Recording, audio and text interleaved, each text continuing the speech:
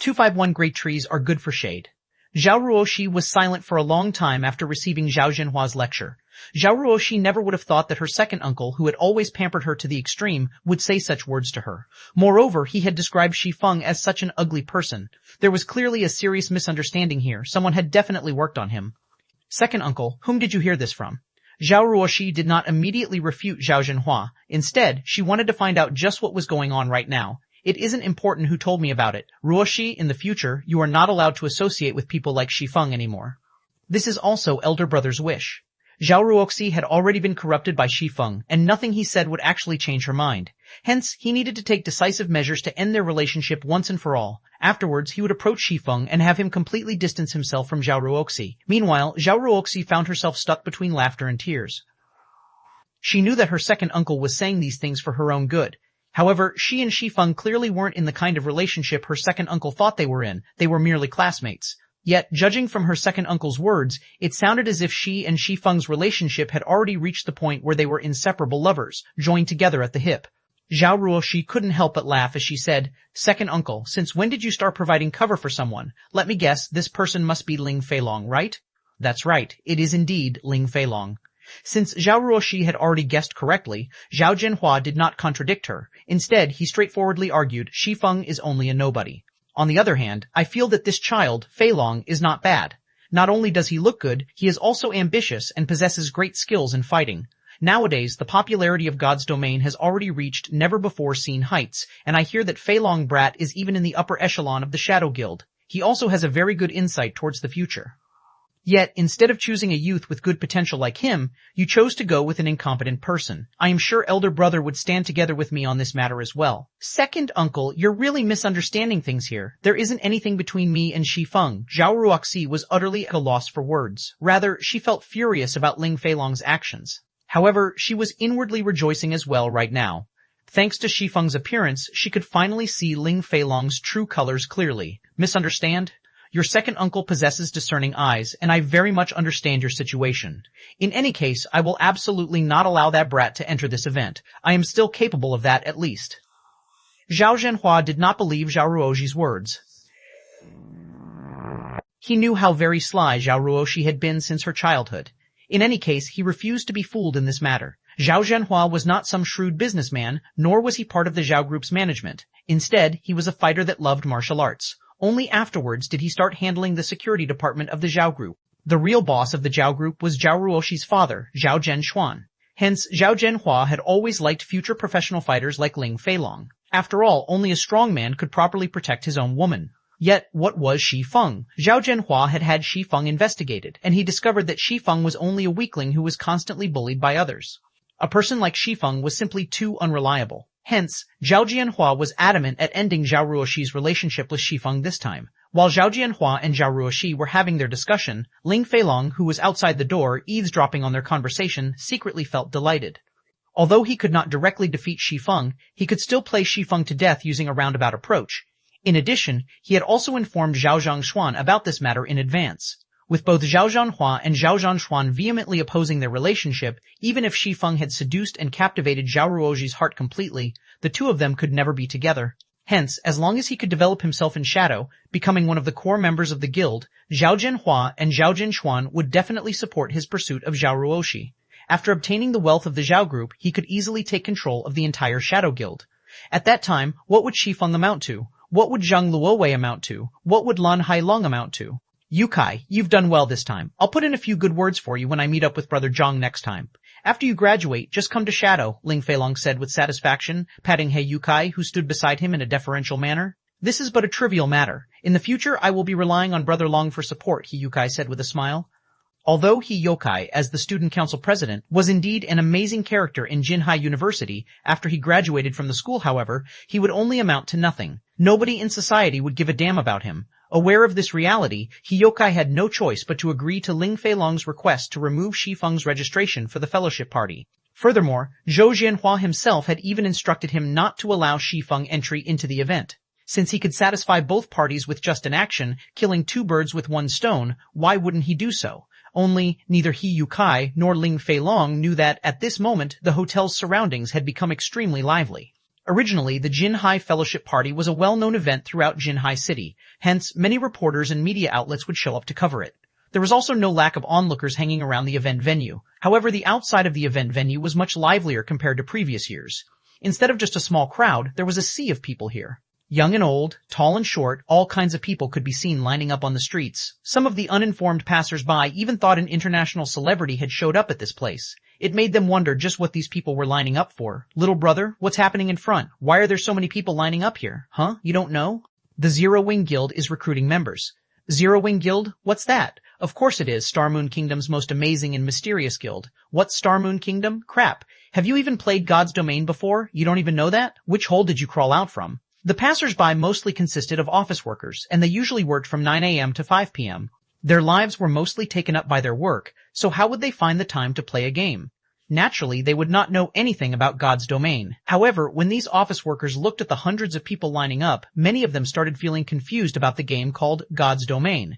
They wondered just what sort of game God's Domain was, to actually have such a strong influence on so many people. It was simply a guild from a game recruiting members, yet there were actually several hundred people applying to join. Moreover, the numbers were still increasing without end. In a short moment, the number of people applying might even break through to the thousands. However, the most unfathomable thing was that even the reporters from television stations were running over to carry out a live broadcast on this situation. Just what sort of situation was this? Isn't it just membership recruitment for a guild in a game? You can't even earn a cent from playing a game, so what's the point of wasting so much time lining up?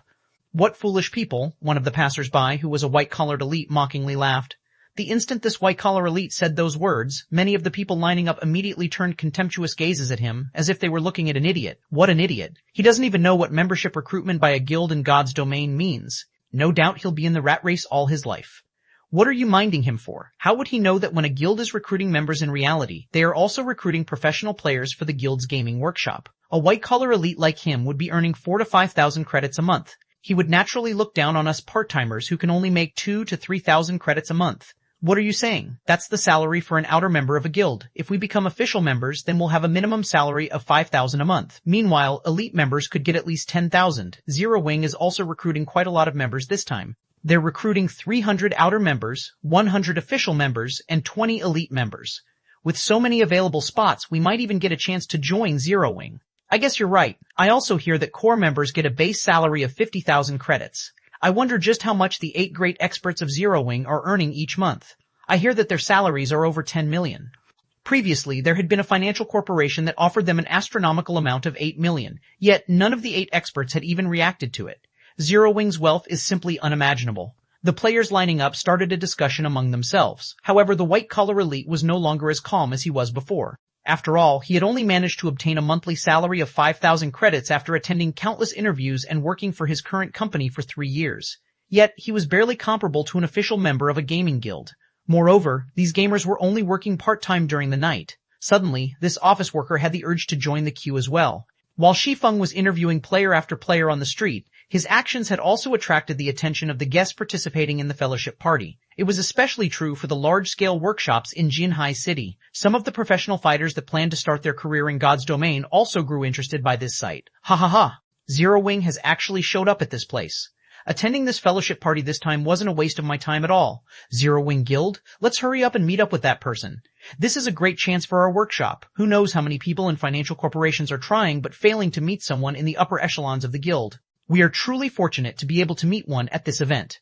25-2 I am a coward. On the highest floor, the 36th floor of the Golden Bridge Hotel, the Jinhai Fellowship Party had officially started. Most of the participants present at this event were well-known figures from various sectors of Jinhai City. On the contrary, only a minority consisted of students who were about to graduate from Jinhai University. The Jinhai Fellowship Party held this year was the grandest one yet, and the number of people invited this year was also the highest compared to past occasions. As a result, the soon-to-be graduates of Jinhai University were provided with more career prospects. This was especially true for players of God's Domain. Many people from all walks of life had an optimistic view on God's Domain's future, because aside from allowing its players to experience battles and adventures, God's Domain also allowed players to enjoy various lifestyles and forms of entertainment. The array of activities one could experience in God's domain was much more abundant than in the real world, and this aspect of the game allowed many corporations in the real world to integrate and develop themselves in the game. Currently, there was an energetic old man in his 60s who wore a white tunic sitting at a corner of the event venue. Meanwhile, surrounding the old man were some of the most influential and powerful figures of Jinhai City. Zhao Ruoji's second uncle, Zhao Zhenhua, was seated among these powerful personages as well. Are they not here yet? The old man in the white tunic suddenly asked He Yuchai, who stood beside him. They've already arrived, but He Yuchai's expression faltered as he hesitated on his words. The elderly man before him was both the headmaster and chairman of Jinhai University, Shu Wenqing, and he was a very influential man in Jinhai City. The reason being, under Shu Wenqing's tutelage, many students had graduated from Jinhai University with outstanding achievements, and such a contribution made Shu Wenqing a well-known and well-respected character in the various sectors of Jinhai City. Shu Wenqing's influence was so great that he could easily send Jinhai City into an uproar with his words alone. Speak, Shu Wenqing suddenly said in a cold voice. They're outside right now, He Yuchai answered feebly, the sudden pressure making the knees of an inexperienced youth like him go weak. Since they're already outside, why aren't they coming in? Shu Wenqing questioned. Don't tell me they want this decrepit old man to invite them in. Who do they think they are? They actually want Elder Shu to invite them in. Do they think that, just because they're good at playing a game, they can disregard us? Zhao Jianhua angrily said. You few, go take a look at the situation and call them up. Tell them that I said so. Shu Wenqing felt that something was amiss after light contemplation. Aside from the professional players from gaming workshops, quite a few well-known figures from fighting competitions were still absent from the event as well. Yes. Receiving the command, Shu Wenqing's bodyguards, who stood by his side, immediately took the elevator down the hotel. These bodyguards wore black suits and black sunglasses, and all of them had tall and robust bodies. I don't understand what is going through these people's minds. What's the point of staying downstairs instead of coming up? Has something happened downstairs? Zhao Zhenhua felt furious at the absentees, and his view of professional gamers lowered even further now. In his opinion, no matter how good a gamer was, they were, in the end, still gamers. Without corporations supporting and financing them, they would only remain as small fries in society. I, too, am curious. Just what sort of mentality do young people have nowadays? Maybe we old folks are no longer able to keep up with the changing times, said a middle-aged man dressed in black martial artist clothing with a self-deprecating laugh. As if he was a great ocean, the man gave others a calm and gentle feeling, and one would not be able to find a hint of energetic spirit coming off this man. However, nobody present in the room would dare look down on this middle-aged man.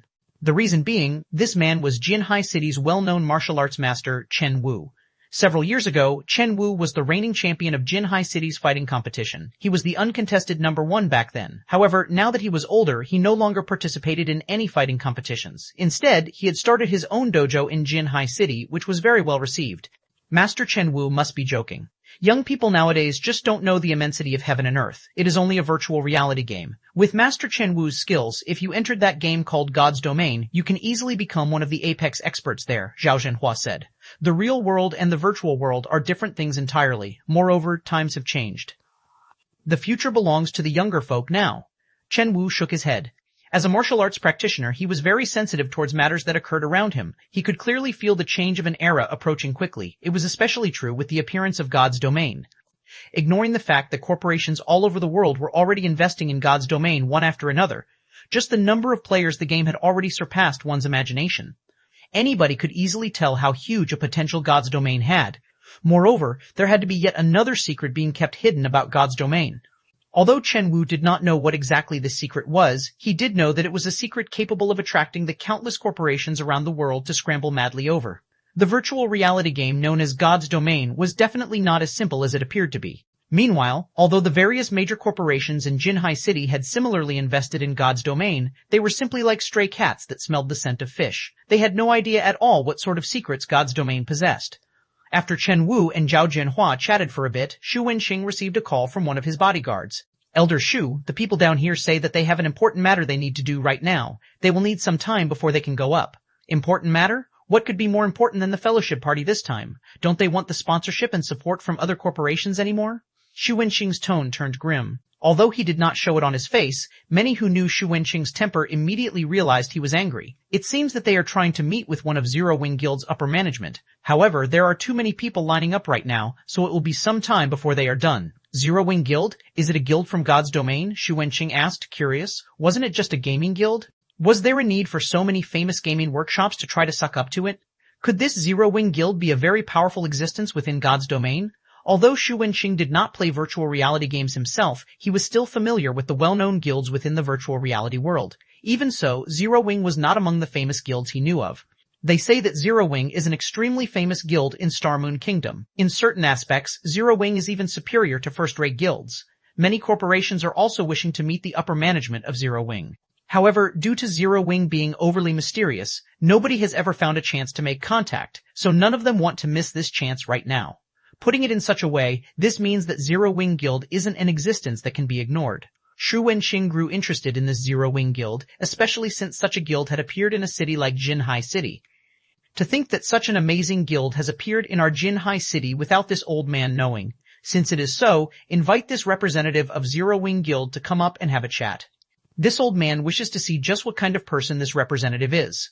Moreover, it would not be a good thing to have so many participants of the fellowship party staying downstairs instead of being present at the actual event. He might as well have the representative of Zero-Wing come up. That way, the guests from other gaming workshops could also participate in the fellowship party. Everyone was shocked when they heard Xu Wenqing actually inviting an unknown guild representative to the fellowship party. Meanwhile, outside the Golden Bridge Hotel, Xu Wenqing's bodyguards had already met up with Shi Feng. They then relayed their employer's intentions to Shi Feng, inviting him upstairs. However, to these bodyguards' surprise, Shi Feng immediately rejected the invitation. Mr. Shi Feng, Elder Xu, is wholeheartedly inviting you to join him upstairs. I guarantee that you will not be disappointed, the leader of the bodyguards patiently persuaded Shi Feng. I understand. However, I am still not done with the recruitment here. Also, even if I do agree, you'll have to ask the people lining up here if they'll agree to let me go. Shi Feng smiled as he pointed at the long line in front of him consisting of over 1,000 people. He then continued, moreover, even if I am willing to go with you, someone inside will also chase me out again. I am a coward. That person has threatened me and said that I am not allowed to set even a foot in the hotel. I still have many people I need to interview, so please stop making things difficult for me. Xu Wenqing's bodyguards were immediately rendered speechless. Wasn't this just blatant disregard of them? However, they had no choice but to report this matter back to Xu Wenqing. What? What? Someone is threatening him from entering? Xu Wenqing couldn't help but laugh when he heard these words. He then said, "Then tell him that as long as this old man is here, I guarantee that nothing will happen to him in this fellowship party, and nobody will dare chase him out." However, he still says that he doesn't dare enter. He doesn't wish to be chased out for a second time, the bodyguard said helplessly. Chased out for a second time? Does that mean he was originally a guest of this fellowship party? Yes. Xu Wenqing was stunned. However, anger immediately shot to his head when he finally reacted. Someone had actually dared to chase out a guest that he invited. Wasn't this just giving him a slap across his old face? Who? Who dares chase away a guest I invited? At this moment, Xu Wenqing's voice turned extremely chilling. Although he was not a martial artist himself, the pressure he emitted caused many of those present to become fearful. The bodyguard trembled as he slowly said, "He Yukai, 2053, 5 demon generals, good. Very good." Although Xu Wenqing was smiling, the tone he spoke with was as chilling as the winter cold. At this moment, even an idiot could tell that Xu Wenqing was furious. Due to the conversation being held over the phone, nobody but Xu Wenqing himself could hear what his bodyguard had said. However, based on the words Xu Wenqing had spoken, the people around him knew that someone had done something to badly anger Xu Wenqing. Where a matter such as chasing away an invited guest was concerned, neither Chen Wu nor Zhao Zhenhua had such courage to do so, as doing so was equivalent to giving Xu Wenqing a slap across his face. Everyone valued their prestige. Since this person had dared give Xu Wenqing a slap, then this person shouldn't expect Xu Wenqing to welcome it with a smile. At this moment, Zhao Zhenhua, Chen Wu, and everyone else started feeling pity for the person that angered Xu Wenqing. This was practically bearding the lion in its den 1, a truly suicidal action.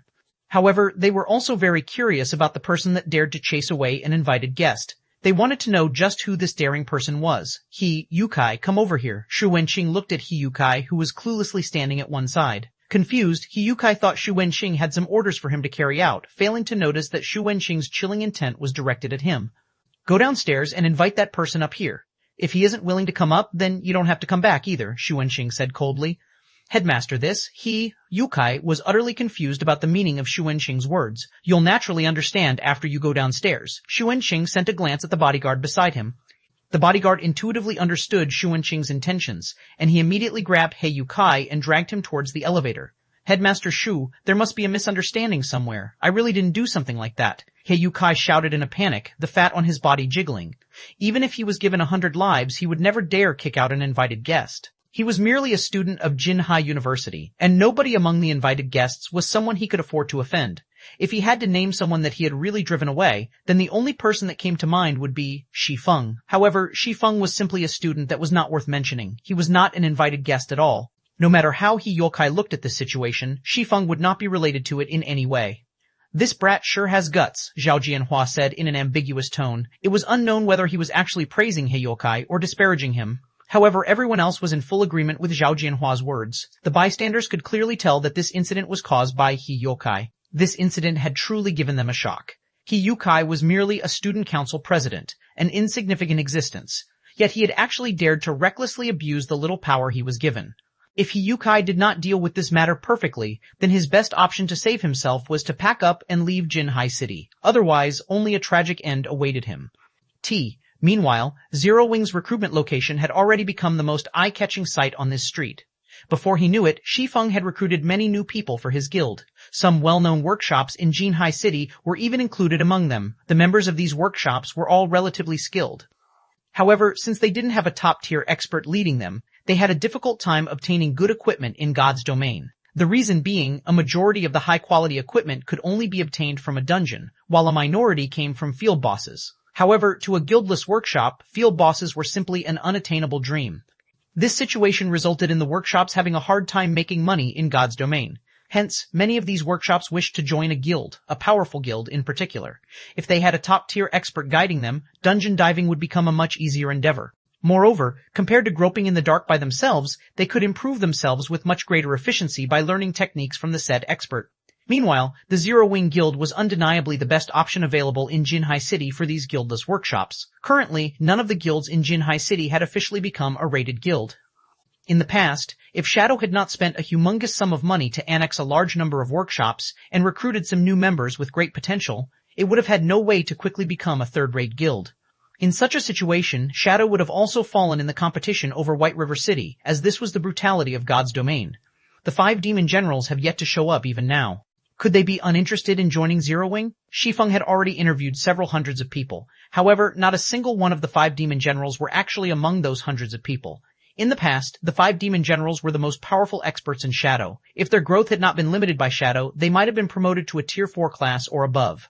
These 5 people also played an indispensable role in aiding Shadow in obtaining the 10 city-states. One could even say that Shi Feng's main goal in attending this fellowship party was to recruit these 5 people. Don't tell me they're afraid of taking the interview? Shi Feng felt that there was a very high possibility of such a thing happening. After all, the current 5 demon generals were obscure existences right now. Nobody's in God's domain. If they concluded that they would not be accepted into Zero Wing, they would naturally avoid taking the interview altogether, saving themselves the humiliation when they got rejected. Thinking up to this point, Shi Feng felt troubled. It was very possible for these 5 people to be inside the fellowship party right now. Yet, he had no way of entering the actual event venue. So, how should he go about recruiting those 5? Just as Shi Feng was feeling distressed over this matter, He Yokai came walking over. "Why is it you?" He Yokai was immediately dumbfounded when he discovered the person he had been sent to invite actually turned out to be Shi Feng. In He Yukai's opinion, Shi Feng was simply an ordinary student. His and Xu Wenxing's statuses were worlds apart from each other, and it was impossible for Xu Wenxing to actually send a personal invitation to Shi Feng. Yet, the impossible had actually happened now. Meanwhile, Shi Feng couldn't help but shift his gaze to He Yokai. Suddenly, he asked with a smile, "President He, what brings you here? Don't tell me you wish to chase me away from this street as well? This is a misunderstanding, a misunderstanding. Fellow student Shi Feng, how could I possibly dare to chase you away? All of this is simply a misunderstanding. Previously, due to an error to the system, your information was not properly registered. However, everything is fine now. Fellow student Shi Feng, you can now participate in the fellowship party as well," He Yokai said with a fawning smile. "President He, I am a very cowardly person. Previously, you yourself, President He, had said that, as long as I dare set even a single foot in the hotel, you would immediately chase me out. I truly do not dare provoke a personage such as you. I also feel quite comfortable staying here. If you don't have any other matters, then please return to your event. I am still very busy right now." Shi Feng smiled, shifting his attention away from He Yokai.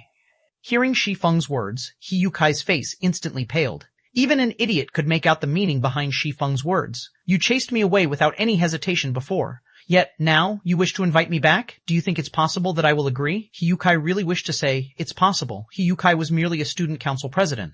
Now that Shu Wenqing had already spoken, if He Yukai did not deal with this matter properly, his future would be over. Moreover, with Shu Wenqing's horrific reach, He Yukai did not even dare to think about having a future. Noticing Shu Wenqing's bodyguard coldly looking at him, He Yukai's body shuddered with fear. Immediately, he did something that shocked even Shi Feng himself.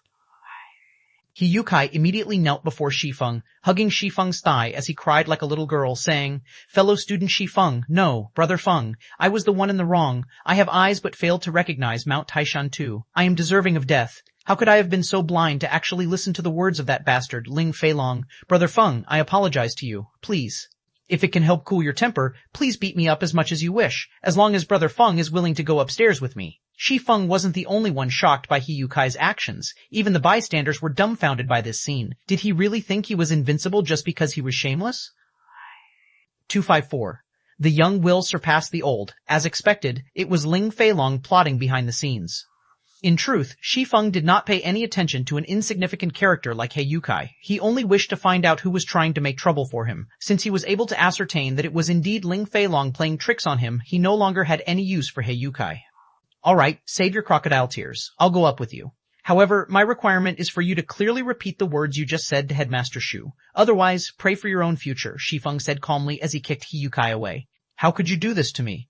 Instantly, He Yukai recovered his previous smiling appearance, making it look as if none of the embarrassing scene from before had actually happened. However, there was a hint of hatred hidden beneath his eyes as he looked at Shi Feng. He Yukai had already embarrassed Shu Wenqing. If he told Shu Wenqing of this matter, then he would be adding Ling Feilong to the list of people he had offended. Moreover, Ling Feilong was supported by Zhao Zhenhua, who was an even more frightening existence. Even if Shu Wenqing were to forgive him, Ling Feilong and Zhao Zhenhua would definitely not let him off. A wolf in front and a tiger behind. Even if he did not lose his life, his future would be ruined. Shi Feng was simply too cruel for wanting him to do such a thing. Why can't I do such a thing? I am only asking you to tell the truth. Now, tell me, what is your decision? Shi Feng smiled calmly, completely ignoring the poisonous glare He Yukai was sending him. What comes around, goes around. After some contemplation, He Yukai took a few deep breaths before coming to a decision. He then shifted his eyes towards Shi Feng, a malicious glint in his eyes as he said, "I can agree to your demands. However, you must allow me to join Zero Wing. It seems that you still aren't clear about your current situation. You wish to discuss conditions with me? Then let me tell you, you only have two options right now. You either speak or don't. In my personal opinion, it's best that you speak the truth. At the very least, you will earn the pardon of Headmaster Shu." Shi Feng then raised his brows, stating, "My patience is limited. I will give you 3 seconds to consider." "All right, I'll speak." He Yukai quickly made his choice. Compared to Ling Feilong and Zhao Zhenhua, he was even more afraid of Zhu Wenqing. After all, Zhu Wenqing's influence was simply too extensive. Soon after, Shi Feng followed He Yukai and Zhu Wenqing's bodyguard into the hotel and took the elevator up to the 36th floor. Shi Feng's arrival at the event venue immediately attracted a majority of the participants' attention. Due to Zhu Wenqing's rage, many of the guests present had already found out about the incident concerning Shi Feng. They were very curious to see just what sort of person warranted a personal invitation from Zhu Wenqing himself. Under the bodyguard's lead, Shi Feng and He Yukai arrived before Zhu Wenqing. When an ordinary youth in black sportswear appeared before them, everyone couldn't help but widen their eyes. They started attentively evaluating Shi Feng, intent on discerning the secrets hidden behind Shi Feng's ordinary appearance. To their disappointment, however, be it Shi Feng's attire or aura, both were similarly plain and ordinary. "Shi Feng, why are you here?" Ling Feilong couldn't help but grow astonished. Originally, he had intended to use this fellowship party to form a deeper connection with Zhao Zhenhua. However, he never imagined that Shi Feng could actually make it into the event. The current situation went far beyond his expectations. "Everything has an exception to it, isn't that so?" Shi Feng replied with a smile. "Shi Feng, it's great that you made it. Originally, I planned to go down and look for you, but it seems that won't be necessary now." Zhao Ruoshi said excitedly when she saw the new arrival was Shi Feng. Were it not for Zhao Zhenhua holding her back, preventing her from leaving, she would have long since left this boring fellowship party. Sitting beside Zhao Ruoshi, Zhao Zhenhua immediately turned grim when he heard Zhao Ruoshi's words. Previously, Zhao Ruoshi had pestered him endlessly for him to let Shi Feng come up, angering him greatly. Never would Zhao Zhenhua have thought that, not only did this commoner not give up, he had actually entered the event venue now. Didn't I tell the ones below not to let him in? How did he manage to get in? Zhao Zhenhua's mind was filled with questions. He failed to realize that Shi Feng was none other than the Zero Wing representative that Zhu Wenqing had invited. "Young man, come over here and take a seat. This old man is called Zhu Wenqing, the current headmaster of Jinhai University." Zhu Wenqing slowly stood up and formally introduced himself. "Shi Feng, a 4th-year student of Jinhai University," Shi Feng replied softly. You are a student of our school? Indeed, the young will surpass the old. So young, yet you've already entered the middle management of the Zero Wing Guild, Shu Wenqing said, slightly surprised. He did not believe Shi Feng had a very high position in the Zero Wing Guild. However, normally, only those in middle management or higher had the right to recruit members. Shi Feng had yet to graduate from university, yet he had already managed to become a middle manager of a mysterious guild. In the eyes of commoners, this could be considered a great achievement. At the very least, Shi Feng was much more successful than most of the students present at the fellowship party today. Shu Wenqing's amiable bearing and praise towards Shi Feng slightly surprised Chen Wu and Zhao Jianhua, who sat close to Shu Wenqing. They never thought Shu Wenqing would praise a younger generation like so, a plain and ordinary youth like Shi Feng no less. For a second, they even thought that their ears were playing tricks on them. Even when faced with Zhang Luowei, the person with the brightest future in Jinhai University, Shu Wenqing had simply said the words, "Not bad."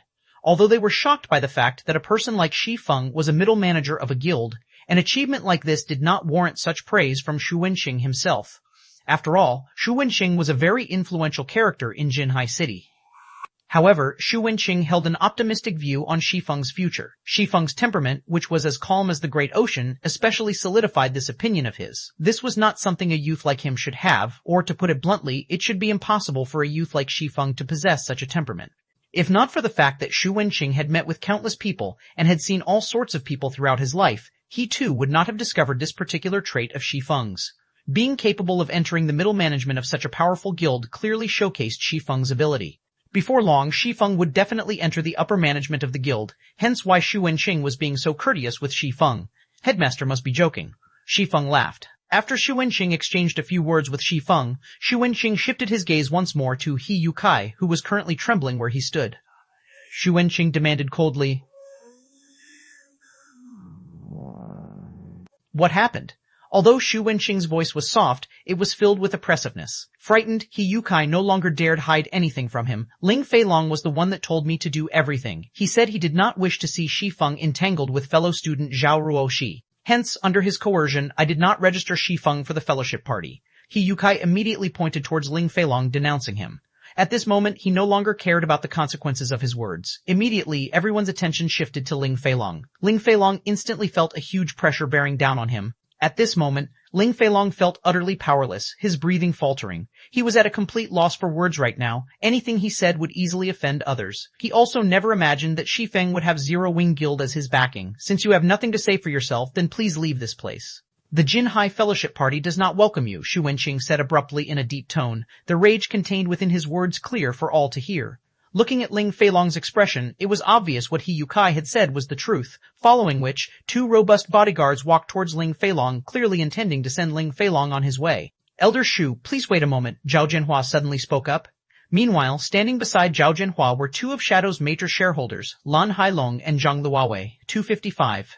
There is only one protagonist. Zhao Jianhua's deep voice suddenly caused the splendorous and lively venue to go silent. Everyone present knew that, once Shu Wenqing made a decision, nobody was allowed to interfere with it. However, Zhao Jianhua actually stepped in and tried to interrupt Shu Wenqing. Suddenly, the atmosphere within the event hall turned extraordinarily intense, like a minefield where a single misstep could trigger a massive explosion. In reply to Zhao Jianhua's interruption, Shu Wenqing did not speak any words. Instead, he merely stretched out his hand, halting the two bodyguards from dragging Ling Feilong away. He then returned his focus to Zhao Jianhua, his eyes carrying a questioning look. He wanted to know just what sort of reason Zhao Jianhua had for going against his decision. Zhao Jianhua was one of the main sponsors for the Jinhai Fellowship Party. He was also one of the directors of the Zhao Group, a major corporation in Jinhai City. Hence, Shu Wenqing could not simply ignore Zhao Jianhua's opinion. Elder Shu, I am the one who allowed Ling Feilong to prevent Shi Feng from entering this place. Moreover, I feel that I did not make any mistake in this decision. Please don't make things difficult for Feilong. Zhao Jianhua then added with a laugh, as for the reason why I didn't allow Shi Feng to enter, it was simply because I did not want him to continue associating with Ruoji. Please understand my decision, Elder Shu. Second uncle, I've already said that our relationship isn't what you imagined it to be. Zhao Ruoji argued immediately, her crescent brows slightly wrinkled. Listening to the niece and uncle pair bickering with each other, Shu Wenqing, with his many years of experience, instantly figured out the crux of the matter. Suddenly, he laughed and said, It is indeed good to be young. Since it is a matter between young people, then I will not intervene. Ling Feilong immediately let out a sigh of relief when he heard Shu Wenqing's words. If he were truly chased out of the fellowship party, then his reputation would be in tatters. Fortunately, he had Zhao Jianhua on his side. Ling Feilong gave Shi Feng a look that seemed to say, "So what if you received praise from Elder Shu? Aren't I still completely fine right now?" Shi Feng merely shrugged at Ling Feilong's provocation, paying him no mind at all. Right now, his sole goal for coming upstairs was to look for the 5 demon generals. Ling Feilong could do whatever he wanted for all Shi Feng cared. However, if Ling Feilong dared to actively seek trouble with him again, then he couldn't be blamed for responding in kind. At this moment, the elegant and handsome-looking Lan Heilong sent a glance at Zhang Luowei, who currently stood beside him. "Fellow student Shi Feng, please wait a moment." Zhang Luowei stepped forward, hurrying to Shi Feng as he shouted, "I have been looking forward to meeting with Zero Wing for a long time now. I never would have thought I would get the chance to do so at this fellowship party. I hear that Zero Wing has plenty of experts, and each and every one of them has extraordinary skills. Fellow student Shi Feng, as a middle manager of Zero Wing, I believe that you must definitely be skilled. Hence, I wish to seek some pointers from you. We can also take it as an entertainment for this fellowship party. I wonder, what is fellow student Shi Feng's opinion on this matter?" Hearing Zhang Luowei's suggestion, glints flashed through Xu Wenqing's, Zhao Jianhua's, Chen Wu's, and everyone else's eyes. They felt that it was a good suggestion. However, they still chose to remain silent as this was a matter for the younger generation. It wouldn't be good for old folks like them to intervene. Among those who showed interest in Zhang Luowei's suggestion, Zhao Jianhua was the most eager for it to take place. Zhao Jianhua knew very well how amazing Zhang Luowei was. After all, even a martial arts master like Chen Wu looked favorably upon Zhang Luowei. Within a few years, Zhang Luowei would definitely become the fighting champion of Jinhai City.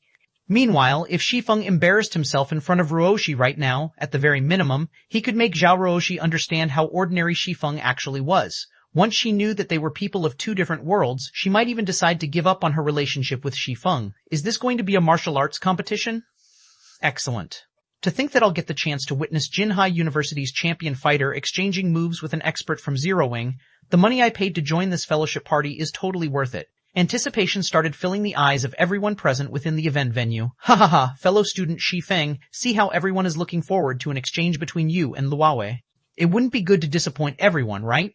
You can rest assured though, since this is only an exchange of pointers, we won't go too far in this competition. We are only doing this to liven things up at this party, Lan Heilong chimed in with a laugh. He continued, I am also a board member of Shadow, and in regard to a guild as powerful as Zero Wing, I had always wanted to learn a thing or two from you all. I wish to take a look at the gap between us so that I can turn Shadow into a guild that would not lose out to Zero Wing.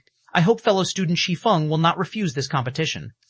The shrewd Lan Heilong was very good with his words. He had made the simple competition between Zhang Luowei and Shi Feng sound as if it were a competition between Shadow and Zero Wing.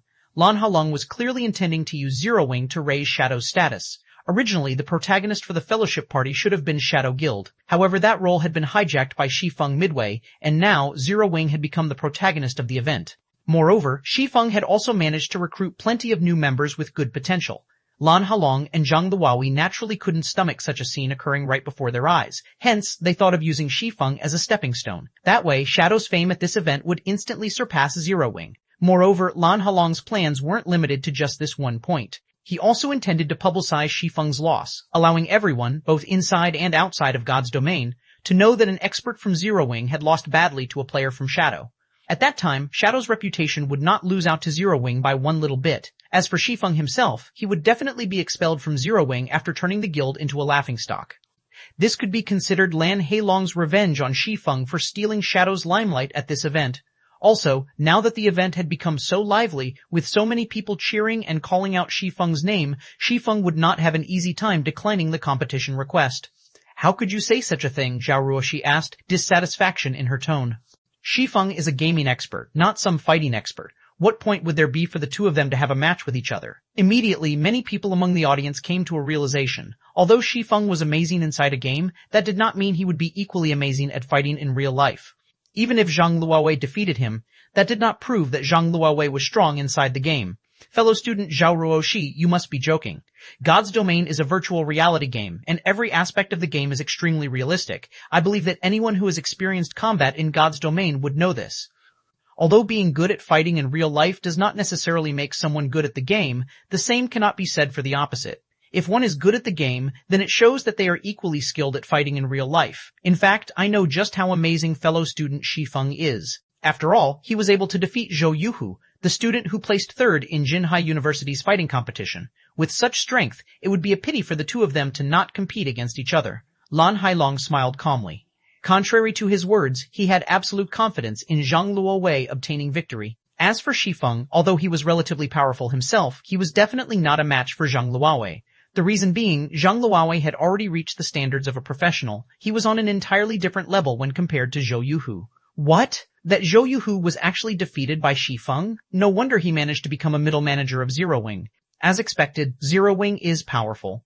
Many of those present in the event hall was shocked by this revelation, their anticipation towards the competition between Shi Feng and Zhang Luowei growing even more intense.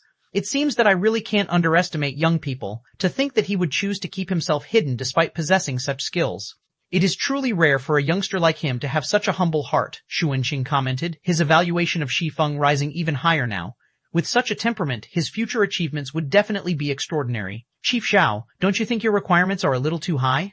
You should just let the younger folk handle themselves. It wouldn't be right for us older generations to constantly stick a hand into their matters. It can't be true, right? He managed to defeat Zhou Yuhu with a small body like that? Zhao Zhenhua looked at Shi Feng suspiciously. He had a good grasp on the standards of the fighting competition held in Jinhai University. It was also the reason why he admired Ling Feilong's achievement of obtaining 9th place in the competition. Alright then, since everyone is looking forward to it so much, how could I bear to refuse? Shi Feng laughed. Lan Heilong was still as good with words as he had been in the past. Shi Feng had a very clear understanding of Lan Heilong. Lan Hailong was also the cause for his decade of hard work going to waste. Shi Feng remembered this point very clearly. Originally, Shi Feng had not intended to seek trouble with Lan Hailong in this life. After all, those matters had all occurred in his previous life. Hence, Shi Feng decided that, as long as Lan Hailong did not provoke him in this life, he couldn't care less what Lan Hailong did. Yet, Lan Hailong just had to come looking for trouble. Since it was so, Shi Feng would not remain courteous with Lan Hailong. It was also a good chance for him to rid himself of past grudges. 256 Demon, the brat actually agreed. It seems he still has some courage to him. Zhao Zhenhua's opinion of Shi Feng changed slightly. Zhang Luowei was reputed to be a genius at fighting, and his mastery of Luohan Quan was very high. Many professional fighters were not even his match. Meanwhile, Shi Feng was only a gamer. Although his achievement of defeating Zhou Yuhu was indeed praiseworthy, when compared to Zhang Luowei, they were still on entirely different levels. Standing beside Zhao Zhenhua, Zhao Ruoshi grew panicked. Why is this Shi Feng acting so foolishly? Zhao Ruoshi was inwardly speechless at Shi Feng's decision. Lan Hailong merely flattered him a little, yet he's already acting so cocky. Doesn't he know that Zhang Luowei is a real martial arts expert? Meanwhile, Ling Feilong stood at a distance, sneering at Shi Feng. He had personally witnessed Shi Feng's fight with Zhou Yuhu, so he knew Shi Feng was pretty skilled as well. However, he still had a long way to go before he was Zhang Luowei's match. Moreover, Zhou Yuhu had taken Shi Feng lightly the last time, resulting in him being caught off guard and losing to Shi Feng in one strike. If Zhou Yuhu had paid more attention to the fight, the final result definitely wouldn't have been so decisive. Currently, Shi Feng and Zhang Luowei were no longer fighting as individuals. Instead, they were representing their respective guilds in a competition. As long as Zhang Luowei defeated Shi Feng, in addition to Lan Hailong wantonly spreading the news about it, Shi Feng would definitely bring great shame to Zero Wing.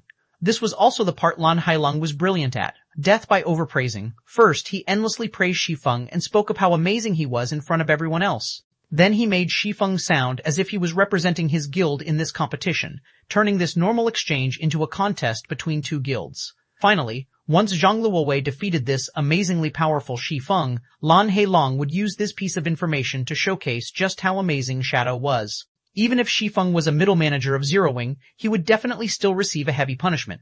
After all, this matter concerned the reputation of the guild. Lan Hailong's means were indeed cruel and decisive. As the audience started cheering and discussing the competition, the staff members of the event went ahead with preparing a fighting ring for the competition. Who do you think will win? Of course it is Zhang Luowei. He is my idol. During the university's fighting competition, he obtained first place with great ease. None of the contestants could take 3 moves from him before being defeated. Although Shi Feng is also very strong, he doesn't have much of a presence. I can feel nothing from him at all, as if he doesn't even exist. Zhang Luowei, on the other hand, is like a cruel and ferocious beast. When I stood near him, I could feel a heavy pressure bearing down on me. When his eyes landed on me, I even felt a shiver go down my spine. I agree, Shi Feng might be an expert in God's domain, but this is a real-life martial arts competition. It would be good if he could survive 10 moves from Zhang Luowei. If this fight was held in God's domain, however, it would definitely be an interesting duel. While everyone was feeling pessimistic about Shi Feng's chances of winning, Zhou Yuhu, who was resting at a corner of the event hall, walked up to Zhang Luowei's side. Brother Zhang, you have to be careful when you are going up against Shi Feng. I fought with him before. Although he doesn't have remarkable strength, and his physique is no good as well, he is very experienced in combat.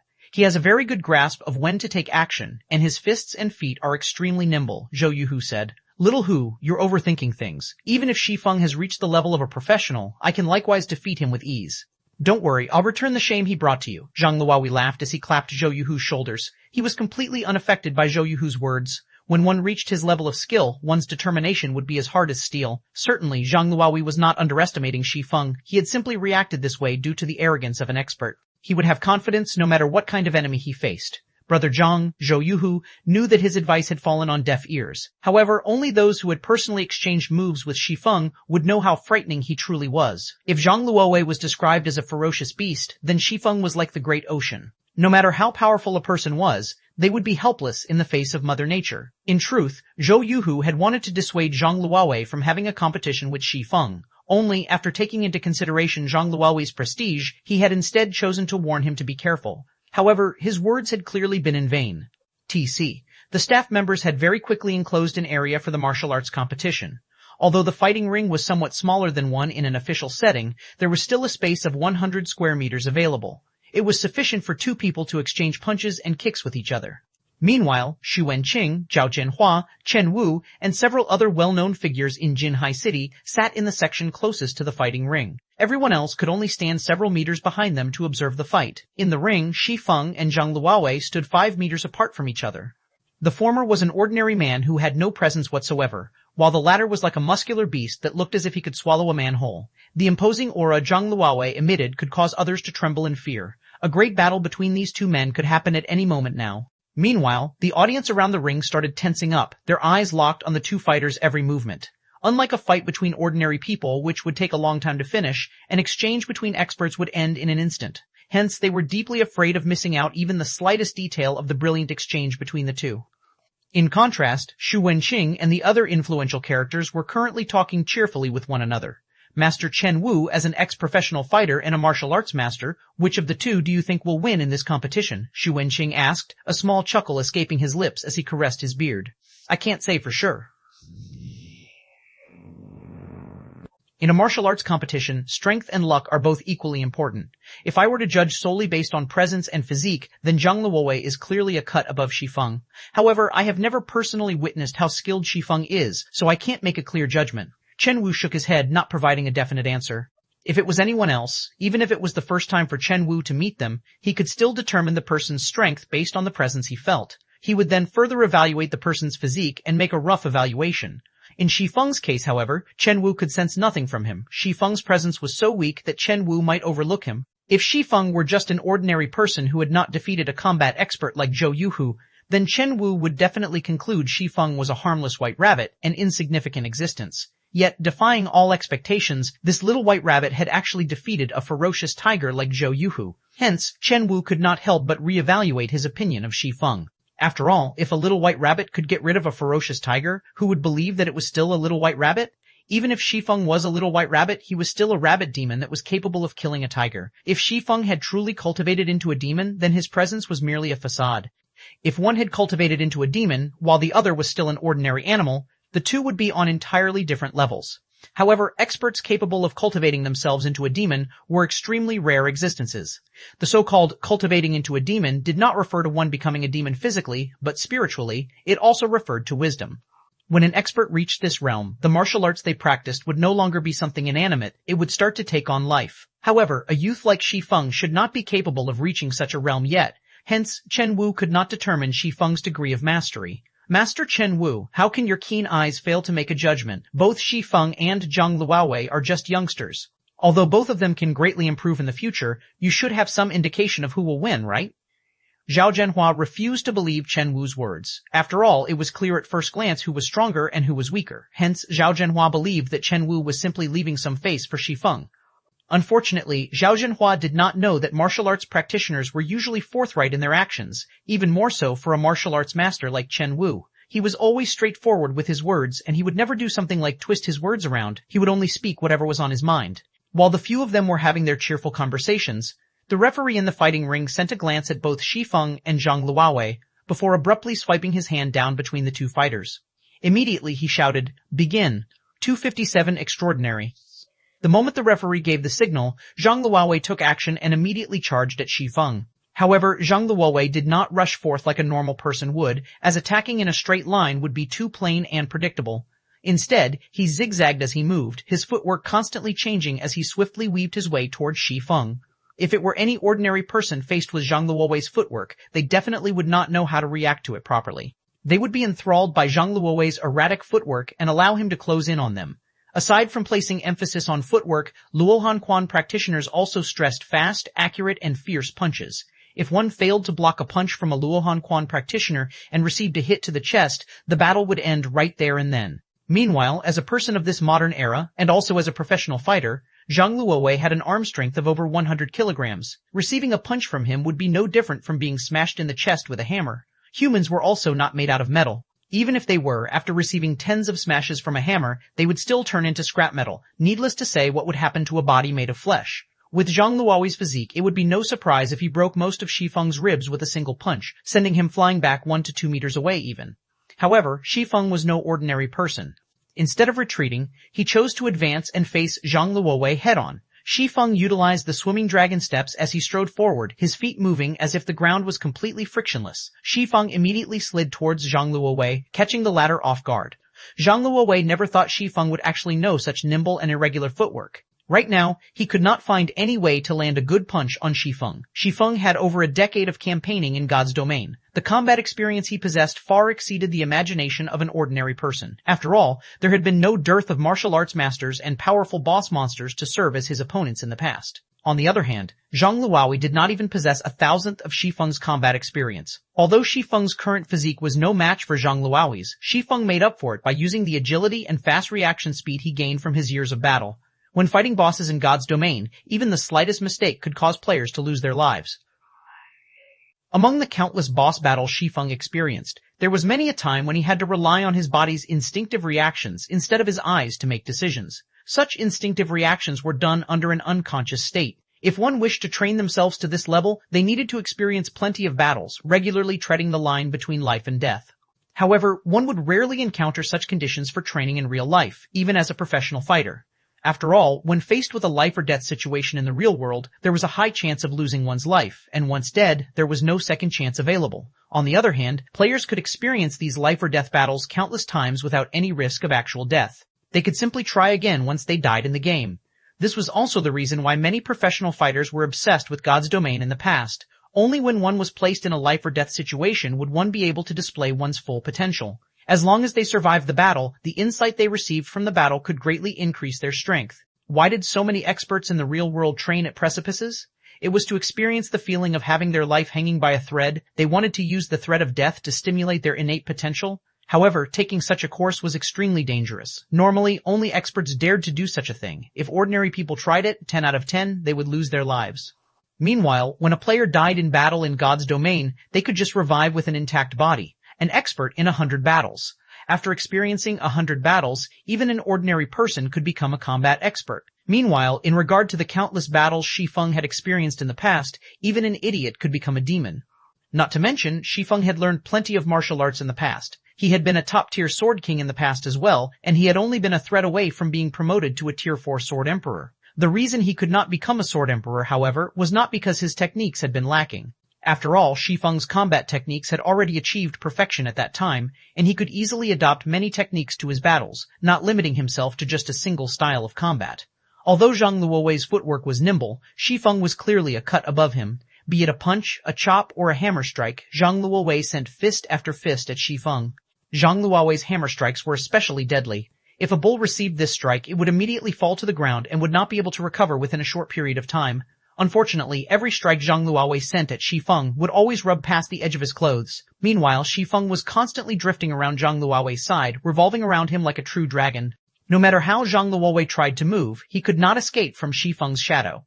After exchanging over a dozen moves, Zhang Luowei's heart grew panicked. Never had he imagined Shi Feng to be a martial arts expert as well. When Shi Feng executed the swimming dragon steps, he was like a true dragon traversing the 9 heavens, advancing and retreating with ease. However, Zhang Luowei also knew that Shi Feng did not dare take him head-on. Yet, if Zhang Luowei continued his successive attacks, he would sooner or later exhaust himself completely and definitely be defeated. Scram! Zhang Luowei decided to use his finishing move, Fierce Tiger pouncing on its prey one, springing at Shi Feng like a hungry tiger. Shi Feng immediately moved his feet, effortlessly dodging Zhang Luowei's attack. Zhang Luowei took this chance to twist his body around, planting one of his feet forward as he swung his fists around, executing twin peaks piercing the clouds at Shi Feng's side. The moment Zhang Luowei's fists struck out, those close to the fighting ring could clearly hear the sound of wind whistling. If Shi Feng was struck by this move, he would be either dead or crippled. Contrary to expectations, Shi Feng reacted calmly and unhurriedly. He simply smiled in reply to Zhang Luowei's vicious attack. Putting strength into his toes, Shi Feng immediately did a flip in midair. He then executed the move Swimming Dragon Stable Strike, using his body's momentum to redirect Zhang Luowei's fists away, letting them strike nothing but air. Immediately afterwards, Shi Feng's fists opened up, and utilizing the centripetal force of his body's rotation, he struck the major artery on Zhang Luowei's neck with his palm. Before Zhang Luowei could properly react, he suddenly felt a chill at his neck, his breathing becoming difficult. Due to his brain receiving a shortage of blood, Zhang Luowei's limbs started to stiffen. However, Zhang Luowei was no ordinary person. He instantly knew he had received an attack from Shi Feng, causing the response of his four limbs to lag. As a last resort, Zhang Luowei rammed his head at Shi Feng, who was currently full of openings as he hung in midair. Zhang Luowei was fully intent on ending the battle in mutual destruction. If Shi Feng wished to attack him in this situation, Shi Feng would have to receive the ramming attack from him. Good. Shi Feng first felt surprise, then joy. Contrary to expectations, Shi Feng did not choose to retreat and give Zhang Luowei a chance to catch his breath. Instead, Shi Feng executed the move Dragon's Palm, taking advantage of the situation to send another palm strike at Zhang Luowei's neck. With this strike, Shi Feng immediately redirected Zhang Luowei's all-out charge, completely neutralizing the latter's attack. In addition, Shi Feng's attack was further fueled by the force of his body's rotation. As a result, Zhang Luowei's body spun uncontrollably in midair after receiving the strike, just like a rotating arrow that was let loose. Right after that, Shi Feng planted his palm on Zhang Luowei's chest and abruptly struck down. Zhang Luowei's body landed heavily, a web of cracks appearing on the marble floor beneath him. At this time, Zhang Luowei fell flat on his back, blood spewing out of his mouth. Shi Feng's attack had fractured many of his ribs, and at this moment, he did not possess even the strength to speak. Zhang Luowei's eyes were filled with disbelief as he lost consciousness soon after. Although this series of complex actions sounded slow when described, in reality, everything had happened within an instant. The audience was stunned into silence. Every one of them looked at the fighting ring with dumbfounded expressions. The two in the ring were clearly locked in battle before. Before anyone could react, Zhang Luowei's body was already falling to the floor, his body not even twitching as he landed. He actually defeated Zhang Luowei? My eyes aren't playing tricks on me, right? Zhao Zhenhua rubbed his eyes, thinking that he was hallucinating. However, the fact that Zhang Luowei lay on the floor, unmoving, proved that he was not imagining things. A plain and ordinary person that did not possess the presence of an expert had actually defeated a combat genius. Who could believe such a thing? Second uncle, how are Shi Feng's skills? Zhao Ruoxi proudly asked Zhao Zhenhua, who was sitting beside her, her tone making it sound as if Shi Feng's victory was her own victory. Strong, very strong. However, I still feel strange when I look at him. Even though I myself am a martial arts practitioner as well, I couldn't tell what kind of technique he used to defeat Zhang Luowei, Zhao Zhenhua said, his heart filled with questions. He then asked, Master Chen Wu, do you know what kind of technique he used? 258 increased backing. Zhao Zhenhua's expectant gaze made it difficult for Chen Wu to respond. Previously, he did not have a clear grasp on Shi Feng's actual strength. He had merely felt that it was possible for Shi Feng to have already reached that realm. However, now that he had actually witnessed Shi Feng in action, shock was the only word that could describe his current state. Chen Wu had not dared to imagine that a young man in his early 20s could already attain such a high understanding of martial arts. If Shi Feng's understanding of martial arts had merely achieved perfection, Chen Wu could still attribute it to him being a genius. Yet, when Shi Feng executed his moves, his actions were like nature itself, alive and full of spirit. Such actions were impossible with theoretical understanding alone. One needed to experience extensive combat and also undergo countless life-or-death experiences in order to attain such a level. Even Chen Wu himself had only recently reached such a level, and he was already 45 years old this year. Ever since he started practicing martial arts at the age of 16, he had participated in hundreds of battles, both large and small. He had even entered actual battlefields before. He could only achieve such a level today after undergoing the baptism of these fields of blood. Chen Wu found it hard to believe that Shi Feng would possess so much hands-on experience. Even if he started participating in life-or-death battles in his mother's womb, it was impossible for him to achieve such a degree of perfection in only 20 years or so. As he isn't limiting himself to a single style of combat, I can't make a good judgment. In Jinhai City, however, there probably isn't another youth like him who has cultivated his martial arts to such a level. Chen Wu sighed, a soft chuckle escaping his mouth. It can't be, right? Master Chen Wu, aren't you appraising him too highly? Zhao Zhenhua was shocked by Chen Wu's words. No, my evaluation is not high at all. Although Shi Feng's physique is on the weak side, in terms of actual combat strength, he would have no problem entering the top 10 of the provincial fighting tournament. Chen Wu shook his head, refuting Zhao Jianhua's words. Chen Wu's words instantly shocked Xu Wenqing and Zhao Jianhua. Although the champion fighter of Jinhai City could be considered a top-tier expert, on the provincial level, he would not amount to much. After all, there were tens of cities within a single province. Not to mention the top 10, even entering the top 30 in a provincial fighting tournament would be a difficult challenge. Yet, a martial arts master like Chen Wu was confident that Shi Feng could make it to the top 10.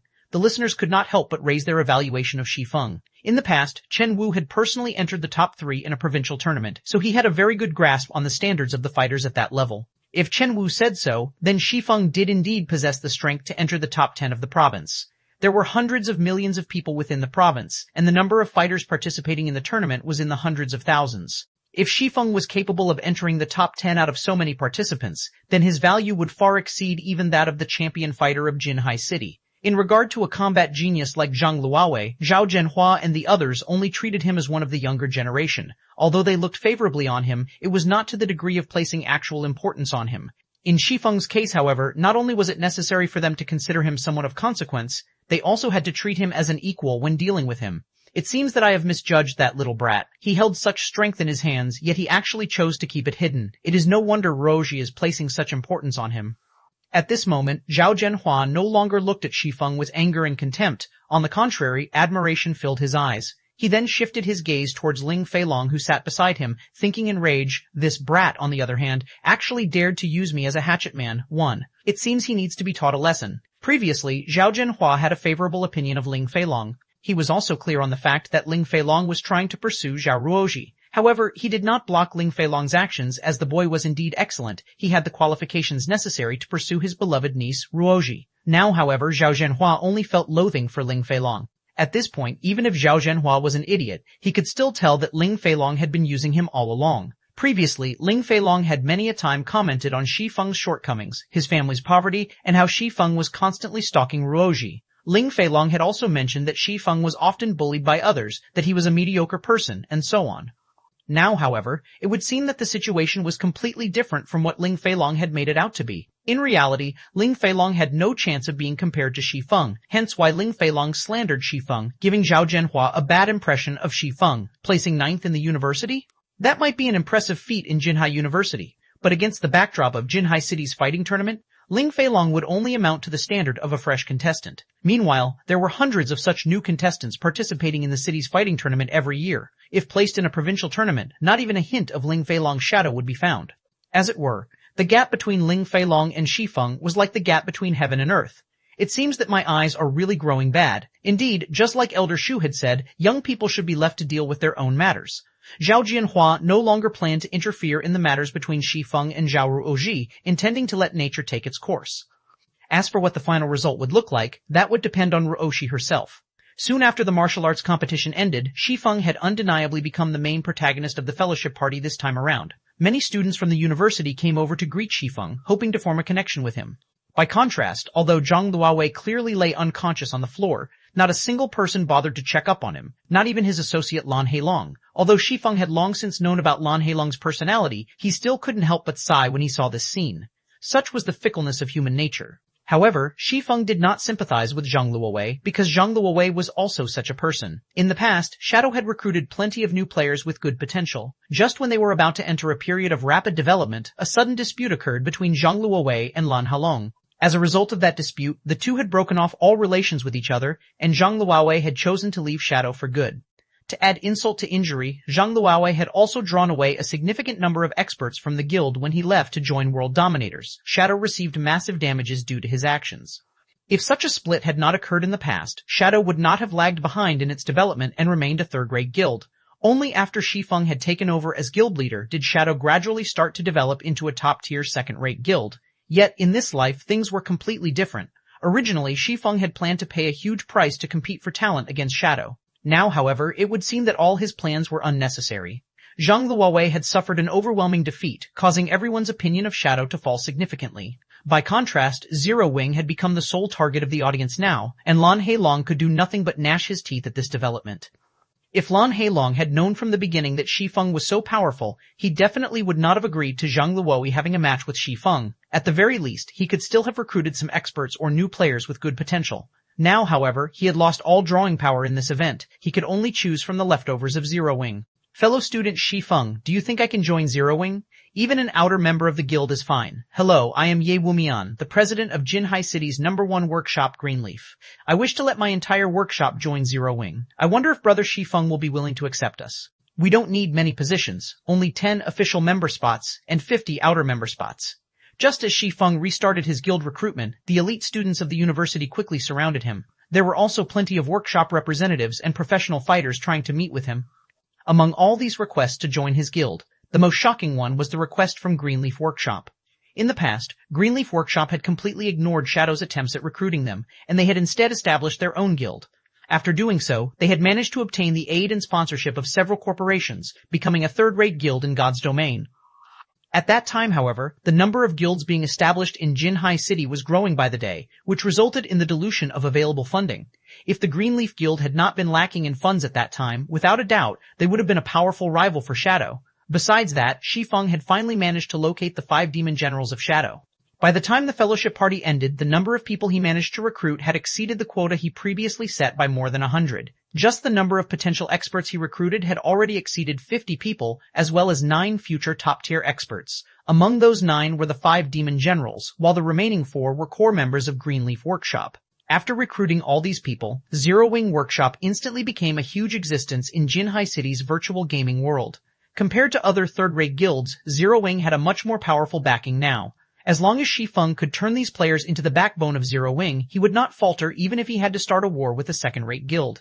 Following which, Shi Feng spent the remainder of his day signing contracts with these newly recruited members. As for the management of Zero Wing Workshop, Blackie had long since dealt with it. Moreover, most of the people Shi Feng recruited were originally members of other workshops, so they took no time at all to adjust themselves to a new environment. In addition, these people could also contribute significantly on the management side of things. However, Blackie was truly shocked when he found out about the amount of people Shi Feng managed to recruit. The influx of over 400 people had instantly filled up Zero Wing's workplace. Suddenly, the entire workshop was much livelier, no longer as empty and quiet as before. It was a fitting atmosphere for such a large workshop. Only when night arrived did Shi Feng finally arrive back home. He then cooked a casual meal for himself and downed a bottle of nutrient fluids before starting a new day in God's domain. Also, this new day was fated to be extraordinary. 259 Surging Situation. The first thing Shi Feng did after entering God's domain was to contact Gentle Snow and conduct the transaction for the Arclight shields. Currently, he had exhausted most of his supply of magic crystals to forge the Arclight shields. Moreover, during this period of time, the various large guilds had already started raiding the 3 level 10 large-scale team dungeons. Although the elite members of these guilds had already reached level 13 or level 14, it was still impossible for them to raid even the normal mode of the 3 large-scale team dungeons. Even though these were only level 10 dungeons, in reality, the bosses inside were not limited to just level 10. The highest leveled boss inside the normal mode dungeon reached level 13. There was nothing special about the loot of the normal mode dungeon. The best items players could get were a bunch of level 10 secret silver weapons and equipment, and also some number of materials needed by lifestyle players. However, the hard mode of the large-scale team dungeon was markedly different. The main reason why they were titled the 3 Great Dungeons was because of the fact that, along with the increase in difficulty, the levels of the monsters inside the dungeon would also increase. For the hard mode of the 3 Great Dungeons, the bosses inside were all level 15. Hence, it would not be an easy endeavor for players at this stage of the game to obtain the first clear of the 3 Great Dungeons. In addition, the loot obtainable from the hard mode of these dungeons was significantly different, as a majority of the weapons and equipment dropped were of fine gold rank. Moreover, they were growth-type weapons and equipment. They were capable of growing from level 10 to level 15. However, they were bound to players upon equipping. As for Hell mode, the bosses inside were all level 18, and the weapons and equipment they dropped were mostly dark gold rank. These items were also capable of growing from level 10 to level 18, and similarly were bound to players upon equipping. The Hell mode of the 3 Great Dungeons was also the most difficult among dungeons below level 20. After level 20, there would be new large-scale dungeons available to players within the White River City region. There were a total of 4 such dungeons, and among them, 3 were 50-man dungeons, while the remaining one was a 100-man dungeon. The difficulty of a 100-man dungeon was on an entirely different level when compared to a 50-man dungeon. The main reason being, as long as someone managed to obtain the first clear of a 100-man dungeon, the achievement would be announced to the entire God's domain. The announcement wasn't just limited to a single country. In other words, this achievement would be seen by the 2 billion players that were playing God's Domain. In addition, the achievement would be recorded in the epic list of God's Domain, allowing everyone in God's Domain look at it. However, it was extremely difficult for players to obtain the first clear of a 100-man dungeon. Even Shi Feng himself did not have a strategy to raid it. Tatey, Gentle Snow pushed open the doors of one of the parlors of the Star Street trading firm and entered the room. Gentle Snow's equipment now was quite different from the last time Shi Feng had met with her. Most of the equipment she had on were of secret silver rank. Among them, the silvery white greatsword that she carried on her back was even of fine gold rank. Currently, Gentle Snow had already reached level 16. It was obvious that she had been grinding non-stop night and day to reach such a level. Let's hurry up and make the trade, Gentle Snow said impatiently, not bothering to even take a seat. It seems that you are in quite a hurry, Miss Snow. Did something happen? Shi Feng asked curiously. This was a transaction involving fine gold ranked shields. It was definitely a matter of utmost importance. However, it seemed that Gentle Snow had an even more important matter to attend to. It's nothing much. I just heard that Darkstar has already reached the second-to-last boss of the Land of Death, so I wish to be done with this trade quickly. In a moment, I'll need to head to the Land of Death as well. Gentle Snow did not try to hide the reason for her distress. The #1 guild in White River City was actually a step behind Darkstar, a third-rate guild in terms of raiding one of the 3 great dungeons. How could she not feel anxious? They sure are fast. Since when did Darkstar possess such powerful experts? Shi Feng felt something fishy about Darkstar. First, it had annexed over 10 unrated guilds. Now, a group of experts had appeared in its ranks. Its raiding progress of the 3 great dungeons was even faster than Ouroboros's. It should be known that Ouroboros was the current #1 guild in White River City. Moreover, in order to better develop the guild in White River City, Gentle Snow had transferred over many experts stationed at Star Moon City. She had even requested for a party from the God-slaying army to be sent to White River City, and each and every member of the God-slaying army was a top-tier expert. Yet, even when these top-tier experts were led by great experts such as Gentle Snow and Zhao Yuuru, they still were not a match for Darkstar. Each of the 3 great dungeons had 5 bosses. Meanwhile, Darkstar had already cleared up to the 4th boss, while a powerful team like Ouroboros was only at the 2nd boss. No matter how Shi Feng thought about it, Darkstar's progression was simply unbelievable. The difference between second-rate guilds and first-rate guilds lay in the quality of their experts. In order to nurture these experts, first-rate guilds had spent over a decade researching and gaining experience. Meanwhile, for a guild like the Assassin's Alliance, although it was a second-rate guild, in terms of nurturing experts, it was still at the stage of accumulating experience. Compared to a first-rate guild, they were on entirely different levels. However, what did Darkstar amount to? Moreover, Shi Feng had made Darkstar an enemy of the first-rate guild Twilight Echo. Yet, nothing had actually happened to Darkstar. Shi Feng had received no news of anything happening to it. On the other hand, Twilight Echo had done something so unbelievable that even Shi Feng himself was shocked. The guild had actually paid the 50 million credits willingly to Shi Feng. Thinking up to this point, Shi Feng felt that the power supporting Darkstar from behind was far stronger than he had imagined. Twilight Echo must have discovered something about Darkstar for it to willingly pay up the 50 million credits. Here are 200 magic crystals. Here are the 4 Arclight shields. Please verify them. Gentle Snow was no longer in the mood to discuss Darkstar. She immediately called out her trade window. Shi Feng, likewise, tactfully stopped speaking of this topic. Seeing Gentle Snow in such a hurry, it seemed that Darkstar was putting quite a pressure on her. It was possible that Gentle Snow's worries were not just limited to the dungeon. There should be some other matters troubling her. In any case, this had nothing to do with Shi Feng.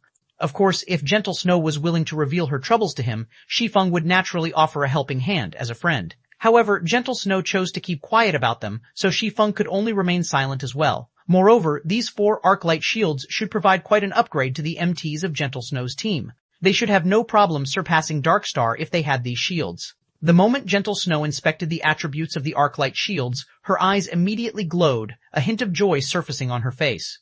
Excellent. The attributes on these Arclight shields are simply too good. I will need 2 more of these items. I wonder when you will be able to finish them for me. At this time, excitement was evident on Gentle Snow's face. With these 4 shields, they would definitely have no problem clearing the 2nd boss. The success rate for producing these shields is simply too low. I will need around half a day's time to complete 2 of them, Shi Feng replied after giving it some thought. Then, I'll visit again in half a day's time. You better not sell them to anyone else. Gentle Snow nodded her head. She then left the parlor hastily. Shortly after Gentle Snow departed, Fire Dance arrived at the Star Street trading firm. Guild leader, we've already finished our dungeon raiding preparations. We can head to the Demon's Castle at any time. Fire Dance looked at Shi Feng with passionate eyes. She couldn't help but wish she could immediately show Shi Feng how amazing the team she managed was. It's a little too early for that right now. The Demon's Castle is a 20-man team dungeon. You should also know that Zero Wing Workshop has recently recruited a new batch of members. On average, the level of these players are quite low. There are even some who have just made their accounts and entered the game. I want you guys to power level some of them, bring them up to level 15 quickly, and form a main team to raid the demon's castle, Shi Feng said with a smile, passing Fire Dance a name list. Originally, Shi Feng had intended to have Aqua Rose send some of her subordinates over to aid them. However, most of her subordinates were currently managing the new recruits of the guild. In addition, Aqua Rose's group was also in the midst of raiding 10-man and 20-man dungeons to upgrade their equipment, preparing themselves to raid the 3 great dungeons. They had neither the time nor energy to help him raid the demon's castle. Hence, Shi Feng planned to form a main force for the guild. He could not let the 9 top-tier experts he just recently recruited go to waste, so he decided to let Fire Dance and the others carry them. I understand, Fire Dance answered with disappointment. However, when she thought about how Shi Feng was willing to let her lead even more players and, in addition, become the leader of the guild's main team, she couldn't help but grow joyous. After all, this showed that Shi Feng acknowledged her abilities. Oh, right, I nearly forgot to give these things to you. Just as Fire Dance was about to turn around and leave, Shi Feng tapped his head and suddenly called out to her. 260 top 6 Fire Dance halted her steps and turned around to look at Shi Feng. She immediately noticed that Shi Feng had brought a few items, and each and every one of them had a golden glow surrounding them. They certainly did not look like ordinary items. This pair of daggers is for you. There's also this shield for Kola. Tell him to make sure he lives up to this shield. Shi Feng traded the 3 items to Fire Dance. Of these, the pair of daggers were none other than the fine gold-ranked Ice Thorn and Raging Flames dagger that Shi Feng won at the Blackwing auction. As the team leader of the guild's main force, Fire Dance's equipment naturally should not lose out to others. These 2 daggers were just right to give a boost to her current equipment. In addition, there was also the dark gold-ranked Arclight Guard. If Kola equipped this shield, no other Guardian Knight in White River City could even hope to match him. This, Fire Dance, was instantly mesmerized by the attributes of the 2 daggers. Although the daggers she currently used were of relatively good quality, when compared to the Ice Thorn and Raging Flames dagger, the difference was like silver and gold. Fire Dance swapped out her old daggers for the new ones right away. The streaks of white and red hanging on the sides of Fire Dance's willowy waist looked extremely captivating. I've already instructed the 9 players to head to the appointed location. You just need to fetch them and help them level up, Shi Feng said. I understand, guild leader. Fire Dance nodded her head, a smile on her face. She then took hold of her new daggers, brandishing them, the impatience in her eyes clearly showing her eagerness to test out her new weapons. After Fire Dance left the parlor, Shi Feng headed to his forging room on the 4th floor. Now that he had received a new batch of magic crystals, he would naturally resume forging more Arclight shields. As time slowly passed, unknowingly, the competition at the 3 great dungeons of White River City grew even more intense. Darkstar, which was at the forefront in terms of progression, finally started raiding the final boss of the Land of Death. Meanwhile, Ouroboros, which was placed second, started raiding the 4th boss. The advance of these 2 guilds greatly shocked the other guilds in White River City.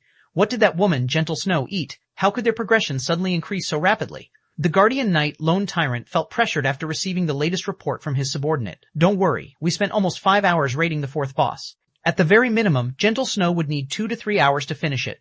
We will definitely clear the dungeon a step ahead of her, the burly-looking ranger standing beside Lone Tyrant said. That's true. We've sent all our elites out this time, and our battle prowess is clearly stronger than Gentle Snow's team by a notch. Lone Tyrant also felt that he was being oversensitive to things. They would definitely be the first one to clear the normal mode of the Land of Death. Although there would be no announcement for being the first to clear a normal mode team dungeon, it would still make other guilds know how fearsome Darkstar was, solidifying their position in White River City. Guild leader, I've just received news that Gentle Snow has somehow managed to obtain 4 Arclight shields. The addition of these 4 shields to their team has greatly reduced the burden placed on their healers, giving more time for the damage dealers to attack. Hence why they could conquer the bosses so easily. Arclight shield? Isn't that the forging design Black Flame got? How could he possibly manage to produce them in such a short amount of time? Lone Tyrant had not even been able to contain his drool when he had heard about Black Flame obtaining the forging design for the Arclight shield. If possible, he had planned to buy one of those Arclight shields as well. However, contacting Black Flame was simply too difficult, making the Arclight shield almost impossible to obtain. Meanwhile, the matter of Ouroboros obtaining the Arclight shields had also quickly spread to the other guilds. They couldn't help but grow envious at this piece of news. The victory or defeat of a boss battle was usually determined by the strength of the MT. Meanwhile, the prerequisite for a powerful MT was equipment. It was especially true for the shield the MT used. Currently, only a few main MTs of the various large guilds possessed secret silver-ranked shields. However, despite having such a shield, these MTs still had a very hard time tanking the bosses of the 3 great dungeons. If they could swap it out for a fine gold-ranked shield, it would undeniably reduce the pressure placed on them, instantly reducing the difficulty of the raid by a large margin. Ouroboros was the best proof. After all, during today's competition for the Land of Death, although a latecomer, Ouroboros had still managed to clear the normal mode dungeon ahead of Dark Star. This achievement dumbfounded every guild in White River City. As for Dark Star's lone tyrant, he was currently burning with rage over this matter. He had secretly prepared so much, all in order to surpass Ouroboros. In the end, however, he was instead given a big slap to the face by Ouroboros. Soon after, the various large guilds in White River City started asking around, hoping to find out from the members of Ouroboros what method they used to obtain the Arclight shields. Some guilds had even directly created forum posts offering several hundred thousands of credits to purchase an Arclight shield. Looking at this scene, many players felt that these guilds had gone insane. They were actually willing to spend so much money just to buy a fine gold-ranked shield. However, this bottom line was, very quickly, broken by a guild. 1 million credits. It was a number that inspired awe in ordinary people. Meanwhile, the goal of spending such a large sum of money was to purchase the Arclight shield. How could this piece of news not bring shock to others? At the same time, the guild offering such an insane price was none other than Dark Star. The players who discovered this matter thought the people of Dark Star were idiots with too much money in their pockets. However, when Shi Feng saw Dark Star's offer, he couldn't help but inwardly praise them for their shrewdness. Aside from trying to purchase the Arclight shield, they had also made the post with the intention of directing players' attention towards Dark Star. If they truly managed to purchase the shield for 1 million credits, it would definitely become the subject of conversation for many players. This method they were using was much more effective than directly spending money to create advertisements. Unfortunately, I'm not lacking in credits right now. Shi Feng did not intend to let Dark Star gain both fame and fortune by selling the Arclight shield to them. However, this incident also revealed to Shi Feng the fact that the various large guilds were starting to pay more importance to the first clear of the 3 great dungeons. If Shi Feng had sold the Arclight shields at an earlier time, he definitely would not have obtained such a high price for them. However, due to Ouroboros' efficiency, the various large guilds thought that they could easily clear the normal mode of the 3 great dungeons so long as they possessed the Arclight shield. They could also have a better chance at obtaining the first clear of the 3 great dungeons. After working for half a day, Shi Feng managed to produce 6 Arclight shields in total. He had also made a large number of basic mana armor kits. Out of the 6 shields he made, he stored 3 in the guild warehouse, allowing guild members to exchange for it. However, it would not be easy to exchange for these shields. After all, if sold outside, one could get at least 25 gold for it. The sight of 3 Arclight shields appearing in Zero Wing's guild warehouse brought the newly recruited members even greater hope, despite their not being able to obtain it for themselves. At the same time, Shi Feng's actions nearly caused the other guilds in White River City to vomit blood in anger. After all, instead of letting the MTs of the guild use these excellent shields, Shi Feng had chosen to put them on display. It was as if these Arclight shields meant nothing to Zero Wing. Just recently, Zero Wing created a sensation throughout White River City. Now, its member count had already exceeded 5,000. It also had the 8 great experts holding down the fort for them. Zero Wing's strength could no longer be categorized within the levels of only second-rate or third-rate guilds. Now that Zero Wing caused another sensation in White River City, many players could not help but reevaluate their opinion of Zero Wing. When players tried to further investigate Zero Wing, they were immediately shocked by what they found. Not only was Zero Wing home to the 8 great experts, it also had Aqua Rose, a great expert who was no weaker than the snow goddess, Gentle Snow. In addition, there was also a rumor that the leveling expert, Shi Feng, was overseeing the guild. With so many experts there, Zero Wing's strength within White River City did not lose out to the 3 first-rate guilds in the slightest. Although it was weaker than the first-rate guilds in terms of dungeon rating, it had an extremely huge potential for growth. Unwittingly, Zero Wing had become publicly acknowledged as one of the top 6 guilds in White River City. The top 6 guilds were Ouroboros, Emperor's Light, World Dominators, Dark Star, Assassin's Alliance, and Zero Wing. Among these guilds, Ouroboros, Emperor's Light, and World Dominators were all first-rate guilds, and each of them possessed very powerful backgrounds. Even if only a portion of their actual strength was stationed in White River City, second-rate and third-rate guilds were still far from being comparable to them. Shortly after this incident, Shi Feng exchanged another 2 Arclight shields with Gentle Snow. He then placed the remaining one for sale at the Star Street trading firm, 30 gold, no negotiations. If converted to credits, one could obtain 30 gold coins simply by spending around 600,000 credits. However, it would still require some effort to fully gather 30 gold coins. Meanwhile, Shi Feng had reached level 17 unawares just by forging items. Although his leveling speed was not as fast as that of Blackie and the others, who grinded on monsters on a higher level, nobody else in White River City could be a match for him. Guild leader, they're now all level 15 already. Moreover, we've also raided a few hard-mode team dungeons, so their equipment are all of acceptable quality now. What should we do next? Firedance spoke through the communicator. Nicely done. Gather up everyone from the main team. Let's meet up at the Demon's Castle half an hour from now. Shi Feng was a little surprised by Fire Dance's revelation. He never imagined that Fire Dance would bring him results so quickly. Originally, Shi Feng had estimated that she would take a full day's time to complete the task. In the end, she barely took half a day to complete his request. It was completely beyond his expectations. 261 magnificent lineup. What? You're saying Starstreak is selling an Arclight shield right now? Are you sure about this? Lone Tyrant grew excited when he received this piece of news. Boss, how could I be mistaken? The Arclight shield is being sold at a special counter on the second floor, but they're selling it for 30 gold coins. Many people were stunned by the price, and they could only drool as they looked at it. An assassin that kept watch on the Starstreak trading firm affirmed, I understand. I'll go purchase the coins we need right now. You can stop lining up for the mana armor kits for now. Go keep an eye on the Arclight shield for me. You're not allowed to take even a half step away from it. As soon as I gather enough money, I'll send someone over to buy it, Lone Tyrant said.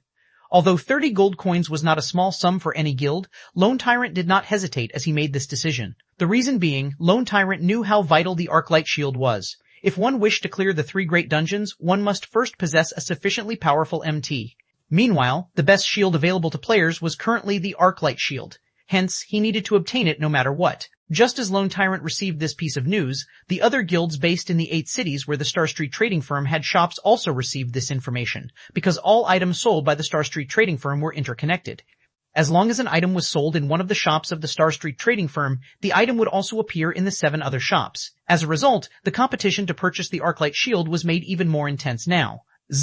Just as the many guilds were desperately raising coins, Shi Feng had already arrived in front of the demon's castle. The demon's castle was once a lord's territory. However, the lord of this place had been bewitched by a demon and turned into a demon himself, gaining tremendous power in return. The lord had then turned this place into a demon's lair. Now, the area surrounding the demon's castle was filled with level 15 or so demonkins. Compared to other monsters, demon-type monsters were born with very high magic resistance, and they also possessed very high magical perception. Hence, their magic attacks were very powerful. Even a normal fireball from a level 15 demonkin could take away a quarter of a level 15 berserker's total HP. If it was a skill that possessed great destructive force, such as the Great Fireball or Flame Explosion, then a single attack could take away half of a level 15 berserker's total HP. To make matters worse, these demonkins never acted alone. They normally moved around in groups of 3 or 4. If a solo player met a group of these demonkins, the result would be an instant kill. Hence, players normally only came to the demon's castle after forming a party or a team. However, even though this was a dangerous location, many players still chose to come here. As demons were greedy by nature, they were very fond of money and gemstones. In general, demon-type monsters had a much higher drop rate for money and gemstones than normal monsters. Hence, plenty of players would grind here. A Tier 1 gemstone could sell for roughly first silver coin on the market. It was neither too cheap nor too expensive. However, many players were not willing to inlay their equipment with these gemstones. After all, gemstones were one-time use items. They would be gone once inlaid into equipment. Hence, it would be a huge waste to do so if the quality of their equipment was too poor. Generally, players would only choose to inlay gemstones into their equipment if it was of mysterious iron rank or above. However, how many players could actually get their hands on mysterious iron equipment? A majority of the players at this stage of the game were still using bronze equipment. Who would be willing to inlay gemstones into bronze equipment?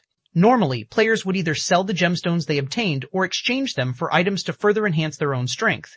After all, grinding monsters would exhaust a significant amount of their resources, with equipment repairs taking up the majority. However, this situation was exactly what Shi Feng had been hoping for, hence why he had been secretly purchasing gemstones all this time. A Tier 1 gemstone only increased attributes by a trivial amount. They only increased 1 point in specific basic attributes. Even if a player inlaid every piece of equipment they wore with gemstones, they would not see any significant improvement. However, in the case of Tier 2 gemstones, it was an entirely different story. Tier 2 gemstones increased specific attributes by 2 to 3 points. If players could fully inlay all their equipment with Tier 2 gemstones, then they could obtain an additional 20 to 30 attribute points.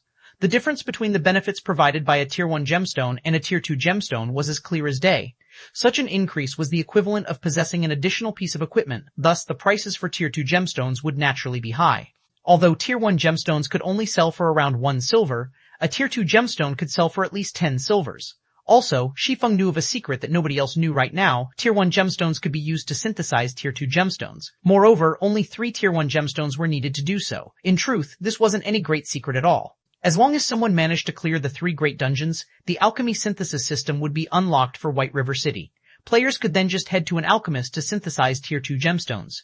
At that time, the prices of Tier 1 gemstones would abruptly soar. They would sell for at least 3 to 4 silvers. For now, however, nobody but Shi Feng knew of this secret. Meanwhile, Shi Feng had been hoarding Tier 1 gemstones non-stop as he waited for someone to activate the alchemy synthesis system. Once that happened, he could easily earn back double or triple the original cost. However, Shi Feng hoped that this time the activation of the alchemy synthesis system would come a little later. That way, he would have more time to hoard even more Tier 1 gemstones. Through the Star Street trading firm, not only could Shi Feng obtain Tier 1 gemstones from White River City, he could also purchase them from 7 other cities. His current acquisition rate was much faster than before he became the manager of the Star Street trading firm. Naturally, the longer it took for players to clear the 3 great dungeons, the more money he could earn. Guild leader, what did you call me here for all of a sudden? Aqua Rose asked in a confused tone as she arrived at the entrance of the Demon's Castle dungeon. As a 20-man level 15 team dungeon, there were very few guilds that possessed the strength to challenge this place right now. However, even if these guilds did possess the strength to do so, they would not attempt to raid this dungeon. The reason being, they were all held up by the hell mode of the level 10 team dungeons, and also the 3 great dungeons. Moreover, the level requirement for the Demon's Castle was simply too high. Also, if they were unable to clear the hard mode of the Demon's Castle, raiding it would bring little improvement to their team's equipment, making it a waste of time. It would be much better for them to place their focus on the hell mode of level 10 team dungeons. Hence, Aqua Rose felt curious as to why Shi Feng would call her to this place. Of course, it is to raid the Demon's Castle, Shi Feng said, chuckling. Aqua Rose was shocked by his words. Immediately she said, Guild leader, isn't it a little too early to raid the Demon's Castle? It would be better for us to focus on raiding the level 10 hell mode team dungeons. Although our guild started slower than the others, we can still try to compete with the other guilds over the 3 great dungeons. No, Aqua, our guild will not be competing over the 3 great dungeons. Our goal is the level 20, 100-man dungeon, the Thunder Palace. So, we need to start preparing for it now. Once we're done with this raid, you should get everyone to level up as quick as possible. Don't intentionally suppress their levels. It won't be a worthwhile thing to do, Shi Feng said, confidence filling his eyes as he shook his head. Aqua Rose was rendered speechless by Shi Feng's words. She couldn't help but sigh as she felt pessimistic about Shi Feng's whimsical thoughts. Let alone the 100-man dungeon Thunder Palace, it was not even possible for them to obtain the first clear of the Demon's Castle. Although she believed in Shi Feng's strength, the equipment of their team was simply insufficient. They're here. Shi Feng looked towards a group of a dozen or so players walking over. They were none other than Fire Dance and her team. They?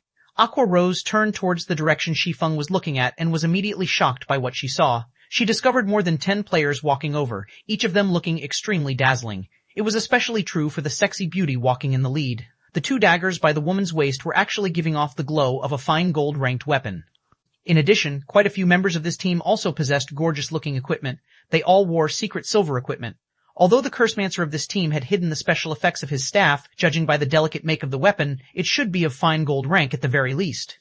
As for the team's Guardian Knight, the equipment he wore were mostly of secret silver rank, with 2 pieces of fine gold equipment mixed in. Although the Guardian Knight had likewise hidden the special effects of his shield based on looks alone, it shouldn't be lower than secret silver rank. It was possible that not even the main force of Ouroboros could compare to this dazzling team. When Aqua Rose took a closer look at this group of players, she was surprised to discover that each and every of them sported a 6-winged emblem. They were actually members of their Zero Wing. Aqua Rose's delicate mouth suddenly parted in disbelief. Guild leader, I've brought everyone here, Fire Dance said, walking up to Shi Feng. She and the other core members of Zero Wing already knew about Shi Feng's secret identity, hence they were not confused by his appearance as Black Flame. Good. Leave your teams and I'll send an invite to all of you. Shi Feng nodded in reply. 262. We are very strong. Aqua Rose was shocked. They are the 8 players at the top of the ranking list, Aqua Rose whispered in silence. Although she did not use any identification skills on these players, aside from the top 8 players, she could think of no other members of Zero Wing that could possibly possess such excellent equipment. Yeah, Shi Feng nodded his head. He then started inviting Fire Dance and the others into his team. There were a total of 17 players in Fire Dance's team. Aqua Rose had also brought along a good friend of hers, Icy Fruit. Aqua Rose had chosen her upon Shi Feng's request for a healer who was level 15 or above. Shi Feng had exactly 20 members in his team now. Of them, 2 were MTs. One of them was the Guardian Knight, Kola, while the other was Ye Wumian, who was a shield warrior. There were also a total of 4 healers in the team. It was a standard composition for a 20-man dungeon raiding team. Just as Shi Feng was about to enter the dungeon, another team came walking over to the dungeon's entrance. The members of this team were out of the ordinary. Let alone possessing mysterious iron equipment as their lowest-ranked equipment, there were also several of them with secret silver equipment. This was a sight impossible to be found in an independent team. Yet, contrary to expectations, these players were not guild players, but independent players. None of them wore a guild emblem on their bodies. Warwolf, Firedance said in astonishment when she saw the slim-looking man walking over. Oh? Is it an acquaintance? Whether it was his memory of this life or his past life, Shi Feng had no recollection of the man who looked to be the leader of this team. However, if these players were able to come into possession of such quality weapons and equipment, they could definitely be considered an expert team. In theory, they should not be unknown existences. Could they have stopped playing midway in the past? Shi Feng inwardly wondered. Hello, we meet again, Warwolf said in greeting, looking at Firedance. After not meeting for some time, I never imagined that Miss Firedance would have joined a guild. No, in truth, we were originally members of this guild. It was only due to some complications that we did not establish the guild before, Firedance explained. Let me introduce you.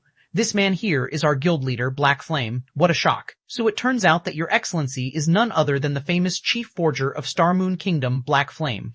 Warwolf was somewhat taken aback by this revelation. Although he had long since known that Firedance and the others were not ordinary players, never would he have thought that their guild leader would be such a well-known character.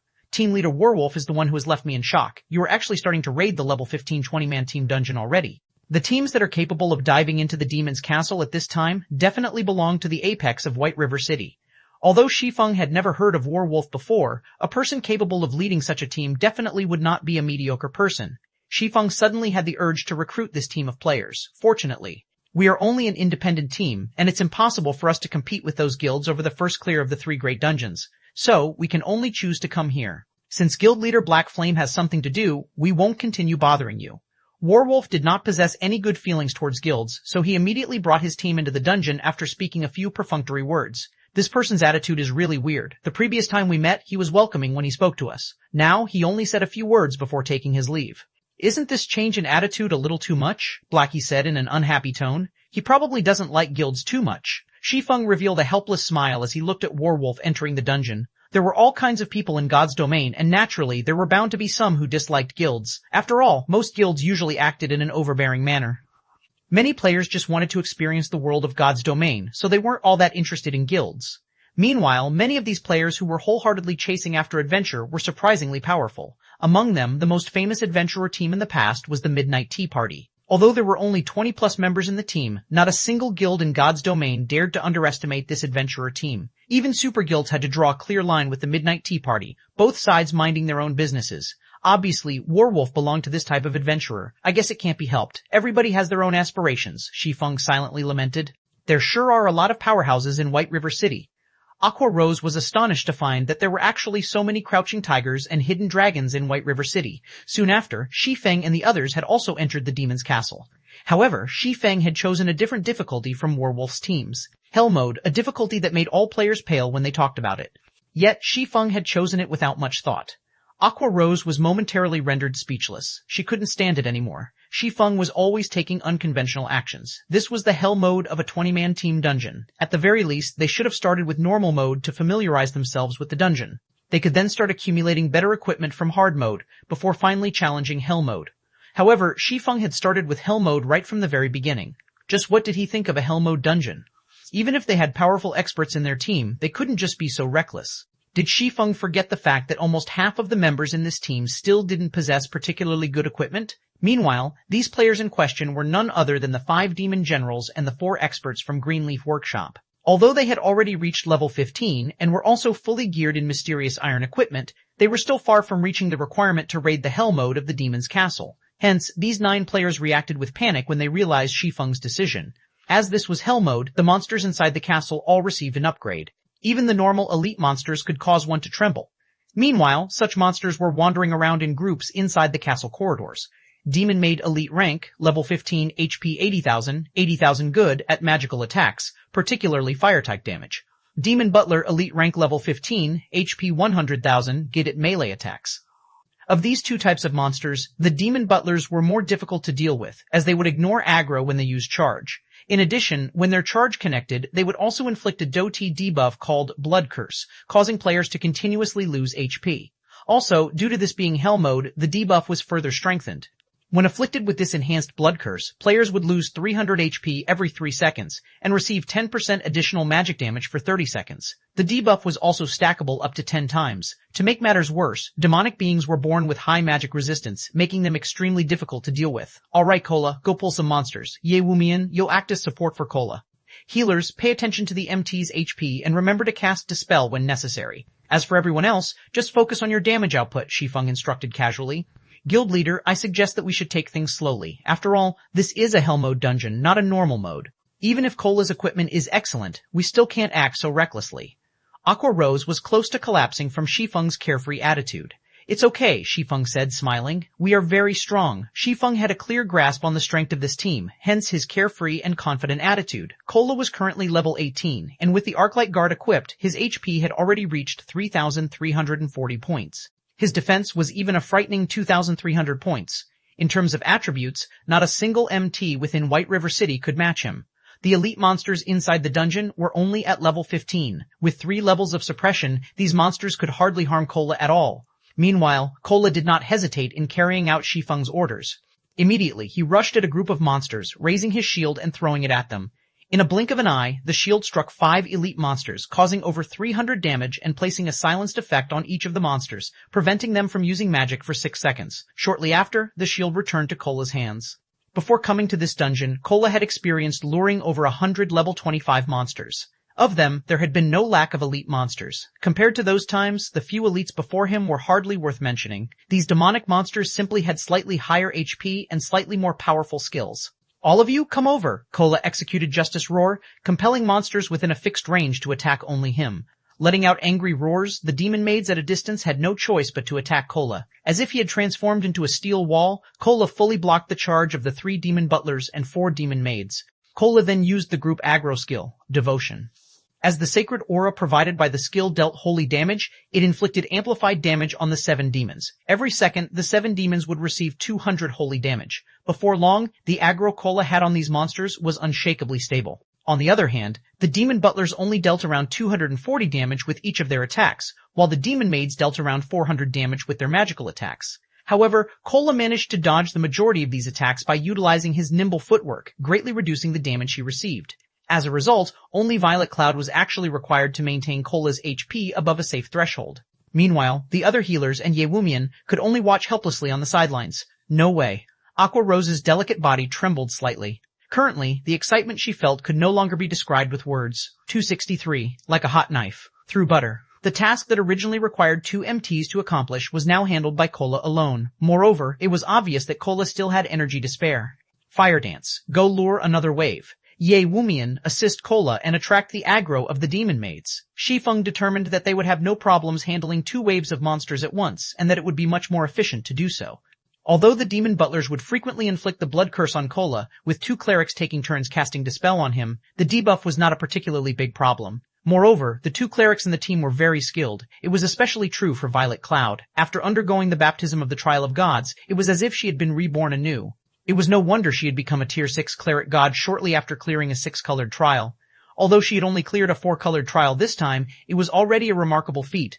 The reward she obtained from the trial also included permanent attribute increases, enhanced skills, weapons, equipment, and other precious items. Currently, in terms of healing power, no other healer in White River City could match Violet Cloud. After Fire Dance lured another wave of monsters, Cola immediately aimed his shield at the 3 demon butlers and threw it, executing the Shield of Vengeance. The skill caused over 300 damage to the demon butlers, and their aggro instantly switched from Fire Dance to Cola. Immediately after, Ye Wumian used Flame Charge on the 4 demon maids at the back, stunning them. He then followed up with a Thunderclap, lightning flickering and electrocuting the 4 demon maids and causing close to 100 damage to them. Ye Wumian's damage was clearly much worse than Cola's. The demon maids grew furious at being attacked, and one of them shot a flame explosion at Ye Wumian right away, engulfing the shield warrior in brilliant flames. Ye Wumian had to retreat 2 steps before he could shake off the attack. His HP abruptly decreased by a large chunk as a damage of over 700 appeared above his head. Ye Wumian had a maximum HP of 2,580 points, while his defense was 180-75 points. When compared to all the other shield warriors in White River City, he could definitely be counted as a top-tier expert. After all, Ye Wumian was originally the boss of Jinhai City's #1 workshop. The original equipment he used was already of good quality. In addition, Fire Dance had also helped them upgrade their equipment by raiding a few hard-mode dungeons. Currently, most of Ye Wumian's equipment were of mysterious iron rank, while 3 were of secret silver rank. The items that were of secret silver rank were his shield, breastplate, and leg guards. Yet, even with such equipment, his attributes were still far from being comparable to Cola's. Strong. When Aqua Rose witnessed the difference between Cola and Ye Wumian, she could not help but look at Cola, who was handling 10 monsters simultaneously, in shock. Before, when Aqua Rose watched how effortlessly Cola had lured and tanked the monsters, she had even believed for a second that they were not actually in a 20-man hell mode dungeon. However, now that she had witnessed Ye Wumian tanking, she immediately woke up from her stupor. This was indeed hell mode. Cola was simply too powerful, making the monsters look weak instead. It was no wonder Shi Feng was confident enough to challenge the hell mode of the demon's castle right away. With such a powerful MT, it was not impossible for them to start from hell mode. Healers, prioritize healing Ye Wumian. Everyone else, focus your attacks and kill the demon maids first. Shi Feng immediately rushed into the fray after saying so, aiming for one of the demon maids. Leave it to me, Blackie said excitedly. It was finally his turn to display his strength. He then waved his epic-ranked staff, Mavis's Guard, sending a bombardment of spells at the demon maids. Blackie's firepower spoke for itself. Each one of his dark arrows caused 964 damage to the monsters, and critical hits caused 2,106 damage. If the effect of his staff, Spear of Light, triggered, he could also deal around 800 additional damage. Blackie then used Hellflame, dealing over 1,000 damage every second to all targets within a 10-yard radius of the targeted location. If demons did not possess high magic resistance, the damage of this spell would have been even higher. Compared to Blackie, Aqua Rose's damage as an elementalist was much weaker. Every time she used Flame Explosion or Chain Explosion, she could only deal 670 damage or so. Aqua Rose felt slightly depressed at this scene. After all, she used to be an honorary Elder of Twilight Echo, yet her damage was actually lower than Blackie's by over 300 points. However, Aqua Rose did not know that Blackie held an epic-ranked staff in his hands. If she were to find out about it, she would definitely jump in shock. As for the other mages in the team, the damage they dealt was all above 500 or so. As for the melee players, Fire Dance stood out the most. Although she only dealt around 280 damage with her normal attacks and her skills dealt around 460 damage, her attack speed with the two daggers was extremely fast. When she attacked a demon maid, not only was the demon maid unable to use any spells, its HP also madly decreased. After Fire Dance accumulated 8 stars worth of energy, she immediately used Eviscerate on the demon maid, dealing over 2,400 damage to the monster. As for Lonely Snow the Berserker, although his weapon was only a level 15 secret, silver-ranked two-handed axe, his normal attacks still dealt over 500 damage. His attacks that achieved a critical hit dealt over 900 damage. However, when compared to an assassin, his attack rate was much lower. In regard to the damage output of the 8 great experts of Zero Wing, the newly joined 5 demon generals and the 4 experts from Greenleaf Workshop had long since grown numb of it. Not to mention, the power the experts of Zero Wing showed right now was only the tip of the iceberg. Just as Aqua Rose and Icy Fruit were getting over their shock, Shi Feng's damage once again blew their minds away. Shi Feng looked just like the Grim Reaper when he brandished the Abyssal Blade and the Silver Lake, sweeping through the monsters like a violent tornado. Just his normal attacks alone dealt over 350 damage. However, that was not the end. When his attacks achieved a critical hit, they dealt over 700 damage. Sometimes, triple critical hits would even appear, dealing over 1,000 damage in a single attack. Meanwhile, due to Shi Feng's high attack rate, the chances for double critical hits were also very high. It was a very pleasing sight to behold. Shi Feng then used Thundering Flash, 3 arcs of lightning passing through all the elite monsters. Instantly, damages of 510, 721, and 1020 appeared above the monsters' heads. Some of the monsters had even received critical hits, multiplying the damage they received by 2-fold and even 3-fold. Immediately after, Shi Feng activated Dark Violent Dance, the skill enabling him to spread 40% of the target damage towards enemies within a 12-yard cone in front of him. Every time he slashed his sword, the 14 elite monsters behind his main target would receive over 100 damage. If he executed the level 10 chop, the 14 monsters would instantly receive over 300 damage. Although Shi Feng's damage was frightening, it was not his most amazing aspect. Instead, the area he excelled at the most was his perfect grasp of timing and the overall situation. As long as these elite monsters showed the slightest signs of leaving the group, he would immediately execute Thunderflame Explosion, placing all these elite monsters into a fainted state. As a result, the 2 MTs would have more time to react to the situation, readjusting their positions and retaking the aggro of the monsters. Although Aqua Rose had long since known of Shi Feng's strength, she still could not help but be shocked when she personally witnessed Shi Feng's damage output. After killing these 2 waves of elites, Shi Feng took a look at the team's damage output list. Ha, I'm no good anymore. It's been too long since I upgraded my equipment. I never thought I would deal only this little damage. Shi Feng smiled bitterly. Although Shi Feng's total damage ranked at the very top of the team, his damage exceeding even Blackie's in terms of single attack output, he was far from being Blackie's match. All this time, Shi Feng had been busy making money and increasing his guild's backing. Hence, he did not get much of a chance to upgrade his own equipment. Presently, he was still using the level 10 Mysterious Iron Set equipment, the Wind Extinguisher set. He only had 3 pieces of secret silver equipment on his entire person, and they were even level 10 equipment only. Shi Feng depended mainly on the abyssal blade and his pseudo-extraordinary item, the blazing meteor, to produce his frightening damage. Without them, he would only rank around 5th or 6th place at best within the team. However, Shi Feng's words had immediately earned him the contemptuous gazes of everyone in the team. If Shi Feng, who ranked first in terms of damage output, said he was no good, then what were they supposed to be? Following which, under Shi Feng's command, everyone advanced deeper into the castle, killing hundreds of elites and a dozen or so special elites. Of the latter, the demon hounds were extremely ferocious. Moreover, these demon hounds moved in groups of 4. Fortunately, Kola was capable of tanking 3 of these monsters at once, leaving the remaining one to Ye Wumian. If Kola had not been sufficiently strong, they would have definitely team-wiped. Naturally, the team's harvest was also bountiful. Aside from a few Tier 1 gemstones and bronze and mysterious iron equipment, they had also obtained 2 pieces of secret silver equipment. One of them was a cloth armor chest piece for elementalists, which was promptly distributed to Aqua Rose. The other item was cloth armor shoes for clerics. As Violet Cloud already had excellent equipment, she had no need for the shoes at all. Hence, the equipment was given to the other cleric in the team, Icy Fruit.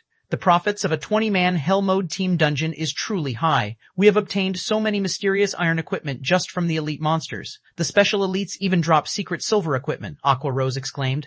Just the harvest they reaped from arriving at the first boss was already comparable to the harvest of raiding a hard mode team dungeon.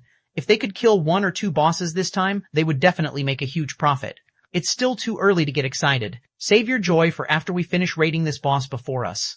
Shi Feng's pupils contracted, focusing his gaze towards the center of the arena. A tall, heavy-armored knight with bloodshot eyes stood there, an aura of bloodthirst surrounding it. Knight Captain Justin Freed, demonic being, Lord rank, level 16, HP 80,000, 880,000, 26-4 nemesis. Such a high HP. Aqua Rose couldn't help but wrinkle her brows at this sight.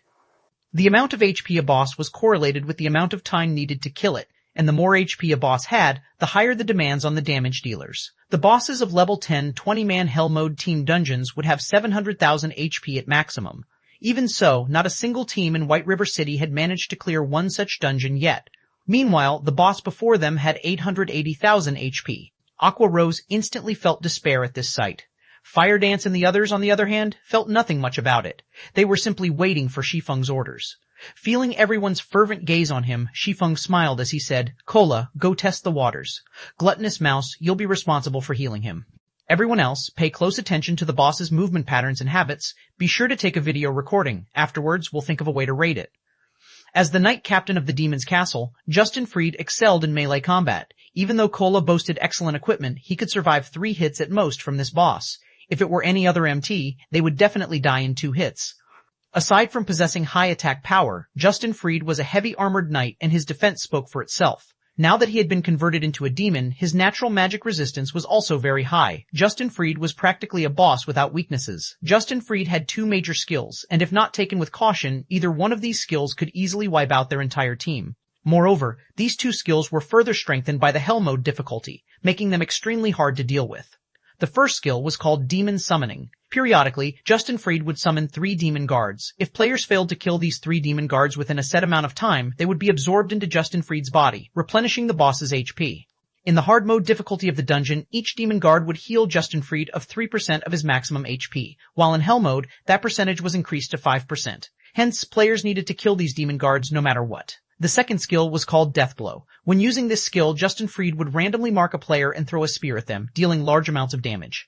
Players struck by this spear would also have their movement speed reduced by 60% and defense reduced by 100%.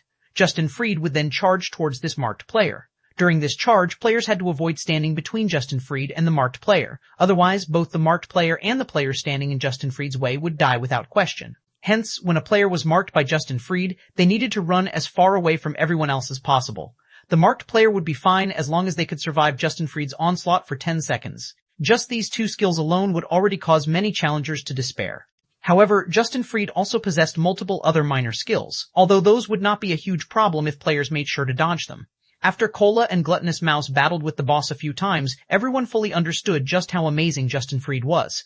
If struck by Justin Freed's greatsword, even a powerful tank like Kola would lose over 1,400 HP. It would take Justin Freed only 2 attacks to finish off anyone else within the team. Moreover, Justin Freed had a very high attack speed. He had no problems brandishing his greatsword twice in 1 second. If they wished to successfully clear this boss, they needed to cooperate with each other properly. Not only did the MTs have to know when to dodge Justin Fried's attacks, the other melee classes also needed to know how to interrupt the boss's attack pattern. Start the raid.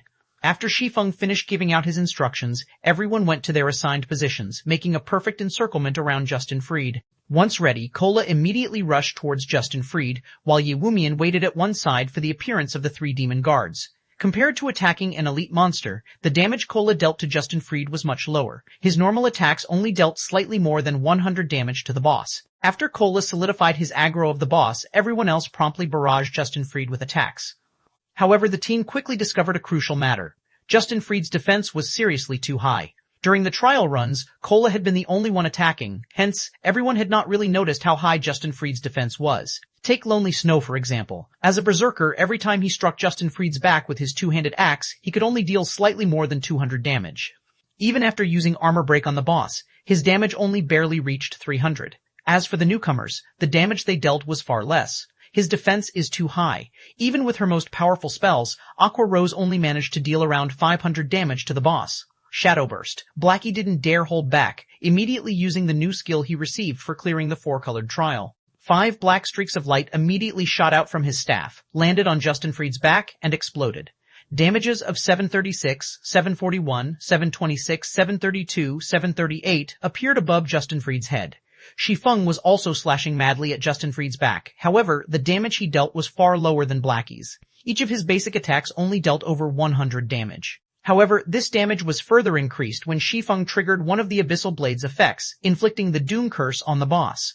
There was also the damage amplification effect from Thundering Flash. As Justin Fried was a Hell Mode boss, both the Abyssal Blade's Doom Curse and the effect of Thundering Flash were greatly weakened. Overall, the 2 debuffs had weakened Justin Fried by 15%. Simultaneously, Shi Feng swapped out his Might of 1,000 title for his Demon Hunter title, further weakening Justin Fried. Now, Justin Fried only possessed 80% of his original strength. This result undeniably reduced the burden placed on everyone in the team. Guild Leader, the additional passive skill of your weapon, and also the effect of your title are simply too amazing. Thanks to you, the difficulty of this boss has been forcefully brought down a notch, Cola said with a smile. Undeniably, he was the person who profited the most from these debuffs. Aqua Rose's eyes glowed with joy as well when she witnessed this scene. Thanks to Shi Feng's skills and title, they now had hope of defeating this boss. It seems that I too should get more of such titles in the future. It would make boss raids a lot easier. Aqua Rose looked at Shi Feng's title in envy. However, she knew it would be very difficult to obtain such a title. Aqua Rose made a note to herself to ask Shi Feng how she too could obtain such a title when they left this dungeon. When Justin Fried's HP fell to 90%, Shi Feng immediately shouted through the team chat, "Ye Wumian, get ready to aggro the monsters.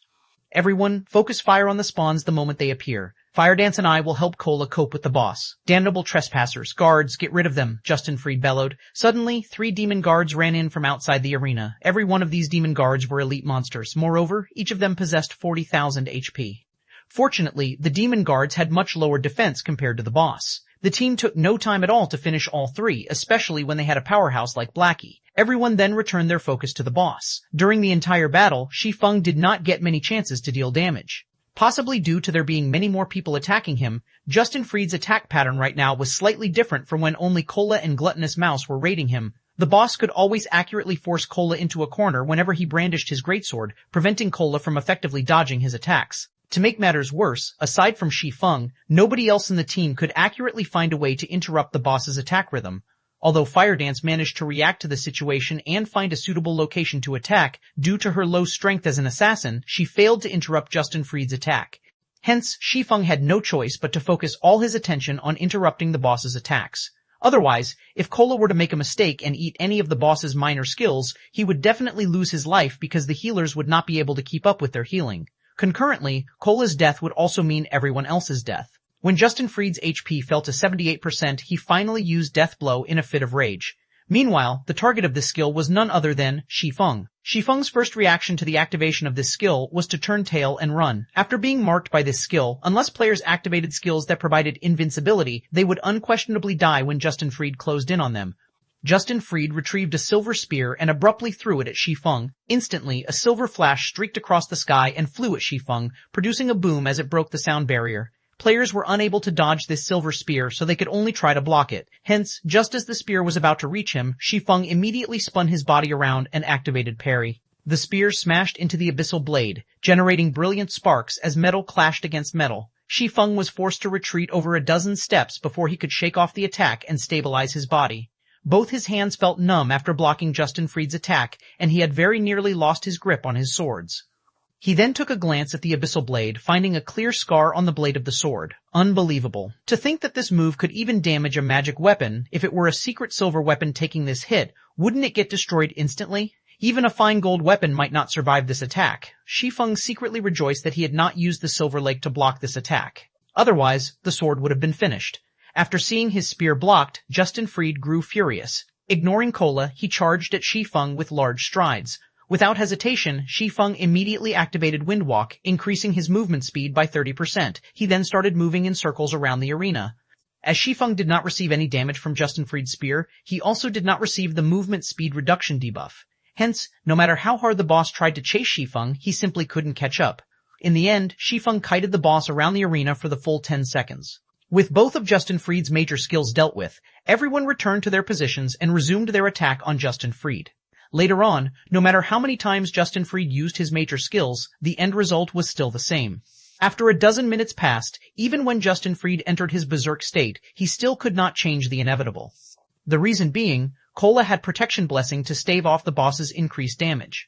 Cola also had the Arclight Guard's additional skill, Time Arc. The effect of this skill was the equivalent of providing Cola with 9 seconds of invincibility. It also allowed him to reset the cooldown of any skills he had used during Time Arc's duration.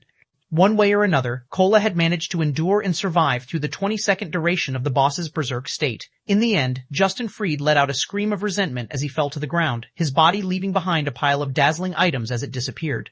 265 Dark Knight Gaia. It's a jackpot. Our karma must be too good. I wonder what we'll get? This is the hell mode of the Demon's Castle. A jackpot should give us at least a dark gold weapon, right? Justin Fried's death allowed everyone to breathe a sigh of relief. However, when they saw the pile of items on the ground, everyone knew that their luck had come. Just a brief glance told them that Justin Fried had dropped more than 10 items. It was an obvious sign that this was one of those rare karmic jackpots. Alright, don't get too excited right now. Rest and recover for now. Shi Feng simply smiled when he looked at his teammates' excitement. However, he knew that the jackpot this time around was no coincidence. Others might not know this, but the Demon's Castle was actually the hardest dungeon out of all the level 15 20-man team dungeons, although everyone believed that it was simply a 20-man dungeon with above-average difficulty. In the past, countless guilds had suffered team wipe after team wipe in order to raid the Demon's Castle. According to Shi Feng's understanding, the bosses of every Hell Mode team dungeon that possessed the highest difficulty out of all Hell Mode team dungeons of the same level would always yield a jackpot when it was being raided for the first time. This was a reward by the system for pioneering the team dungeon with the highest difficulty. Tatey. While Shi Feng was counting up the loot from Justin Fried, a group of players revived at the entrance of the Demon's Castle. Boss, the Justin Fried's defense and attack are simply too high. Compared to a level 10 dungeon, the Demon's Castle is far more difficult. Moreover, this is only the normal mode dungeon. Even a powerful MT like yourself could not survive 3 hits from the first boss. I don't think there's any way we can raid this dungeon right now, a druid said. It seems that 2 MTs are required for this boss to share the damage. We can just let a ranger kite the 3 summoned monsters. After experiencing a battle with Justin Fried, Warwolf fully realized just how powerful the boss was. Every time Justin Fried attacked, Warwolf would be forced into a corner and prevented from dodging. He had no choice but to take the full brunt of the boss's attack. If he only had to endure Justin Fried's basic attacks, Warwolf was confident he could make do with the heals he received. However, one of Justin Fried's minor skills, Thousand Sweep, dealt at least 1,000 damage to all targets within an 8-yard radius. Meanwhile, the activation time for this skill was practically instantaneous, so Warwolf had no chance at dodging it. When Warwolf ate this minor skill in addition to a basic attack, he would instantly lose at least 2,000 HP. Only with all 4 healers in the team focusing their heals on him could they barely manage to get his HP back up to a safe level before Justin Fried's next attack connected. However, shortly after, the boss summoned 3 demon guards. Once the healers spread their focus to the other members of the team, Warwolf was promptly slain by Justin Fried. The end result? A team wipe. As Warwolf's team was about to enter the Demon's Castle for the second time, Shi Feng had already started distributing the loot. The jackpot this time had yielded 11 weapons and equipment in total. There were also quite a number of magic crystals and precious materials. Among the weapons and equipment dropped were 3 secret silver equipment, leg guards for rangers, a hat for druids, and shoulder guards for summoners. As this was a guild-only team, and also a pioneer raid, the distribution of items this time was not done using the contribution auction method. Instead, Shi Feng assigned the items to specific players while placing priority on increasing the overall battle prowess of the team. Meanwhile, fine gold ranked weapons and equipment numbered the most. There was a total of 6 of such items dropped by Justin Freed. The attributes of these items spoke for themselves. The items dropped from the Hell mode of the Demon's Castle were all of the finest quality. Lonely Snow received a level 15 fine gold ranked great axe, while Cola received a level 15 fine gold ranked short sword. Meanwhile, the secret silver weapons the 2 previously used were passed on to their teammates. The remaining 4 items were fine gold equipment, shoes for swordsmen, arm guards for cursemancers, a chess piece for oracles, and a chess piece for elementalists. Shi Feng kept the shoes for swordsman for himself, exchanging it with his level 10 mysterious iron-ranked boots. Triumph boots, shoes, plate armor, fine gold rank, level 15 defense plus 184, strength plus 117, agility plus 20, endurance plus 12 movement, speed plus 5 restricted to swordsman. Additional passive skill, light-footed increases movement speed by 5%. Shi Feng then handed the fine gold ranked arm guards to Blackie, the chess piece for oracles to Gluttonous Mouse, and the chess piece for elementalists to Aqua. The final 2 items were of dark gold rank. One was a pitch-black longsword, while the other was a dark gray-colored staff that emitted black mist. Demon Bane, one-handed sword, dark gold rank, level 15 attack, power plus 23 strength, plus 20, agility plus 21, endurance plus 10 attack, speed plus 3, durability 100-100, additional passive skill. Demon Bane deals 20% additional damage towards darkness. Although the Demon Bane was only at the level of being satisfactory in terms of attributes, the passive skill that came along with it was perfect for raiding the Demon's Castle. Shi Feng just happened to be able to replace his level 10 dark gold weapon, the Silver Lake. Although the Silver Lake was a personal exclusive weapon, in terms of attributes and attack power, it was much weaker than the level 15 Demon Bane. The reason being, there would be a huge increase in the performance of weapons and equipment every 5 levels.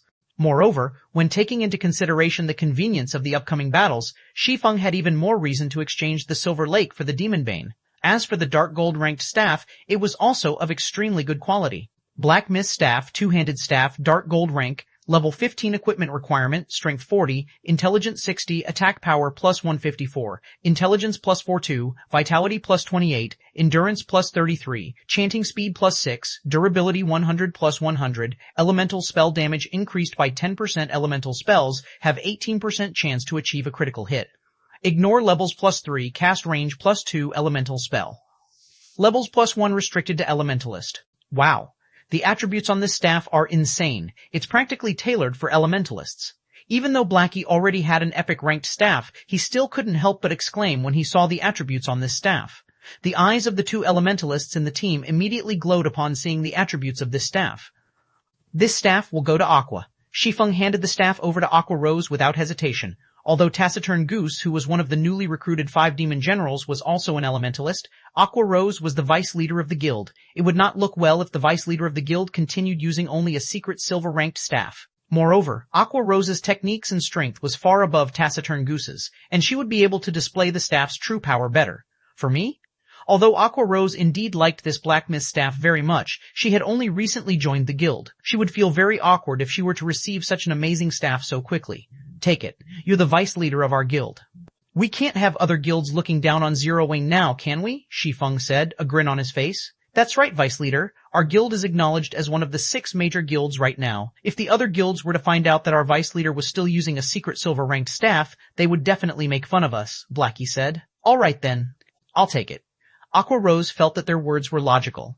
As one of the top management of the guild, every action she took affected the guild's reputation. If others were to discover her poor quality equipment, although they might not outright slander them with insults, they would definitely look down on Zero Wing. It would make others think that Zero Wing was not as good as it seemed to be. After equipping this exquisite staff, Aqua Rose suddenly felt the responsibilities placed upon her shoulders growing heavier. Following which, after everyone was rested, they resumed advancing towards the heart of the Demon's Castle. Due to the jackpot from Justin Freed, the team's overall strength was greatly increased. They had a much easier time now when they fought against the elites and special elites, and very quickly, they arrived at the main hall of the Demon's Castle. The final boss, the Dark Knight Gaia, sat high above on the throne inside the hall. The moment everyone set foot inside the hall, the atmosphere of the room suddenly changed, and even the air started feeling heavy. Everyone in the team sucked in a mouthful of cold breath at the scene inside the hall. This is a joke, right? Blackie looked at the throne in the distance, his mouth gaping wide open in shock. What is going on here? Why are there 2 more bosses with Dark Knight Gaia? Astonished, Shi Feng stared at the 2 beauties standing beside the throne. The 2 beauties had a pair of pitch-black wings on their backs, and both of them were giving off an imposing aura that was no weaker than Dark Knight Gaia's. 266 Holy Lie. Just Dark Knight Gaia alone was a challenge for them to deal with. Yet, there were two more bosses of equal strength now. Even Shi Feng felt powerless at this sight. However, the fact that there were 3 bosses in this hall was not the most important point. The key point was that even a single boss was enough to cause everyone to despair. The difficulty of this quest is too high. Shi Feng's head ached when he looked at the 3 bosses. He never imagined that Weissman's quest would be so difficult. If it were the normal Hell Mode Demon's Castle, Shi Feng would still have a way to clear it. However, if he had to face the 3 bosses before him simultaneously, then there really was no hope for clearing this dungeon at all. Dark Knight Gaia, High Lord rank, level 16, HP 4000,000, 4000,000 Fallen Angel, R High Lord rank, level 16, HP 1000,000, 16,000 Fallen Angel, Lara High Lord rank. Level 16, HP 3600,000, 3600,000. Not only did the quest increase the number of bosses, it had also greatly increased their strength. With a frightening 4,000 HP, even if their healers exhausted all their mana, they still wouldn't be able to kill Dark Knight Gaia. It was also highly possible that Kola would die with a single stab from Dark Knight Gaia's spear. Guild leader, I think we should withdraw. There must be a problem with the system. 4 million HP is just ridiculous, Kola said, shaking his head while sighing. I think so as well, Brother Feng. Maybe we should go out and reset the dungeon, Blackie said. The others had similar thoughts as well. Even if this was Hell Mode, the difficulty of these bosses was simply preposterous. Since we've already come this far, let's give it a try. There should be a special mechanism in place if the bosses are set to be so powerful. Shi Feng did not think there was an error with the system. It definitely had its own reasoning for making the bosses this powerful. So, they might as well test the water. Who knows? They might even discover some secret trick that will allow them to defeat these bosses. Since Shi Feng had already spoken, the others naturally did not oppose his decision. At worst, they would simply waste some of their EXP, and EXP was something they could easily obtain. Hence, like the previous time, Kola and Gluttonous Mouse went ahead to gauge the standards of the bosses. Like before, Kola threw his shield at the 3 bosses, activating Shield of Vengeance. Yet, the moment Kola's shield struck the 3 bosses, everyone in the team was stunned by what they saw. 1, 1, 1, 1, 1, only 1 point of damage appeared above each of the 3 bosses. Their frightening defense rendered everyone in the team speechless. You are seeking death. Dark Knight Gaia spoke in a tone that was neither enraged nor arrogant. Rather, his voice was only filled with coldness and indifference. He spoke just like a machine, emotionless. Gaia then slowly got up from his throne. He did not rush to attack Kola, instead choosing to abruptly focus his eyes on Kola. Kola instantly felt a chill overcome his body. Although this was a game, the pressure he felt was nothing but real. Similarly, the 2 fallen angels by Gaia's side did not take any action. They did not even give Kola a single glance, as if saying Kola was not worth their attention at all. I refuse to believe it yet. Kola summoned up his courage as he used punishment on Dark Knight Gaia. However, just like before, his attack only dealt 1 point of damage to the boss. Everyone cringed at this result. This time, Dark Knight Gaia finally retaliated against Kola's attack. Gaia casually retrieved a spear from his side, aimed it at Kola, and threw it. Before anyone could react, a flash of light pierced through Kola's chest, followed by a sonic boom reverberating throughout the hall. The attack caused over 2,900 damage to Kola, leaving him with only several hundred HP remaining. This casual attack had nearly taken Kola's pitiful life. Just as Dark Knight Gaia was about to attack for the second time, a pillar of holy light descended from the sky, enveloping Kola. When Gaia's spear clashed against the holy light, it was as if the spear had struck an impenetrable wall. The spear could not advance by even an inch. There was a trick to it as expected. Shi Feng smiled faintly when he saw the holy light descending from the sky. He also discovered the silhouette of a person floating amidst the pillar of holy light. Hence, Shi Feng shouted in the team chat, "Everyone, together. Healers, get Kola's HP back up first." Previously, everyone merely had the intention of giving the bosses a try. They did not hold any hope of actually killing them. Now that a chance had appeared, how could they easily give it up? The atmosphere surrounding the team instantly changed. No longer were they shrouded by despair. Why is it her? When the person inside the pillar of light walked out, Shi Feng discovered a familiar face. When he caught a clearer view of that saintly appearance, his mind immediately turned sluggish. The person that walked out of the pillar of holy light was actually the Tier 3 divine official, Charlene. Wow, my goddess. Blackie's eyes widened upon seeing Charlene, his drool nearly leaking out of his mouth. Putting aside Charlene's peerless appearance and graceful figure, just that extraordinary aura that she exuded would attract others to her. Gifted with both appearance and aura, Charlene was even more mesmerizing than the snow goddess, Gentle Snow. After Charlene descended into the hall, she did not look at the people behind her. Instead, she focused her attention on the Black Throne, at Dark Knight Gaia and the 2 fallen angels by his side. Dark Knight Gaia no longer maintained his look of indifference when he noticed Charlene's appearance. Instead, a hint of fear showed on his face. Gaia, leave that woman to us. You take care of those ants and activate the teleportation gate. It is about time we let this continent be filled with fear and death once more, Fallen Angel Air said. Yes, Lady Air, Dark Knight Gaia answered respectfully. At the same time, Charlin whirled around to look at everyone, saying, Adventurers, for his selfish gains, Gaia has turned the past inhabitants of this castle into demons, letting them live a life that is worse than death. Now, he is even trying to open a gate to the demon world, summoning the Legion of Dead to attack White River City. You must stop Gaia from doing so at all costs and prevent a terrible fate from befalling the inhabitants of White River City. Finished speaking, Charlin immediately chanted some divine incantations. She then pointed a finger at the players before her. Suddenly, everyone in the team received a buff. Blessing of Holy Light increases all attributes by 200 points. This blessing is insane. My magic damage is over 1,000 points. My HP is also over 5,000. This feels awesome, Blackie said in exhilaration. Everyone else shared Blackie's feelings. Their bodies felt full of power, and they felt that they could easily go back and trample the previous boss, Justin Freed. Just the HP of the ranged players had already exceeded the 5,000 threshold. The other melee players also had their HPs increased past the 6,000 threshold. As for the monstrous MT of the team, Cola, his HP had already gone past the 7,000 threshold. Cola was practically a mini-boss now. After Charlin and the two fallen angels departed to do battle, Dark Knight Gaia immediately charged towards the team of players, intending to massacre them quickly. At this time, everyone in the team no longer looked at Dark Knight Gaia with fearful eyes like before. Even if Cola received close to 3,000 damage from a single spear throw from the boss, the Guardian Knight presently had over 7,000 HP.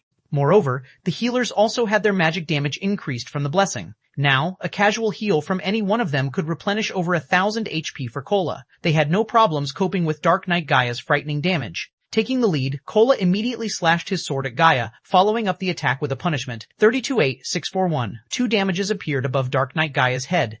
Meanwhile, Shi Feng had used silent steps and arrived at Dark Knight Gaia's back. Executing Chop, he slashed his sword down at Gaia's neck, immediately causing more than 1,200 damage to the boss. His follow-up normal attacks also caused around 600 damage. However, compared to physical damage classes, the mages had a much greater improvement. Each of Blackie's dark arrows caused over 2,000 damage to the boss, over 4,000 damage if it was a critical hit. As for Aqua Rose, her flame explosion dealt over 1,500 damage to the boss. The other mages in the team could also deal over 1,200 damage with each of their attacks, which was very impressive. On the other hand, Dark Knight Gaia's damage towards Cola was slightly reduced. Each of his attacks only dealt slightly over 2,400 damage to Cola now. One side was strengthened, while the other weakened. Even if Dark Knight Gaia had 4,000 HP, everyone still felt confident of defeating him. As Dark Knight Gaia's HP continuously fell, his attack rate also grew fiercer, and the damage he dealt also became greater. From the initial 2,400 damage, Cola now received around 2,700 from each of Gaia's attacks. 2007 Legendary Power. This won't do. The damage we're dealing is still too low. If this keeps up, we will definitely be the ones to die. After several exchanges with Dark Knight Gaia, Shi Feng had already deduced the most likely ending of this raid. His mind immediately started churning for a solution to this problem. When Dark Knight Gaia's HP fell to 70%, everyone else detected that something was wrong. The spear Gaia brandished was like a python, containing both power and agility. Gaia had a more relaxed time responding to everyone's attacks now, successfully blocking and rendering many of the attacks sent at him ineffective. Currently, Gaia was like the reincarnation of the spear god. Dark Knight Gaia abruptly swept his spear in a circle, sending Shi Feng and the others who were attacking his back flying. Shi Feng reacted quickly and used parry without hesitation, preventing any harm from reaching him. Unfortunately, everyone else in the team was not as quick to react. As a result, each of them received over 2,000 damage from the attack, suddenly increasing the burden placed on the healers. Meanwhile, the main target of Dark Knight Gaia's attack, Cola, had to retreat a handful of steps before stabilizing his body. A frightening damage of 4,300 also appeared above his head. Guild leader, the boss is getting more powerful the longer we fight. I don't think I will last long if this situation continues. At this moment, the Guardian Knight, Cola, was no longer as calm and composed as he was before. Currently, the Dark Knight Gaia would deal around 3,000 damage each time he attacked Cola. If the boss triggered a critical hit or used a skill, he would deal over 4,000 damage. Even if Cola had over 7,000 HP, the pressure placed on him was huge. His HP constantly hovered around the safety threshold, which was a very dangerous situation. This was exactly where the Dark Knight Gaia excelled. The longer he fought, the braver he got. On the surface, Dark Knight Gaia did not seem to use any major skills. However, in reality, he had been using them constantly. With this skill, the longer Dark Knight Gaia battled, the higher his damage would become. His attack speed would also rise as time passed. Just this skill alone was already sufficient to make any team that dared challenge him kneel and accept defeat. In addition, Dark Knight Gaia also possessed an AoE skill, Blood Domain. The skill had an effective area of 100 yards. When used, a blood demon would spawn behind all enemies within this range. These blood fiends each had 10,000 HP. Contrary to expectations, these blood fiends would not attack players. Instead, if these blood fiends came within 3 yards of their locked target, they would self-destruct. The resulting explosion had an effective radius of 20 yards, and in Hell mode, the explosion would deal 2,000 damage. However, due to Shi Feng's quest, the current boss the team faced was an enhanced version of the Hell mode Dark Knight Gaia. Hence, Shi Feng did not know how much damage the blood fiends would deal if they exploded. It was bound to be more than 2,000 damage. If they could not deal with these blood fiends quickly, leaving the monsters to self-destruct without control, the end result would, without a doubt, be a team wipe. Yet, if everyone were to run around the hall while having the blood fiends chase after them, it would disrupt the team's formation. Any mistake made during this confusion would easily lead to a team wipe. Hence, the moment these blood fiends appeared, they needed to deal with them within the shortest amount of time possible. Just depending on the blessing of Holy Light won't be enough to deal with this boss. If we can't increase our damage output, we will die sooner or later. Shi Feng took a look at the mana levels of the 4 healers and discovered that all of them only had around half remaining. However, Dark Knight Gaia still had 65% of his HP left. If this situation continued, they wouldn't be able to last until the end. Not to mention, Dark Knight Gaia hadn't used Blood Domain yet. At that time, the burden on the healers would definitely be huge. Brother Feng, we'll definitely be team-wiped if this continues. Should I use Stars of Light now? Blackie secretly sent a private message to Shi Feng. Stars of Light was the most powerful skill of the epic-ranked staff, Mavis's Guard. Its might surpassed even that of a Tier 2 spell. It was a spell that could devastate both heaven and earth. Unfortunately, this powerful spell had a cooldown time of half an hour. Hence, it was a trunk card that could only be used once in a boss battle. As a result, whenever Blackie was in a party together with Shi Feng, he would always seek Shi Feng's advice, letting Shi Feng decide when he should use the skill. No, it's still too early for it. Shi Feng had long since planned for Blackie to use Stars of Light when Gaia used Blood Domain. The might of the skill would instantly evaporate the blood fiends that spawn. Yet, if they did not use the skill now, they might not even survive to see Dark Knight Gaia use Blood Domain. With 2 difficult options at hand, Shi Feng was at a loss which to pick. In the end, we still aren't strong enough. Shi Feng smiled bitterly. Even though their team was already so powerful, it was still not enough to clear this quest. Shi Feng truly did not know how those players in the past had managed to complete this quest.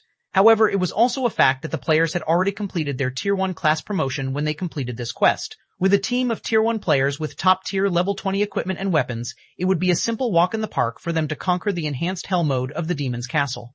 Also, even if nobody in the team had reached level 20, if everyone's weapons and equipment were of Dark Gold rank or above, Dark Knight Gaia would still have no choice but to submit to them. To put it bluntly, they were lacking in preparations. As expected, our current equipment is still too weak. Shi Feng could not help but lament as he watched the boss getting stronger as time passed.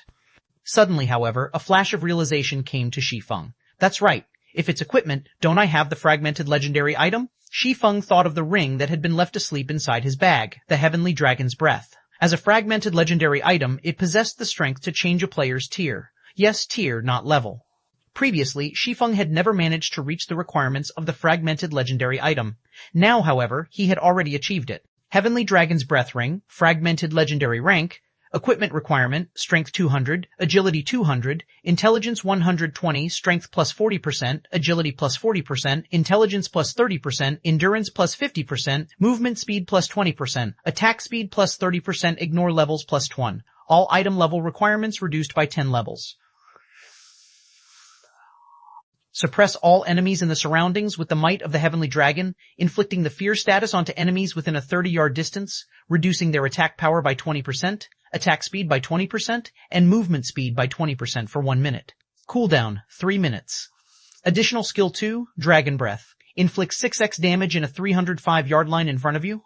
There is a 20% chance to induce the fainted state for 2 seconds. Cooldown, 5 minutes. Additional skill 3, Heavenly Dragon's Power, allows the user to temporarily possess the power of the Heavenly Dragon, increasing HP by 300%, strength by 100%, and defense by 300%, and grants immunity to all controlling effects for 2 minutes.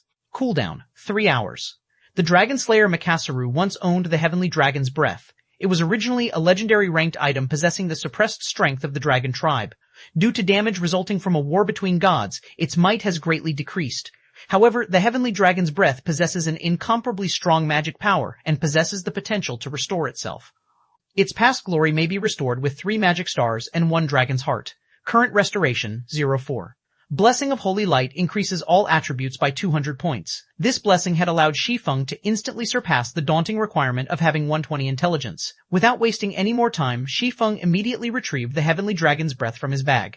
The instant he wore the ring, he immediately felt it transmit a boundless power into his body. Not even the blessing of Holy Light could compare to this power. Good. The raid officially starts. Now. Shi Feng looked at the silver dragon-shaped ring on his finger, a smile on his face. Whether it was his past life or his present life, this was the very first time he was feeling the strength of a legendary item, even if it was only a fragment. He then shifted his gaze towards Dark Knight Gaia, his eyes abruptly focusing. Dragon's authority. Instantly, everyone felt Shi Feng's transformation.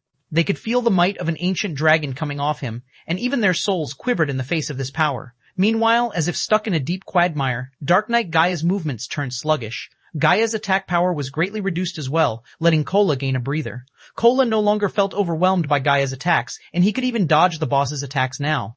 It wasn't just limited to Kola. Everyone else started attacking with greater efficiency as well. Originally, they were on the verge of being team-wiped, yet the situation suddenly had a huge change. It was simply unbelievable. What happened? Aqua Rose was shocked. 268. Everything is insubstantial. Although everyone was shocked by Dark Knight Gaia's weakening, they were even more shocked by the person who activated Dragon's authority, Shi Feng. Currently, raging winds surrounded Shi Feng's body, swirling in all directions and creating a dazzling sight. Shi Feng had now become the focus of this hall. When Shi Feng took a step forward, his body instantly disappeared and reappeared in front of Dark Knight Gaia. Brandishing both the Abyssal Blade and the Demon Bane, Shi Feng sent over a dozen slashes at the boss, the after-images of his swords creating an impression of a lotus flower. Due to the heavenly dragon's breath, Shi Feng's attributes were greatly increased once more. Currently, his strength had already exceeded 500 points, while his attack was well over 1,200 points. His agility had also exceeded 600 points. Whether it was his attack power or attack speed, both were far above the standards of even a Tier 1 swordsman. Right now, Shi Feng could even give a Tier 2 swordmaster a run for his money. This was the power of a legendary item. Even though Shi Feng only had a fragmented version of it, the increase in combat power he received could allow him to challenge enemies of a higher tier. Damages of over 1,000 appeared one after another. Some of his attacks had even dealt over 2,000 and 3,000 damage. Dark Knight Gaia, who had previously been like an immovable mountain, was currently being forced to retreat step after step by the torrent of sword slashes. He could not even enter a basic stance due to the incessant attacks. Meanwhile, Kola was having a relaxed time going against the boss, expending almost no effort on evading the boss's attacks. However, Shi Feng's onslaught had yet to end. Thundering Flash, Chop, Double Chop, Earth Splitter, Thunder Flame Explosion. Every skill dealt over 2,000 damage. Of them, the level 8 Thunder Flame Explosion had even achieved a critical hit, dealing over 6,000 damage to the boss. Shi Feng's damage far surpassed even that of Blackie now. Guild leader, what sort of potion did you take? How did you suddenly become so awesome? Kola was extremely curious about Shi Feng's sudden transformation. Previously, Shi Feng's single output damage was even below Blackie's and Aqua Rose's. Now, however, his damage had completely left that of the two in the dust. If Shi Feng said it was nothing, not even a ghost would believe him. Potion? Kola, you're thinking too highly of potions. This is the trump card of our guild, Blackie said, a grin on his face. He had a fair idea of what was actually going on. After all, he had also been present when Shi Feng obtained the heavenly dragon's breath. Brother Black is right. Kola, you're looking down on guild leader too much, Lonely Snow chimed in with a proud tone. The matter of the fragmented legendary item had always been a secret between the three of them. Shi Feng had previously told them not to leak any information about it, so nobody else, other than them, knew about it. After all, just an epic ranked item alone could entice a first-rate guild to take action. If it was known that their guild possessed a fragmented legendary item, rivers of blood might start to flow in White River City. It's not a potion? Aqua Rose was also surprised. However, after she gave it a thought, their words felt right. It should not be possible for potions to provide such a powerful upgrade.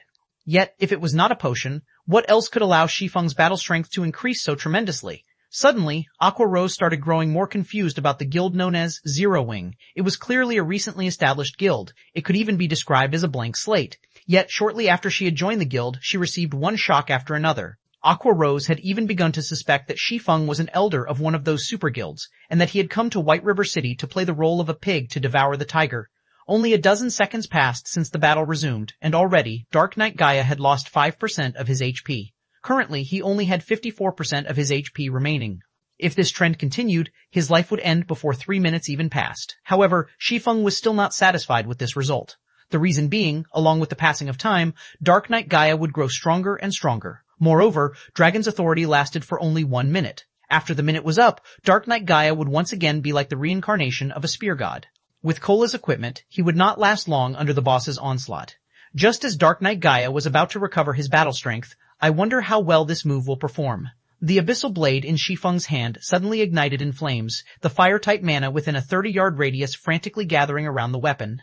The light from the scorching flames illuminated the dark hall, while the heat evaporated the moisture in the air. Currently, the abyssal blade in Shi Feng's hand was like a miniature sun. This was none other than Shi Feng's ultimate move, Flame Burst. Due to his increased attributes, the current Flame Burst was much stronger than the last time Shi Feng used it. Before anyone could react, the abyssal blade turned into a shooting star, smashing into Dark Knight Gaia's chest. Gaia's previously impenetrable armor was like tofu when it met with the abyssal blade. The abyssal blade easily pierced Gaia's steel armor and body like a hot knife through butter, creating a large hole in Gaia's chest. However, this was not the end of Shi Feng's attack. Shi Feng then followed up with 5 more slashes, each of his slashes dealing over 6,000 damage. Some of them had even achieved a critical hit, dealing over 13,000 damage. Meanwhile, the armor on Dark Knight Gaia's body was instantly shattered, the sundered metal fragments smashing heavily against the stone pillars at the sides of the hall. These stone pillars completely collapsed at the impact of the metal fragments. Receiving these 6 continuous attacks, Dark Knight Gaia instantly lost over 60,000 HP. This scene absolutely dumbfounded everyone in the team. Right now, Shi Feng looked more like the boss here with Dark Knight Gaia as the player. The situation was so shocking that Kola and everyone else in the team even forgot to attack Dark Knight Gaia. Oi, stop daydreaming, the boss is still alive. Shi Feng smiled helplessly as he received everyone's fervent gazes. After Shi Feng's reminder, Kola and Ye Wumian quickly reacted and charged at the boss. Maybe because he no longer had his armor? Dark Knight Gaia was actually receiving an additional 30% damage from everyone's attacks now.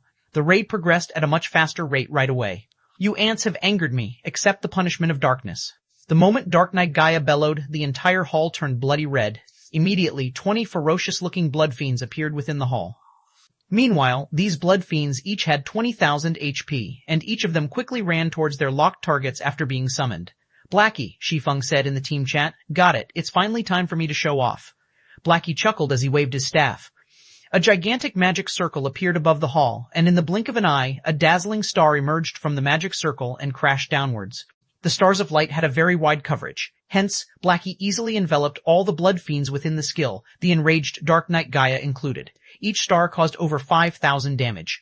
After over a dozen stars came crashing down, not even ashes remained of the blood fiends. As for Dark Knight Gaia, he was left in a miserable state after the duration of the skill ended. Everyone else in the team took this chance to use their most powerful moves on the boss, holding nothing back.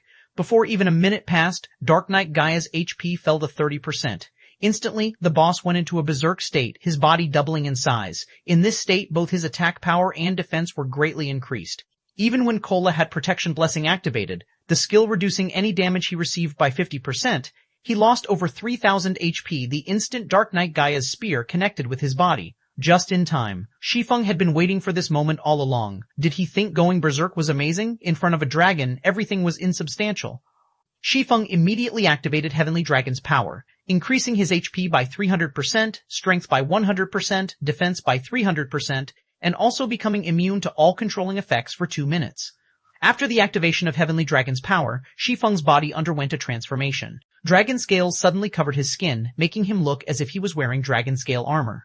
With the addition of these dragon scales, Shi Feng's originally ordinary appearance suddenly became tyrannical. 269 Violent Conclusion. Originally, everyone was still worried about how they should deal with the berserk boss. However, Shi Feng's shocking transformation immediately attracted their attention. Leaving aside Shi Feng's new handsome and gorgeous appearance, just by standing there, he was already giving off an insurmountable pressure. This was no longer an oppression due to strength. Instead, this pressure was the instinctive reverence for a primordial life form. Just what is going on here? Aqua Rose asked in shock. It was a known fact that players could not transform their bodies. Yet Shi Feng had actually transformed in defiance of that notion. Moreover, that frightening pressure he was giving off was much more terrifying when compared to the berserk Dark Knight Gaia. Let alone the others. Even Blackie and Lonely Snow, who knew about the fragmented legendary item, were greatly astonished by Shi Feng's sudden transformation. They never thought that a player could actually become so powerful after activating the Heavenly Dragon's power. I think the guild leader can kill me in a single hit now, Lonely Snow said, a bitter smile on his face. Let alone you, even Kola might not survive a single hit from Brother Feng. With the activation of the Heavenly Dragon's power, Shi Feng's strength received a several-fold increase, which meant that his attack power had increased as well. When Blackie thought about how his most powerful skill, Stars of Light, already failed to match Shi Feng's previous strength, if Shi Feng used a skill, even Cola, who had over 7,000 HP, would be reduced to ash. The Heavenly Dragon's power is strong, as expected, Shi Feng thought as he shook his fists. He could feel boundless power coursing through his body. In addition, after activating this skill, Shi Feng could feel his mind becoming much clearer than before, allowing him to reach a peak condition that he had never experienced. Shi Feng's strength now exceeded 1,000 points. His attack power was also over 2,300 points, while his HP was over 15,900. In addition, his defense had gone past 4,500 points, almost twice that of Cola's. Currently, he could easily be considered a mini-boss. Cola, leave tanking the boss to me. Shi Feng wanted to test his new body. Moreover, it would be much more effective for him to tank the boss instead of Cola right now. Apart from having higher attack, defense, and HP, Shi Feng's current dodging capabilities were miles ahead of Cola's. Alright. Although Cola was still shocked by Shi Feng's transformation, he managed to muster a reply.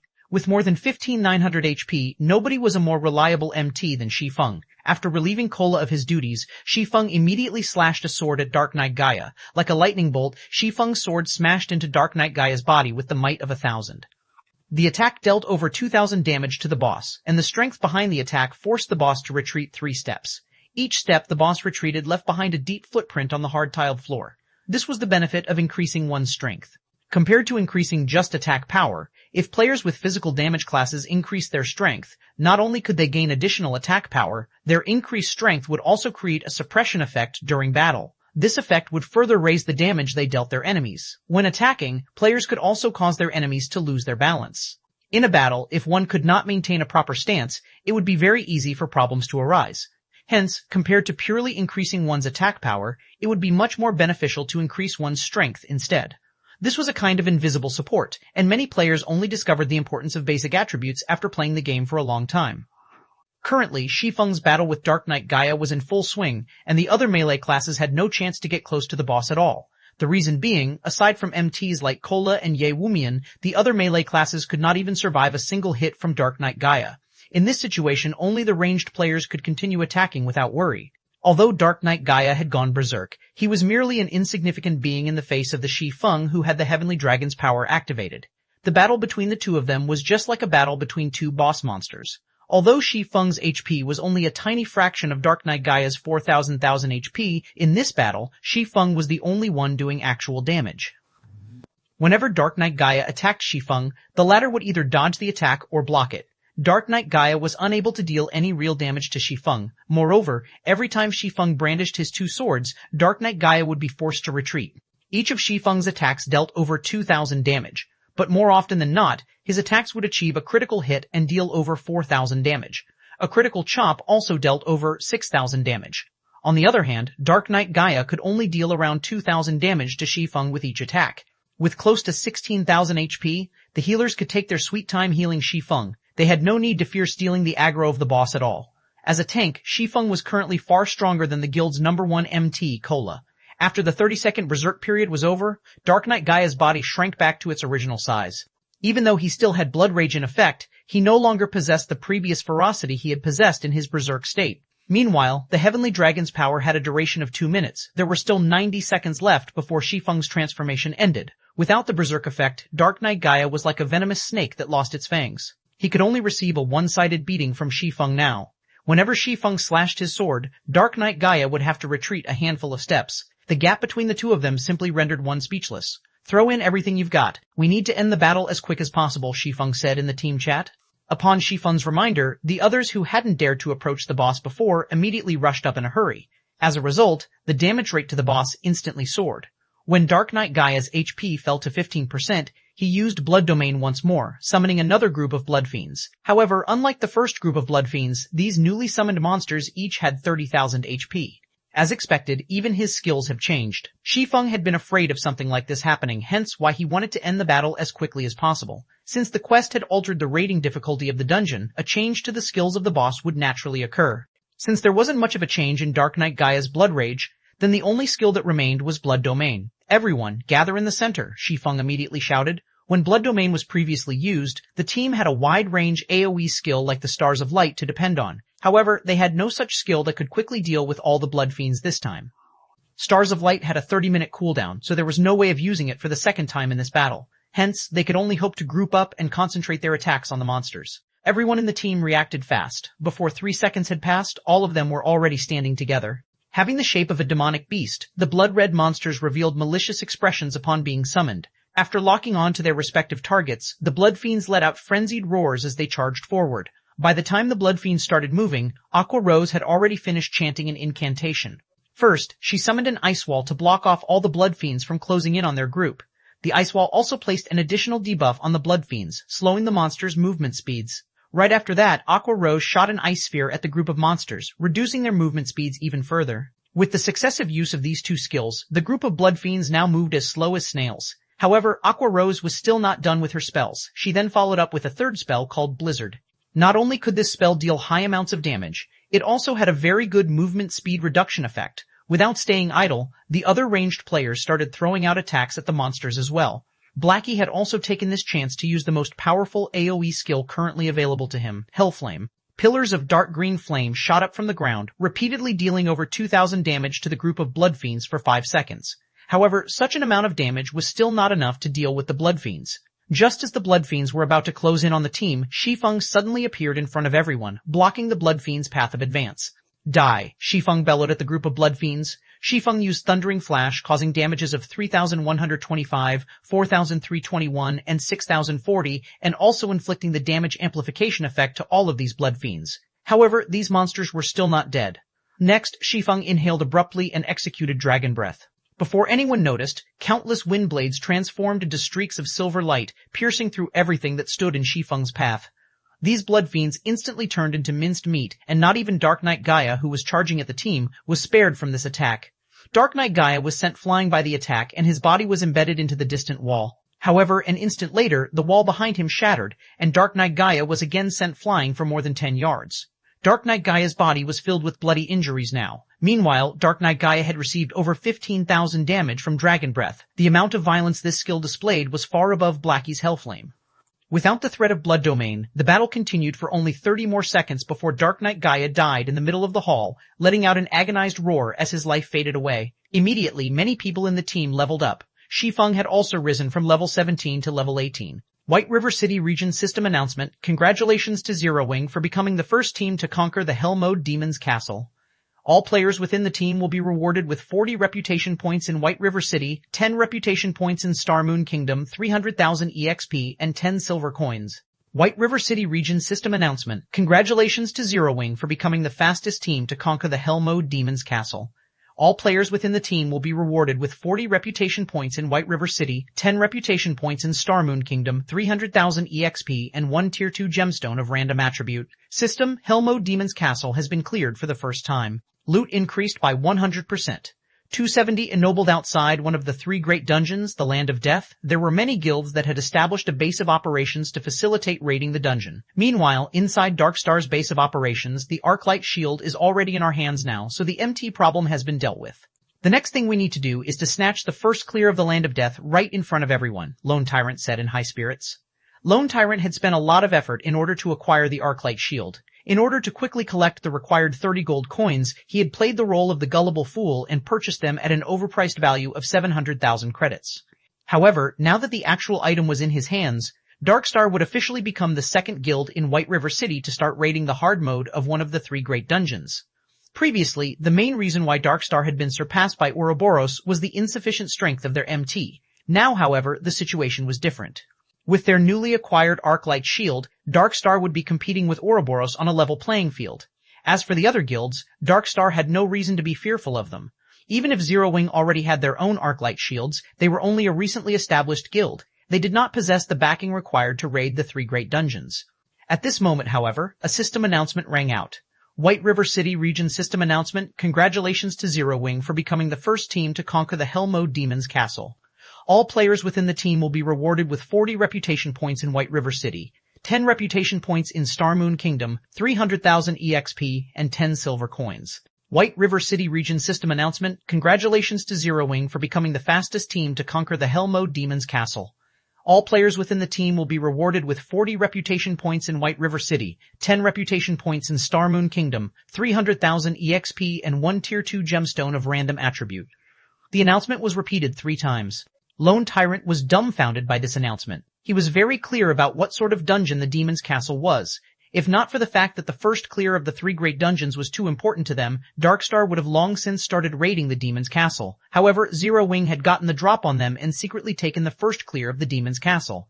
Moreover, it was the first clear of the Hell Mode Demon's Castle.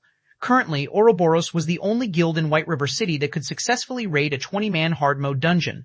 However, that capability was limited to the level 10 low difficulty dungeons, and not a level 15 high difficulty dungeon. How did they do it? Aren't they just a recently established guild? Lone Tyrant could not make sense of the situation. Did that Shi Feng help them in secret? Even so, they still shouldn't be able to clear it. That's a 20-man dungeon. There is a limit to one person's strength. Boss, do you want us to go investigate? An assassin asked. No need. The 3 great dungeons takes priority. Zero Wing has only obtained the first clear of the Demon's Castle. By the time we obtain the first clear of the Land of Death, Zero Wing would only serve as a foil to make Darkstar look even better. Lone Tyrant shook his head, a contemptuous smile on his face. Although Lone Tyrant acted dismissively toward Zero Wing's achievement, the other guilds in White River City did not. In addition, the independent players in White River City were also greatly astonished by Zero Wing's achievement.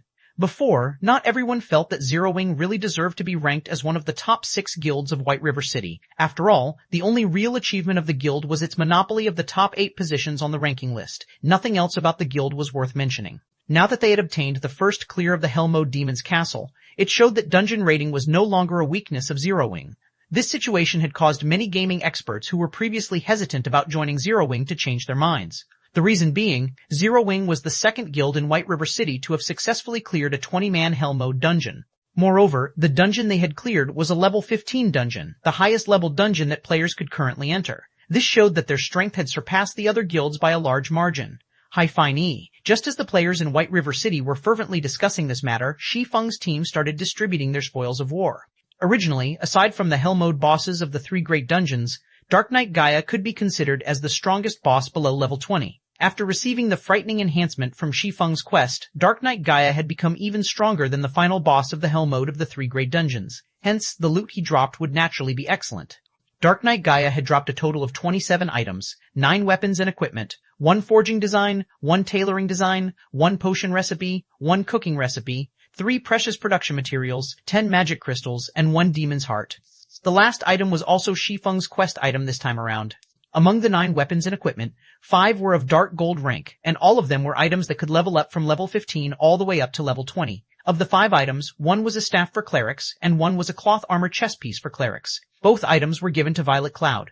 Meanwhile, Blackie received a hat for Cursemancers. Aqua Rose received shoulder guards for elementalists, and Ye Wumian received arm guards for shield warriors. The remaining 4 weapons and equipment were of fine gold rank. The leather armor chest piece and shoulder guards were both given to Fire Dance. There was also a longbow for rangers, which was given to Sentimental Memories, one of the 5 demon generals. Lastly, the Berserker Water Buffalo received a greatsword. After having distributed all the equipment, the team's battle power greatly increased once again. With such equipment, no other team in White River City could even hope to compare to them. As for the other items, Shi Feng promptly kept them for himself. We've got a good harvest this time. Shi Feng felt exhilarated when he looked at the designs and recipes in his bag. In the hands of others, these items would only be worth a small sum of money. In his hands, however, these items would be money-making machines. Most importantly, the forging design he obtained was meant to produce the gemstone buckle. This item could allow players to equip an additional gemstone onto equipment that were of bronze rank or above. Meanwhile, players could apply up to 3 gemstone buckles on their characters, meaning they could have up to 3 additional gemstones. The value of this item was no less than the advanced whetstone. As for the other recipes and designs, they were relatively valuable as well, only they were not as valuable as the gemstone buckle. After leaving the Demon's Castle, Shi Feng allowed everyone to go ahead with their own agendas while he headed to the City Hall of White River City. When Shi Feng arrived at the reception room of the City Hall, the Tier 4 wizard Weissman was still as leisurely as he was before. Weissman currently stood by the window, a peaceful expression on his face as he observed the plaza outside the City Hall. "Young man, you're here. I've already heard about your achievements from that little girl, Charlene. Before Shi Feng had even entered the room, Weissman had already detected his presence. At this time, Weissman moved away from the window and walked towards Shi Feng. He then nodded his head, a smile on his face as he said, "Not bad, truly not bad at all. I never imagined a day would come when this old man would misjudge somebody. Ha ha ha. Not only have you slain Gaia, you have also saved the entire White River City. I don't even know how I should reward you for your efforts. How about this? With the power vested in me, from this day onwards, you are a Viscount of White River City. With your strength, I believe you should be able to protect that place. Take this Blacksteel's contract here and head over to that place then. System, unique quest. Demon's Heart completed. Quest rewards, position of Viscount in White River City, Blacksteel's contract, 500,000 EXP, 50 free mastery points, and 2 gold coins. Shi Feng was momentarily dumbfounded by the unexpected rewards. These rewards were simply too bountiful, especially the position of Viscount. In the entire White River City, perhaps only Shi Feng would understand the importance of this position. Right, I nearly forgot to mention, that little girl Charlene said she has some matters that she needs to speak with you about. She is at the Stargazing Tower right now. If you have nothing else to do, you should go see that little girl. You don't want to miss out on a rare opportunity, Weissman said, giving Shi Feng a meaningful smile. 271 Guild residents, Lady Charlene is looking for me. A bad premonition stirred in Shi Feng's mind. Shi Feng had a very good understanding of Charlene's personality. She was definitely the type of person that would not act out of altruism, and Shi Feng couldn't help but wonder just which item on him Charlene had her eye on again. Forget it. It's better if I just go and see what she has in store for me, Shi Feng decided after giving it some thought. Although Charlene was a money grubber, he had always received a great harvest every time they met. This time, Charlene might give him some advanced quest again. If the quest rewards were good, he would consider giving it a try. However, the Stargazing Tower was located in Blackwing City, and this situation puzzled Shi Feng greatly. Since when had Charlene run all the way to Blackwing City? If Shi Feng had not known the location of the Stargazing Tower, he would have definitely wasted much of his time blindly searching for Charlene in White River City. Moreover, it was not easy to go to Blackwing City. Without the appropriate pass, players would find it impossible to go there at all. To put it simply, if any other player wished to meet with Charlene, it would be a very difficult endeavor. Fortunately, it was a simple task for Shi Feng. Although he had already depleted the number of uses on the 7 Luminaries gemstone, his pass to Blackwing City, Aqua Rose still had a few Blackwing passes of her own. On second thought, maybe I should postpone meeting up with Charlene. Based on Shi Feng's many years of experience campaigning in God's domain, the quest that he could trigger by going to Blackwing City would definitely not be simple. He also had many things he needed to do right now, so it was better for him to just push this matter to a later time. After leaving the city hall, Shi Feng called for Aqua Rose and Fire Dance to meet up with him. They then headed towards the Purple Sun Mansion located in the trade area of White River City. The Purple Sun Mansion was originally the official residence of a count. However, this count had mysteriously disappeared inside the Purple Sun Mansion over half a century ago. In the following decades, every new owner of the residence would also mysteriously disappear overnight. An answer was never found for their disappearance, and ultimately, the residence was sealed by the city more than a decade ago. Moreover, the city had even stationed guards in front of the residence, preventing anyone from entering the place. It went without saying that the area the Purple Sun Mansion occupied, as the official residence of a count, was one of the largest within the trade area of White River City. Even though Shi Feng was now a Viscount, the personal land he could purchase would be less than a third of the Purple Sun Mansion. Guild leader, why did you bring us to this abandoned residence? Aqua Rose asked in curiosity as she looked at the dilapidated residence in the distance, and also at the 8 guards stationed outside the place.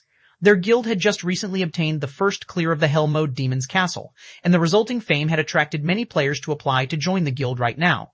As a result, Aqua Rose was swamped with work. Although Blackie was also helping out with management, he was mainly focused on managing the workshop side of things. The guild within the game, on the other hand, was left to Aqua Rose to manage. As for Fire Dance, she was responsible for leading the main force of the guild. Each of them had their own respective duties.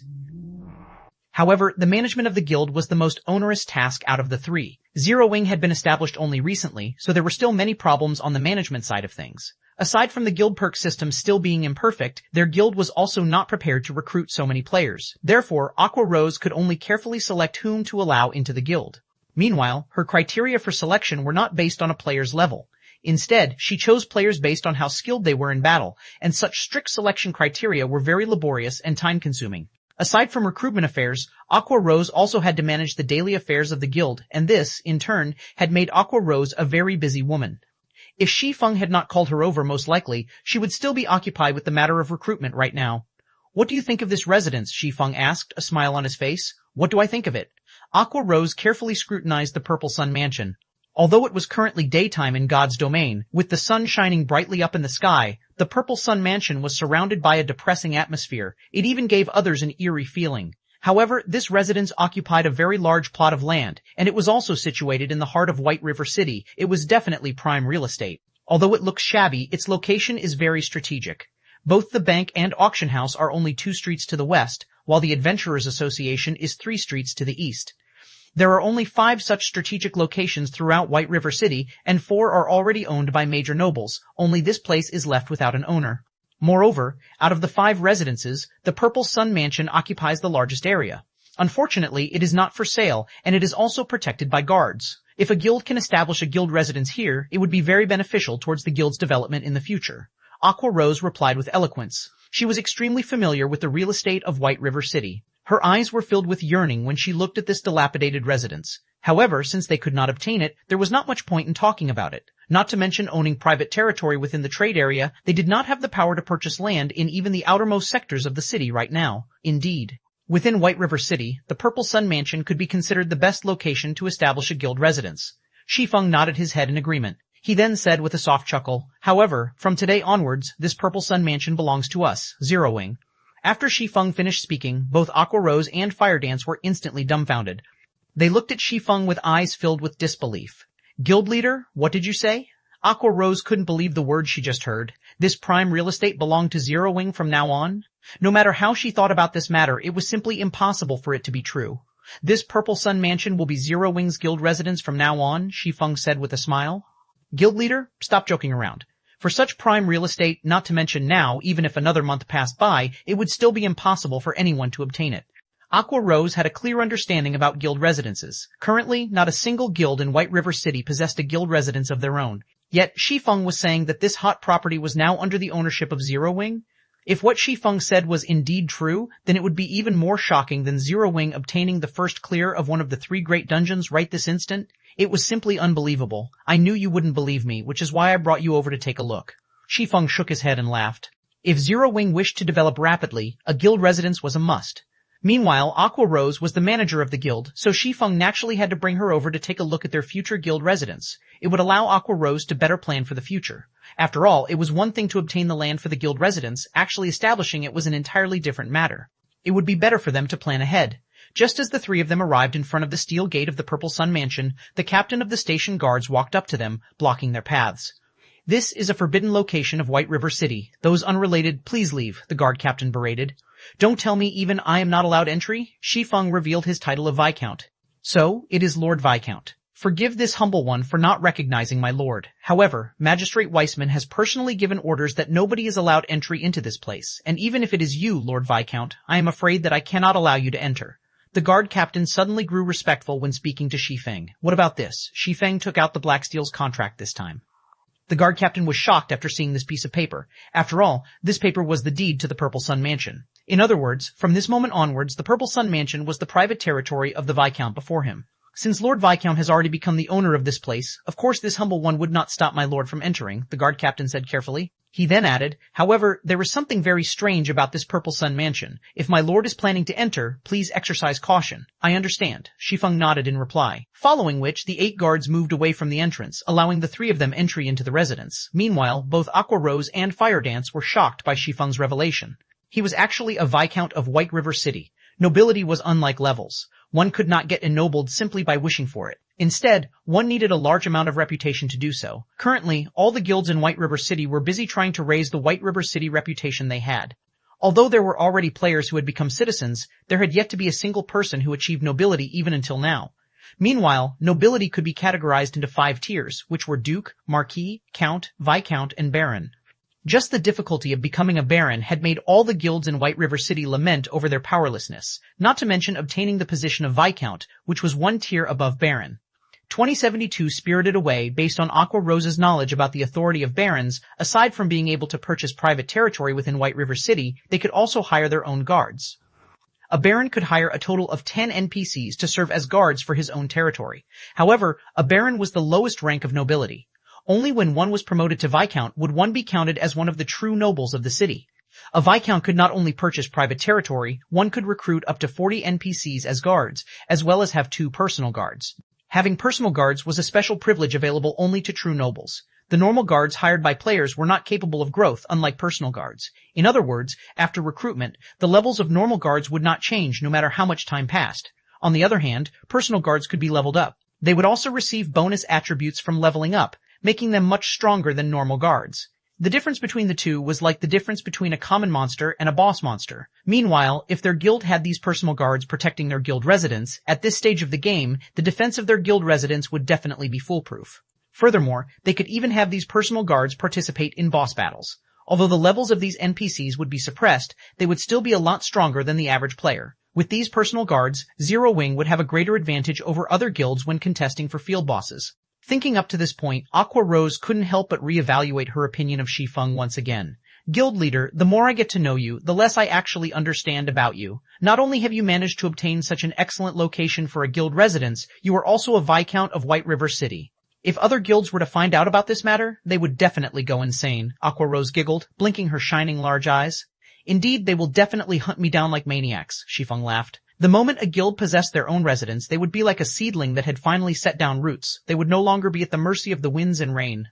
Only by growing roots could a plant thrive and have the possibility to grow into a towering tree.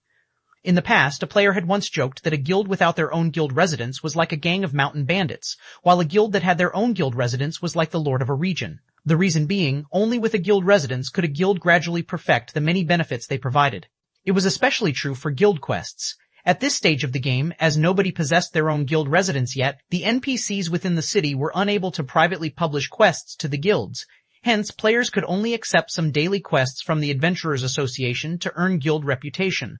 In comparison to the individual quests that players receive from the Adventurers Association, the private guild quests published by NPCs rewarded much higher guild reputation.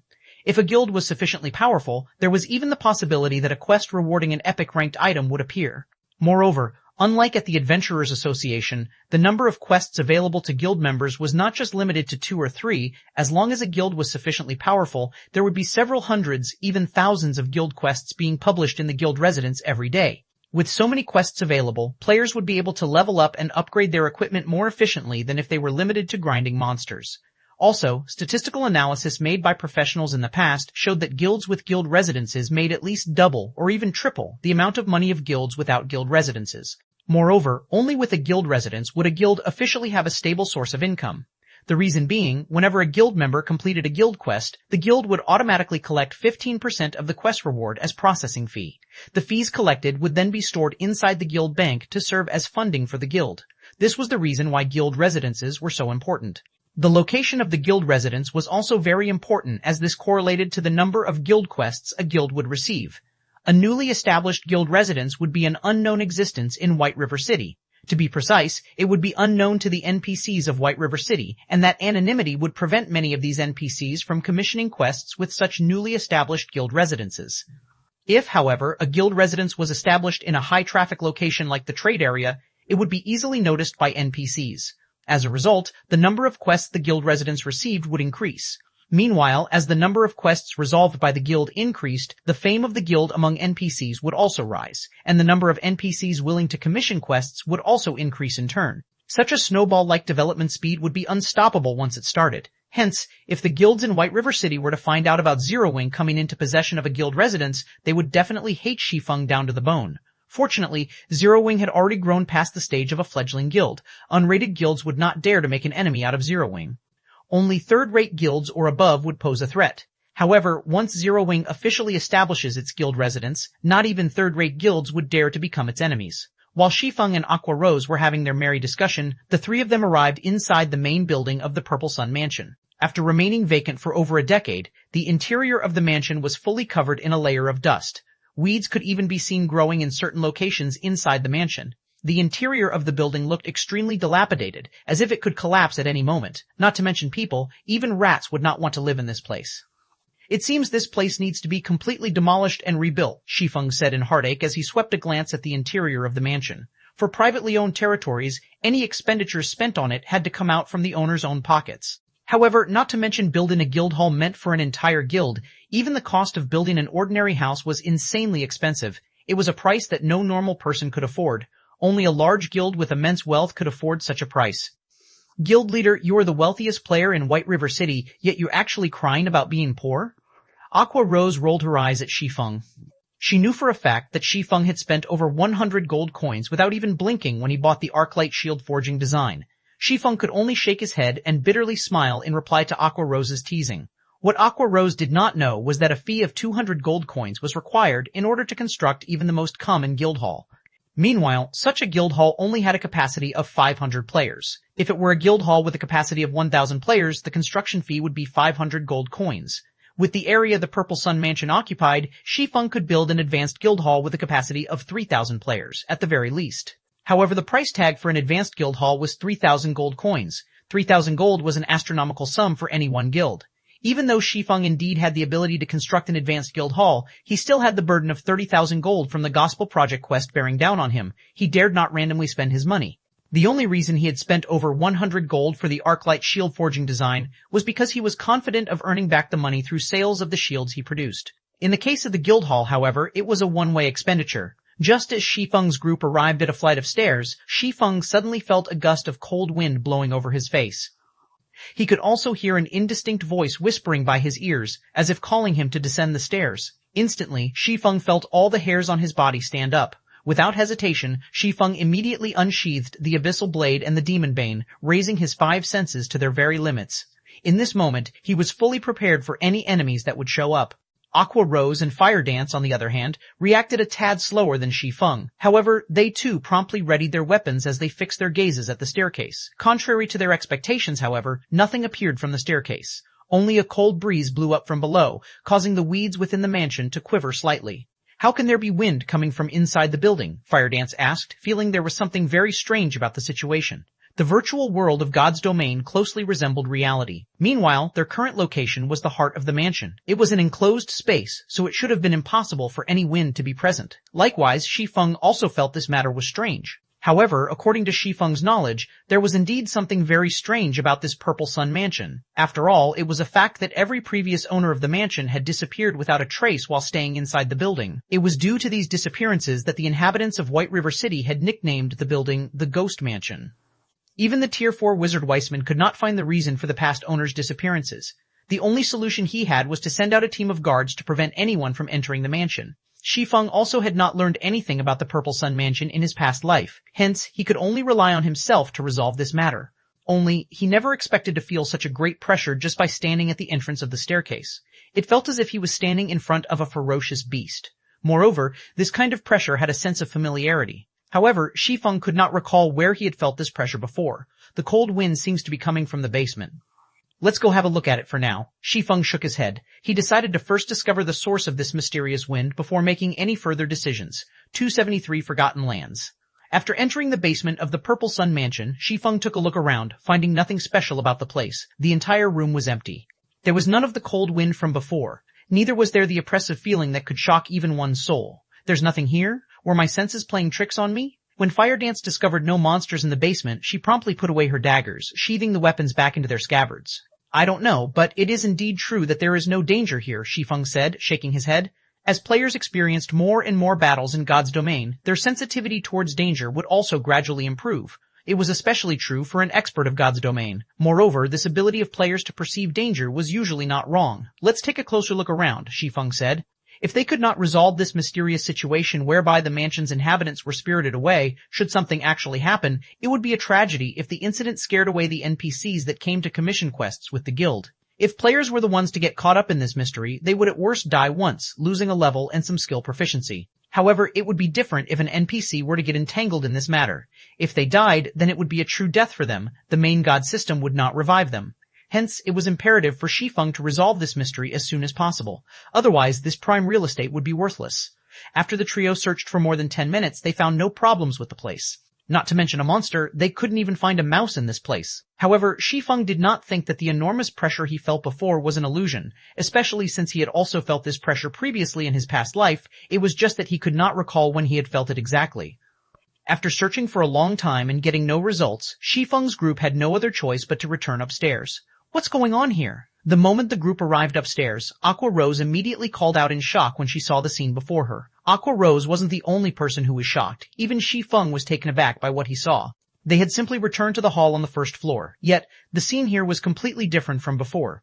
No longer was it the empty, dilapidated hall they had seen. Instead, the sight that greeted the three after they exited the staircase was an intricate labyrinthine corridor. It was as if they had arrived at an entirely different place. It was definitely not the former Purple Sun mansion they had been in.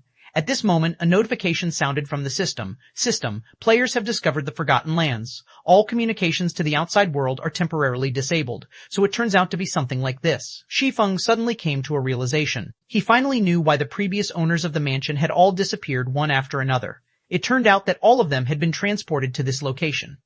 Guild leader, I can't use my return scroll, Firedance said, her eyebrows wrinkled. This is just like the time in the Trial of God. It seems that this place isn't ordinary at all. Shi Feng began observing his surroundings. Shi Feng had encountered numerous such situations in his previous life. It was just like the Lost Lands he had encountered shortly after entering God's domain in this life. He had even obtained the Abyssal Blade from that place. Although the Forgotten Lands was different from the Lost Lands, both still had their similarities.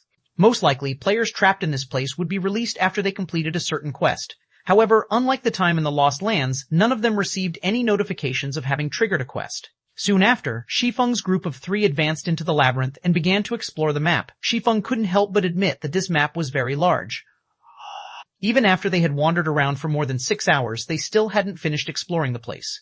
In the end, the three of them decided to split up and continue their exploration. In any case, they had not met with any dangers so far, and it would be much more efficient if they explored the map separately. Unwittingly, a day passed by without anything happening. Only on the second day did Aqua Rose find something new in the region she explored. Aqua Rose discovered a large magic array. According to the speculations of Shi Feng and an elementalist like Aqua Rose, it should be a magic array that was tier 5 or above. However, as to what this magic array was used for, not even Shi Feng with his bountiful experience could guess. Unless there was a tier 5 wizard or a tier 6 mage god before them, following which, after spending the rest of the day exploring the place, Firedance discovered a second magic array that looked exactly the same as the first one. Other than this discovery, the trio found nothing else. They did not find even a single monster throughout their exploration, nor did they receive any quest notifications. Aqua Rose entertained the thought of simply giving up on this pointless endeavor. It would be more worthwhile for her to just kill herself and return to the city. In this godforsaken place, they could not level up, neither was there any quest for them to complete. They were simply wasting their time by staying here. Moreover, she was the manager of the guild. She still had many things she needed to do. How could she afford to waste so much precious time in this place? Moreover, there was still the matter of the guild residence. However, Shi Feng discouraged Aqua Rose from taking such an action. The reason being, there was no guarantee she could return to the city even if she killed herself. In the event that she could not return, she would have lost a level for nothing. Listening to Shi Feng's words, Aqua Rose had no choice but to give up on this idea of hers as she continued exploring this Forgotten Lands. When the third day arrived, after exploring a majority of the Forgotten Lands, the group discovered 3 more magic arrays. In total, they had discovered 5 of such tier 5 magic arrays. Soon after, the 3 of them met up and shared their map information with each other. The moment their map information sharing was completed, a notification sounded from the system. System, unique quest, miracles unsealed, activated. Quest details, remove the seal on the Forgotten Lands. Quest rewards, unknown. Remove the seal on the Forgotten Lands? The quest doesn't even tell us how to do so. What are we even supposed to do here? Firedance glared at the notification screen in anger. They had been exploring this place for 3 days now, yet the only thing they got in return was this quest that provided them with no hints at all. The game was simply too despicable. It should be around here, Shi Feng said, pointing on the map. To be precise, he was pointing at an area central to the 5 magic arrays. Magic arrays require mana to operate, and normally use mana crystals as a source for mana.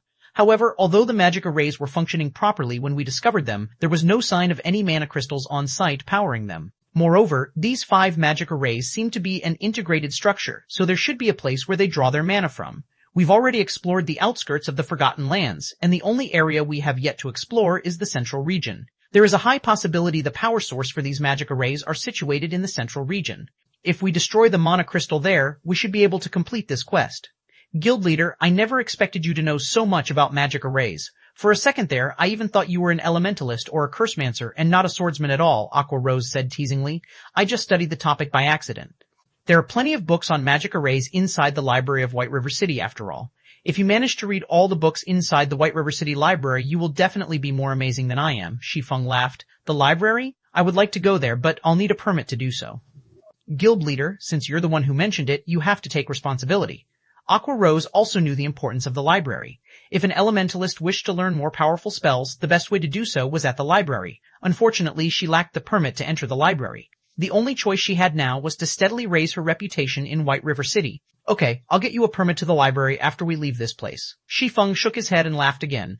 As a demon hunter, he could obtain a permit to the library any time he wanted. Moreover, now that he was a Viscount of White River City, as one of the true nobles of the city, he could easily obtain a handful of library emblems. Following which, the three of them ran towards the central region of the Forgotten Lands.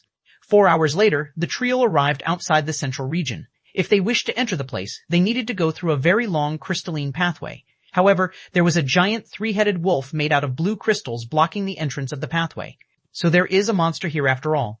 Firedance's eyes glowed with interest when she saw this three-headed wolf. After several days of no combat, her hands were already itching for action. 2074 gold treasure chest. The presence of a monster doesn't necessarily mean it's a good thing, Shi Feng said, a bitter smile on his face as he looked at the three-headed wolf guarding the entrance of the crystal pathway. Crystal Warwolf Lord rank level 25, HP 300,000. 300,000. Compared to a dungeon boss, a field boss of the same rank was much more powerful. Moreover, in order to counter Zerd Tactics 1, God's Domain had set it so that field bosses would have their combat power and HP increased in proportion to the number of players participating in the battle. Generally, the optimum number of players required to raid a Lord-ranked field boss was around 10 to 20, unless of course it was a special boss.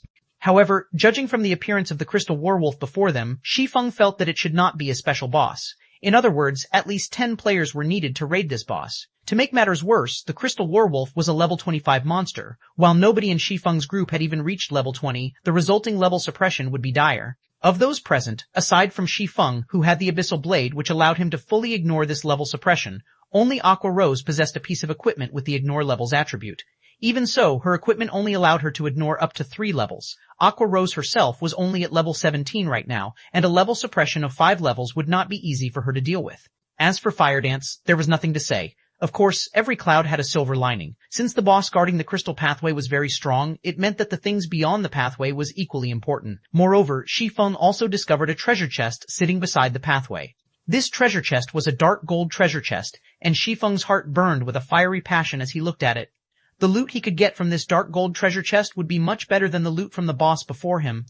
We won't be able to defeat a level 20 lord with just the 3 of us alone. We'll need to call for reinforcements.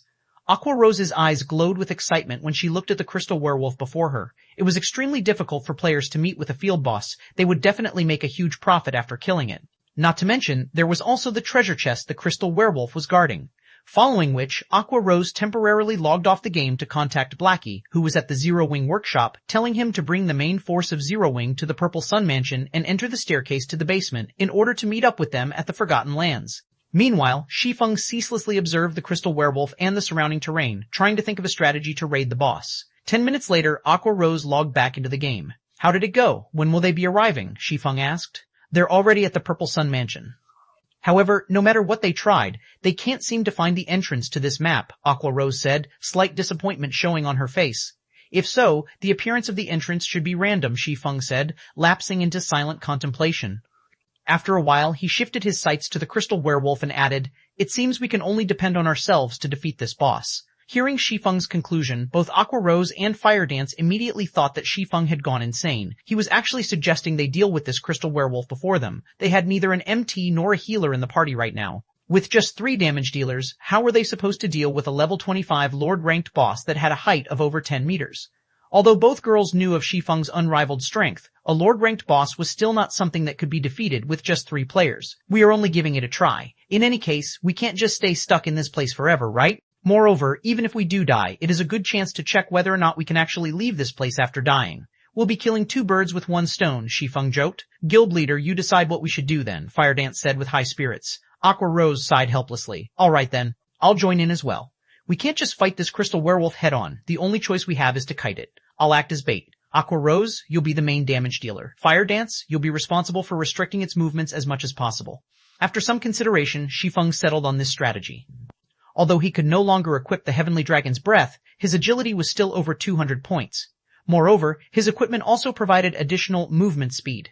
His movement speed was definitely faster than a level 25 lord. Combining those with his keen reactions, out of the 3 players in the party, he was definitely the most suited to be the bait. following which, Shi Feng gave Fire Dance plenty of basic frost grenades and intermediate frost grenades, letting her use them as she saw fit. Fire Dance never thought Shi Feng would possess such good items. With the frost grenades, Shi Feng would have a much higher chance of success at kiting the boss. After the three of them were in position, Shi Feng retrieved the blazing meteor from his waist. Standing at a distance of 40 yards from the crystal werewolf, Shi Feng aimed the throwing weapon at the boss and threw it. Shoo! The blazing meteor streaked through the air and pierced the crystal werewolf's eye, causing 651 damage to it. Compared to a one-handed sword, Shi Feng's damage with the throwing weapon was much higher. Ow! The crystal werewolf let out an agonized wail. With bloodshot eyes, the crystal werewolf glared at the direction where the throwing weapon came from.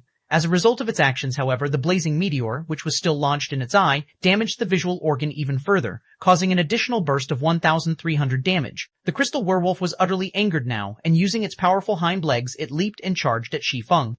Immediately, Shi Feng turned around and ran. Everything was just like Shi Feng had guessed. His speed was just a tad faster than the crystal werewolf's. However, in order to avoid having Aqua Rose's and Fire Dance's aggro on the boss exceed his, which would in turn lead to the crystal werewolf attacking the two girls, Shi Feng needed to constantly send attacks at the boss to strengthen his aggro on it. As a result, the crystal werewolf would oftentimes catch up and attack him.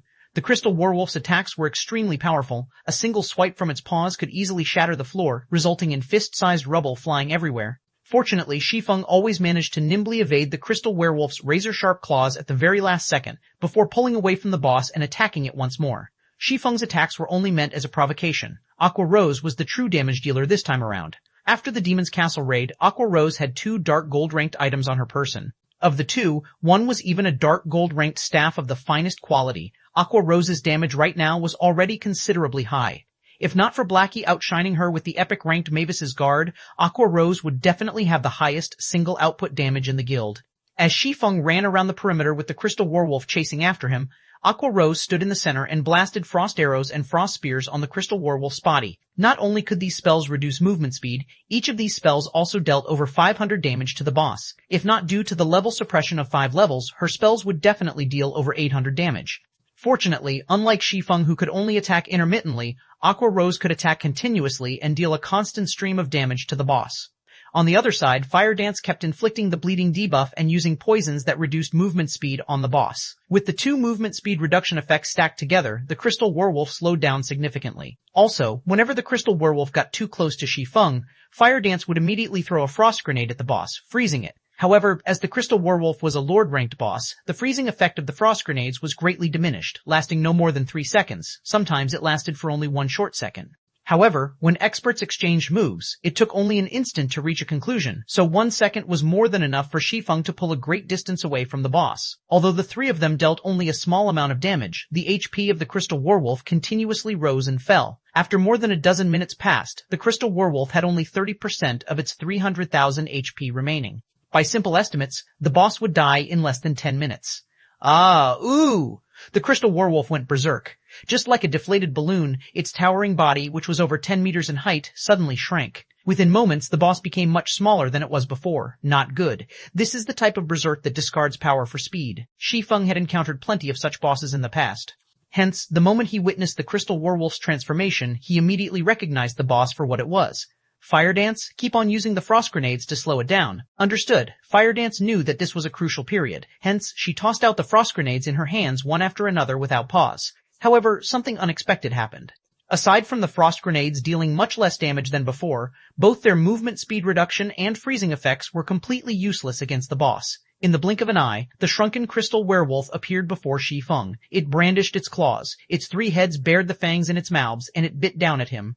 Although Shi Feng managed to deftly evade the 3 jaws clamping down on him, he failed to evade one of the paws that quickly followed. Suddenly, Shi Feng's entire person was sent flying for more than 10 yards, and a frightening damage of more than 2,100 appeared above his head. Shi Feng felt as if his chest had caved in when he received the attack. Shi Feng's HP instantly fell to a dangerous level, his previously green HP bar turning into a bright red. 275 7 Luminaries key. The moment Shi Feng landed on the ground, the crystal werewolf arrived at his back like a savage gale. Without giving Shi Feng any chance to defend, the 3 heads of the crystal werewolf opened their jaws to bite down on Shi Feng. Guild leader. Fire Dance was greatly shocked. Immediately, she closed in on the crystal werewolf, sending a 3-star kidney strike to its body. However, even a controlling skill like kidney strike had no effect on the crystal werewolf. Just as the fangs of the crystal werewolf were about to close on Shi Feng's head, Shi Feng managed to cross his swords and execute parry in the nick of time. Boom.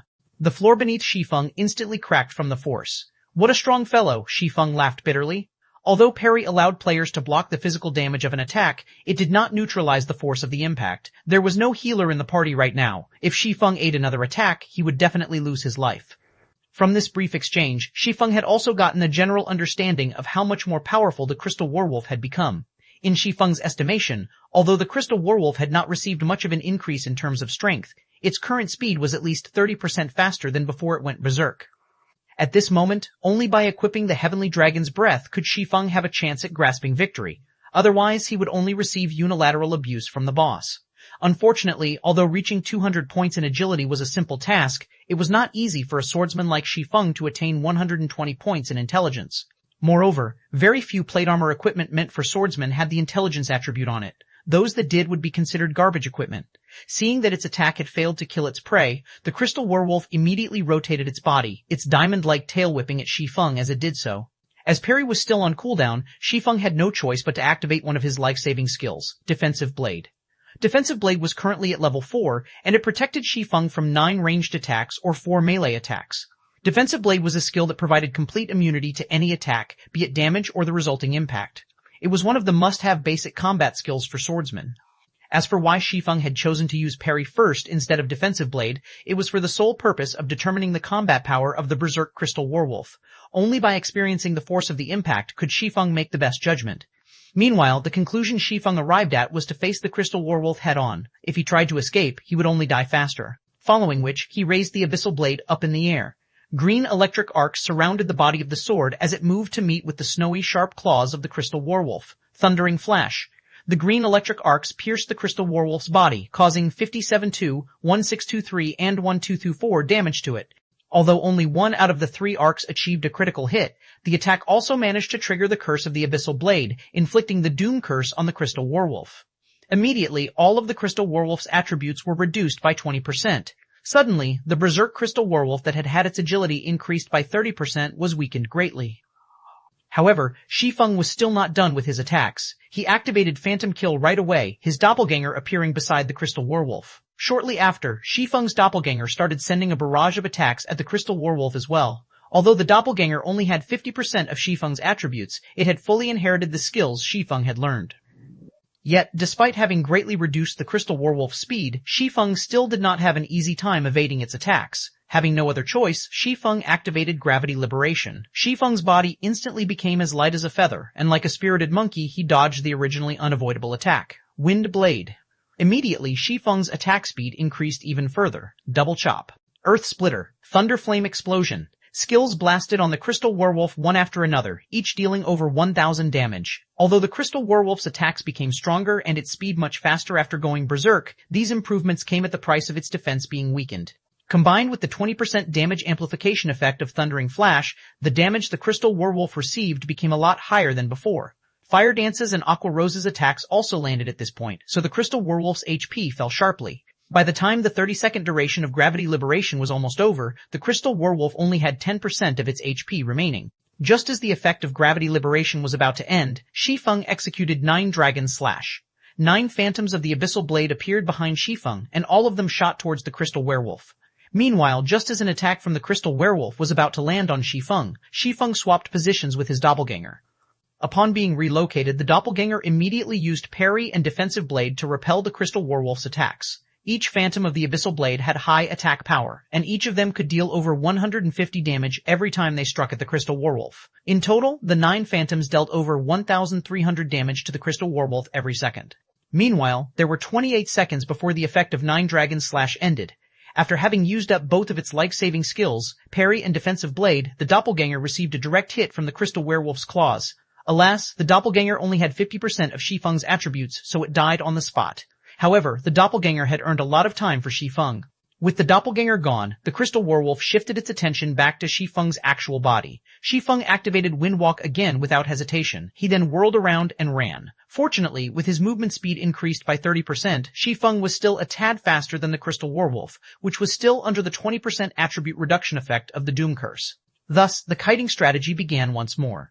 Under Aqua Rose's and Fire Dance's constant barrage, the crystal werewolf's HP fell lower and lower. 9%, 8%, 7%, Shi Feng's Windwalk was about to end. The crystal werewolf only had 3% of its HP remaining. It should be about time. At this moment, Shi Feng stopped running.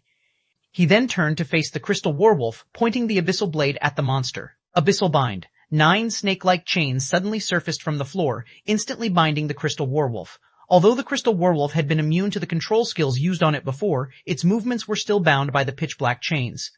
In God's domain, the so-called immunity to control skills did not necessarily make one immune to all control skills. Instead, it simply made one immune to control skills that were below a certain tier. Skills such as Frost Arrow, Ice Sphere, and Kidney Strike were all considered basic skills. In other words, they were tier 0 skills. As these skills were of the lowest tier, the crystal werewolf was completely immune to their effects. As a level 25 lord, the crystal werewolf was immune to any control skills that was below tier 2. However, tier 2 or tier 3 control skills could still restrain it.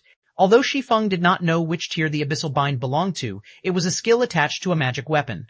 In Shi Feng's estimation, it should be at least tier 3 or above, meaning that it would be effective against all bosses that could possibly appear at this stage of the game. With the crystal werewolf completely restrained, Shi Feng took a step forward as he activated his ultimate skill, Flame Burst, which could only be used around once every 4 minutes. Shi Feng's 2 swords were just like miniature suns with the activation of Flame Burst. In the blink of an eye, Shi Feng slashed the crystal werewolf's body 6 times with his swords. 2038, 4452, 2198, 2000, 2000, 2000, 4000, 4000, 2000, 2000, 2000, 2000, 2000, 2002. The 6 attacks dealt a total of more than 17,000 damage, instantly wiping away the crystal werewolf's remaining 3% HP. System, level 25 crystal werewolf killed. Level difference of 7. EXP obtained increased by 700%. Obtained 485 630 EXP. The experience bars of all 3 of them instantly increased by a large chunk. Aqua Rose even advanced to level 18. As for Shi Feng, he had only recently reached level 18, so he was still at level 18 even after killing the crystal werewolf. If he could kill several more of such lord-ranked bosses, he would definitely level up very quickly. I never thought a lord-ranked boss could be killed in such a way as well. This battle was an eye-opener for Aqua Rose. In truth, however, if not for Shi Feng being capable of holding a stable aggro on the crystal werewolf, in addition to consistently evading its multitude of attacks, they definitely could not have killed it. Guild leader quickly checked the loot. As a huge fan of Shi Feng, Fire Dance was not surprised by Shi Feng's ingenuity. She had always believed Shi Feng could lead them to victory. Moreover, Fire Dance was hoping to reach Shi Feng's standards one day. How could she allow herself to falter when faced with a lord-ranked boss? Shi Feng nodded in reply, promptly going ahead and checking the loot left behind by the crystal werewolf. It can't be, right? How could this boss be so cheap? How could it drop only 1 key and 1 piece of equipment? Aqua Rose immediately grew unhappy when she saw the information shared by Shi Feng. What was even more annoying was that the equipment dropped was only a level 20 fine gold ranked plate armor wrist guard. It wasn't even dark gold rank. Not bad. Don't forget that this 7 luminaries key can be used up to 3 times to open a dark gold treasure chest. Isn't there a dark gold treasure chest right before us? Shi Feng laughed. After Aqua Rose had followed Shi Feng for some time unconsciously, her standard for judging items became much higher than before. If it was in the past, Aqua Rose would definitely have forgotten herself in joy if she saw a fine gold equipment. Now, however, unless an item was of dark gold rank, it would not even pique her interest. That's right. Aqua Rose shifted her sights towards the distant treasure chest. After the arduous battle, the existence of this dark gold treasure chest had completely slipped her mind. They could get a dark gold equipment at the very minimum if they opened this treasure chest. There was also a small chance for them to obtain an epic ranked item. Epic ranked items. Aqua Rose did not dare to even hope for one. 2076 Dragon Scale Set Equipment. It's locked, as expected. No matter how hard Shi Feng tried, he could not open the dark gold treasure chest. Hence, he retrieved the key he had just obtained from his bag. Kachak. The lid of the purple gold-colored treasure chest popped open slightly. Multicolored lights escaped between the gap, the lights illuminating even areas that were several hundred yards away. If this treasure chest had been opened out in the fields, it would definitely cause a huge commotion and attract many players to come and snatch it. Fortunately, there was only Shi Feng's group of 3 in the Forgotten Lands. After the multicolored lights faded away, Shi Feng reached into the treasure chest. However, he quickly discovered there were only very few items inside it. The treasure chest contained a total of 3 items. Of them, 2 were dark gold equipment, while 1 was a forging manual. The 2 dark gold equipment were the crystal armor and the boots of extreme speed. Crystal armor, chest piece, plate armor, dark gold rank, level 20 equipment requirement, strength 120, agility 140, defense plus 140, strength plus 140, strength plus 24, agility plus 20 restricted to swordsman. Additional passive skill, smart outbreak. Every time user receives damage, strength and agility increased by 2% for 15 seconds. Stacks up to 5 times. Although the basic attributes on this piece of equipment could only be considered at the level of being good, the passive skill that was attached to it was simply amazing. After all, the passive skill could potentially increase a player's strength and agility by 10%. If the wearer of the crystal armor originally had high amounts of strength and agility, the additional attributes provided by Smart Outbreak would be like having equipped an additional piece of equipment at the very least.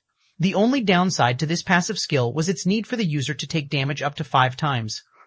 Although such a condition had made it relatively useless in boss battles, when used in grinding monsters in PK, it would definitely provide the wearer of the crystal armor with unspeakable advantages.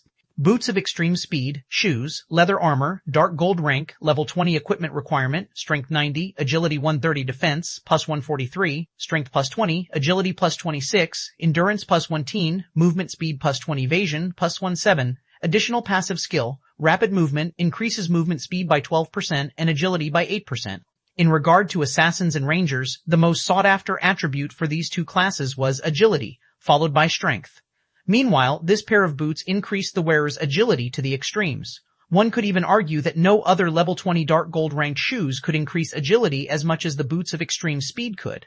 Although these 2 pieces of dark gold equipment were excellent, they were worth barely a fragment of the true value of this dark gold treasure chest. After all, the item that reflected the true value of the dark gold treasure chest was none other than the forging manual.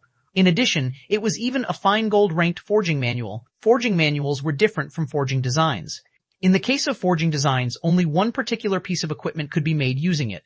In the case of forging manuals, however, an entire set of equipment could be made using it. This forging manual was meant to produce the level 20 dragon scale set equipment. There were a total of 6 pieces in this set, and it could be worn by any class that could use plate armor. Previously, Shi Feng had spent over 100 gold at the Blackwing auction house just to purchase the forging design for the Arclight shield. However, the value of the Arclight shield was far from being comparable to the Dragon Scale set equipment. After all, the Dragon Scale set equipment was a fine gold-ranked set equipment.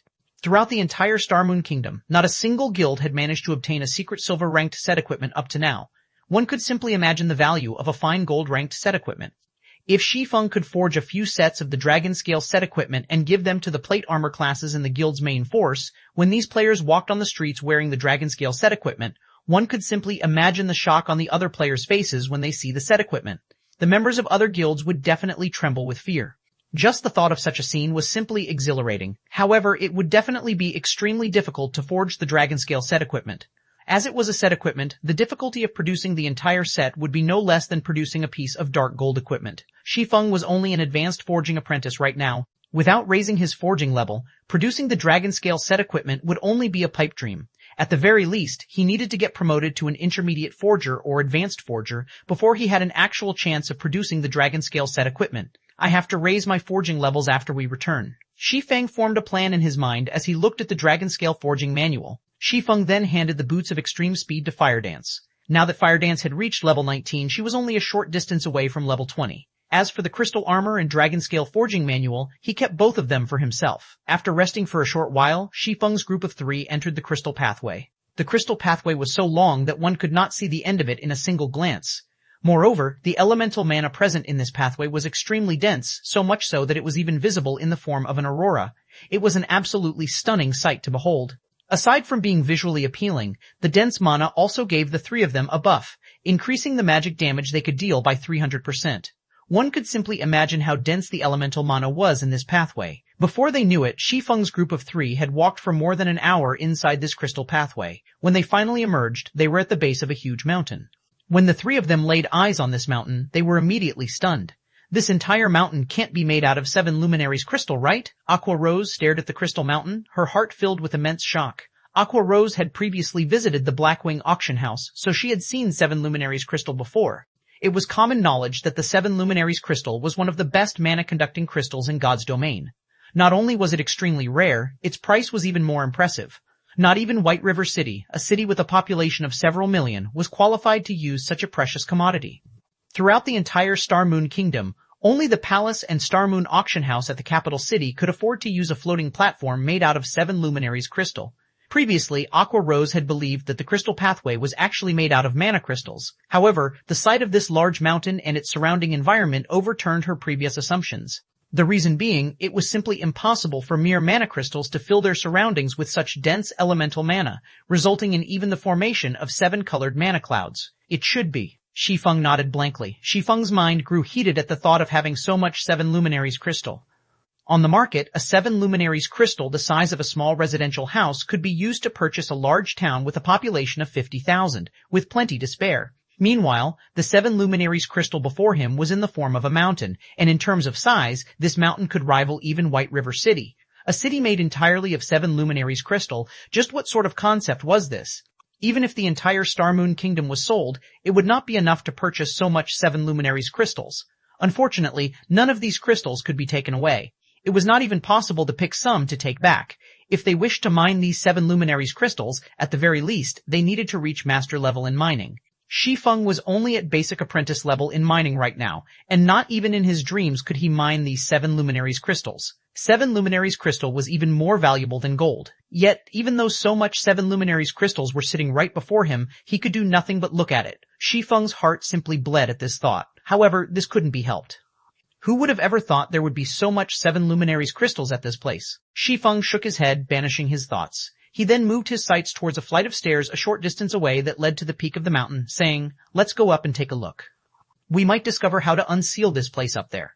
Fire Dance did not know the true value of 7 luminaries crystal, hence she barely reacted to it. She had simply been mesmerized by the beauty of this mountain. Aqua Rose, on the other hand, knew full well the value of this mountain. If Fire Dance had not given her a shove, rousing her from her stupor, Aqua Rose would definitely still be immersed in her shock. After all, this entire mountain was a mountain of money. If she could nick even a tiny piece of this mountain, the coins converted from it would be enough to sustain even a first-rate guild for a long time. As the trio traversed the stairs up the mountain, Shi Feng suddenly felt an oppressive pressure bearing down on him.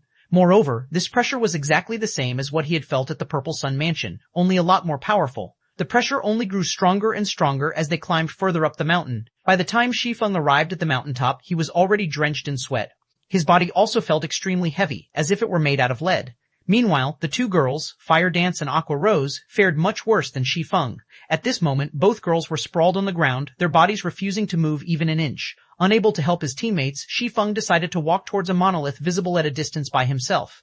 Just by looking at this semi-transparent sky-blue monolith, Shi Feng could immediately sense that it was the heart of this land. It was obvious that this standing stone was the thing that filled the surrounding environment with such dense elemental mana and not the mountain-sized 7 luminaries crystal. Arriving before the monolith, Shi Feng discovered many golden divine runes engraved on the bottom of the standing stone. They were by far the most complicated divine runes Shi Feng had ever seen. Also, Shi Feng had actually discovered a figure flickering in and out of existence within the semi-transparent monolith. When Shi Feng took a closer look at this figure, his eyes immediately widened in shock. He simply couldn't believe what he was seeing was real. The reason being, Shi Feng had seen the figure inside the stone before. However, Shi Feng was confused. Why would this person appear here? 277. A god's grave. While Shi Feng was still in a daze, Fire Dance and Aqua Rose caught up with him, having recovered from their exhaustion. "Guild leader, did you find anything?" Fire Dance asked out of curiosity when she saw Shi Feng lost in thought. Aqua Rose, on the other hand, did not notice any difference in Shi Feng's demeanor, because the moment she arrived before the monolith, her attention was completely caught by something else. As an elementalist, she was much more sensitive to magic power than players of other classes. The frightening magic power radiating from the monolith was definitely the purest form of magic power Aqua Rose had ever felt, as if it was the master of all elemental mana. When Aqua Rose noticed the figure inside the monolith, she too froze on the spot. How was it possible? Aqua Rose could not believe what she saw. She rubbed her eyes, thinking they were playing tricks on her. Aqua Rose's reaction baffled Fire Dance. "What has gotten into the two of you?" Fire Dance looked at Aqua Rose, then at Shi Feng, confused by their reactions. "You'll understand after taking a look inside the monolith," Shi Feng said slowly, pointing towards the figure in the monolith. Fire Dance then transferred her gaze to the monolith. "How could she be here?" Fire Dance asked in shock. Fire Dance knew the figure in the monolith. Moreover, she had met this person only recently.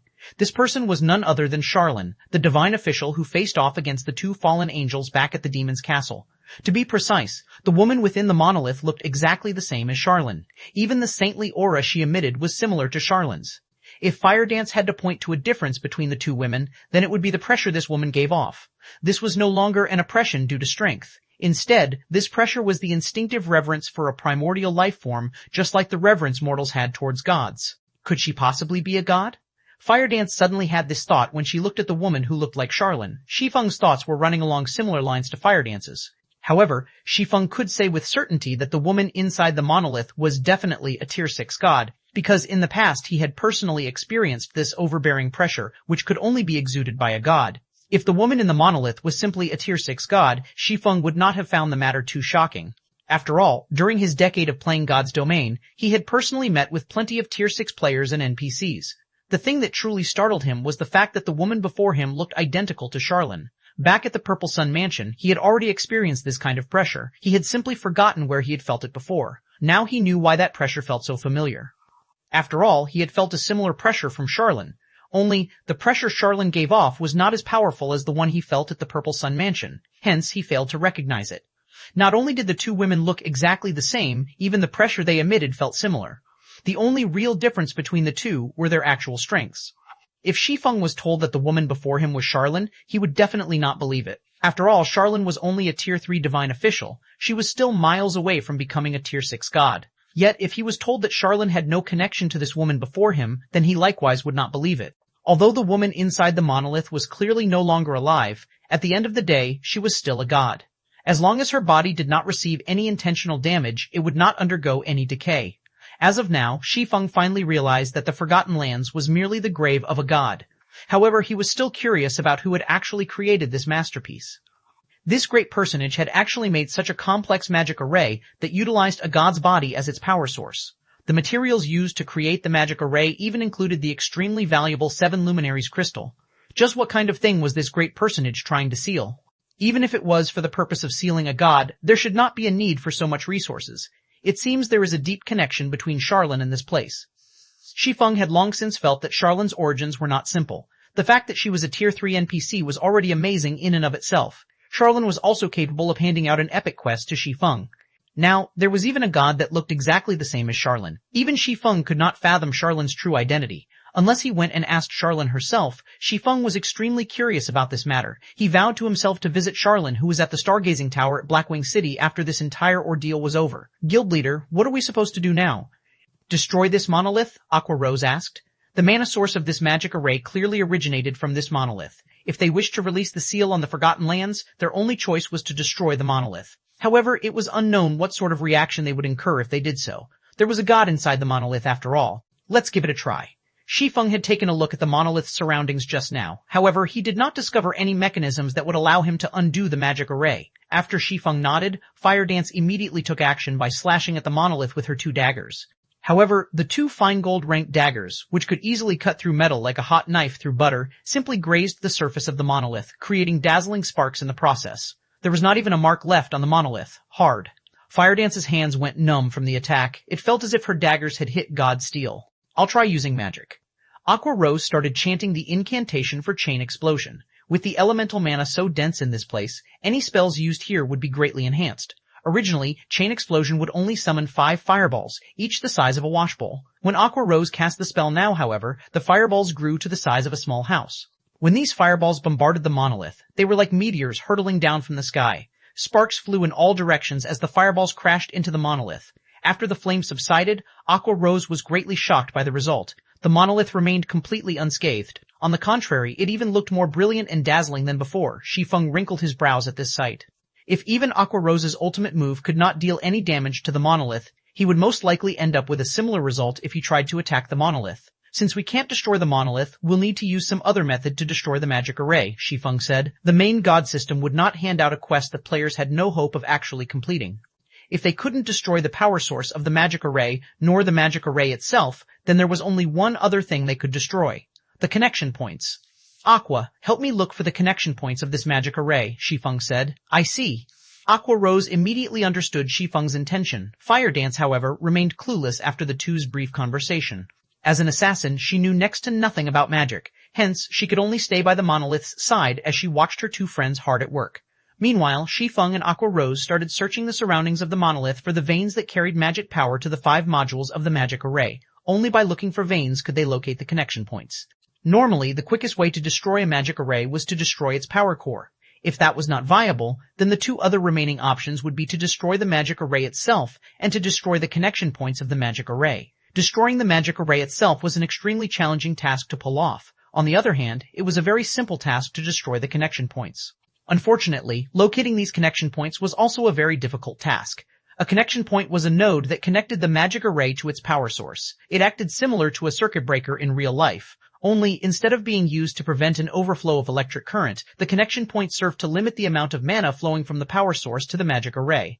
If the connection point was damaged, then the mana supply would surge, and consequently, the magic array would destroy itself due to excessive mana input.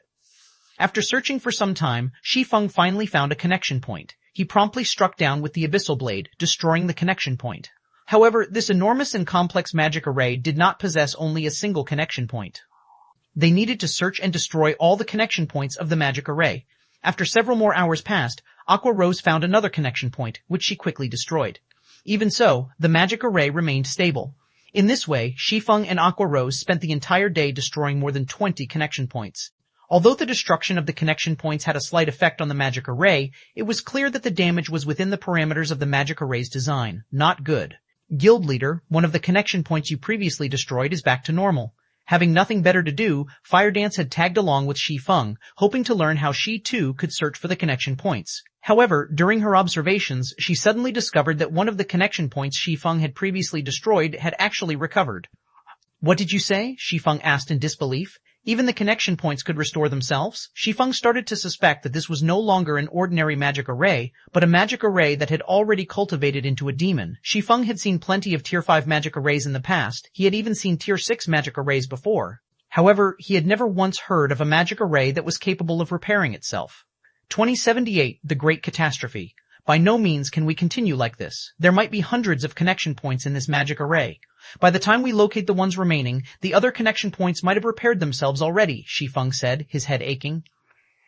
A magic array that was capable of self-repair was simply unheard of. If they did not have a dozen or so players moving separately to destroy the connection points, it was simply impossible to destroy every single connection point in this magic array.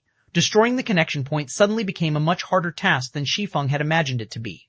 Guild leader, I found something here. Come over and take a look, Aqua Rose said through the party chat. Hearing that there was a new discovery, Shi Feng immediately hurried over to Aqua Rose's location. Aqua Rose was currently situated in the middle of this 7 Luminaries mountain, inside an extremely obscure cave. If not for the indicator provided by the system map, Shi Feng could not have found the cave Aqua Rose was in. After entering the cave, Shi Feng immediately observed his surroundings. He discovered that the walls of the cave were covered with engravings of divine runes. The golden glow these divine runes were giving off brightly illuminating the interior of the cave. Looking at the cave's central crystal pillar, Shi Feng noticed a blood-red stone embedded in it. This piece of stone was just like a beating heart, only, instead of bright red liquid, an endless amount of mana passed through it. Meanwhile, the mana that passed through this blood-red stone became much purer in quality. Aqua, how did you manage to find this place? Shi Feng asked, astonished by the scene before him. I just happened to discover a particularly thick mana vein and followed it here. Aqua Rose beamed a proud smile at Shi Feng. If they demolished this place, then the magic array would definitely be finished. Guild leader, I'll start destroying this place, alright? Aqua Rose could wait no longer. She had been trapped in this godforsaken place for so many days now. During this period of time, she had no option but to keep contact with her subordinates through the phone in order to make arrangements for the daily affairs of the guild. She had also instructed them to prepare for the establishment of their guild residence. Currently, most of the average players in White River City were already around level 14 to level 15, while the elite players of the various guilds were already at level 17. The intensity of the competition for the 3 great dungeons had also reached its peak by now. Out of all the guilds in White River City, Ouroboros shone the brightest. They had already managed to take down the second boss of the hard mode Land of Death, and they were currently in the midst of challenging the third boss of the dungeon. Meanwhile, Darkstar, which ranked after Ouroboros, was still attempting to raid the second boss. As for the other guilds, they had also passed through normal mode and were currently preparing to raid hard mode. Furthermore, as players started raiding the hard mode bosses of the 3 great dungeons, they soon discovered the astonishing benefits they could obtain. Aside from dropping level 15 secret silver ranked set equipment, The bosses also dropped plenty of recipes and designs. Players could also obtain the guild task order that could not be obtained from 20-man team dungeons or lower. These guild task orders could be used to accelerate the promotion of a guild.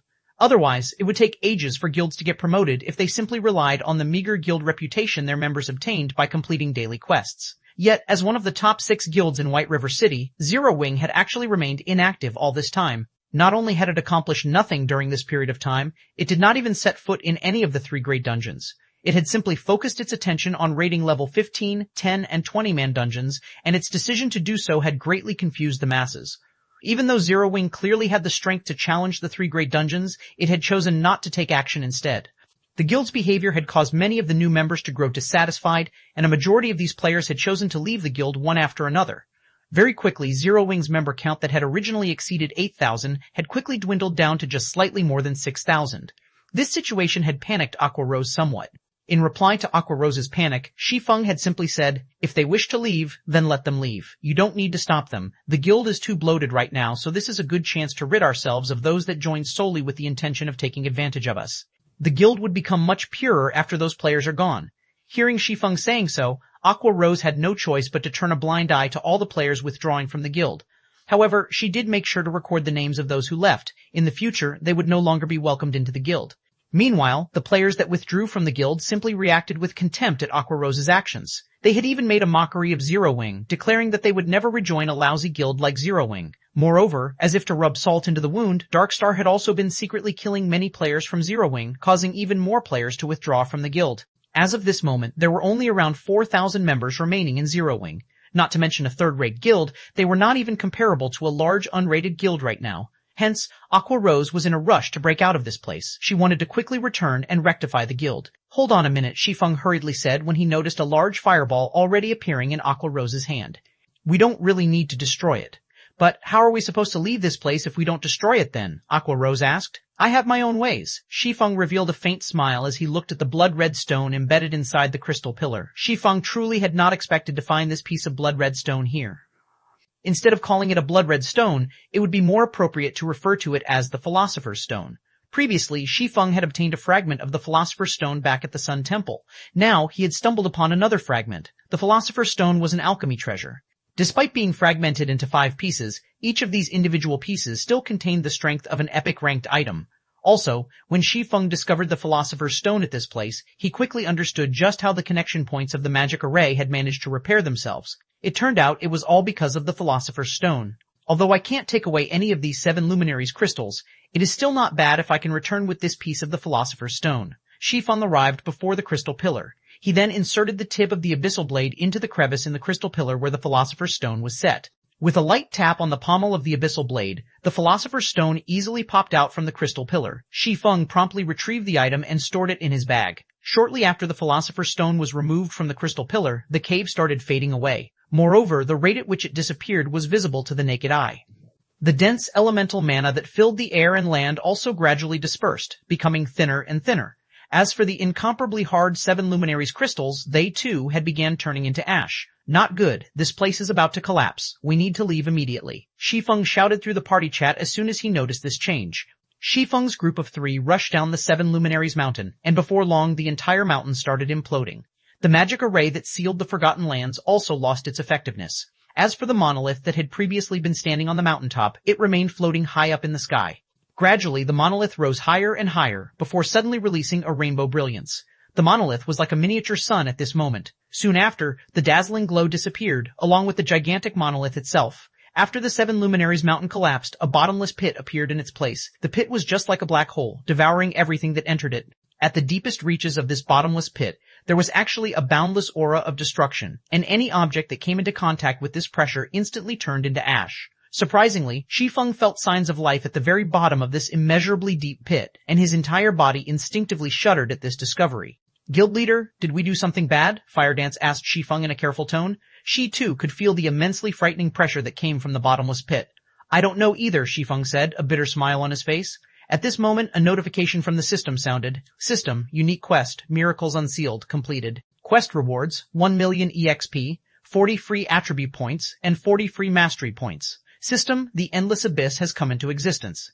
Activating new expansion pack, The Great Catastrophe. System: Legendary Ranked Main Storyline Quest, 7 treasures activated. Quest details: The Endless Abyss has been unsealed. You are required to immediately notify the War God's Temple in order to have them reseal the Endless Abyss. After reading these notifications, Shi Feng finally had an inkling of what was going on. Inadvertently, they had actually opened the door of taboos. According to Shi Feng's memories, the new expansion pack, The Great Catastrophe, had only appeared 3 months after God's Domain's launch in his previous life. Now, however, because of him, The Great Catastrophe had appeared in advance, 279 quality over quantity. When Aqua Rose and Fire Dance read the notifications they received, both of them were immediately sent into a daze. A legendary quest. Moreover, it was a main storyline quest, a quest that was capable of changing the history of God's Domain. The reward for such a quest would definitely be luxuriant. According to rumors, the minimum reward for completing an epic quest was an epic ranked item, or an item of equivalent value. In other words, if they completed a legendary quest, then the minimum reward they could obtain would be a legendary ranked item. They had never even seen an epic ranked item before, much less a legendary ranked item. It could definitely become the symbol of the guild. However, when the two of them thought about how they were required to seal this endless abyss, they sank into deep despair. The return scrolls are usable now. Let's leave this place then. Shi Feng's memories of the new expansion pack, The Great Catastrophe, were still fresh in his mind. After the Great Catastrophe occurred, the monsters throughout God's Domain started becoming restless. Towns, especially, would randomly come under attack from demonic beasts, resulting in chaos. According to Shi Feng's memories, some of the weaker border towns had even been conquered by the demonic beasts, turning those into demonic beast towns. Among the biggest changes made to the game were to the knights in God's Domain. After the new pack was implemented, the number of monsters that would appear during nighttime was much higher than before. Moreover, monsters corrupted by the Endless Abyss would also appear. These corrupted monsters would all be transformed into demonic beasts, and even the weakest of demonic beasts were Tier 1 monsters. Which was to say, if players had still not received their promotion into a Tier 1 class, it would be tremendously difficult for them to fight against these monsters. Instead of being the ones doing the killing, players would have a much higher chance of getting killed by these demonic beasts. Hence, after the new expansion pack, players would find it very difficult to grind and level up during nighttime. In contrast to the shock Aqua Rose and Fire Dance felt, the revelation of the new pack caused a sensation throughout the entire Star Moon Kingdom. Players could not help but feel excited after finding out about the Great Catastrophe expansion pack. The official developers of the game had already revealed information about this new expansion pack. In the future, demonic beasts would randomly launch assaults on towns, and in response to such attacks, towns would issue defense quests to players. As long as players managed to defend the town, they would receive bountiful rewards. Of these rewards, there would even be secret silver-ranked items and many more valuable items. In addition, players would also receive city reputation from completing the defense quest. These defense quests would undeniably allow average players to quickly improve themselves, hence the excitement of many of the average players over the arrival of this new expansion pack. Meanwhile, the atmosphere in White River City had also suddenly cooled down, as many players had chosen to head out to the towns instead. They intended to grind for some levels while they awaited for a demonic beast assault to occur. If luck would have it, they might even happen upon a demonic beast assault, making a huge profit from completing the resultant defense quest. Guild leader, should we arrange for a few members to head towards various towns and keep an eye out for a demonic beast assault? Aqua Rose suggested. Her brows wrinkled slightly when she looked at the deserted streets of White River City. The other guilds were currently busying themselves with raiding the 3 great dungeons. They definitely would not have the time to pay attention to these demonic beast assaults. Hence, this was a good chance for Zero Wing to shine. Let's not participate in the demonic beast assaults. Focus on leveling up. Level 20 is the time when our guild will shine. Shi Feng shook his head, a knowing smile on his face. In the past, Shi Feng had experienced many assaults launched by demonic beasts. Hence, he knew very well how difficult it was to actually receive the reward of a defense quest. The reason being, even the weakest demonic beast was a Tier 1 monster. They would all be level 30 or above. Shi Feng had even once encountered a Tier 3 demonic beast during an assault. If they were to try and defend a town right now, it would simply be suicide. Naturally, Shi Feng would not let the members of his guild die a pointless death. One could say that towns were extremely dangerous locations right now. If players were to truly meet with a demonic beast assault, then it was not luck but fate. Currently, the safest places in God's Domain were cities, since there would be high-tier NPCs guarding them. Take White River City, for example. There were 3 Tier 4 NPCs guarding it, so demonic beasts would not dare to casually approach the city itself. If we don't participate and make some achievements, many more of the remaining members might choose to withdraw from the guild. Aqua Rose could not understand what was going through Shi Feng's mind. Before, they had given up on competing over the 3 great dungeons. Now, they were also going to give up such a good chance to earn precious equipment and reputation. Just what were they supposed to do? Let them leave then. Our guild is only capable of handling 3,000 members right now, and we are still well above that number. It would be even better if they do leave. Shi Feng smiled without care. What Shi Feng was trying to pursue was quality, not quantity. God's Domain was a game, and the resources available to players were limited. Meanwhile, the more members they had in the guild, the more resources the guild needed to spend.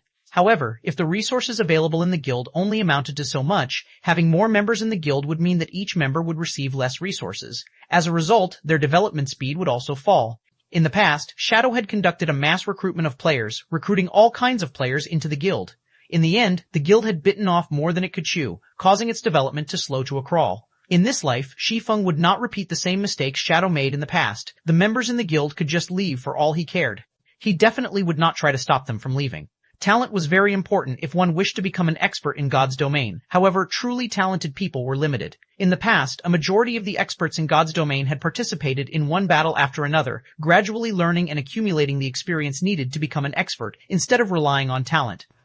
Instead of cultivating some two-faced, talented guild members, Shi Feng would rather invest his resources in nurturing normal but loyal guild members. In the past, a super guild called Black Tower had sent over 200,000 of their members to attack a second-rate guild called Solitary Rulers. Meanwhile, Solitary Rulers had less than 80,000 members in total. The guild was believed to have the fewest members among all second-rate guilds. Before the battle between the two guilds had even started, everyone had already expected Black Tower to easily obtain victory. However, the end result was far from what others had imagined it to be. Although both guilds clashed tens of times, Black Tower hadn't succeeded in destroying the city governed by Solitary Rulers.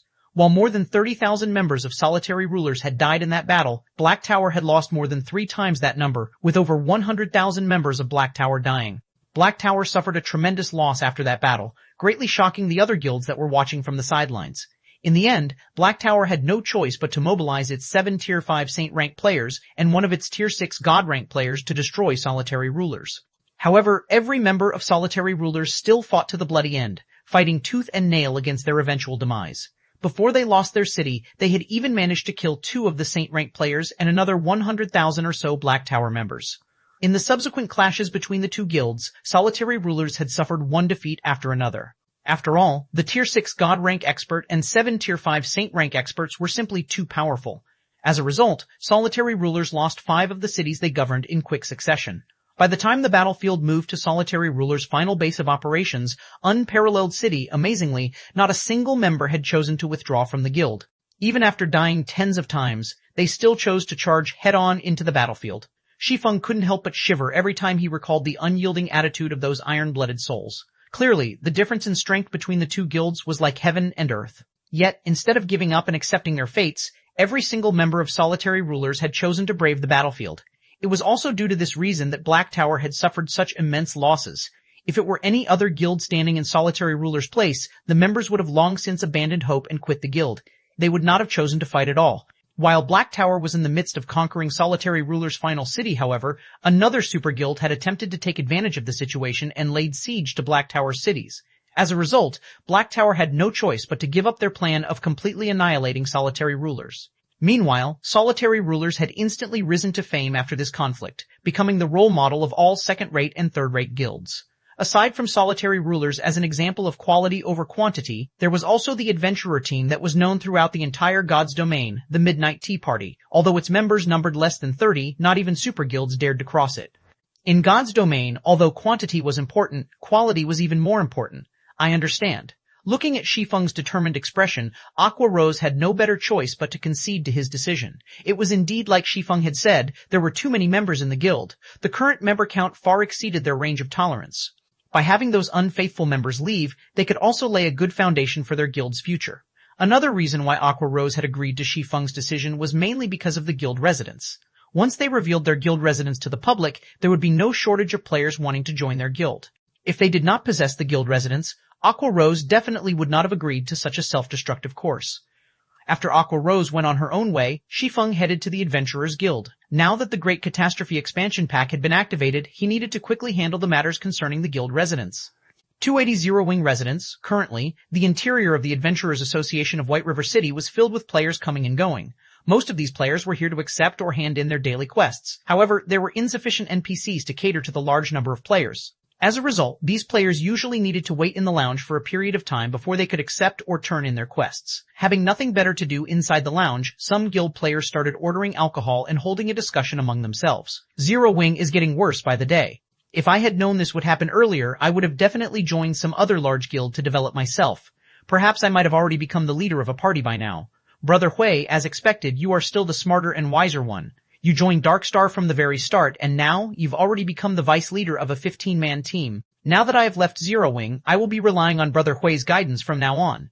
A shield warrior with tanned skin flattered the robust-looking berserker sitting beside him. No problem. With me around, you will definitely have no problem joining the guild, the berserker assured him, clapping his chest. Meanwhile, sitting beside this berserker, addressed as Brother Hui, was a pretty female mage. Although her face looked average, she had an excellent figure. Coquettishly fluttering her eyelashes, the female mage looked at the person known as Brother Hui, sweetly saying, Big Brother Hui, I've been wanting to go to the level 15 Windridge. When will you take me there? Windridge was a level 15 20-man team dungeon. Among level 15 team dungeons, Windridge had a below-average difficulty. However, to average players at this stage of the game, even a level 15 10-man team dungeon was a great challenge, not to mention a 20-man dungeon like Windridge. Of course, isn't it just Windridge? You're already my woman now, how could you settle for only a meager Windridge? Tomorrow, I'll call up my men and bring you to the demon's castle. The berserker wrapped his arm around the female mage's willowy waist, a nasty grin on his face. Many onlookers grew envious at this scene. They could not help but wish that they, too, could join Darkstar and getting a beauty for themselves as well. Brother Hui, I hear that the demon's castle has a very high difficulty. Don't tell me you've already managed to obtain the raid strategy from Zero Wing's main force, the tan shield warrior asked curiously. Indeed, we've managed to obtain the strategy already. However, even without it, with Darkstar's strength, we could still easily conquer the demon's castle. The main reason we haven't done so is simply because of the competition we're having with Ouroboros. Otherwise, Zero Wing would not have had the chance to take the limelight as they did before. Look, isn't Zero Wing in shambles now? They're simply a little faster in terms of leveling up. They haven't even cleared the normal mode of any of the 3 great dungeons yet. Darkstar, on the other hand, has already killed the second boss of hard mode and started trying to raid the third boss. We have already caught up with Ouroboros. It is only a matter of time before we surpass Ouroboros. I really don't know what qualifications Zero Wing possesses to be considered as one of the top 6 guilds in White River City. The berserker's loud voice was filled with disdain as he spoke of Zero Wing. Even though the guild clearly has no future, there is still more than half the original number of players remaining in it. It really makes you wonder just what is going through those people's minds. They're just fools. Brother Hui, you're right. I really regret listening to my friend's words about joining Zero Wing back then.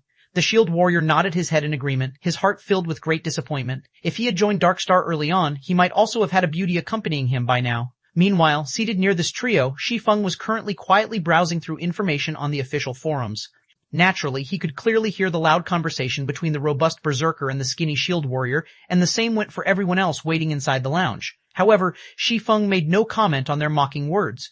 After all, everyone had the freedom to make their own decisions. As for the shield warrior's regret at joining Zero Wing, Shi Feng simply revealed a calm smile. If this shield warrior knew that Zero Wing was about to establish their very own guild residence, just what sort of emotions would he have? At that time, even the words earth-shattering would not be enough to describe the amount of shock he would feel. However, Shi Feng really could not be blamed for this. Soon after, Shi Feng headed to the counter and dealt with all the necessary procedures. After he turned his private territory into a guild residence, he also spent 3,000 gold to build an advanced guild hall in place of the Purple Sun Mansion. The advanced guild hall could fit up to 3,000 people.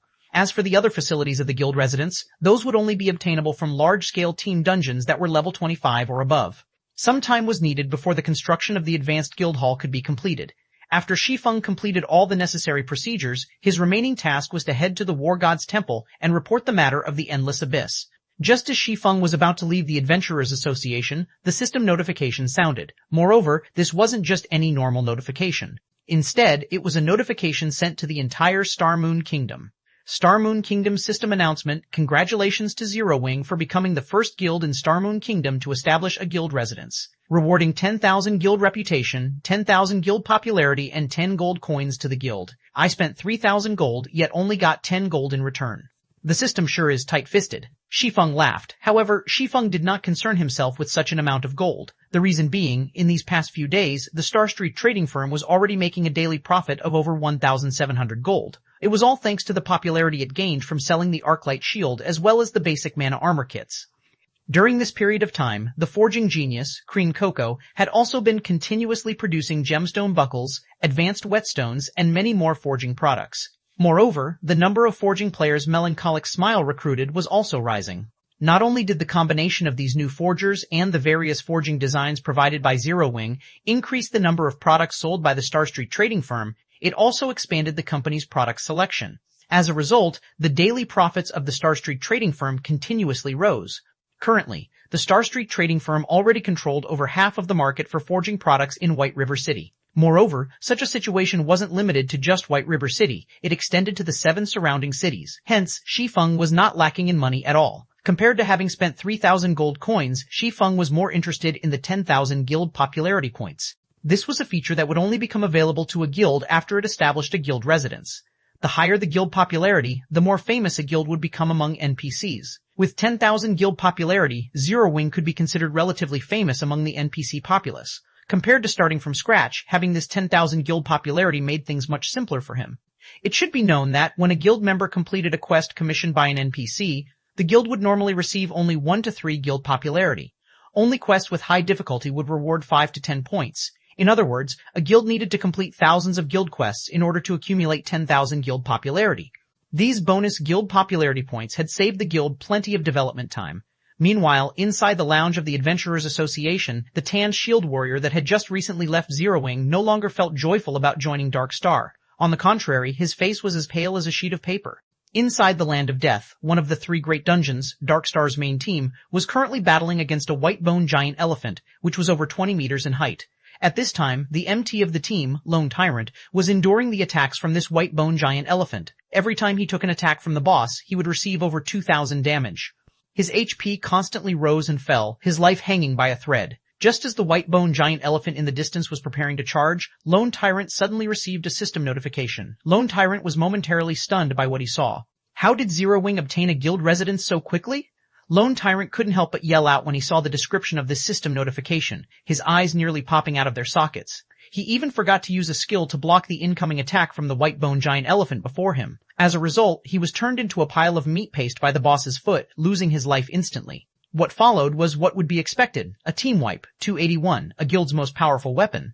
Tens of players were currently lining up outside a large and peaceful tomb. Everyone in this team of players was level 17 or above, and all of their equipment were at least mysterious. Iron rank with a few pieces of secret silver equipment mixed in. Most of the equipment the leading MT of this team had were of secret silver rank, and the crescent-shaped shield he carried was even of fine gold rank. Meanwhile, all of these well-equipped players were looking reverently at the peerless beauty standing before them. Looking out through the gaps of her silver-white helmet, her black crystalline eyes shone with both intelligence and wisdom. Her hair, which was a midnight black, hung down to her waist, gently brushing against the silver-white armor she wore. Resting her hand on the hilt of a dark blue greatsword glowing dark blue, she exuded the indomitable aura of a goddess of war as she silently stood there. This peerless war goddess was none other than the snow goddess of Ouroboros, Gentle Snow. After undergoing the baptism of the 3 great dungeons, Gentle Snow was even more dazzling than before. She was like a rough stone that had been polished, instantly revealing the sparkle of an icy cold sapphire. Currently, not only was Gentle Snow fully equipped with the Snowfall set equipment, a secret silver-ranked set equipment, the greatsword she wielded, albeit of indiscernible quality, was also giving off a frightening amount of energy. The Snowfall set equipment could only be obtained from the hard mode of the 3 great dungeons. As for the blue sky greatsword Gentle Snow wielded, she had obtained it after killing a great lord that served as a protector of a ruined temple. If Shi Feng saw this 2-handed greatsword, he would definitely be shocked. The reason being, this greatsword was similar to the Abyssal Blade, since it too was a magic weapon. Furthermore, it was also one of the 36 famed swords of God's domain, Blue Sky. Just as Gentle Snow's team was about to raid the 4th boss of the Land of Death, the Whitebone General Jera, Gentle Snow suddenly received a system notification, and a hint of astonishment flashed through her eyes when she read its contents. How can he be so fast? Gentle Snow knew exactly how difficult it was to obtain a guild residence. Even though she had a powerful guild like Ouroboros, the #1 guild in White River City, backing her, the reputation she had collected was still far from enough to allow her to become a Baroness of White River City. Yet Zero Wing was still a step ahead of her. Gentle Snow's lips suddenly curled into a faint smile as she muttered, "It seems I need to congratulate him." In White River City, Ouroboros and Zero Wing were actually allies, although this matter was not known to the public. If people did find out, however, they would definitely be greatly shocked. After all, who would ever imagine that White River City's #1 guild would actually be willing to form an alliance with Zero Wing, a guild that was declining by the day? However, Gentle Snow had indeed done such a thing. Although Ouroboros was the #1 guild in White River City, they were still far from being considered an unshakable existence. Just the fact that Darkstar was close to surpassing them showed how vulnerable Ouroboros was. Moreover, Darkstar also had some hidden connections with world dominators, which was also a first-rate guild like Ouroboros. If these two powerful guilds joined hands to wage war against Ouroboros, then Ouroboros would definitely suffer a huge loss. Hence, Ouroboros itself needed allies. Setting aside Darkstar and world dominators, there were still 3 others among the top 6 guilds in White River City. Of the 3, the most powerful would be Emperor's Light, a first-rate guild, while coming in second would be the Assassin's Alliance, a second-rate guild. As for Zero Wing, they were considered the weakest of the top 6 guilds in White River City. Yet, in defiance of all logic, Gentle Snow had chosen to ally herself with the recently established Zero Wing out of these 3 guilds. The reason for her decision was her optimism for Zero Wing. Setting aside the mysterious, elusive, and heaven-defyingly powerful Shi Feng, just the fact that Zero Wing had Black Flame in its midst had already solidified Gentle Snow's conviction. Not only was Black Flame the publicly acknowledged chief forger of Star Moon Kingdom, his personal combat strength was also frighteningly great. In addition, he had a mysterious organization supporting him from behind the scenes, not to mention a deep connection with the Star Street trading firm. Black Flame's shocking financial power put even Gentle Snow herself to shame. Although she could not make head or tail of the connection between Shi Feng and Black Flame, she knew for a fact that both of them possessed immeasurable strength. Yet, despite being so powerful, neither of them chose to reveal that strength to the public, and such an action greatly confused Gentle Snow. Just the thought of the two of them working together had sent chills down Gentle Snow's spine. As if to put icing on the cake, the person named Aqua Rose had also appeared in Zero Wing out of nowhere. Aqua Rose used to be an honorary elder of Twilight Echo. Although her fame was less than Gentle Snow's, that was only because Gentle Snow had appeared in many advertisements before, raising her profile in the public eye. Gentle Snow had never personally fought against Aqua Rose. However, based on the video recordings of Aqua Rose's battles, in terms of combat techniques, should they ever have a fight between themselves, Gentle Snow felt she only had a 50% chance of emerging victorious. In any case, just the presence of these 3 powerhouses in Zero Wing made it worthwhile for Gentle Snow to ally herself with them. Not to mention, Zero Wing still had many other experts within their ranks. Their true strength and potential were simply unfathomable. In the eyes of the public, Zero Wing would sooner or later vanish from existence. However, Gentle Snow knew very clearly Zero Wing's current calm was merely the prelude to their next breakout. The situation right now would be the best example. Against all expectations, Zero Wing had suddenly become the first guild in Star Moon Kingdom to obtain its own guild residence, miles ahead of the other guilds. Within moments, Zero Wing had become the focal point of all players throughout Star Moon Kingdom. Shortly after the appearance of the system notification, Zero Wing's recruitment point was overrun by a stampede of players. Although Aqua Rose had long since prepared for such a reaction, the sea of players desperately trying to join the guild still left her breathless. Meanwhile, the players who had previously withdrawn from Zero Wing presently had regret filling up their intestines. If they had not acted so impulsively and had waited just a few more days, they would have been able to enjoy the various benefits offered by a guild residence. Now, unless they deleted their game accounts and started over with a new name, it was impossible for them to join Zero Wing anymore. However, who would have the courage to actually delete their account and start all over again? As for the players that had chosen to remain in Zero Wing, currently, they were extremely happy about their wise decision. Now that Zero Wing had a guild residence, not to mention being able to receive more quests, they could save a lot of money thanks to the equipment and weapons repair facility of the guild residence. Neither would they need to spend money to recover their stamina at hotels. They could simply do so at the guild residence. Furthermore, they could also obtain a double EXP buff just by resting inside the guild residence. With this buff, they could grind and level up with much greater efficiency than before. In addition, guild residences could also provide private rooms. This was also the greatest benefit of having a guild residence. In God's domain, every player would wish to possess their very own private room or house. As long as players logged off inside their own rooms, they could still accumulate the double EXP buff, and with much greater efficiency than in the guild lounge to boot, even though they weren't personally within the game. Normally, when guild members rested within the guild residence's guild lounge for 48 hours, they could accumulate 20% double EXP, and they could accumulate up to 1 level's worth of double EXP. In the case of a private room, however, players only needed to rest for 24 hours in order to accumulate 20% double EXP, and they could likewise accumulate up to 1 level's worth of double EXP. Although the maximum capacity of the buff was the same, the accumulation speed inside a private room was double that of the guild lounge.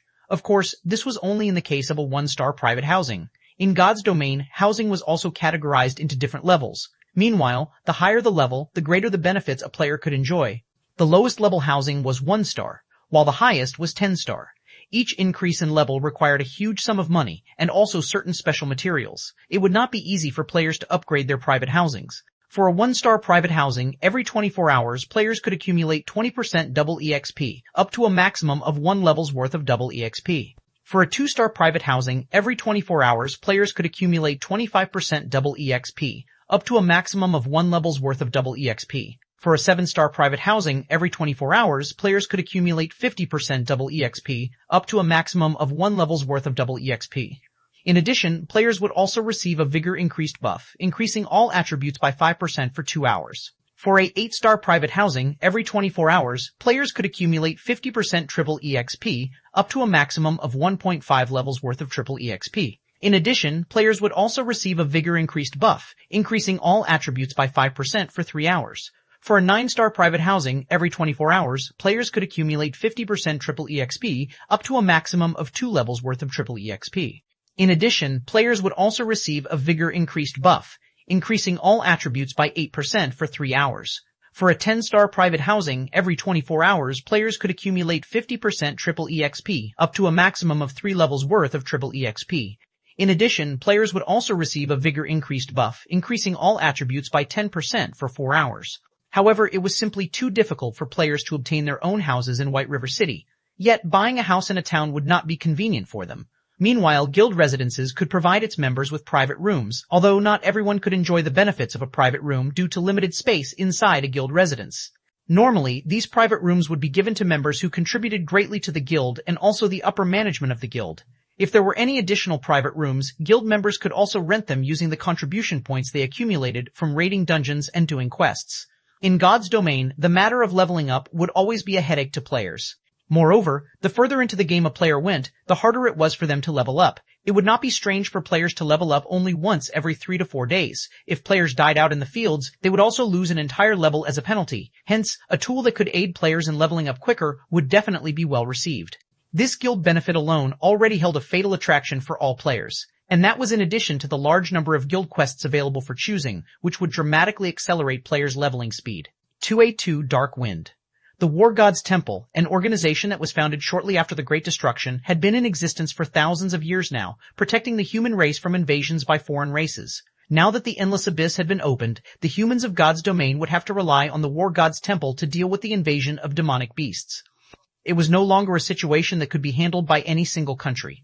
Aside from being the protector of the human race, the War God's Temple was also a location for players to learn advanced skills. Meanwhile, players only needed to complete the quests they received at the War God's Temple in order to do so. Shortly after Shi Feng arrived at the War God's Temple, he reported the Endless Abyss to the Knight Captain on duty. The War God's Temple was considered one of the most powerful forces in God's domain. Just a normal knight here was already a level 180 tier 2 NPC. As for the Knight Captain, he was a level 200 tier 3 NPC. The Knight Captain revealed an anxious expression after hearing Shi Feng's report. Your Excellency Black Flame, this matter is of utmost importance. However, as I'll need to immediately send out warnings to all cities throughout the kingdom and also muster troops to the front lines, I'll have to trouble you to head to the War God's Temple in the capital city and report this matter to Lord Eucharis and seek his aid.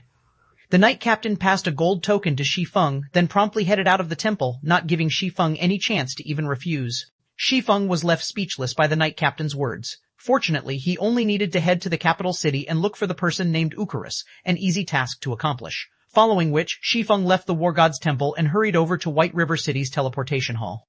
Just as Shi Feng was about to enter the teleportation hall, however, 6 robust-looking players stood in front of the stone staircase, completely blocking the entryway. These 6 players were all level 18. Such a level could definitely be ranked at the very top of White River City. Moreover, the equipment these players wore were of excellent quality, majority of which were of secret silver rank. Meanwhile, the solemn-looking middle-aged man who looked like the leader of this party of players had the best equipment out of these 6 players. He was actually fully equipped with secret silver equipment. His gaze was like a sharp blade, and his entire body exuded such an icy cold aura that other players unconsciously detoured as they walked past him. Although Shi Feng had never fought against these 6 players before, he could clearly tell that they were very strong. There were very few parties of their caliber in White River City. Meanwhile, pinned to the chests of these players were black 6-pointed stars. This black star was none other than Darkstar's guild emblem. What can I do for you? Shi Feng asked. You're Black Flame, right? I am Ming Sha of Underworld. I am here to give you a piece of good news, the middle-aged man said in a condescending tone. Although Black Flame had been titled as the chief forger of Star Moon Kingdom, in Ming Sha's eyes, he was merely a clown prancing on the stage. Whether it was in reality or in God's domain, only strength truly mattered. A forger that only knew how to stay hidden inside a room was nothing more than a tool for strong players like them. If not for the matter of the guild residents astonishing the upper echelons of Underworld, Ming Sha would not even be here trying to make contact with Black Flame. Instead of Black Flame, the person Ming Sha was interested in was Shi Feng, the player widely acclaimed a god-ranked swordsman. Ming Sha really wished to meet him. Moreover, young Master Feng had also given orders to get rid of that Shi Feng and obtain the epic-ranked item in Shi Feng's hands. Unfortunately, Shi Feng proved simply too elusive. No matter how many men Ming Sha had sent out, they still could not find a trace of that Shi Feng. Ming Sha was very disappointed by such a result, as he never imagined that Shi Feng would be such a coward, not having the courage to even come out and fight. Good news? Then why do I feel that you guys are coming with bad intentions in hand? Shi Feng revealed an indifferent smile as he sent a glance at the other 5 menacing players. Master Black Flame, it is our fault for behaving too rashly. However, we truly do have great news for you. Only, I hope that you can take a trip with us. After all, this place isn't exactly suitable for discussions of such an important matter. At this moment, another person walked up from behind the 6 players. This person was similarly a middle-aged man. Currently, this man had a wide smile on his honest-looking face. When Shi Feng used observing eyes on this man, he discovered that this man was actually called South Wolf. Immediately, Shi Feng came to a realization. The road for enemies truly is narrow. Shi Feng inwardly chuckled. South Wolf was none other than the person that tried to threaten Shi Feng into surrendering his ice-blue devil flame. After being rejected, South Wolf had even declared that he would take action against Shi Feng. Originally, Shi Feng had intended to take a look at just how powerful the organization known as Underworld was. Unfortunately, this matter had been quelled by gentle snow. Shi Feng never thought he would meet this fellow once again today. What if I don't want to go? Shi Feng asked. We have long since thought of this point. Hence, I asked Brother Ming Sha and his friends to come and personally invite Master Black Flame over, South Wolf said with a hypocritical smile, sending a glance at the 6 Underworld guards beside him. All right then, since you guys are being so sincere. Shi Feng nodded. South Wolf had obviously already familiarized himself with the rules of White River City. Although the rules stated that battles were not allowed within the city limits, that was on the premise that actual damage was caused. There would be no problems if they simply dragged him away. Of course, Shi Feng's strength attribute was extremely high. South Wolf's group had absolutely no chance of abducting him. Just recently, he had obtained 40 free attribute points as a reward for releasing the Forgotten Lands. Although Shi Feng had added 30 of those points into intelligence, in order to equip the Heavenly Dragon's Breath even a little earlier, he had placed the remaining 10 into strength. Aside from that, due to the Abyssal Blade's attributes, Shi Feng obtained 2 additional free attribute points every time he leveled up. When coupling those with the strength provided by his other equipment, Shi Feng's strength attribute had long since broken through the 170-point threshold. In terms of the strength attribute, very few players throughout God's domain could be a match for him. However, it seemed that someone from the mysterious upper echelon of Underworld wanted to meet him, and Shi Feng was curious enough to agree. Let us go then, South Wolf said as he led the way. A short while later, Shi Feng and the others arrived inside a high-class bar. Very few average players could be seen inside this bar, as most could not afford this luxurious place. Master Black Flame, please come in. Young Master Feng has been waiting for you for a long time now. South Wolf pushed apart the doors to a private room, hinting that Shi Feng should enter. Upon entering the private room, Shi Feng immediately discovered an imposing yet charming youth sitting inside. This youth was also accompanied by 2 beautiful female companions at his sides. These 2 beauties were not players but NPCs. Just like how Anna was working as Shi Feng's assistant at the Star Street trading firm, these beauties were clearly servants of this young man. This sight was far more shocking than if he had 2 attractive female players accompanying him. At this stage of the game, having the ability to possess 2 NPC servants showed that this youth before him was definitely out of the ordinary. You are in the upper echelon of Underworld? Shi Feng asked. That's right. This one here is known as Feng Xuanyang, the vice leader of Underworld's Star Moon Kingdom Eastern Branch. Of course, you can also call me by my character name, Dark Wind. Feng Xuanyang introduced himself. I wonder, what business does Vice Leader Feng have with me? Shi Feng asked. Judging from Feng Xuanyang's tone, Shi Feng had already made a rough guess as to Underworld's strength. Although he had long since deduced that Underworld had a great deal of power and that their influence covered more than just a single kingdom, Shi Feng still could not help but feel shocked after having his conclusions confirmed. It was no wonder even that Gentle Snow was wary of them. Star Moon Kingdom could be categorized into 5 separate regions: North, South, East, West, and Center. White River City was located in the east side. Meanwhile, Feng Xuanyang was in charge of managing the affairs of Underworld's Star Moon Kingdom Eastern Branch. The authority he wielded was definitely great. I heard that Master Black Flame is the founder of Zero Wing. You have even managed to elevate Zero Wing to its current position. We at Underworld feel very optimistic about Zero Wing's future, hence we wish to invest in some shares. Feng Xuanyang then pointed towards Ming Sha, who was currently standing by the door, saying, "You've already seen for yourself the strength of Underworld. Because of us, even the previously insignificant third-rate guild Darkstar has instantly become a powerhouse in White River City. If Master Black Flame is willing, Underworld can similarly make Zero Wing grow rapidly. Not only could you become the overlord of White River City, you could even become the #1 guild in the entire eastern region of Star Moon Kingdom. I wonder if Master Black Flame might be interested." 283. Arrogance. Feng Xuanyang's words dripped with temptation. Just the prestige of being the #1 guild in the entire eastern region of Star Moon Kingdom would cause many to fight over it. These exact same words might have been used to attract Lone Tyrant into cooperating with Underworld back then. Under the banner of the #1 player on the ranking list, in addition to Underworld's covert support, Darkstar had managed to rocket to fame, becoming a guild capable of rivaling even the powerful Ouroboros. So that's how it is. Shi Feng suddenly came to a realization. He finally understood why Darkstar could become so amazing, just like that, with experts appearing in the guild out of nowhere. Its abrupt rise was all because of Underworld helping it in secret.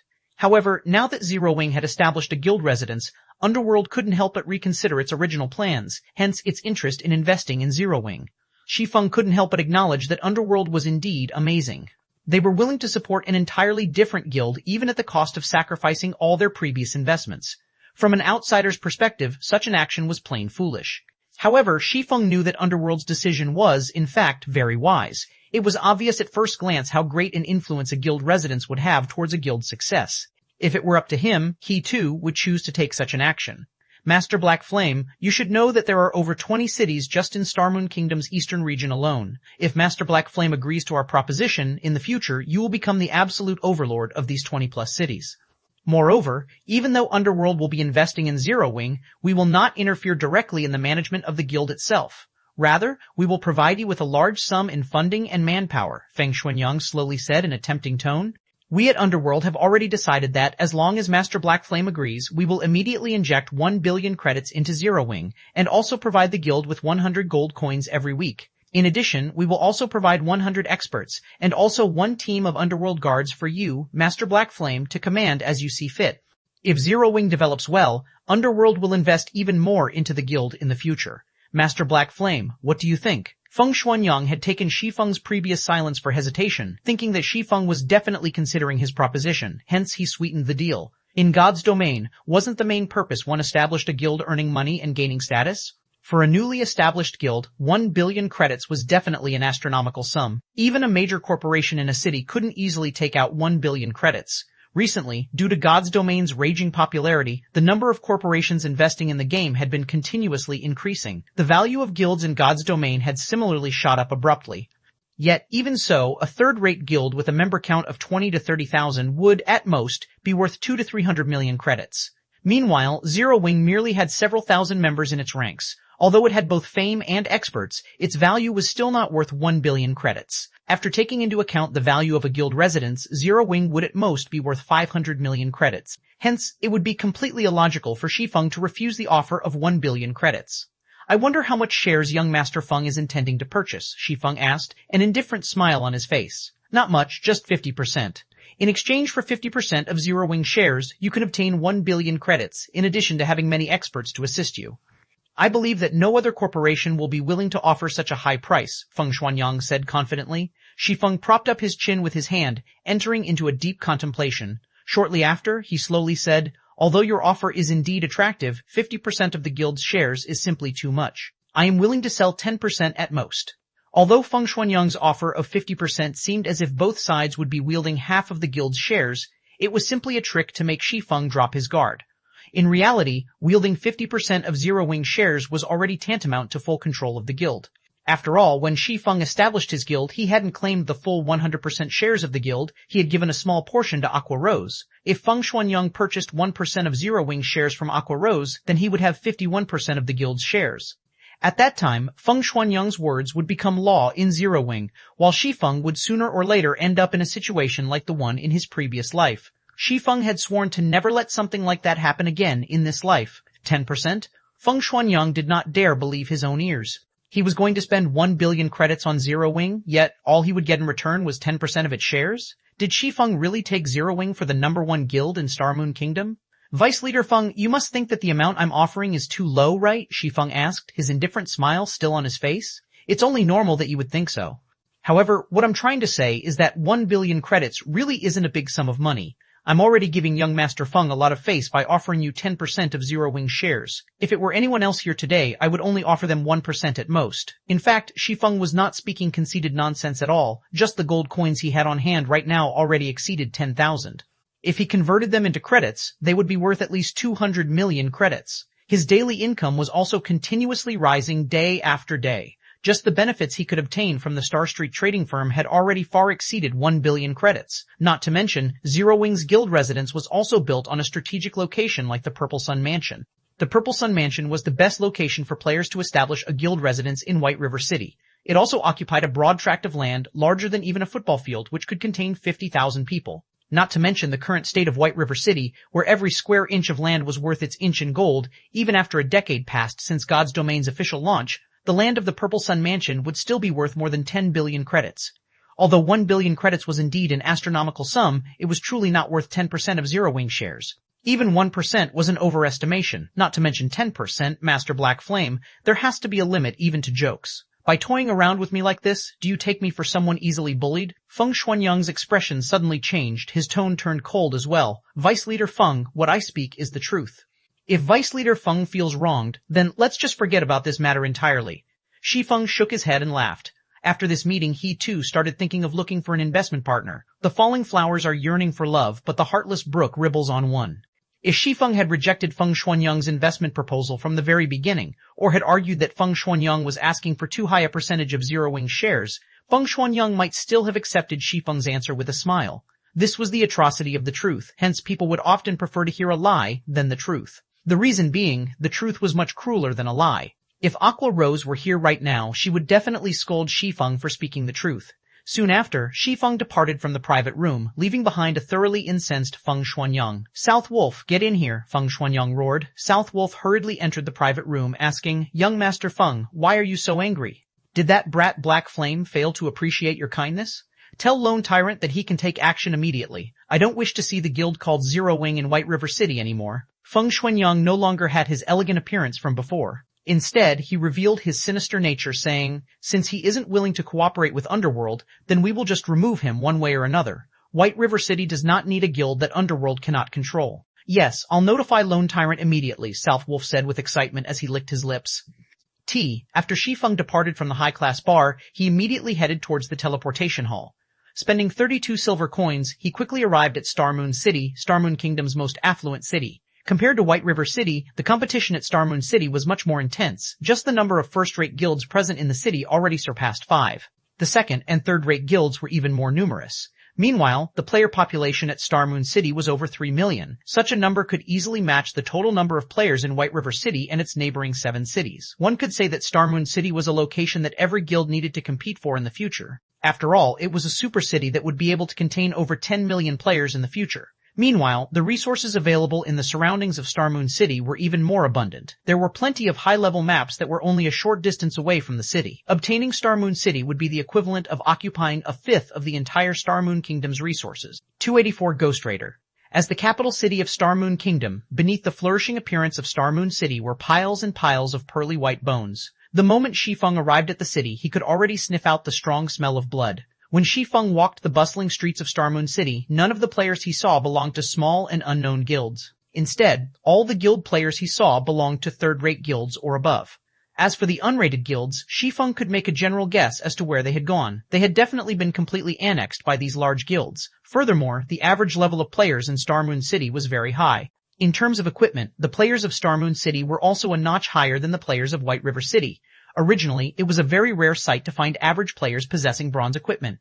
At Star Moon City, however, it was not a rare sight at all. Shi Feng had even seen some independent players who possessed equipment of mysterious iron rank and above. As for the players who wore a guild emblem on them, majority of their equipment were of mysterious iron rank. Some elite members of guilds were even fully geared with mysterious iron equipment. The standards of Star Moon City were clearly a lot higher than White River City's.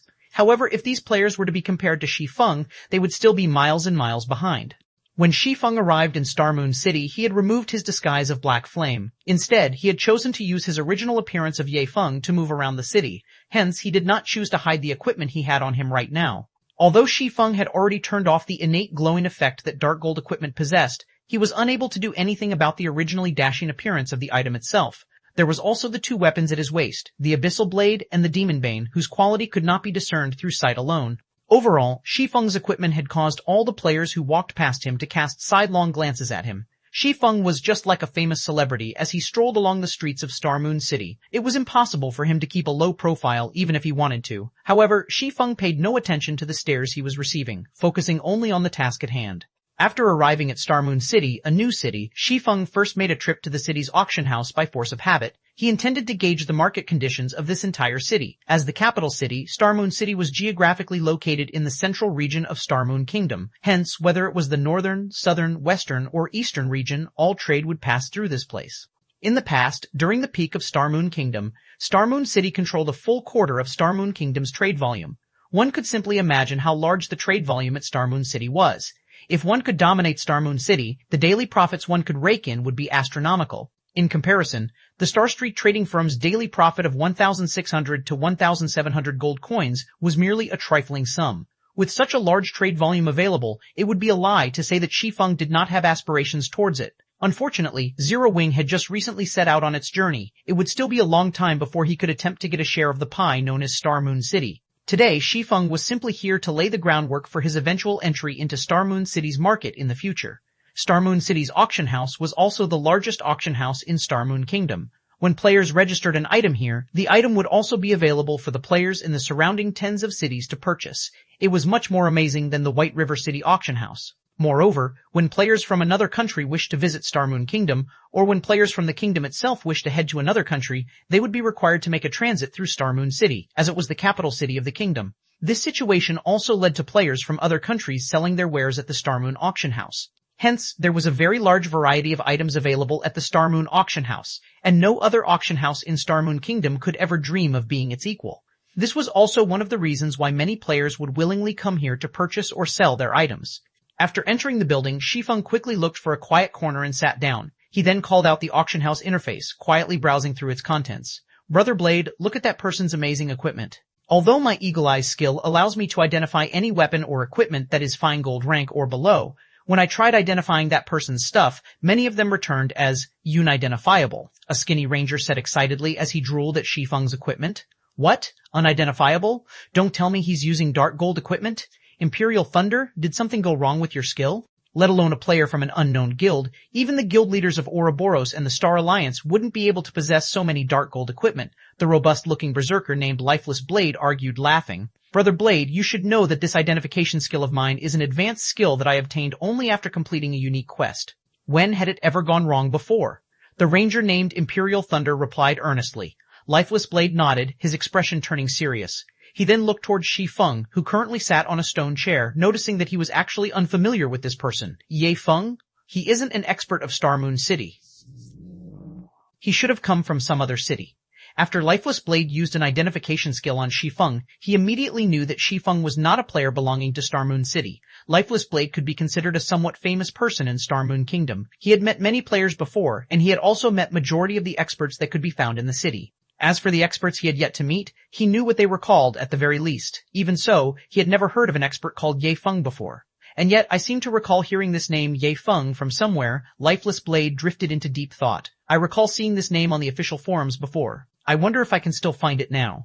Thinking so, Lifeless Blade opened the official forums and started searching for information relating to a player called Ye Feng. At this moment, Imperial Thunder used eagle eyes on the guild emblem hanging on Shi Feng's chest. Instantly, a shocked expression surfaced on his face. Yet, immediately after, that shock turned into great excitement. "Imperial Thunder, what happened to you?" Lifeless Blade asked curiously. It was his first time seeing Imperial Thunder produce such an expression.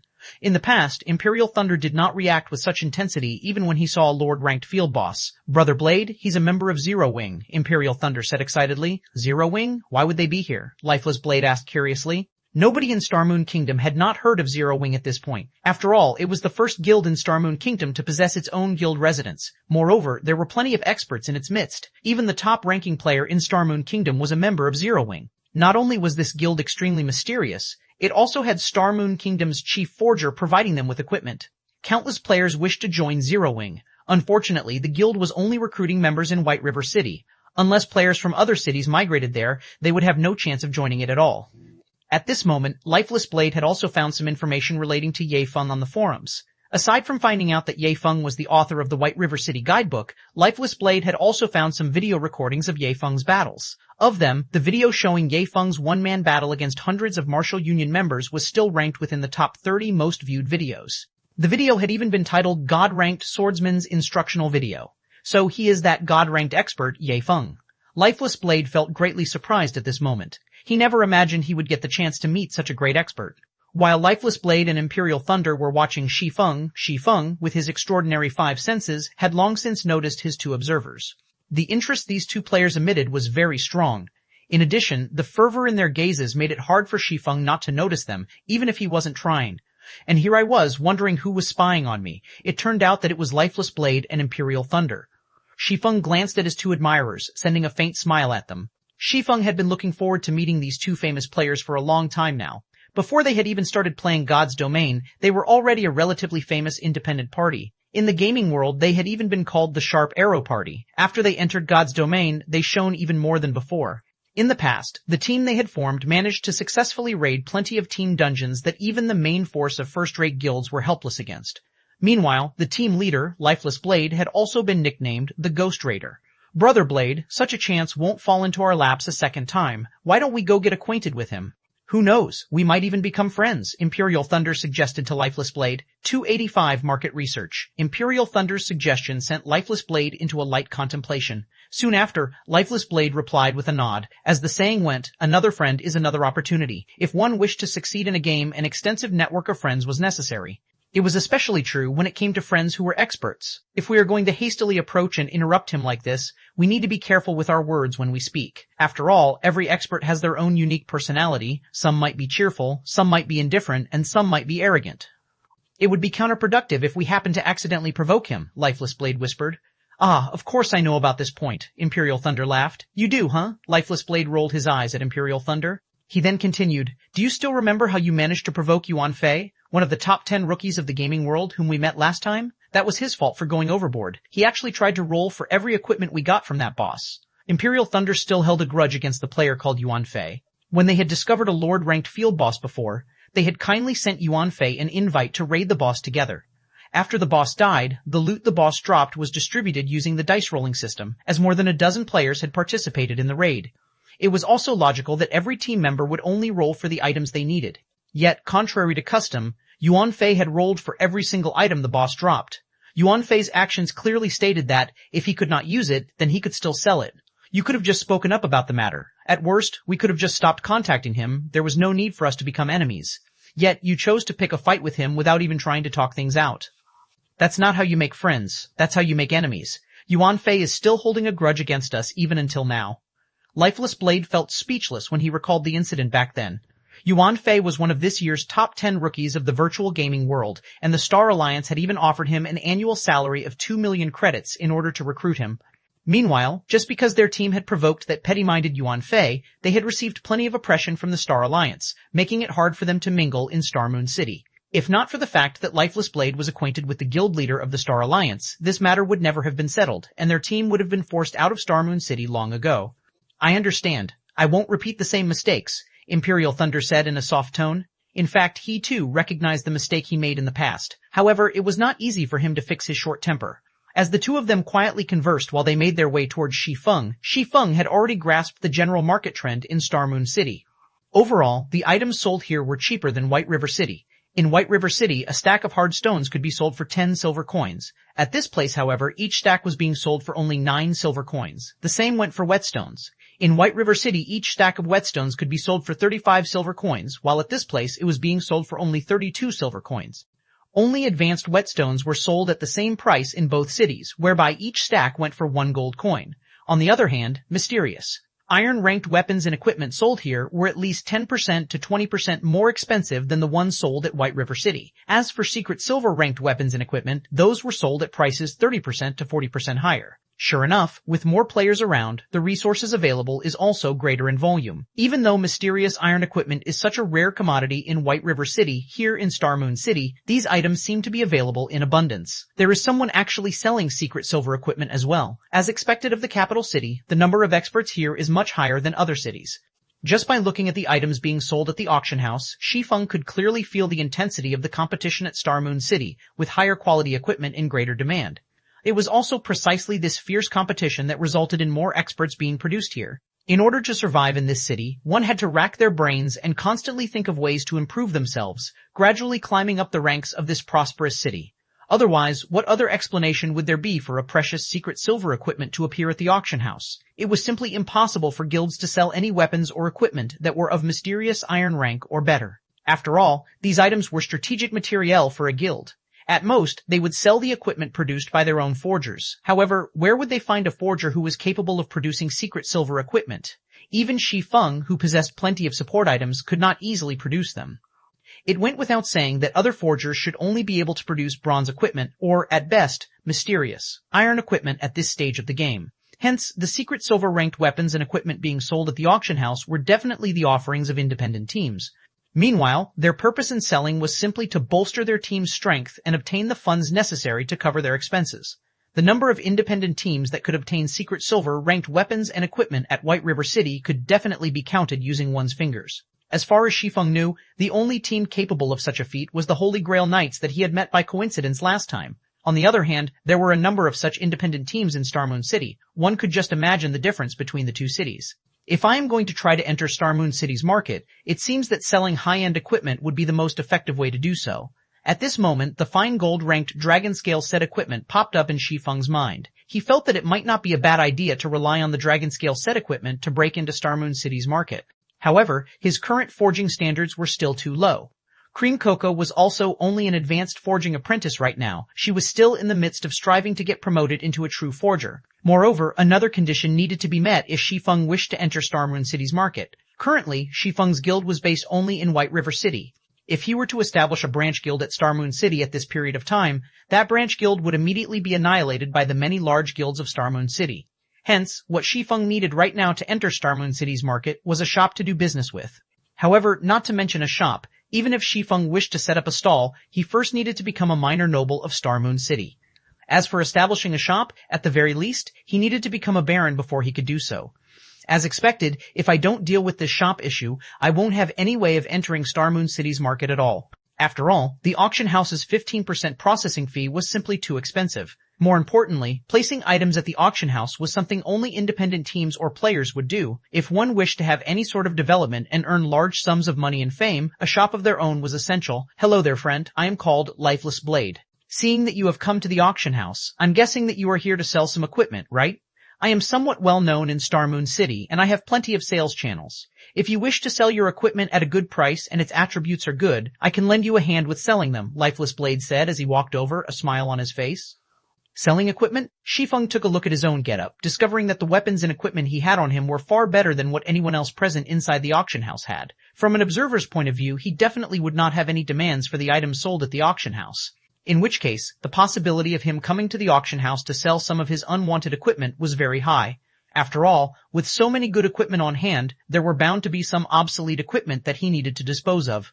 Immediately, Shi Feng shook his head, saying, "No, you misunderstand. I'm just here to take a look. Sorry, it's my fault for misunderstanding," Lifeless Blade quickly said in embarrassment when he realized that he had acted too rashly. "In truth, I'm not trying to earn some middleman's fees. I'm just trying to make your acquaintance. This here is a brother of mine, Imperial Thunder." Imperial Thunder nodded in reply, his mind still slightly dazed, completely mesmerized by the elegant appearance of the Abyssal Blade and the Demon Bane when seen at such a close distance. Dark gold weapons. Even the guild leader of the Star Alliance, a first-rate guild, did not possess such powerful weapons.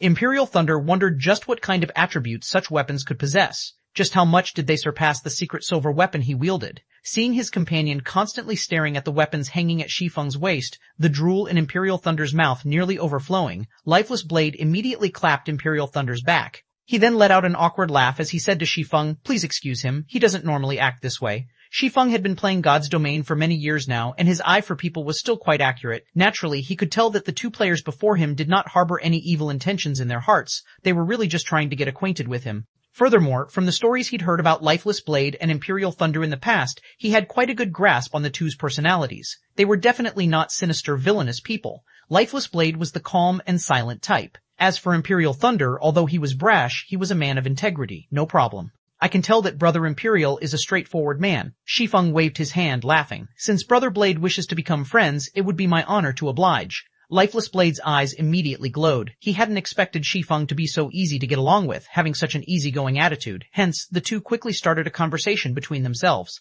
When they touched on the topic of combat techniques, Shi Feng thoroughly shocked Lifeless Blade with his words. Meanwhile, Lifeless Blade finally understood why the public would acclaim Shi Feng a god-ranked expert. After conversing for more than half an hour, Shi Feng managed to obtain a more detailed understanding of the situation at Star Moon City, thanks to Lifeless Blade. I've gained plenty from this discussion of ours. If not for Brother Ye Feng, I'm afraid I wouldn't even know such a combat technique existed. This knowledge is simply priceless for dungeon raiding, Lifeless Blade said earnestly. He then retrieved a special tool from his back and presented it to Shi Feng, saying, "This ring is the only item I can offer you as thanks. Brother Ye Feng, please accept it. Otherwise, my conscience won't let me rest." 286. The Eternal Throne. Shi Feng had not expected Lifeless Blade to be such a forthright person. Although Lifeless Blade had only taken out an ordinary-looking silver ring, Shi Feng knew exactly how precious this item was. The reason being, not only had he seen this ring in the past, he had even owned one before. The ring was a space ring. It was a storage item. One could not judge it simply based on its mysterious iron rank. The space ring could store up to 200 slots of items. It was a very significant amount. It also did not impart any additional weight to the user, regardless of the number of items stored in it. However, this was still not the most important point about this ring. Instead, the space ring excelled the most when used during battle.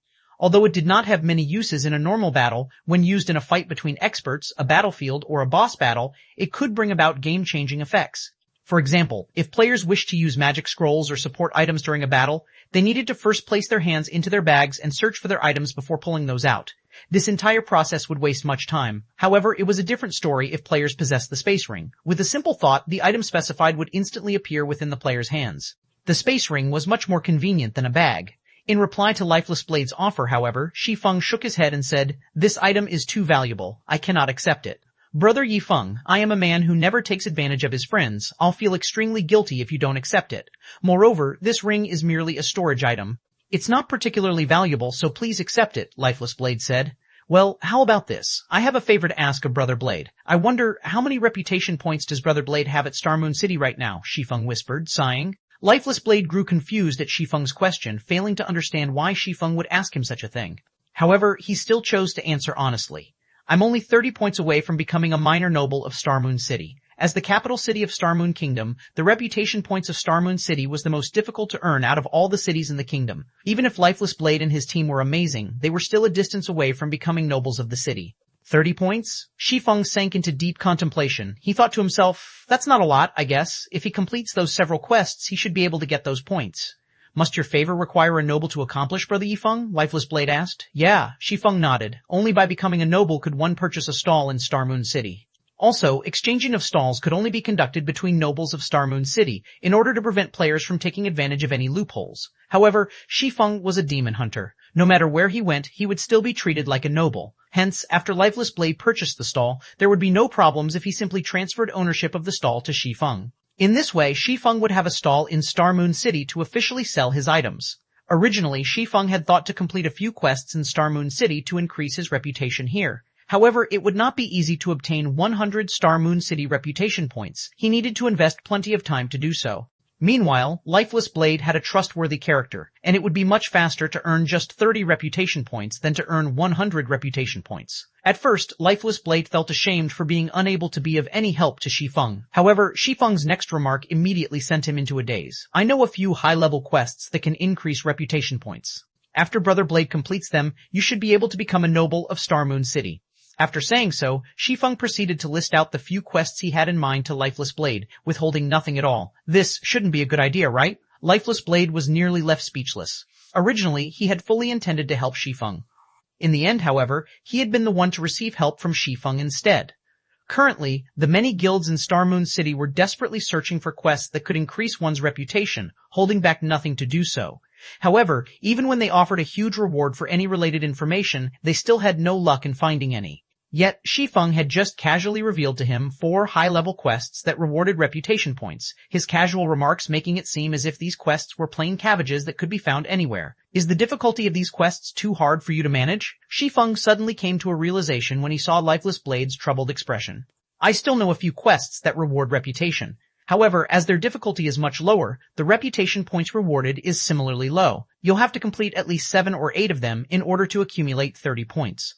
Our new, Lifeless Blade's mind was an utter mess now. He even started to suspect Shi Feng was a GM to actually know of so many reputation quests in Star Moon City.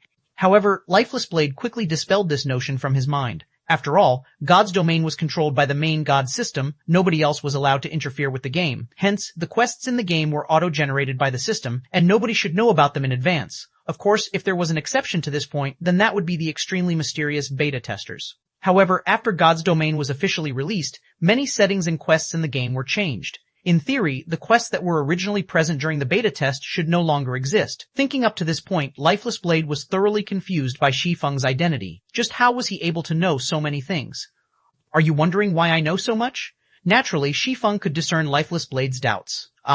Lifeless Blade silently nodded his head, making no attempt to hide his thoughts. It's because I am a reincarnated person. I returned to this time from 10 years into the future, hence I know about all these quests, Shi Feng said in full honesty. Brother Yifeng sure knows how to joke. Lifeless Blade abruptly burst into laughter. I'll complete these quests as quickly as possible. After I'd managed to become a noble, I'll immediately notify Brother Yifeng. Lifeless Blade knew full well that everyone had their own secrets. Meanwhile, information on reputation quests would definitely be categorized as a top secret by guilds. Shi Feng's willingness to reveal such precious information to him showed how much trust Shi Feng placed in him. If Lifeless Blade still tried to probe deeper into the matter, then he would simply be too insensible. I'm telling the truth, Shi Feng laughed bitterly. I know. Lifeless Blade nodded his head repeatedly, the smile on his face seemingly saying, I understand. Shi Feng was left completely speechless. Although he had long since grown familiar with such a behavior, he still could not help but feel helpless every time he was faced with it. Why wouldn't anybody believe him even though he was telling the truth? Why must the world make an honest man like him tell a lie before somebody was willing to believe him? Shi Feng was no longer able to make sense of this world. Soon after, Lifeless Blade added Shi Feng as a friend before hurrying off to complete the quests. Meanwhile, thanks to Lifeless Blade, Shi Feng now had a better understanding of Star Moon City's situation. After Lifeless Blade's departure, Shi Feng hailed a horse carriage and headed to the War God's Temple of Star Moon City. He intended to continue carrying out his legendary ranked main storyline quest. From the outside, the building looked like a magnificent and majestic pyramid, and at the summit of this pyramid was a house-sized sunstone which exuded a divine light. Be it day or night, this sunstone would shine brilliantly on the entire War God's temple, and one couldn't help but admire this dazzling construction when seeing it. As the main branch of the War God's temple, it had Tier 3 NPCs roaming around outside the temple itself, and even a Tier 5 Shadow Saint would not be able to penetrate the tight security here. Although this was not Shi Feng's first time visiting this War God's temple, it was still his first time coming to the 9th floor of the temple, the Eternal Throne. Just the NPC guiding Shi Feng to this place was already a Tier 4 Glory Knight. In other cities, such an NPC would be an overlord-like existence that could cause others to tremble in fear. However, in this place, this NPC simply amounted to a guide. After entering the Eternal Throne, Shi Feng immediately discovered 1 purple throne and 9 golden thrones suspended in the center of the room. On the sides were 50 silver thrones. Aside from the empty purple throne, every other throne was occupied by a person. Moreover, these people were all apex powerhouses of God's domain. A single step of theirs could send tremors throughout the entire continent. However, among all these people, only one of them had a real body. The others were simply phantoms. Sitting in their thrones, these powerhouses quietly observed Shi Feng. Meanwhile, as the recipient of these gazes, Shi Feng could not help but feel that his life was no longer in his hands. His body felt incomparably heavy under these stares, and his back was also already drenched in sweat. This was the imposing aura of a true apex powerhouse. It was not something Tier 4 classes could ever hope of equaling. As expected of one of God's domain's strongest powers. To think they actually have so many apex powerhouses in their midst. Shi Feng was racked with emotion right now. Although he had played God's domain for over a decade, this was the first time he personally witnessed the War God's Temple's true strength. What an interesting young man. However, I don't believe a little guy like you can accomplish that quest. This is something that involves the fate of the entire continent, after all. Since it is so, let us give this little guy a test. If he passes it, I believe that nobody here would have any other objections, right? A test? This lady likes it. Let's go with that. If he passes the test, I'll throw in my vote of support. If he fails, well, he'll already be dead at that point, so no punishment will be necessary. How are we going to test him? Obviously, we are going to activate the 12 trials. Ha ha ha, the 12 trials. I have only heard of it before and only treated it as a legend. The last time it was activated was more than 900 years ago. I didn't expect that I would be so lucky as to witness it being activated in my lifetime. I must really thank you, little guy. I do hope you can last a few rounds, though. Let this old man here widen my horizons. 287 12 Trials. The occupants of the Silver Thrones voiced their opinions one after another, merrily deciding how they should deal with Shi Feng. Standing a short distance from the golden doors of this chamber, Shi Feng silently muttered, "Crap, don't players have any human rights?" However, Shi Feng had no choice under the circumstances. The NPCs before him were all apex powerhouses of God's domain. Shi Feng was merely an ant in their eyes. It would be fortunate if they even decided to give him a few extra glances, not to mention involve him in their discussion. At this moment, a youth garbed in white robes, one of the occupants of the Silver Thrones, moved and instantly appeared before Shi Feng.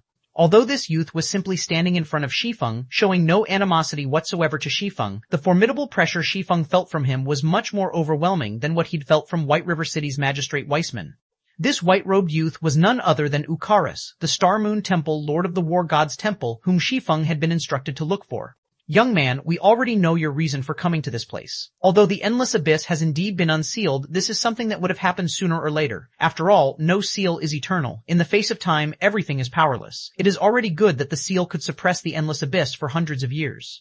In the near future, we will join forces to suppress the Endless Abyss, preventing this matter from escalating. However, before we go and suppress it, we need to choose a person to collect the materials needed to reseal the Endless Abyss. However, this person must be a heaven-blessed person, and you just so happen to be one. Hence, we've decided to send you to collect the materials for us. Before we send you on your way, though, we need to first take a look at your potential. If you are no good, we will have no choice but to look for someone more suitable for the task. By heaven-blessed person, the NPC meant a player. In the NPC's settings, heaven-blessed people were immortal existences, as even if these individuals died, they could still revive shortly after. Hence, heaven-blessed people were the best candidates for collecting the materials needed for the seal. We have decided that your test will be the War God's Temple's 12 trials. You will be considered to have passed the test as long as you can clear 6 of the 12 trials. Of course, we won't make you go through the trials for nothing. As long as you can clear up to the second trial, you will be rewarded with 100 War God's Temple merit points. Also, the rewards will be doubled with every subsequent trial you clear. After you're done with a trial, you can use the treasury of the War God's Temple to exchange your merit points for treasures. You should know that the treasury of the War God's Temple contains the most treasure throughout God's domain. An ordinary secret silver ranked item only costs 200 merit points, while a fine gold ranked item costs 500 merit points, a dark gold ranked item costs 1,500 merit points, an epic ranked item costs 4,000 merit points, a fragmented legendary item costs 15,000 merit points, and lastly, a legendary item costs 60,000 merit points. If you have sufficient strength, you can even exchange for a divine artifact. However, that would require 200,000 merit points. While Ukaris was giving his explanation with a smile, Shi Feng's heart was already pounding madly with excitement. Shi Feng couldn't help but admit that a legendary ranked main storyline quest was indeed amazing. The highest ranked item Shi Feng had seen before was only of legendary rank. He had only heard rumors about divine artifacts. He had never personally seen one before. Now that he had the chance to actually see one, his gains from this trip to the War God's Temple was already plenty. However, Shi Feng knew his own limits. Even a legendary item was already a luxury for him, not to mention a divine artifact. Shi Feng did not even dare fancy the notion of owning one. He would be satisfied as long as he could take a look at it. Just as Shi Feng was imagining what a divine artifact looked like, Ukaris started chanting some incantations while drawing complex divine runes with his fingers. After Ukaris finished chanting, a pair of large golden doors appeared before him. There were 12 scenes carved into the dazzling golden doors, and each scene told of a cruel battle. When the doors parted, a very ancient and violent aura gushed forth from within, as if there was a ferocious primordial beast housed beyond those doors. Young man, the 12 trials lies beyond these gates. Go ahead, Ukaris said slowly as he pointed towards the golden doors. Shi Feng nodded in reply. Step by step, he slowly walked towards and beyond the doors, soon vanishing from the eternal throne. Ha ha ha, that little guy sure is brave. Doesn't he know that the 12 trials is the cruelest trial of the War God's Temple? Ukaris, you're a devious bastard yourself as well. You actually used such a temptation against that little guy. Moreover, you've only mentioned the abundant rewards he could gain, but not the penalty for death.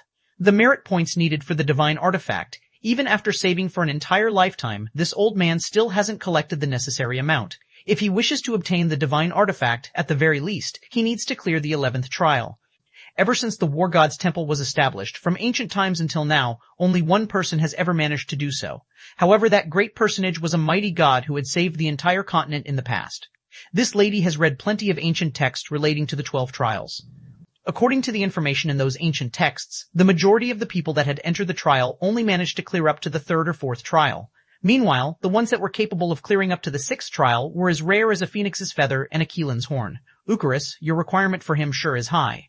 Collecting the 7 treasures is a matter of great importance. Without sufficient strength, how can he expect to gather all of them? Besides, we can't afford to waste any energy on a weak little ant. Just as the occupants of the silver thrones were having another round of discussions among themselves, one of the occupants of the golden thrones, who had remained silent throughout the prior discussion, finally spoke.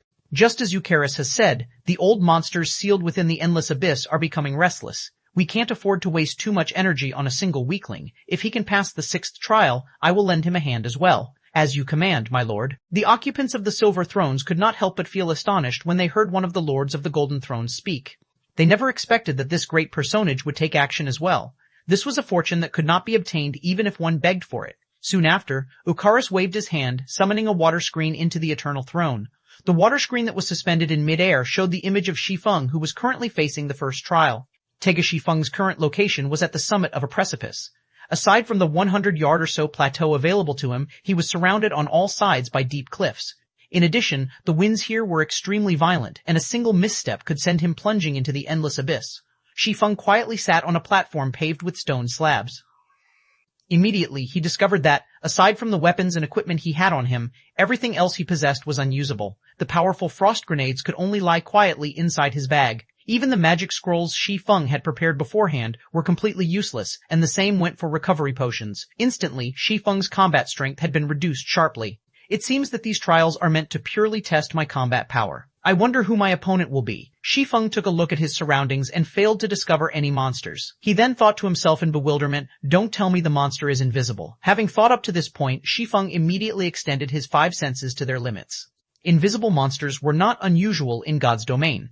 In fact, some of the truly powerful monsters were even capable of serial teleportation. Meanwhile, inside the Eternal Throne, the big shots of God's domain were excitedly observing Shi Feng's trial. After all, it had been close to a millennium since the 12 trials had last been activated.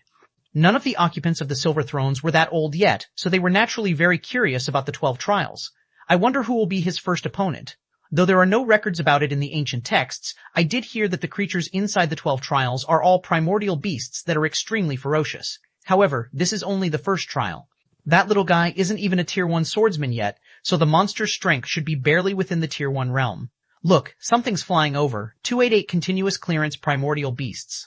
In the God's domain of today, these creatures were either extremely rare or had long since gone extinct. They were beings that one would not normally see. Now that the 12 trials had been activated, Shi Feng would also have the fortune of meeting one. If he were at any other location, it would be extremely hard for him to meet a primordial beast. Above the stage of the 1st trial, a blurred figure slowly descended from the skies, remaining unperturbed even in the face of the turbulent winds of this realm. This gigantic figure landed at the center of the stage, towering over the tiny Shi Feng. With the upper body of an eagle and the lower body of a lion, this monster was none other than the king of the skies, a griffin. Griffin, elite rank, level 20, HP 30,000, C 30,000. I didn't expect a griffin would be so big, just its wingspan alone is over 20 meters. Shi Feng did not hurry into action. Instead, he took his time carefully observing the griffin. He was currently within a trial. The monsters in here were completely different from their counterparts in the outside world. Not only would the monsters inside a trial possess a large variety of skills, their basic attributes would also be much higher. Most importantly, their intelligence would also be higher. They would not follow a set pattern when they fought. However, the griffin did not provide Shi Feng with too much time to think. With a piercing cry, the griffin flapped its wings, generating a violent gale. Instantly, 2 tornadoes over 3 meters in height swept towards Shi Feng, and where the blades of wind passed, everything shattered. Using a skill right off the bat? As expected, this griffon isn't an ordinary monster. Revealing a faint smile, Shi Feng's figure flashed, swiftly withdrawing from the attack range of the 2 tornadoes, following which he activated silent steps, instantly appearing behind the griffon. Before the King of the Skies could react, the pitch-black abyssal blade turned into multiple streaks of black, slashing down at the griffin's wings. Like snowflakes, the griffin's snowy white feathers fluttered onto the now blood-stained ground. The attacks that achieved a critical hit had even dealt over 800 damage. Immediately afterward, Shi Feng followed up with a level 10 chop, his sword slicing off a large chunk from one of the griffin's wings, completely crippling it. Meanwhile, the griffin instantly lost over 1,900 HP from the attack. From this short exchange, the griffin had already lost 16% of its total HP. Furthermore, with one of its wings now crippled, it could not fly even if it wanted to. The gap in strength was obvious in a single glance. Against a Shi Feng who had over 200 points in agility, a flightless griffin would only amount to a sitting duck. Following which, Shi Feng constantly shuttled around the griffin, sending streak after streak of black radiance stabbing into the griffin's body.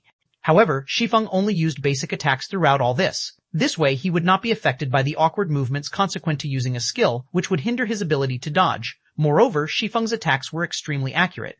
Every one of his attacks would land either on a vital point of the griffin or at a joint that would affect the griffin's movements, making it even harder for the griffin to strike him.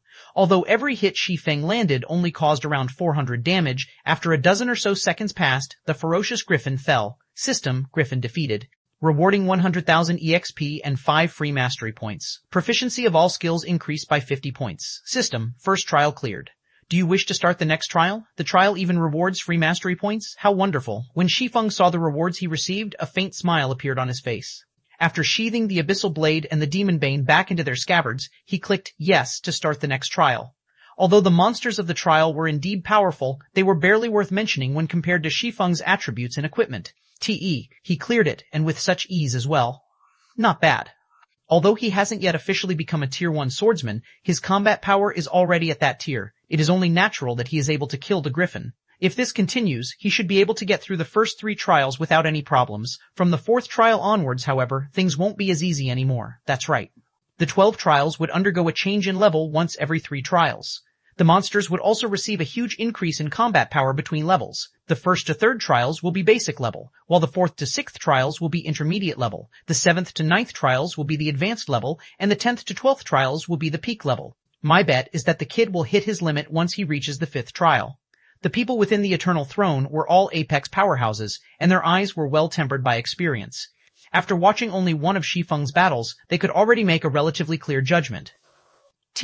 Indeed, just like the big shots of the War God's Temple had guessed, the stage for the 2nd trial was a Sylvan setting, and Shi Feng's opponent this time was the moon-howling silver wolf. Inside a forest, this monster was an alpha predator. Similar to the griffin, the moon-howling silver wolf was a level 20 elite monster with 30,000 HP. Although it too was a Tier 1 primordial beast, unlike the griffin, the moon-howling silver wolf was much stronger on land. Its physical attacks were much more powerful, and its reaction speed was also much faster than the griffin's. However, as if to replicate the scene from the first trial, Shi Feng immediately activated silent steps and arrived at the hind leg of the moon-howling silver wolf. Again, similar to the time with the griffon, Shi Feng slashed his swords down at the wolf's hind legs, crippling them and greatly reducing the monster's movement speed. Following which, Shi Feng simply kited the moon-howling silver wolf with the blazing meteor. Before 30 seconds had passed, the moon-howling silver wolf fell. System, moon-howling silver wolf defeated. 2nd trial completed. Rewarding 300,000 EXP and 10 free mastery points. Proficiency of all skills increased by 50 points. System, 2nd trial cleared.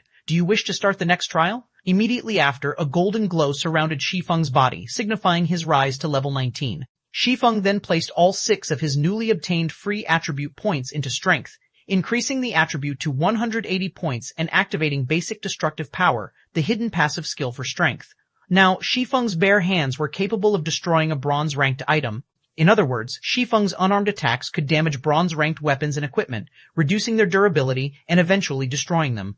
Originally, Shi Feng had intended to place all 6 of his free attribute points into intelligence. However, he wanted to increase his combat power for the sake of the trial, even if it was only by a small amount. Soon after, Shi Feng clicked yes and started the next trial.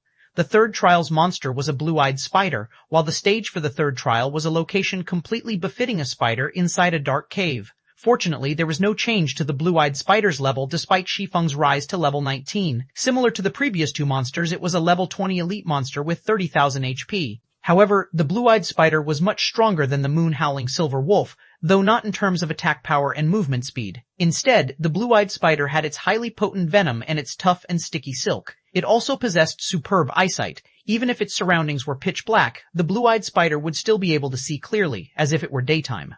Moreover, its eyes also provided it with a 360-degree field of vision without any gaps in between. Shi Feng carefully looked around. Even if he possessed extraordinary strength, his range of visibility was limited to a maximum range of 5 yards. Meanwhile, the blue-eyed spider could easily spot any attempt Shi Feng made to attack from a distance of 30 to 40 yards, making the situation extremely unfavorable for Shi Feng. Interesting. However, Shi Feng did not show any signs of panic. On the contrary, his lips curled up slightly. If it were any other player here, they might have to fight a bitter battle if they did not possess any supportive tools. Unfortunately, not me. Suddenly, a deep blue flame appeared in Shi Feng's hand, lighting up the surrounding area.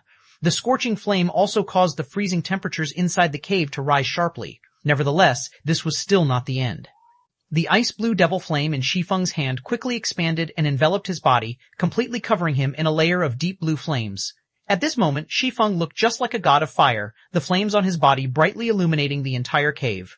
Meanwhile, the blue-eyed spider's position had also been clearly revealed. 289 Eyed Lion King, the blue-eyed spider lived in darkness all year round. Hence, its eyes, which were accustomed to the dark, could not adapt at all when the dazzling flames suddenly illuminated the entire cave. The blue-eyed spider was just like a frightened little rabbit. Suddenly, the blue-eyed spider, which had previously had the upper hand, was placed in an unfavorable situation. On the other hand, Shi Feng, who had summoned the ice-blue devil flame, could now deal 20% more damage and his fire. And ice-type attacks would also have an additional 40% damage, instantly breaking out of his disadvantageous position. While the blue-eyed spider was still incapacitated, Shi Feng used silent steps and arrived over 20 yards behind the 8-legged monster. With the power of thunder and flames coating its length, the abyssal blade smashed into the blue-eyed spider's body. 183.6. A frightening amount of damage appeared above the blue-eyed spider's charred head. The attack had also placed it in a fainted state for 4 seconds. Shi Feng then followed up the attack with a thundering flash and a normal attack. 634, 1751, 1087, 1069.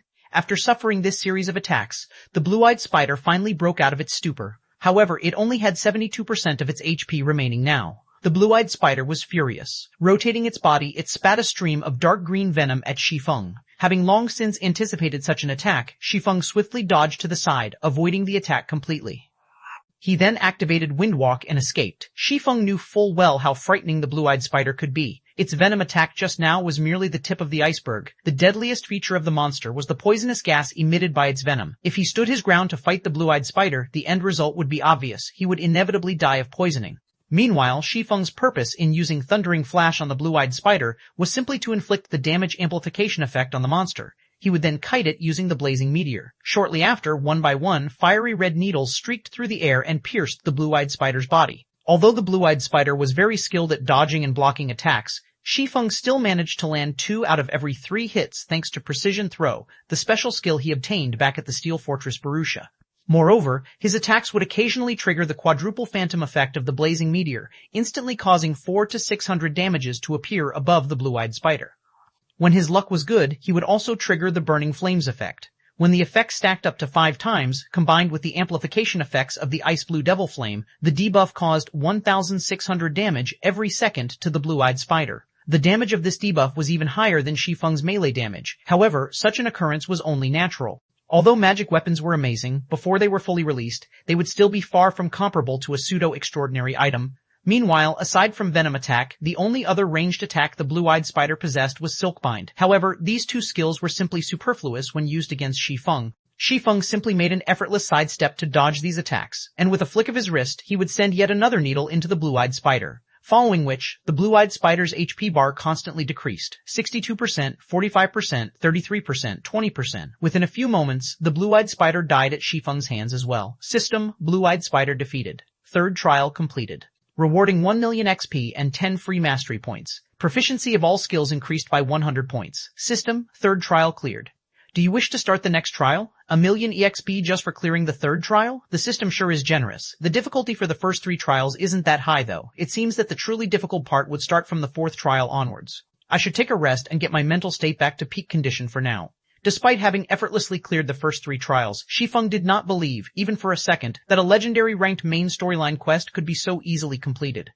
Although Shi Feng did not possess a good understanding of the 12 trials, it was still established as one part of a legendary quest. Its difficulty would definitely be high.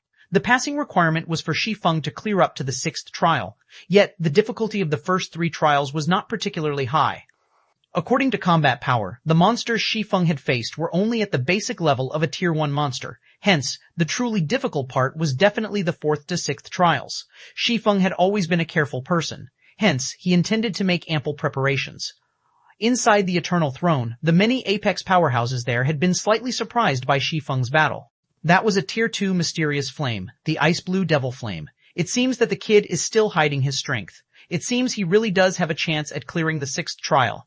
Based on his current strength, from the 4th trial onwards, he should be facing intermediate level Tier 1 primordial beasts. In terms of combat power, the kid is already at the intermediate level of Tier 1. Since the primordial beast that would appear in the 6th trial will be at the peak of intermediate Tier 1, he should have a 30% chance of defeating it with his current combat power. The big shots sitting in the Silver Thrones unanimously acknowledged Shi Feng's potential. Shi Feng discovered an interesting matter. Although he could not use any potions or magic scrolls, he could still eat food made from cooking to boost his attributes. It was a good choice to let Violet Cloud continue pursuing the chef subclass. Shi Feng smiled. After Zero Wing's workshop was established, Shi Feng had given Violet Cloud a very high salary. The salary was much higher than what Violet Cloud earned from selling her cooking products. There was no need for her to continue on the path of a chef. However, Violet Cloud had chosen to continue cooking, giving the reason that it had already become a habit of sorts. Moreover, Violet Cloud herself loved cooking, and currently she was already an advanced chef. She was not far away from being promoted to a master chef. Now, not only could the delicious steaks she cooked increase the consumer's HP regeneration rate while in a non-combat state, it could also provide an additional buff that increased the consumer's strength by 10% for 10 minutes. To others, a 10% increase in the strength attribute might not amount to much. However, to Shi Feng, who currently had 180 points in strength, that would mean an additional 18 points in strength, which was also equivalent to an additional 36 points in attack power. Overall, the effect of the delicious steak provided Shi Feng with a significant increase in combat power. After Shi Feng was rested, he clicked yes to start the 4th trial. Soon after, Shi Feng was teleported to a grassy plain. Taking a look at his surroundings, Shi Feng quickly discovered a lion with a golden mane lazily sprawled across a large boulder, its stout tail swishing around in a leisurely manner. However, Shi Feng's arrival had obviously alerted it. When this golden-maned lion stood up, its height exceeded 5 meters. A chill flashed in the lion's silver eyes as it raised its eyelids. In the next moment, the lush green grass beneath its paws was frozen solid. The grassy plains had also been instantly transformed into an icy hell, the green landscape turning snow white. Silver-eyed Lion King, Special Elite. Level 20 HP 100,000, 100,000. The difficulty of the 4th trial was clearly much greater than the 3rd trial. Amazing. As expected of the primordial beast of the 4th trial, it is actually capable of affecting its surroundings, transforming its environment into the ideal territory for it to fight in. Shi Feng couldn't help but be shocked.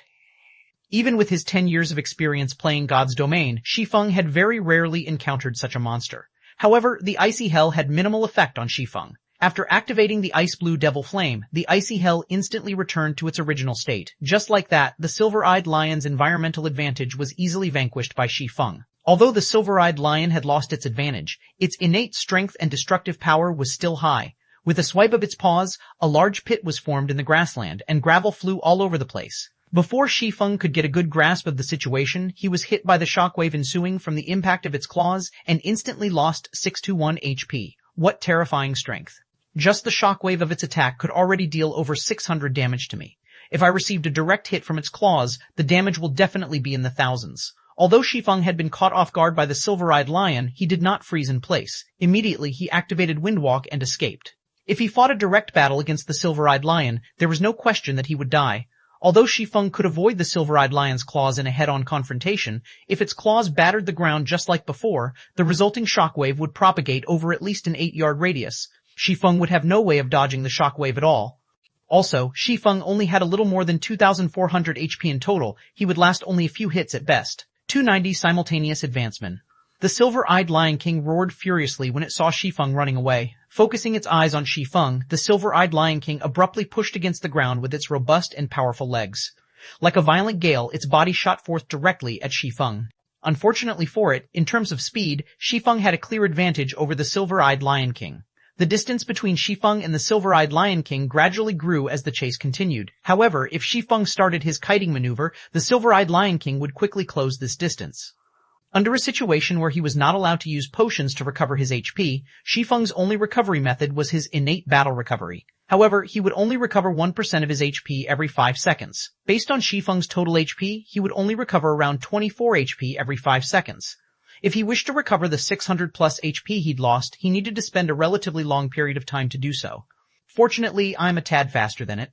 The stage this time also covers a large area, so I can run around without any worries. Otherwise, I will really lose my life this time. Shi Feng sent a casual glance at the silver-eyed Lion King, while majority of his attention was focused on the surrounding terrain. God's Domain was different from other virtual reality games in that it was much more realistic than the others. One could say that a player's combat power was responsible for only around 50% of a battle's outcome. Meanwhile, 40% was due to environmental factors, while the remaining 10% was up to luck. Luck was something filled with uncertainties, so there was no need to place much consideration into it.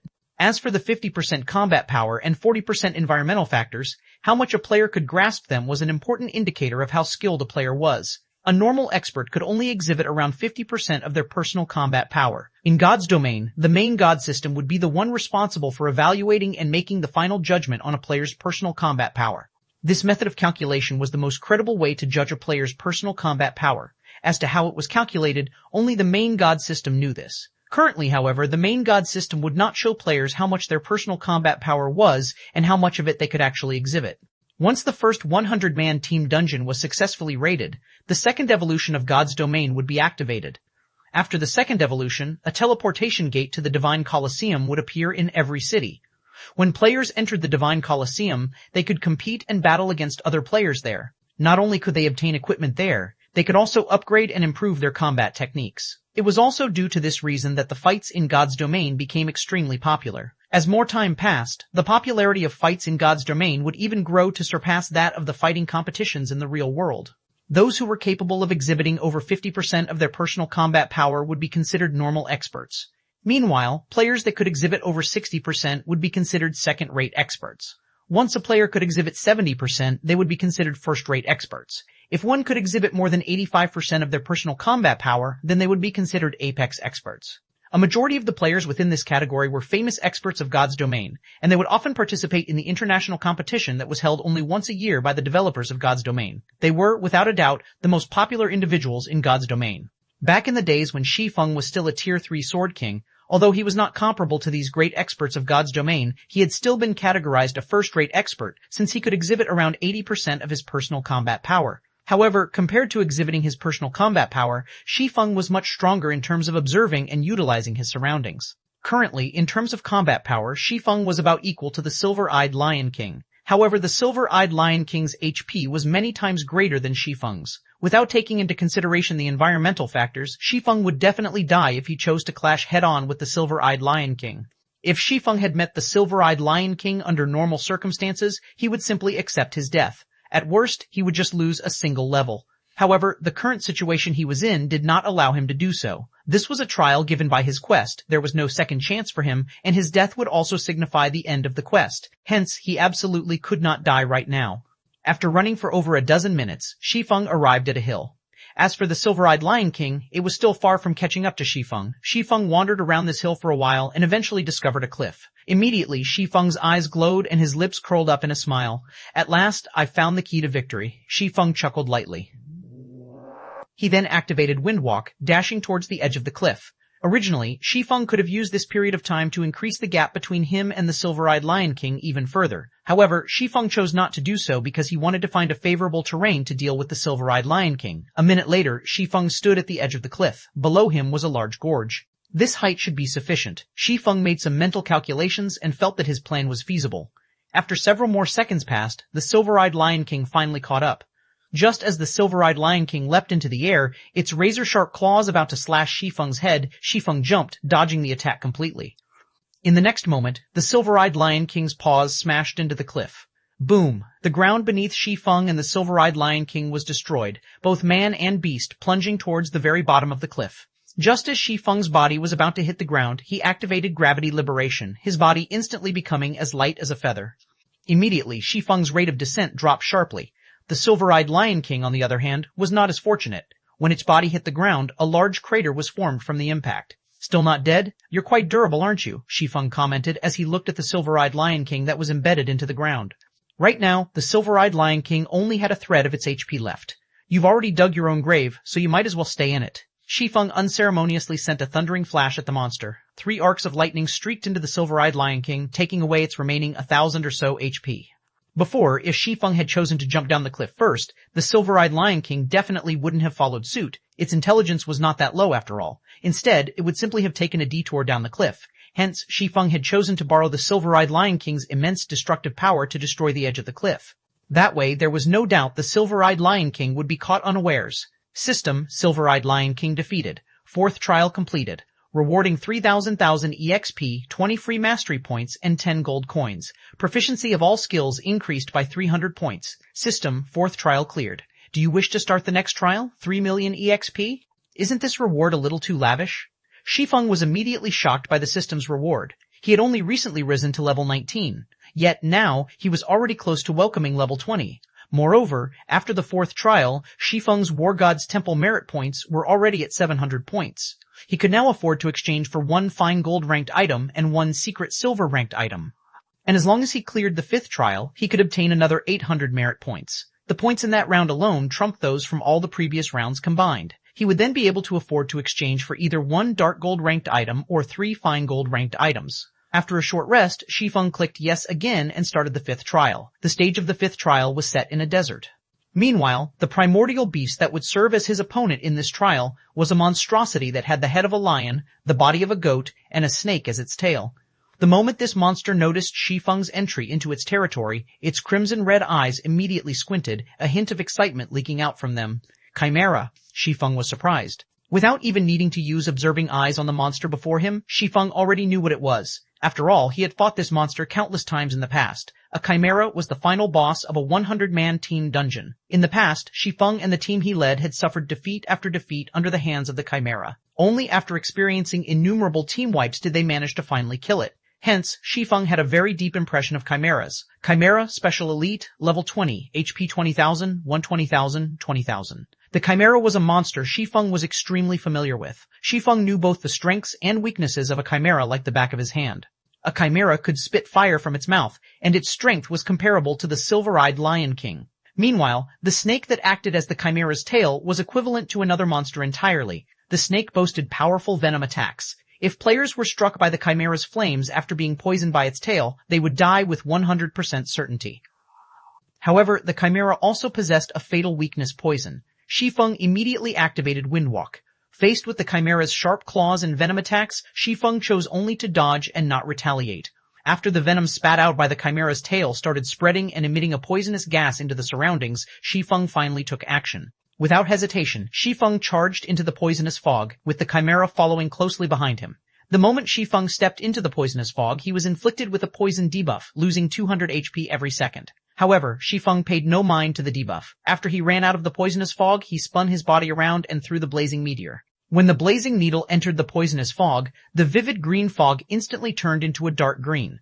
Immediately after, an explosion occurred. The explosion promptly sent the chimera, which was still standing inside the poisonous fog, flying. The monster lost over 10,000 HP from the explosion, and it was placed in a momentary crippled state. Taking advantage of this change, Shi Feng launched a barrage of attacks at the chimera.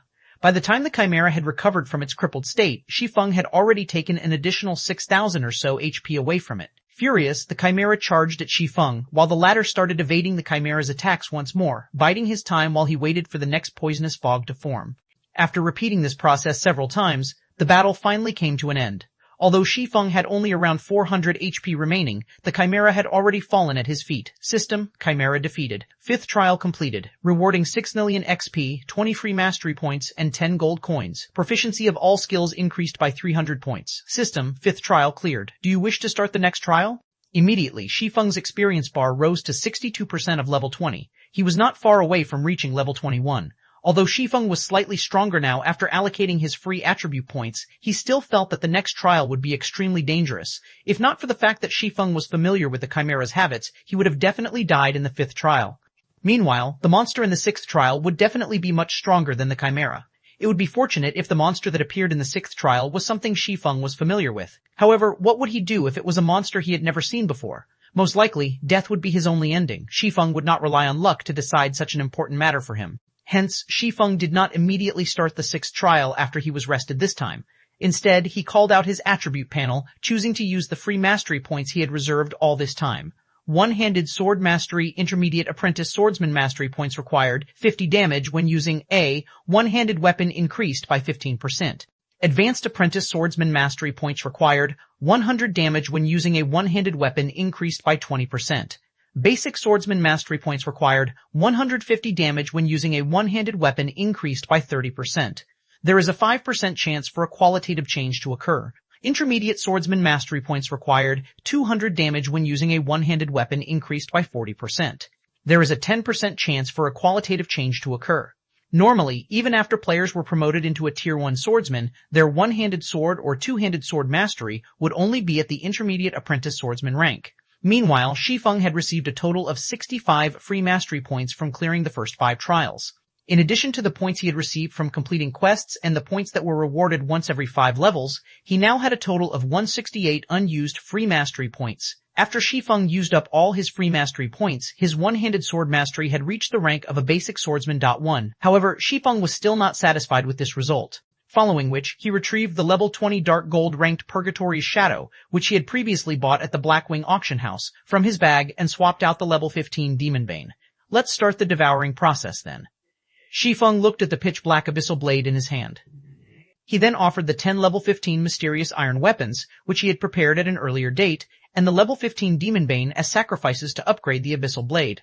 Although it was unfortunate that he did not possess 10 level 15 secret silver weapons to use as a sacrifice, the legendary quest was of utmost importance. He could not afford even the slightest misstep, and it was necessary for him to utilize all available avenues. 29-1. The beginning of greatness. In order to increase the abyssal blade's potential, Shi Feng had intended to gather 10 level 15 fine gold weapons to serve as a sacrifice. Hence, he had deliberately kept the abyssal blade at level 10 all this time. Now, however, he no longer had the leeway to do so.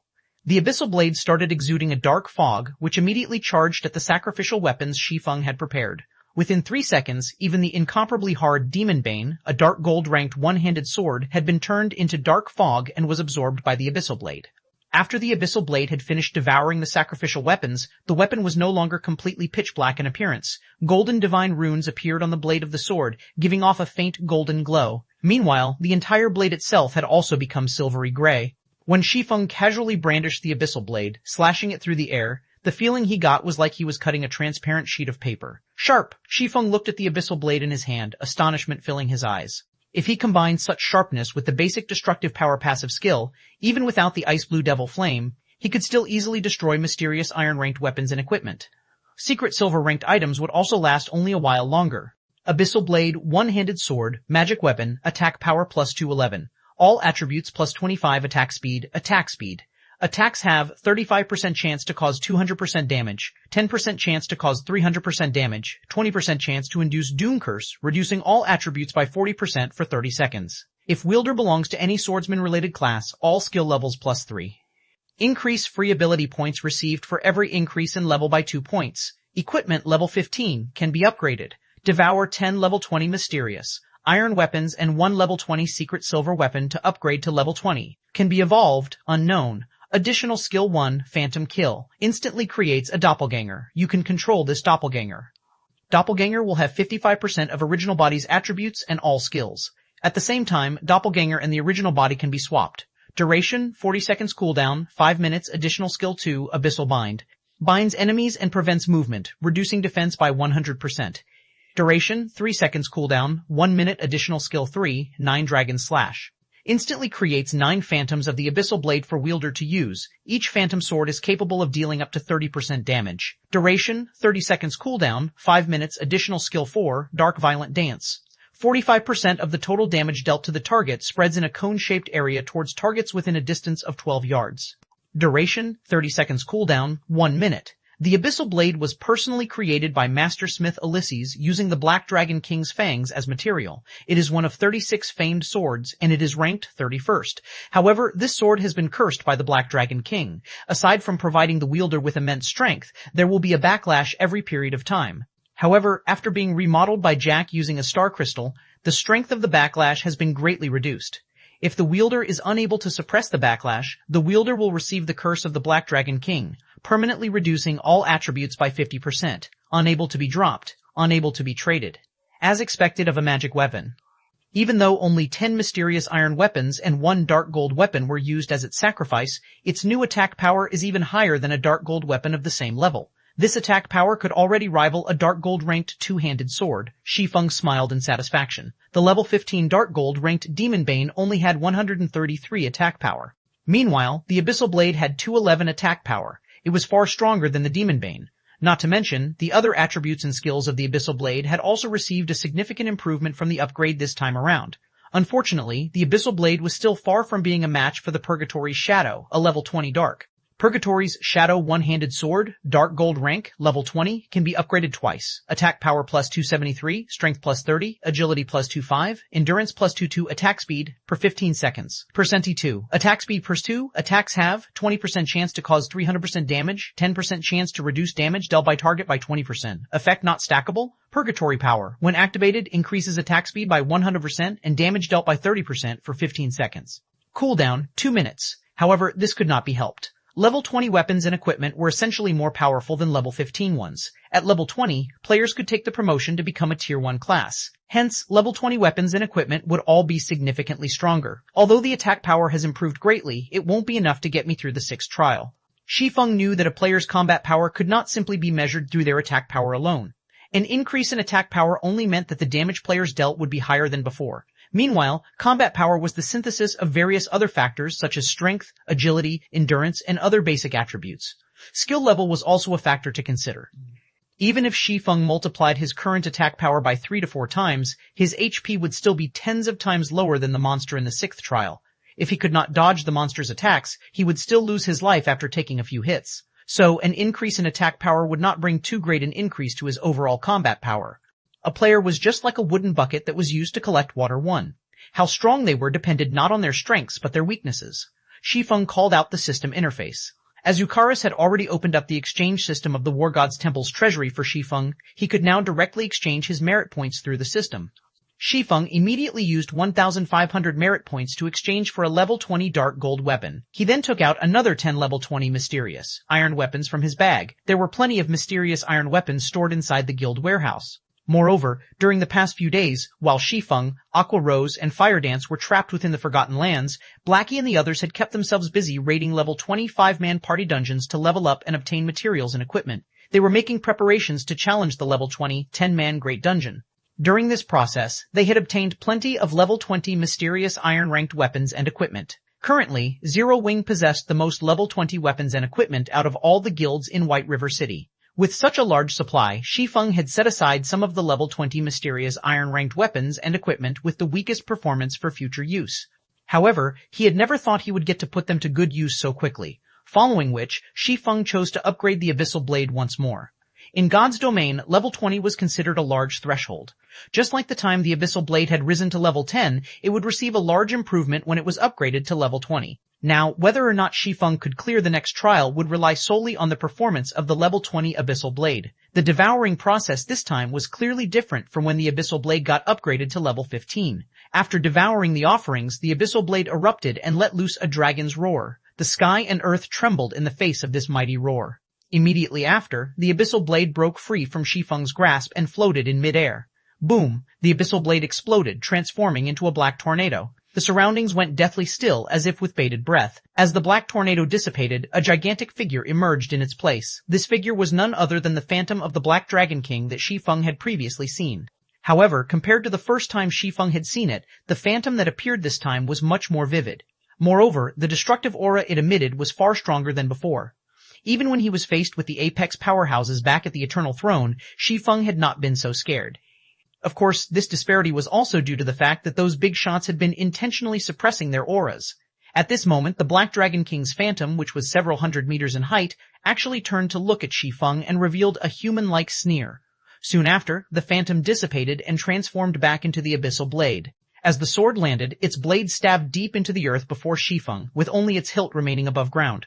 Some time passed before Shi Feng gradually recovered from his stupor. He then slowly extended his hand and pulled out the Abyssal Blade. The appearance of the Abyssal Blade had greatly changed after being upgraded.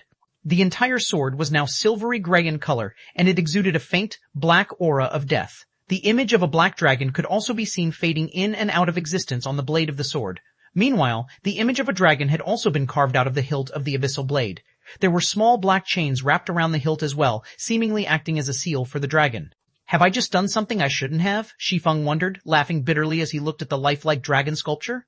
Everything was playing out just as Faust, the legendary character Shi Feng had met back at the Star River Valley, had said. A magic weapon was a double-edged sword. As one allowed the magic weapon to grow in strength, the curse contained within it would also grow stronger. Meanwhile, the wielder would sooner or later be devoured by the strength of the magic weapon. 292 Black Emperor. Extraordinary strength comes from an extraordinary will. This was the only advice Faust had given Shi Feng.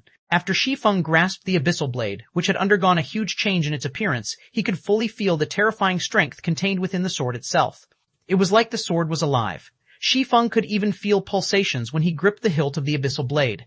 It felt as if the Black Dragon King was roaring inside the abyssal blade and likely to break through its seals at any given time. Such powerful attributes. When Shi Feng checked the attributes of the abyssal blade, he couldn't help but secretly marvel at them. The abyssal blade was definitely the best weapon below epic rank Shi Feng had seen. Even the blazing meteor, which had been crafted by the forging genius Celiora, was not its match.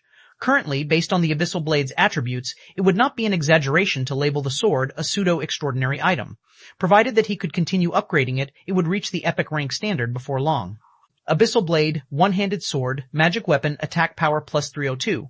All attributes plus 3 to attack speed plus 10. Ignore levels plus 10 ignore. Levels plus 10 attacks have 40% chance to cause 200% damage. 15% chance to cause 300% damage, 20% chance to induce Doom Curse, reducing all attributes by 40% for 30 seconds. If wielder belongs to any swordsman-related class, all skill levels plus 3.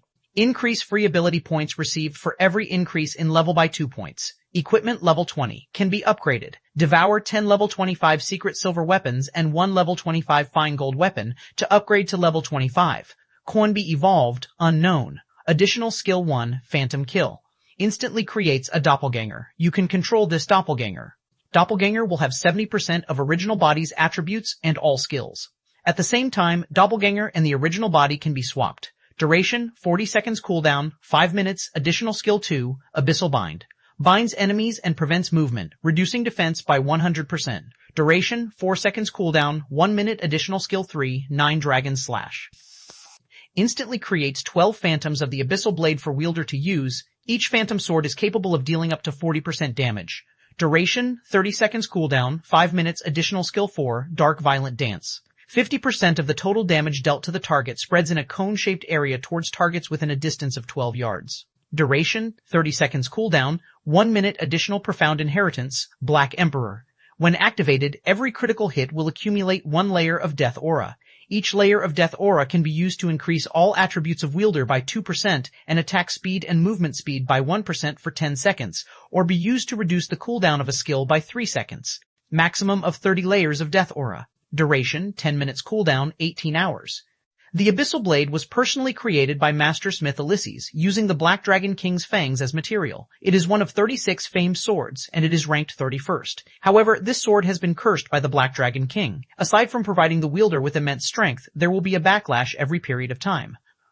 However, after being remodeled by Jack using a star crystal, the strength of the backlash has been greatly reduced. If the wielder is unable to suppress the backlash, the wielder will receive the curse of the Black Dragon King, permanently reducing all attributes by 50%. Unable to be dropped, unable to be traded. As expected of a magic weapon, it really doesn't disappoint. Even epic weapons rarely have profound inheritances attached to them. Now, before even reaching the standard of an epic weapon, it already possesses a profound inheritance. Shi Feng breathed a sigh of relief after carefully reading through the introduction of the Black Emperor. With it, he should not have any problems facing the 6th trial. Profound inheritances were rarely seen during the early stages of God's domain. They only started becoming widely known during the middle stages of the game. Inheritances and skills were different. In God's domain, the skills provided to each class were made to accommodate the masses of players, so there was no sense of individuality to them. To put it another way, instead of skills being made to cater to the individual player, players were required to adapt themselves to pre-made skills, regardless of the suitability of said skills. Meanwhile, inheritances could be used by players to create their own unique method of attacking, allowing more freedom in their fighting styles. It could also further increase a player's combat power. The most basic of inheritances in God's domain would enhance a player's skills, such as increasing the skill's damage or altering the effects of said skill to allow a more flexible fighting style. As for the more advanced inheritances, not only would they alter a player's skills, they could also increase a player's attributes. Meanwhile, the Black Emperor inheritance clearly belonged to this category. If others were to see the attributes on the Abyssal Blade, their jaws would definitely fall to the ground in shock. Some would even harbor thoughts of owning it for themselves. An organization like Underworld, which had been continuously gathering all kinds of powerful items, would definitely not hesitate to use unscrupulous means to take possession of the Abyssal Blade. In today's society, virtual gaming had already become one of the world's main forms of entertainment. The emergence of God's domain had further solidified the position of virtual reality games in people's lives. Currently, the average person would spend close to half of their day living inside God's domain. It was also due to this reason that players all wished to live a better and more respectable life in God's domain. After all, life in God's domain was just like another part of their own lives. However, unlike their lives in the real world, their lives in the virtual world were much purer and simpler. Generally, they only needed good weapons, equipment, and influence in the game. At this current age, players' pursuit of virtual items was no less than women's pursuit of luxury goods. After all, in the eyes of average players, weapons and equipment were the representation of strength. Gorgeous-looking weapons and equipment that allowed one to have amazing damage output were all the envy of average players. High-level weapons and equipment were symbols of strength in God's domain, and countless players pursued them. It was also the reason why many players were willing to spend hundreds and thousands, and sometimes even tens of thousands of credits to purchase these powerful items. Some wealthy youths that were born with a golden spoon would even spend several millions without blinking just to obtain a powerful item. These people were willing to go to such lengths because, with powerful weapons and equipment, they could experience the pleasure of being superior to others. In the case of a magic weapon like the Abyssal Blade, it wouldn't be impossible for it to sell for an astronomical price of several tens of millions. Shi Feng recalled that 1 year after God's Domain's official launch in the past, a legendary item had appeared in the world auction, which was held in the real world. At that time, the legendary item had been sold off for 60 million credits. The price had thoroughly shocked the entire world. Shortly after the auction, however, the person who sold the legendary item immediately regretted that decision. There was only a limited number of legendary items throughout the entire God's Domain, and every single one of them was considered a strategic weapon by guilds. Just by owning one, a player could easily get through their Tier 4 or even Tier 5 class promotions. Meanwhile, the value of a Tier 5 powerhouse could reach up to tens of billions of credits. The reason being, when a guild gave birth to a Tier 5 powerhouse, the guild would have the ability to conquer 2 or 3 additional cities that could each hold a population of several million people. Of course, the Abyssal Blade was still incapable of rivaling a legendary weapon at present. It wasn't even at the level of an epic weapon yet. However, it was what Shi Feng currently needed the most. For Shi Feng, several hundred points of additional attributes weren't as beneficial a powerful skill, and the Black Emperor inheritance just happened to fit the bill. Shi Feng had learned many powerful skills. However, all of them possessed the same fatal weakness. All of them possessed explosive power, but none of them possessed any staying power. Maybe this weakness wouldn't be a problem when these skills were used inside a dungeon or against players with poor equipment. After all, when going against players with poor equipment, Shi Feng did not even need to use up all the skills in his arsenal to finish them off. He could simply overwhelm them with superior attributes, and not even techniques would be required. Meanwhile, when inside dungeons, he would have MTs to tank the monsters at the front lines, healers to heal him from behind, and many other players to support him. He only needed to survive and wait for the cooldown of his skills to end before starting the next volley of attacks. But when fighting against monsters or players that were equal in strength with him, just a short burst of damage would not carry him to victory. Without sustainability, he would be trampled by his opponent after his short burst. Just take Absolute Heaven for example. When he had ambushed Shi Feng, after his series of attacks had been defended against by Shi Feng, the only other thing Absolute Heaven could do was to escape. Unless Absolute Heaven had a method to take advantage of his opponent's weakness, only death awaited him. Following the upgrade of the Abyssal Blade, Shi Feng sank into deep contemplation for more than 2 hours, thinking of ways to incorporate the Black Emperor inheritance into his fighting style. Now, he felt much more confident about clearing the 6th trial. Let's see what kind of monster is awaiting me in the 6th trial then. Shi Feng revealed a faint smile. Stretching his finger, he tapped yes on the system interface and started the next trial. 293 Balrog Serpent. Inside the Eternal Throne, the apex powerhouses of the War God's Temple were currently observing the situation inside the 12 trials, and they were all very shocked to discover that Shi Feng actually wielded a magic weapon. What an amazing little guy.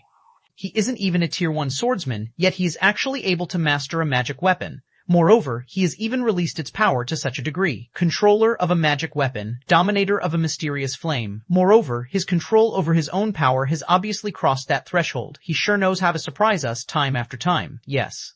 It would have been fine if it were just the magic weapon and mysterious flame, but he has even reached such a level of control over his own power already. Many of those who have attained a Tier 3 class can't even achieve such a degree of control. It seems he won't have any problems clearing the 6th trial. With such great potential hidden in him, if he had come to us a little later, he might have been able to clear even the 7th trial. Such a pity. The threshold. These NPC big shots were referring to was simply one's ability to display 50% of one's own combat power. However, none of these NPCs knew that, in the past, Shi Feng had once been a Tier 3 Sword King. Back then, Shi Feng was capable of displaying up to 80% of his personal combat power. If not for his weak physique limiting his brain's development potential and also the quality of his own equipment being a problem, Shi Feng would have long since been promoted to a Tier 4 Sword Emperor. This can't be helped. Who would have known the Endless Abyss would break the seal so quickly? There is no point feeling pity over the matter. We old folks should make some preparations for when the trial ends as well. Otherwise, we'll break our backs from overwork later. The Lords of the Silver Thrones unanimously acknowledged Shi Feng's potential. However, in regard to Shi Feng's managing to clear the 7th trial, they held no hope towards it at all. The reason being, it had been over a millennium since the 7th trial had been cleared.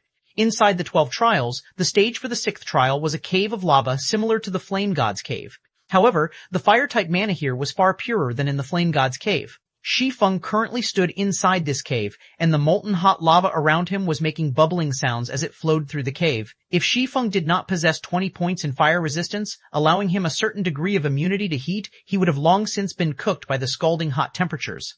Any average player that came here might already be half dead before they even started battling. Before Shi Feng could fully observe the terrain inside the cave, a gigantic flame-covered snake over 20 meters long emerged from the molten lava. Balrog Serpent, Special Elite. Level 20 HP 150,000, 150,000. Even if Shi Feng did not know exactly how powerful this Balrog Serpent was, he had no doubt whatsoever that this serpent had a very high resistance towards fire-type attacks. Let's use you as a test for my new weapons. Shi Feng revealed a faint smile as he unsheathed the Abyssal Blade and the Purgatory Shadow. However, he did not directly charge at the Balrog Serpent, as that was something only an idiot would do. Before charging into battle, experts would first try to understand as much as they could about their opponent. Hence, Shi Feng simply stood still and calmly observed the Balrog Serpent's every action, familiarizing himself with the giant serpent's movement patterns. The Balrog Serpent was also no idiot itself. It obviously knew that it was much stronger than Shi Feng and that its HP was tens of times higher than Shi Feng's as well. So, instead of giving Shi Feng time to study it, the Balrog Serpent immediately widened its mouth and sent fireballs flying one after another at Shi Feng. Shi Feng's feet moved, his body instantly reacting and leaving behind an afterimage as he effortlessly dodged these incoming fireballs. Not giving up, the Balrog Serpent continued bombarding Shi Feng with a stream of fireballs. If 3 were not enough, then 5. If 5 were not enough, then 10. Soon, the space within the cave was packed with fireballs. By attacking in such a way, not only could the Balrog Serpent damage its enemies, it could also prevent them from closing in on it. Faced with such a method of attack that combined both offense and defense, average players would definitely grow helpless and suffer the bombardment of these dozens of fireballs. Shi Feng, however, was no average player. In the face of all these fireballs, instead of retreating, he chose to advance without the slightest shred of hesitation. Yet, contrary to expectations, Shi Feng did not end up suffering a tragic end at the hands of the fireballs. Instead, he looked as if he was dancing as he weaves through the rain of fire, his actions seemingly easy and enjoyable. However, when the distance between him and the Balrog Serpent shortened to 20 yards, he could no longer rely solely on evading the fireballs to move forward. I've mostly grasped its attack timing. Now, it's time to have a look at how amazing my new weapons are. Shi Feng inwardly smiled as he looked at the Balrog Serpent that was constantly spitting out fireballs.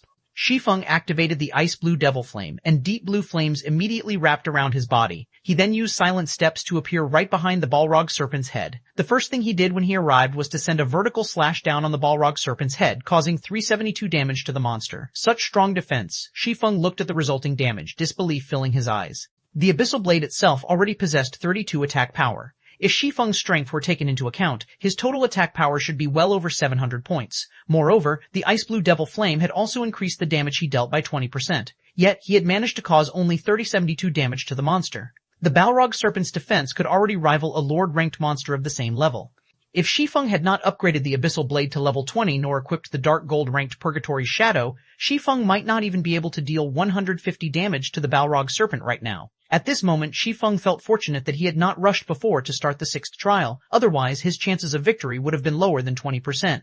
However, although Shi Feng had allowed this thought to linger in his mind for a moment, his attacks on the Balrog Serpent never stopped.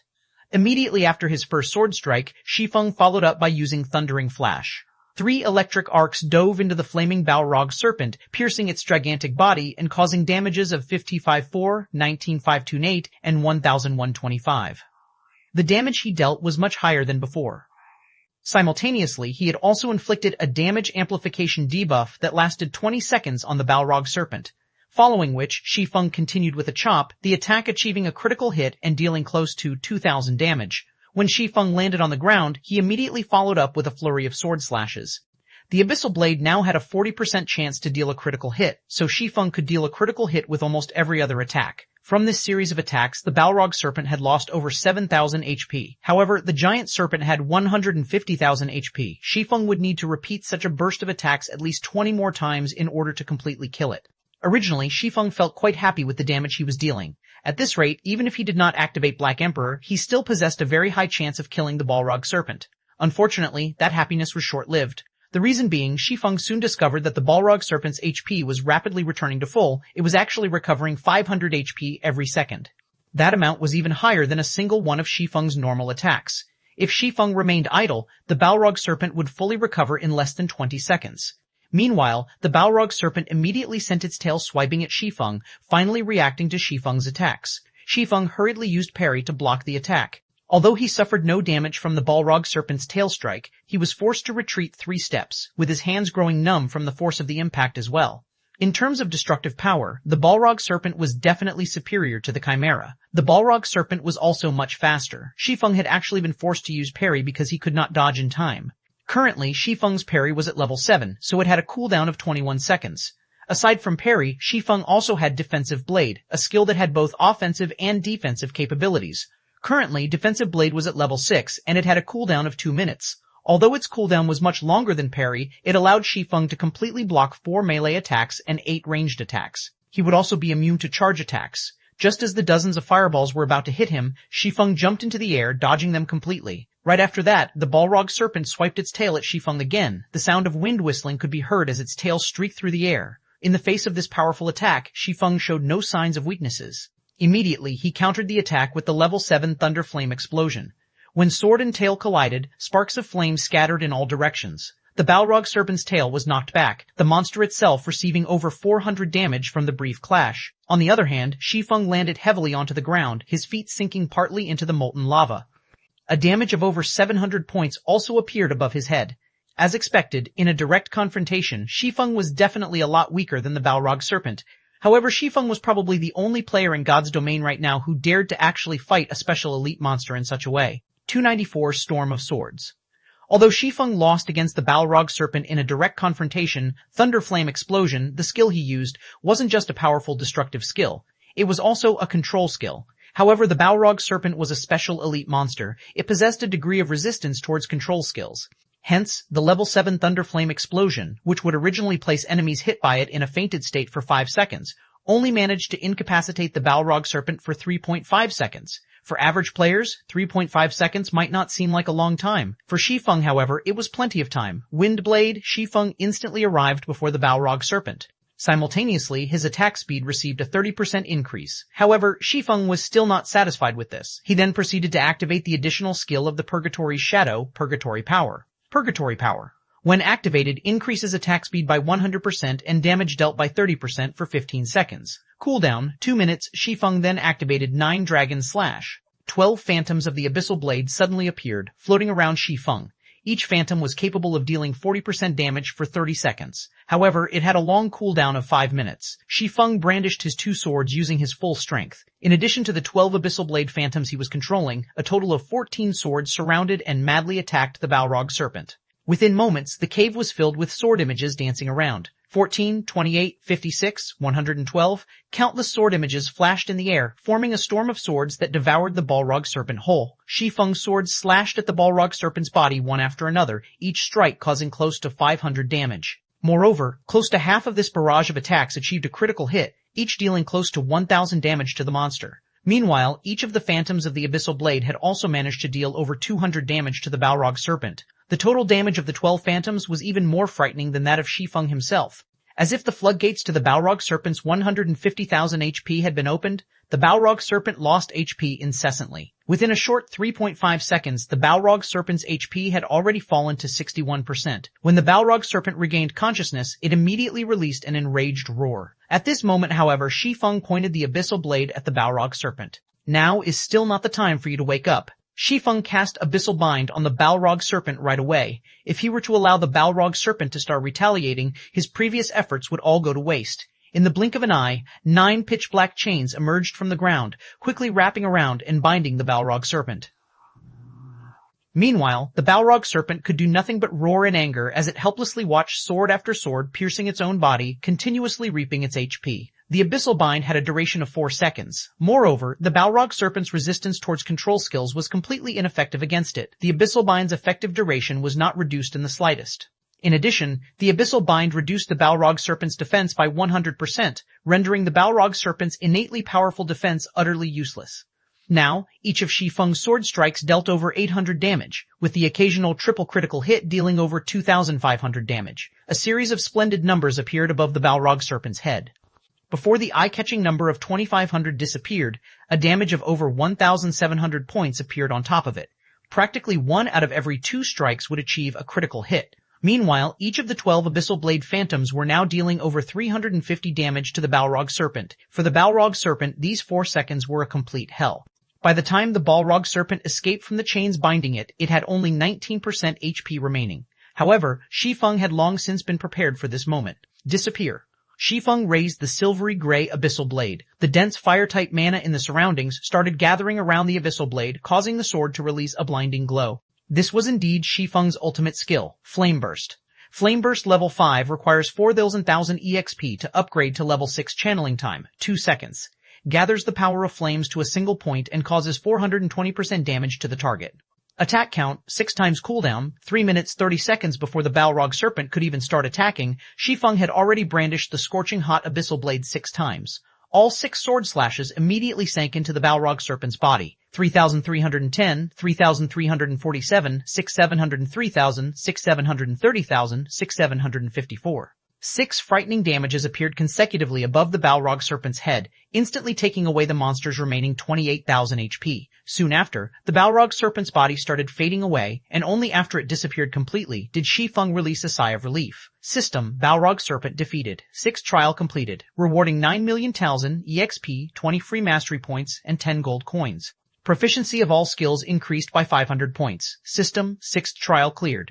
Do you wish to start the next trial? Shi Feng's experience bar immediately rose to 41% of level 21. If put on the ranking list on White River City, Shi Feng would only be beneath Violet Cloud and the others. However, he was still 2 levels behind Blackie, the current top-ranking player of White River City. Finally, I've passed the requirement. Should I try to take on the 7th trial, though? Shi Feng looked at the system interface showing the trial's prompt. Privately, Shi Feng had the notion to take the challenge. Now that he had cleared the 6th trial, it signified that his task was already over. He had no need to brave the dangers and accept the next trial at all. Moreover, if he happened to lose his life in the next trial, he would definitely suffer a heavy penalty. It absolutely wouldn't be limited to just losing a single level.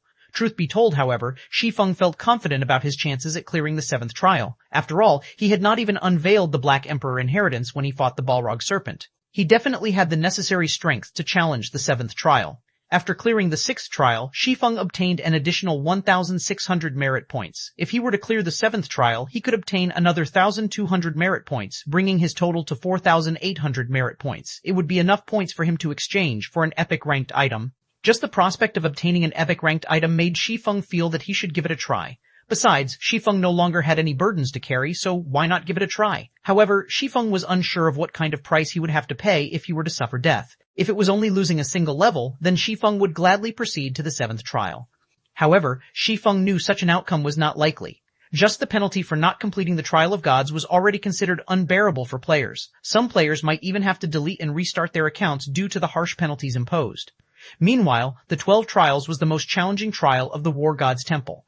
It would be an insult to the War God's Temple if the punishment for dying was only the loss of a single level. Just as Shi Feng was hesitating, his system communicator rang. Meanwhile, the person calling him was Aqua Rose. Did something happen? Shi Feng asked.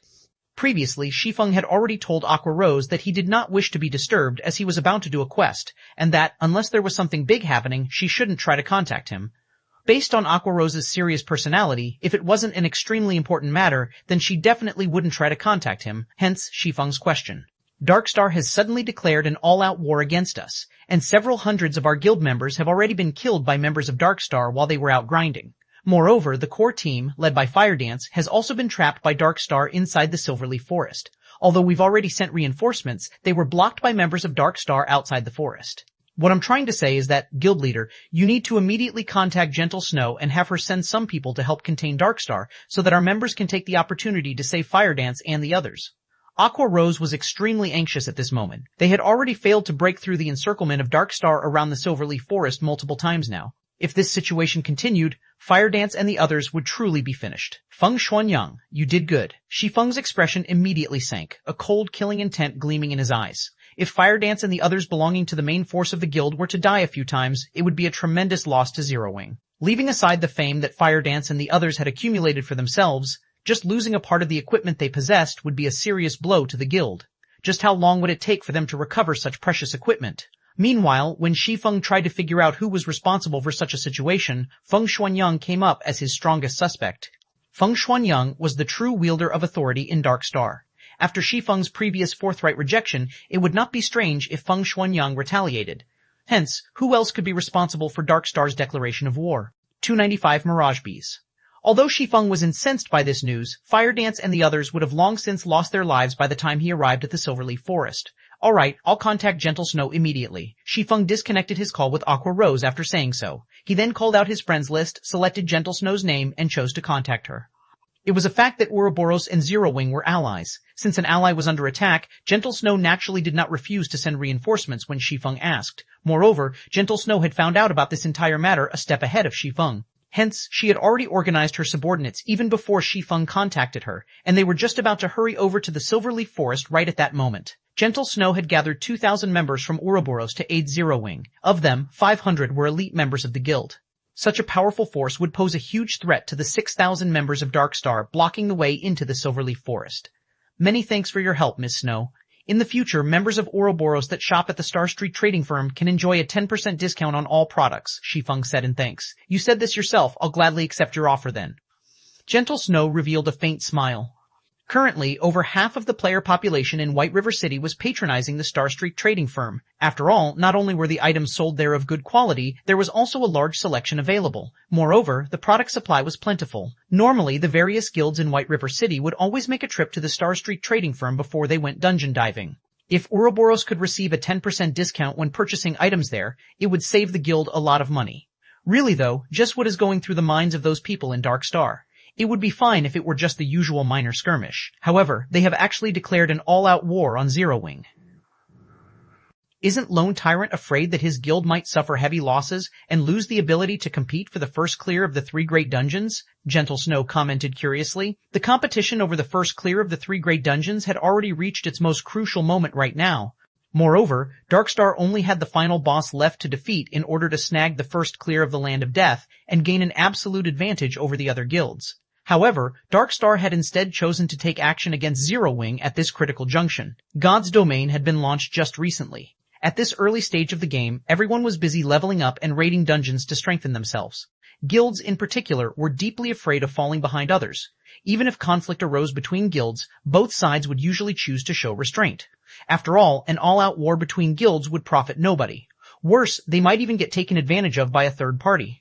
If such a situation were to truly occur, then the damage to both guilds would grow even more massive. Hence, unless there was a huge disparity in strength between both sides, nobody would casually choose to start a war. Darkstar and Zero Wing were both among the top 6 guilds in White River City, so the difference in strength between the 2 guilds was not particularly wide.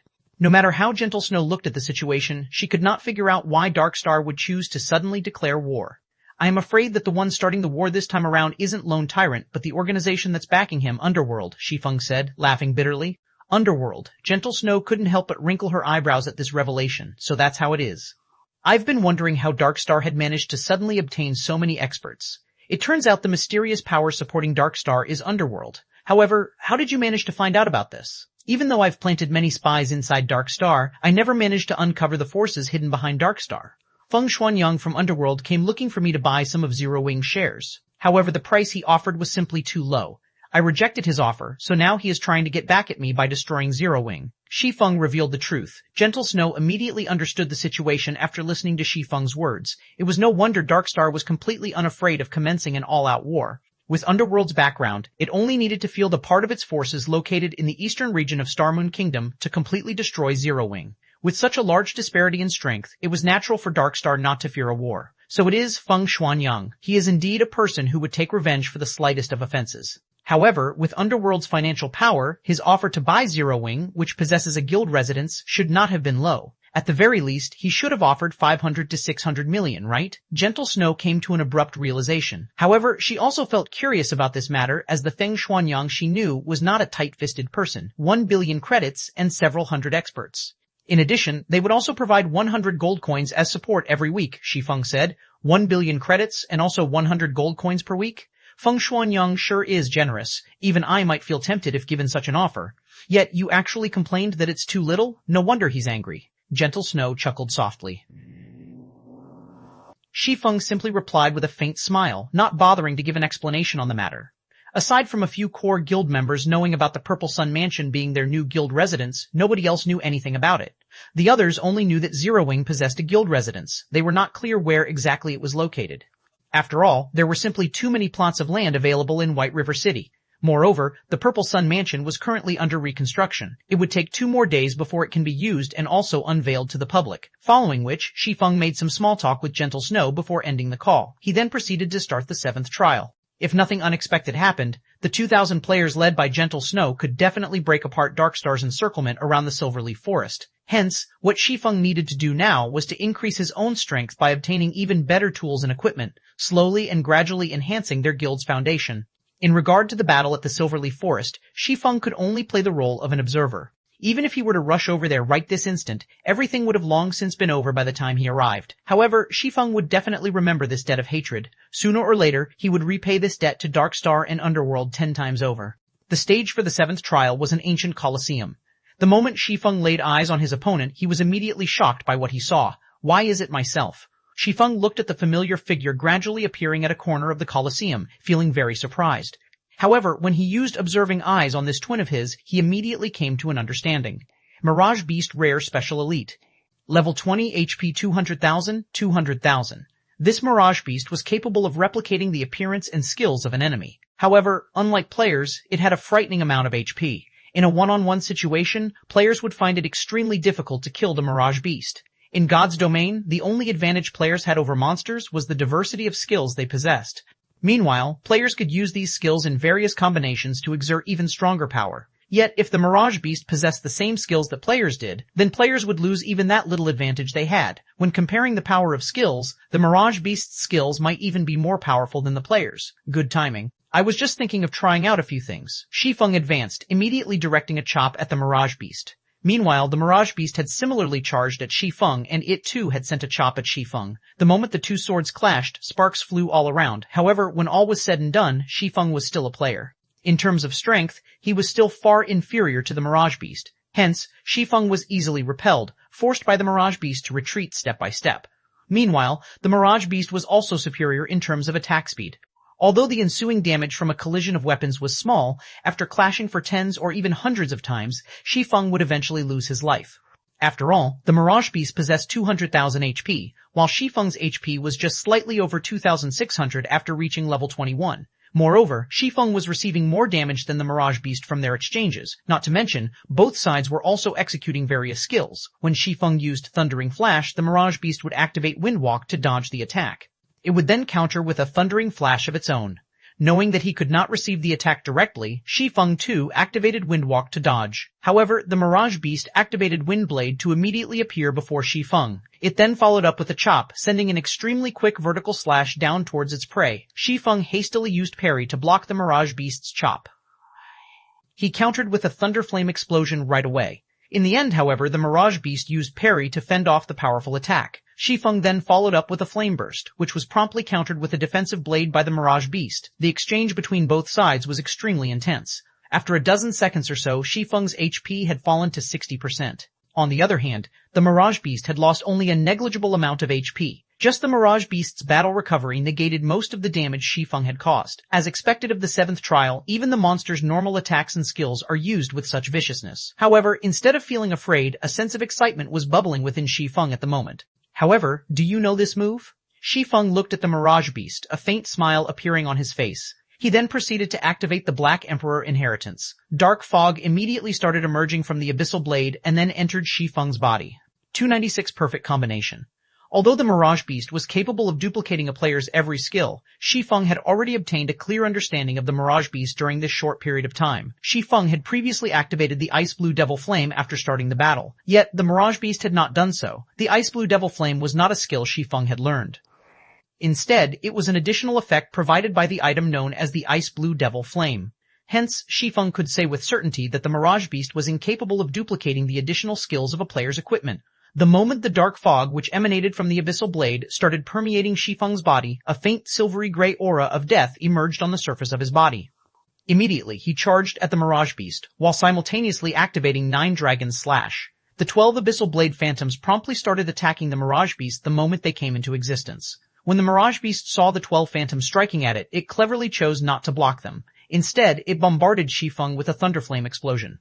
As long as Shi Feng died, the 12 Abyssal Blade Phantoms would naturally disappear along with him. Seeing the Mirage Beast's actions, Shi Feng simply revealed a calm smile. Rather than dodge the attack, however, Shi Feng chose to activate Defensive Blade and proceeded to assault the Mirage Beast's vital point. Defensive Blade provided Shi Feng with complete immunity to 4 melee attacks. He could simply allow the Mirage Beast's attack to connect without needing to defend using his sword at all. Meanwhile, Shi Feng's twin swords had also landed on the Mirage Beast's body. Previously, in order to block Shi Feng's Thunderflame explosion, the Mirage Beast had used up its own defensive blade, hence it had no choice but to endure Shi Feng's attacks right now. Shi Feng took this chance to make 7 consecutive slashes on the Mirage Beast's body. His normal attacks caused over 500 damage, while critical hits dealt over 1,000 damage. Meanwhile, each of the Abyssal Blade Phantoms could also inflict over 200 damage. Out of the 7 sword strikes Shi Feng landed on the Mirage Beast, 4 achieved a critical hit. Coupling those sword strikes with the attacks of the Abyssal Blade Phantoms, Shi Feng dealt over 7,000 damage within this brief moment. It was a very impressive amount of damage. However, the Mirage Beast, which had taken on Shi Feng's appearance, simply gave Shi Feng a smile of disdain. The Mirage Beast looked as if it was saying, "This is your limit." The Mirage Beast had 200,000 HP, so 7,000 damage was only a scratch to it. It would be perfectly fine again once it rubbed some spit on its wounds. On the other hand, now that Shi Feng no longer possessed any life-saving skills, only death awaited him. A high HP is really a great asset. Shi Feng sighed when he looked at the Mirage Beast's HP bar. In the next moment, though, Shi Feng revealed a smile, saying, "However, you are still 10 years too early if you think you can overpower me just with this asset of yours alone." Shi Feng activated the Purgatory Shadow's additional skill, Purgatory Power, increasing his attack speed by 100% and damage by 30% for 15 seconds. Shi Feng then pointed the Abyssal Blade at the Mirage Beast charging at him. Abyssal Bind. 9 chilling chains instantly emerged from the ground, wrapping around and restraining the Mirage Beast.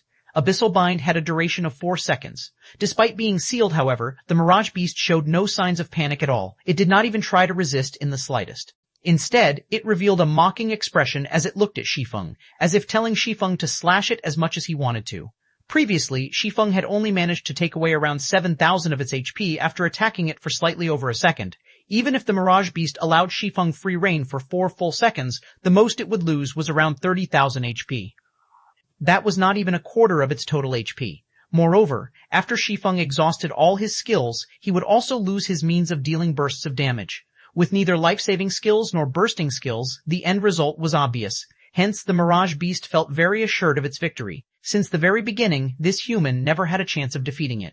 However, the Mirage Beast quickly discovered that reality was much crueler than fantasy. The Abyssal Bind indeed had a duration of only 4 seconds. However, the skill also possessed the effect of reducing its target's defense by 100%, and this allowed Shi Feng's damage to abruptly soar. Now, each of Shi Feng's normal attacks could deal over 700 damage. Miraculously, one of his attacks even triggered the Doom Curse, one of the Abyssal Blade's effects.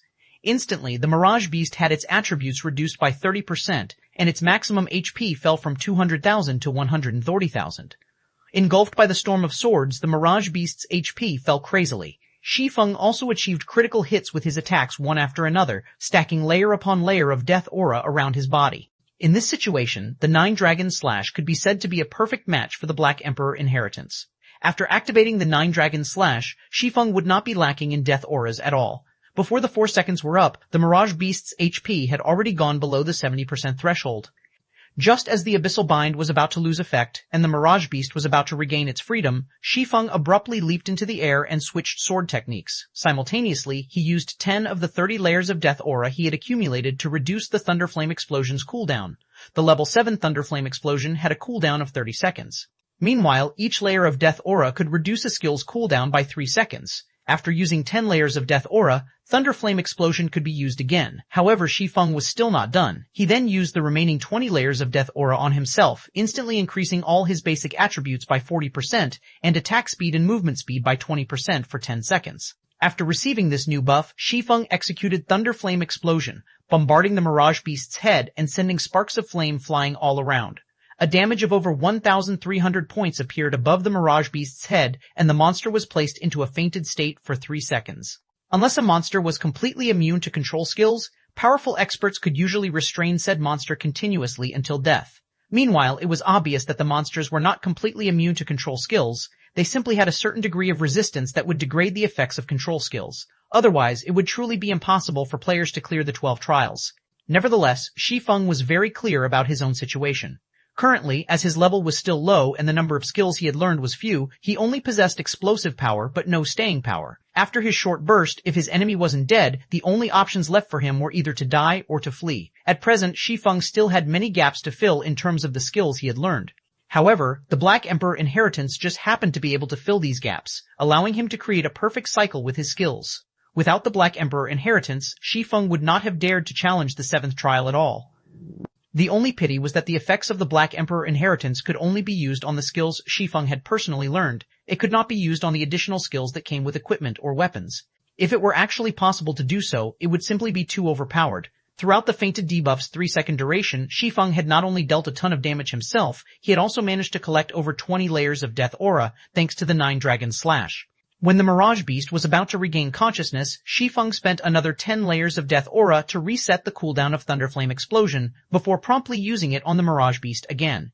This time, however, the fainted debuff of Thunderflame Explosion was less effective on the Mirage Beast. The debuff's duration was less than 3 seconds now. However, Shi Feng did not care about this matter, because at this time, he was drowning in the pleasure he felt from brandishing his 2 swords. He felt that this was the true combat method a swordsman should have, and it was a combat method he had always been pursuing. Excessive strength easily gave rise to gaps. Instead of mindlessly trying to deal as much damage as possible, the true way to battle was to combine and coordinate one's skills to attack steadily like flowing water. In this way, Shi Feng continually used Thunderflame Explosion to incapacitate the Mirage Beast. Although the fainted debuff's effect grew weaker and weaker each time, the Mirage Beast's remaining 140,000 HP was still forcefully wiped out by Shi Feng's perfect control. Ultimately, the Mirage Beast remained helpless until the very end. The various big shots present in the Eternal Throne also could not help but be shocked by this result. They had never imagined that Shi Feng had such strength within him. System: Mirage Beast defeated. 7th trial completed, rewarding 15 million EXP, 30 free mastery points, and 10 gold coins. Proficiency of all skills increased by 800 points. System: 7th trial cleared. Do you wish to start the next trial? The moment Shi Feng received 15 million XP, he instantly leveled up twice to level 23. Currently, only Blackie had reached level 23 throughout the entire White River City. However, Blackie had spent several days in order to go from level 21 to level 23. On the other hand, Shi Feng had taken less than 10 seconds to do so. Shi Feng then looked at the system notification. Although his heart was filled with anticipation towards the 8th trial, he still shook his head, thinking to himself, one needs to know when to stop. With the points I've earned, I can already exchange for an epic ranked item. If I were to choose to continue, I would no longer be an expert, but a gambler. The 12 trials was the toughest trial of the War God's Temple. The difficulty of the trials would definitely multiply several-fold the further he went.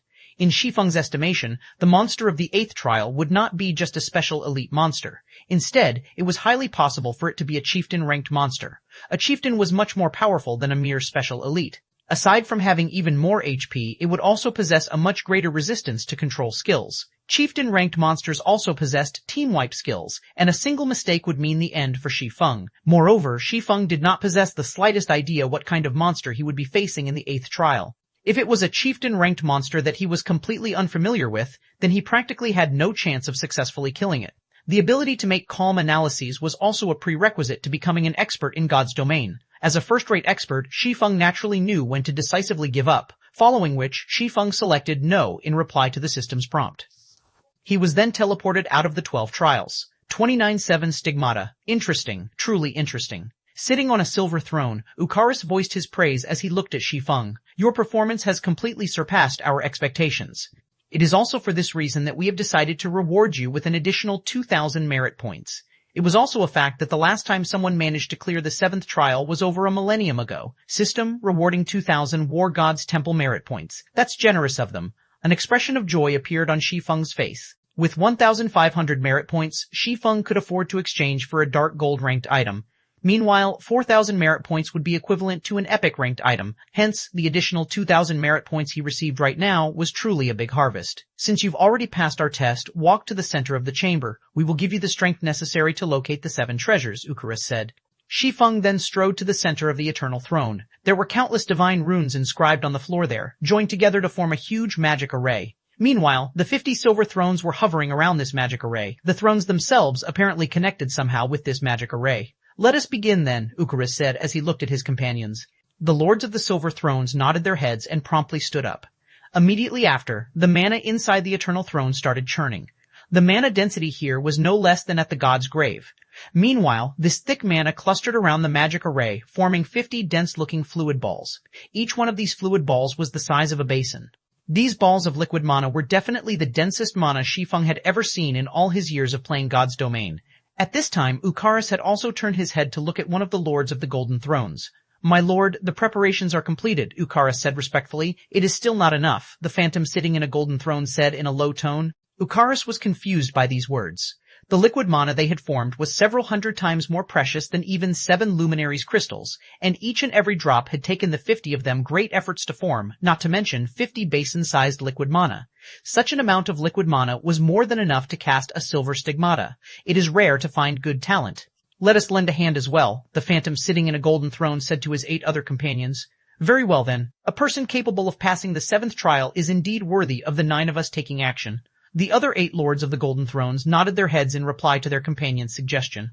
They then stood from their seats, floating in mid-air as they started to condense mana as well.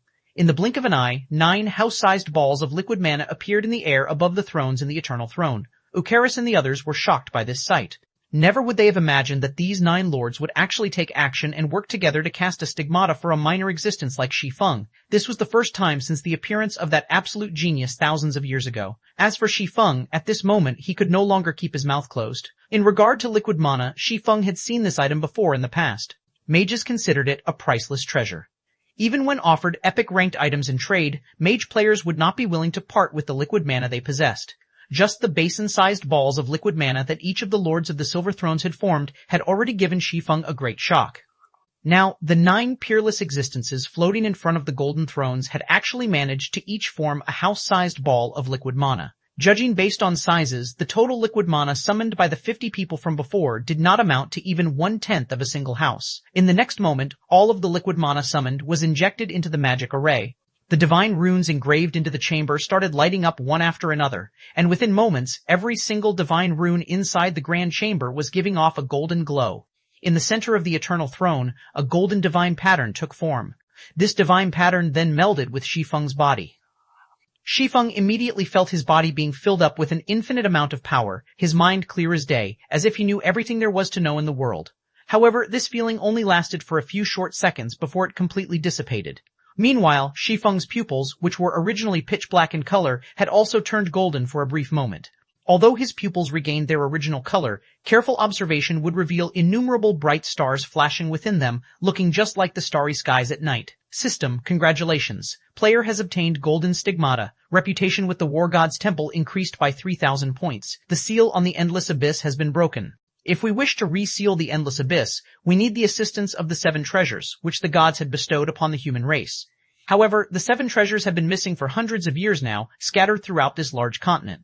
A few of these 7 treasures have even been damaged. It would be extremely difficult to locate and gather the 7 treasures. However, with the stigmata that we have engraved into your body, your task of locating the 7 treasures should become much easier.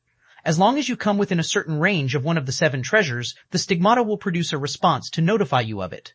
If you happen to come across one of the 7 treasures that is damaged, the stigmata can also aid you in repairing it. Now that our part here is done, we will move to suppress the endless abyss. The fate of the entire continent will depend on you now. I pray that you will be able to gather the 7 treasures as soon as possible. System: Legendary Ranked Main Storyline Quest, 7 Treasures accepted. Quest details: the 7 treasures have been scattered throughout the continent. Player is required to gather the 7 treasures within 2 years. Otherwise, the Endless Abyss will break through the War God's Temple's suppression and plunge all inhabitants of God's domain into misery and suffering, turning the continent into the playground of darkness. If player is unable to complete this quest, player's level will drop by 30, all attributes will be permanently reduced by 70%, and all EXP gained will be reduced by 90%. The system really is ruthless. If I can't complete this quest, this account would definitely have to be scrapped. Fortunately, I have 2 years to complete it. Shi Feng inwardly clicked his tongue when he read the system notification. However, just what is this stigmata thing? Shi Feng wondered, as there was nothing new on his body or in his bag. He then opened his status bar to take a look. As expected, there was an additional column labeled Stigmata there. Golden Stigmata automatically perceives the presence of the 7 treasures within a radius of 5,000 yards. Detect can be used once a day to search for the specific location of the 7 treasures within a radius of 50,000 yards. In addition, player will receive Stigmata's power, providing player with Ignore levels plus 20 and all resistances plus 40. For every increase in 5 levels, all attributes of player will increase by 5 points, in addition to receiving 10 free attribute points and 10 free mastery points. Player will also receive the skill Omniscient Eyes. Omniscient Eyes, a pair of eyes that can see through everything and find out all information. Nothing is capable of hiding from the Omniscient Eyes. The Omniscient Eyes have a perception range of 100 yards. Duration: 1 minute cooldown, 10 minutes. Such amazing effects. Shi Feng's excitement after looking at the effects of the Golden Stigmata was indescribable. For starters, the additional 40 points in all resistances meant that he could ignore most of the environmental factors of many terrains. He would also receive reduced damage from spells. When battling against magic-type monsters, he could easily take on the role of an MT. However, the most amazing part about the Golden Stigmata would still have to be the increase in attributes. The Golden Stigmata was unlike the Abyssal Blade, whereby Shi Feng would receive 2 additional free attribute points every time he leveled up. However, the Golden Stigmata would provide Shi Feng with an average of 7 basic attribute points per level, 2 points of which were even free attribute points. This was definitely a huge increase. Moreover, the Golden Stigmata also provided Shi Feng with a powerful identification skill. This skill would be of significant help when used against dungeon bosses or during field battles. It seems the Heavenly Dragon's Breath is already waving its hands at me. Shi Feng revealed a faint smile. Originally, the Heavenly Dragon's Breath's requirement of 120 points in intelligence had given Shi Feng a major headache. Now, however, with the bonuses provided by the Golden Stigmata and his magic weapon, as long as he received his promotion to a Tier 1 swordsman, he could definitely equip the Heavenly Dragon's Breath before he reached level 30. He would actually get to equip a fragmented legendary item before reaching level 30. If it were in the past, Shi Feng would not even have dared to dream about it. Following which, Shi Feng called out the exchange interface of the War God's Temple and began to carefully look through the treasures there. 298 deep pockets previously, Shi Feng had focused his attention purely on clearing the trials. Even when he upgraded the Abyssal Blade to level 20, he had only picked out a random level 20 dark gold weapon. The War God's Temple was one of the strongest powers in God's domain. This was a fact that remained true from ancient times up to the present. Shi Feng had been able to fully experience this truth simply by seeing the various big shots in the Eternal Throne take action. Hence, one could just imagine how wealthy the War God's Temple's treasury would be. As for this War God's Temple exchange system, players would automatically activate it after obtaining the first clear on a 100-man team dungeon. However, one would already require large amounts of War God's Temple reputation even to exchange for a fine gold item. In God's domain, reputation with the War God's Temple was infamous for being extremely hard to obtain, not to mention meeting the required reputation for exchanging an epic item. If not for his quest, Shi Feng would not have the chance to exchange for an epic-ranked item. He would not even have the chance to lay eyes on them. He would not get the chance to see the never-before-seen divine artifacts either. I wonder what sort of divine artifacts are in the treasury of the War God's Temple. Shi Feng's heart was filled with anticipation as he filtered the exchange window to display only divine artifacts. A total of 2 divine artifacts were shown. Luminous Starlight, Divine Rank, Two-Handed Staff, Equipment Requirement, Strength 3000, Intelligence 8000, Required Merit Points, 200,000, Skyfrost Blizzard, Divine Rank, Two-handed spear, equipment requirement, strength 10,000, intelligence 4,000, required merit points 250,000. Although he could not see the exact attributes of these two items, just the merit points demanded and the equipment requirements of these two divine artifacts left Shi Feng utterly speechless. Can a person really equip these divine artifacts? Shi Feng had his doubts. It was simply unthinkable for a person to possess 10,000 strength. Even during his prime, Shi Feng had not even been close to meeting such a requirement. After having his fill of looking at the divine artifacts, Shi Feng filtered the window to display only epic-ranked items. Immediately, an endless list of items appeared before him. A simple glance told Shi Feng that there were more than 10,000 items listed, and he could not help but wish he could take them all to enrich his own guild warehouse. If Zero Wings Guild Warehouse had so many epic-ranked items stored within it, then dominating the entire Star Moon Kingdom would not be a problem, let alone conquering White River City. However, this was only a passing thought. Shi Feng currently had 6,800 merit points, and he could exchange for only a single epic-ranked item at most.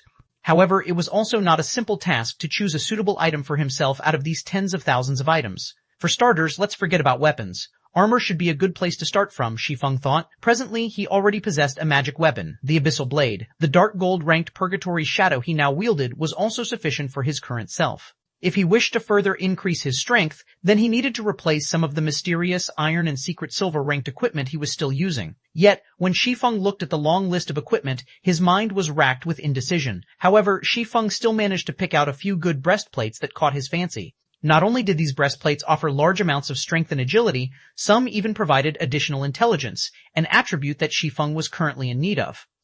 Meanwhile, the usage levels for these breastplates ranged between level 20 to level 80, and they all were epic equipment that could level up to level 100. One of these breastplates was called the Purple Fire Battle Armor, and it required 5,000 merit points. It was a breastplate that mainly focused on the strength attribute, in addition to providing a certain amount of intelligence. The other one was called Merciless, and required 5,300 merit points. It was similarly a breastplate that mainly focused on the strength attribute, and likewise it provided a certain amount of intelligence. The final breastplate that caught Shi Feng's fancy was a breastplate called the Carnage Chest Protector. It required 6,000 merit points to exchange for, and it provided a balanced amount of strength, agility, and intelligence. The design of the breastplate was also very good, and it was also Shi Feng's favorite out of the three breastplates. However, if he were to exchange for the Carnage Chest Protector, he would not be able to do much with his remaining merit points. Let's take a look at some other items for now. After some contemplation, Shi Feng filtered the exchange window to display ornaments that had a minimum equipment requirement of level 20. The merit points of the War God's Temple were extremely precious, so he needed to be extra careful when spending them. After browsing through the list for some time, Shi Feng suddenly discovered an item he was extremely familiar with, Space Ring. However, instead of being of mysterious iron rank, this Space Ring was of epic rank. It was capable of storing up to 2,000 slots of items and cost 4,500 merit points. However, it would simply be a luxury to spend 4,500 merit points on this item, and Shi Feng was definitely not willing to waste his precious merit points to purchase it. Huh? Isn't this the ring mentioned in the legends? Why is it categorized under epic-ranked items? Shi Feng noticed another ring he was familiar with, Seven Luminaries Ring. Shi Feng had done his fair share of research on the history of God's domain during his past life. The Seven Luminaries Ring was a ring crafted by one of the ancient gods, the Twilight Goddess. 7 formidable powers were sealed inside this ring, and each one of these 7 powers could match the power of a god. Meanwhile, the 7 Luminaries Ring allowed the simultaneous use of these 7 powers. Even a mere mortal would have the power to destroy heaven and earth when equipped with this ring. Rumor had it that the legendary Godslayer possessed this 7 Luminaries Ring, and it was precisely because of this ring that he had the power to kill gods. Is it a replica? Shi Feng did not believe that the War God's Temple possessed the real 7 Luminaries Ring, the reason being, an epic-ranked item would not be powerful enough to decimate heaven and earth.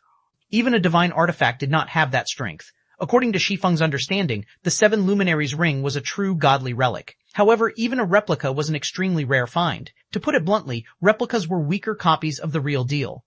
Although the replica 7 Luminaries Ring would not possess the power to decimate heaven and earth, at the very least, it could still be used to beat some tigers and kill some wolves. It should still have the original features, albeit greatly watered-down versions of them.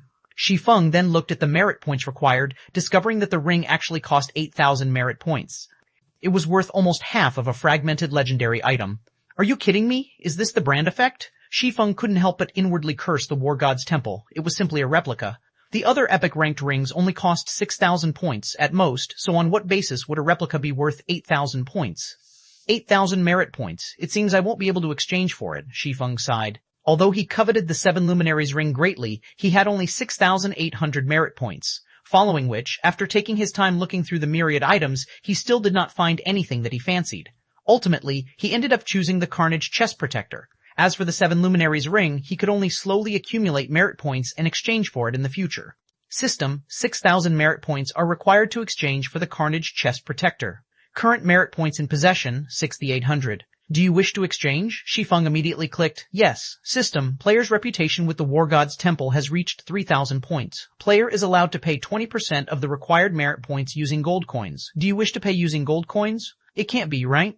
I can also pay using gold coins? Shi Feng grew ecstatic. He had hope of obtaining the 7 Luminaries ring now. Currently, he needed to pay 1,800 gold coins for 1,200 merit points. This meant that each merit point was equivalent to 1 gold 50 silvers. Such a price was much more expensive than just simply buying epic-ranked items on the market, where one epic-ranked item was worth only around 1,000 gold. If 6,000 merit points were converted to gold coins, that would be a total of 9,000 gold.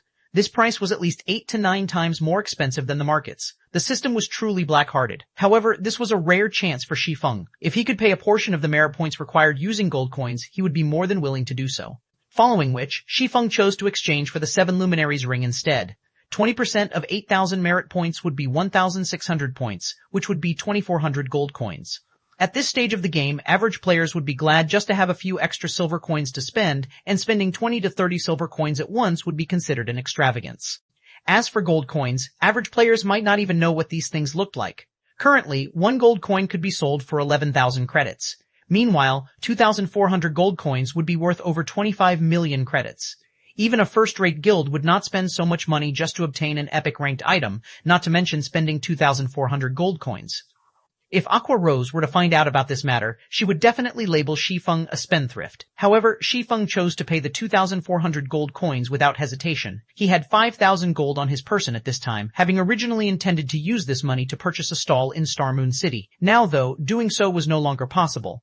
After completing the exchange, a purple gold crystal ring appeared on Shi Feng's palm. There were 7 different gems inlaid into the ring, and the entire ring itself exuded a faint purple aura. It looked absolutely luxurious and fascinating.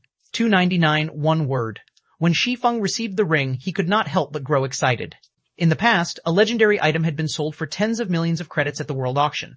At that time, the news had thoroughly shocked the entire world. Many people felt that the person who purchased the legendary item was a complete fool. After all, it was simply an item inside a virtual world. It was nothing more than a data-generated item. Only a person whose head was caught in the door would spend so much money to purchase it. Now, if Shi Feng converted the War God's Temple merit points and gold coins he had spent into credits, the total amount would be even higher than the price of the auctioned legendary item. More importantly, he had spent such a large sum just to obtain an epic item, which was 2 ranks lower than a legendary item. However, even if Shi Feng were called a fool several hundred times over, he would still be willing to do what he had done without hesitation. He was only afraid that he would not get such a chance. Back then, countless people had ridiculed the person who purchased the legendary item as a big fool. Later on, however, that person became the guild leader of King's Return, Odin. King's Return was a super guild, and the territories it occupied surpassed even an empire.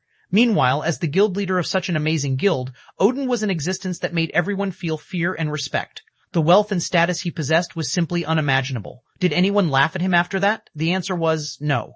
Instead, the target of people's ridicule shifted to the fool who had sold the legendary item in the first place. At that time, not to mention several tens of million, even if traded using a city with a population of several millions, it would still have been a losing transaction. Meanwhile, the 7 Luminaries ring was a godly relic mentioned in legends.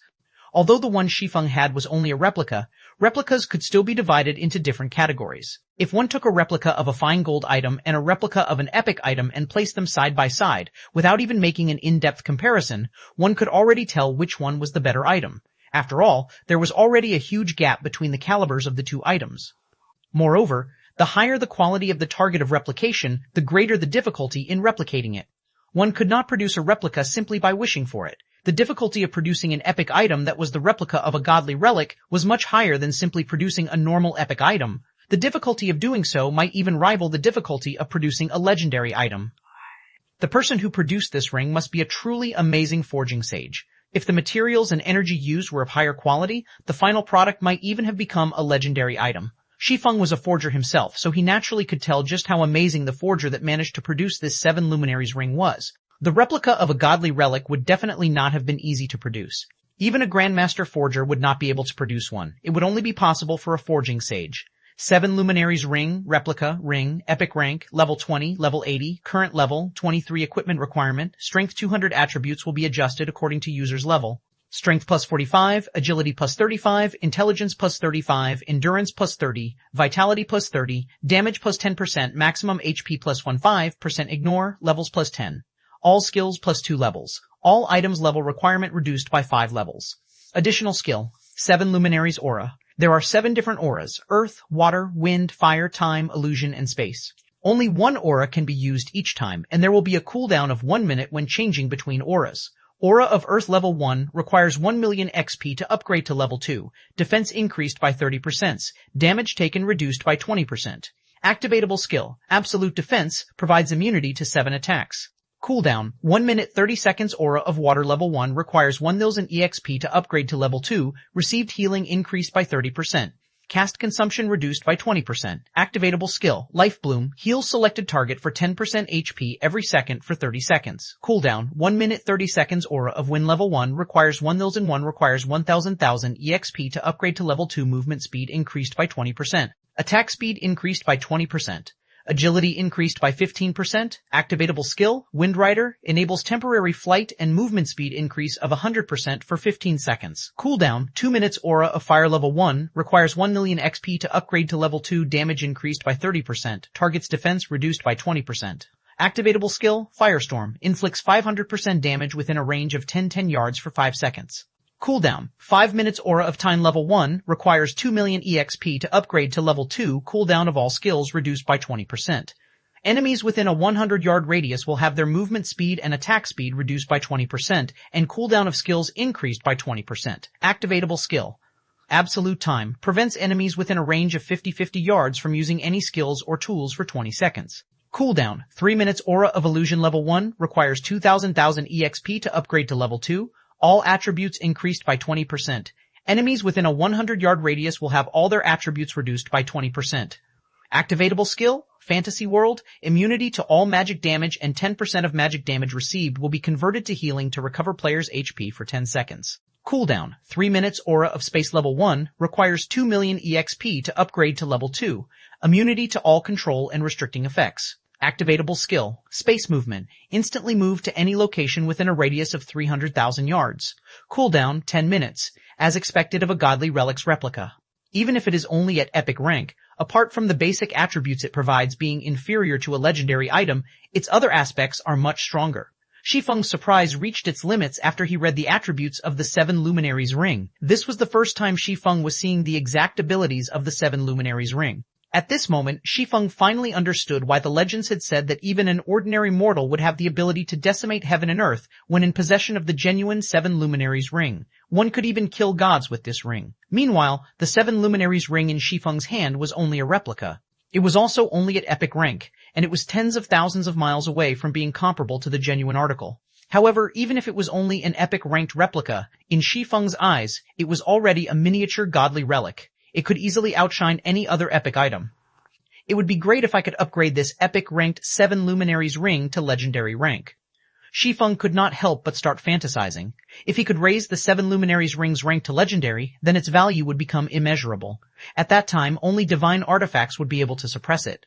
After Shi Feng equipped the 7 Luminaries Ring, his attributes greatly increased. His intelligence reached 91 points, only a small distance short of 120 points.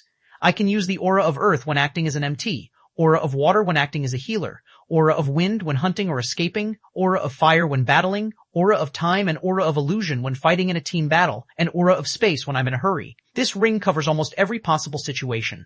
It truly is the most powerful epic item.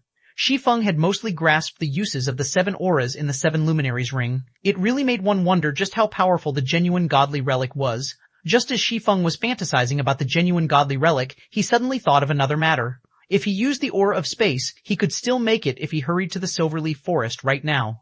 After all, a distance of 300,000 yards could generally cover 2 regions. Shi Feng could first teleport to Stream Fort from White River City. Afterwards, he only needed to pass through 4 regions in order to arrive at the Silverleaf Forest. Under normal circumstances, even if Shi Feng ran with all his might, he would still need around 5 hours to travel across these 4 regions. However, now that Shi Feng could instantly travel across 2 regions, he might even arrive at the Silverleaf Forest before Gentle Snow's reinforcements did. Thinking so, Shi Feng immediately departed from the War God's Temple and headed towards the teleportation hall of Star Moon City. 300 Midway Interception. The Silverleaf Forest, also called the Silver Forest by players, was a place filled with monsters ranging from level 18 to level 25. It was a rich land. As to why it was called rich, it was because the monsters here were a great source for high-quality leather. These leathers were important materials used in the production of bags and leather armor. Moreover, the monsters here also dropped high-quality meat. Most importantly, however, there were a total of 14 field bosses present in this Silverleaf Forest. Field bosses were one of the main sources of income for guilds. Also, unlike team dungeons which would reset only once every 3 days, field bosses respawn daily. The improvement these field bosses could bring to a guild's equipment was quite significant. It was also the reason why Fire Dance had led Zero Wing's core team here to kill field bosses. Now, however, the Silverleaf Forest swarmed with members of Darkstar. These players were grouped into smaller teams of a dozen or so players and larger teams with as many as 100 or so players. Meanwhile, each and every one of these players was currently out searching for members of Zero Wing. Master Tyrant, we need to speed up our operations. If we wait until Gentle Snow's people arrive, it will be difficult if we wish to wipe out Zero Wing's main force, Southwolf said as he looked at Lone Tyrant. For her to actually willingly send out reinforcements, it seems that woman really does have a deep relationship with Zero Wing. Lone Tyrant was slightly surprised. His lips then curled into a sneer as he said, even so, she is too late. We've already searched through the majority of this Silverleaf Forest. We've also tightly blockaded the 3 exits for this place. In addition, we've also placed a guild war order to seal off the entire Silverleaf Forest, so the bastards won't be able to simply return to the city using a return scroll. It won't be long before we will find them and get rid of them. However, even if they did use a return scroll and return to the city, their red names would get them killed by the guards the moment they arrived. They would also get locked up and lose their freedom for a long period of time. Such a penalty would be much worse than simply getting killed by us. Southwolf nodded in agreement. In order to deal with Zero Wing's main force this time, Darkstar had spared no effort, sending out all the elite members it had. Even Underworld had sent a team of Underworld guards into the fray. There were over 10,000 players participating in the hunt this time around, and of those, 6,000 were used to hinder Zero Wing's reinforcements. With its current power, Zero Wing definitely could not contend against these 6,000 players. However, Southwolf himself could not help but admit that Zero Wing indeed possessed some real ability. Even when they were ambushed, they had still reacted in an extremely calm manner. They had immediately launched a counterattack and bravely fought back. Moreover, many within their ranks possessed relatively good techniques. This time, in order to kill the few hundred elite members of Zero Wing, Darkstar had lost over 1,000 members. Southwolf found this result simply unbelievable. The reason being, of the 1,000+ members that died, over 300 were elite members of Darkstar. Their fighting techniques could definitely be considered first-rate. The most unbelievable part was that even a few members of the Underworld Guards had been killed by Zero Wing. However, that was it. So what if Zero Wing was top-notch when it came to dungeon raiding? In a field battle, numbers triumphed over everything else. This was an unchangeable fact for all games. It's a pity that we didn't manage to locate Black Flame or Shi Feng. If we could deal with them as well, we can thoroughly remove Zero Wing's name from White River City. We'll see if they dare act presumptuously in front of young Master Feng again. Southwolf's hatred of Shi Feng had never dissipated in the slightest, and he had always intended to fulfill the words he had spoken before. However, now that they were about to get rid of Zero Wing's main force, the anger in his heart had lessened slightly. Relax, those two will soon be finished as well. In White River City, nobody can protect them. Even the elites led by Gentle Snow won't be able to do so, Lone Tyrant said proudly. How so? Asked Southwolf, somewhat surprised. If Zero Wing can make allies, why can't Darkstar do so as well? Lone Tyrant softly chuckled. Allies? This was the first time Southwolf was hearing about this. Of course you wouldn't know about this matter. This is a heavily guarded secret of Darkstar. I made this alliance precisely to forestall Gentle Snow's intervention, and also to prevent them from joining together with Zero Wing to deal with us, Lone Tyrant said pridefully, as if he had full control over everything. If Gentle Snow wishes to bring reinforcements over, she'll have to first see if she can arrive at the Silverleaf Forest's entrance. Regarding the matter of exterminating Zero Wing, this time you can rest assured. You just need to remind Vice Leader Feng of the agreement we made. Guild Leader Tyrant can rest assured on this matter. As long as you complete the task this time, we will definitely deliver the 100 million credits and weekly funding of 150 gold that we promised. Southwolf laughed. Fine, as long as you guys don't forget your promise. Lone Tyrant nodded in satisfaction. In truth, he did not place much importance on Zero Wing. When Feng Xuanyang had asked him to deal with Black Flame and Zero Wing, Lone Tyrant had simply agreed, not giving the request much thought. After all, Lone Tyrant had never acknowledged Zero Wing as Darkstar's opponent. His true enemy was only one person, Gentle Snow. However, the capital injection offered by Feng Xuanyang this time around was quite attractive, so Lone Tyrant naturally yielded to his request. With this capital injection, he would be able to contend against Gentle Snow for White River City on an equal footing. As an added bonus, he could also gain plenty of good equipment from Zero Wing. Guild leader, we've found them, an assassin suddenly said in the team chat. Good, we'll head over there immediately. Lone Tyrant softly chuckled. He then gave a command through the guild channel saying, everyone, hurry over to that location. We mustn't let them escape this time. The precious equipment on their bodies are waving their hands at us. Immediately, all the members of Dark Star that had come to the Silverleaf Forest cheered loudly. They had long since been drooling over Zero Wing's precious equipment. What secret silver equipment? Many members of Zero Wing's main force possessed fine gold equipment, and some even dark gold equipment. Meanwhile, at one of the dense thickets of the Silverleaf Forest, space suddenly ruptured. One man walked out from this rupture in space, and this person was none other than Shi Feng, who had arrived using space movement. Space movement sure is convenient. Too bad it has a slightly long cooldown. Shi Feng was liking the Seven Luminaries ring more and more now. Shi Feng had taken less than an hour to get here from Starmoon City, even arriving ahead of Gentle Snow. Just as Shi Feng was about to contact Fire Dance, a call came from Gentle Snow. We got ambushed by 500 or so elite players, so it may be a little later before we can reach the Silverleaf Forest, Gentle Snow apologized. Ambushed? Shi Feng was surprised. To actually muster so much manpower, that Lone Tyrant sure came prepared.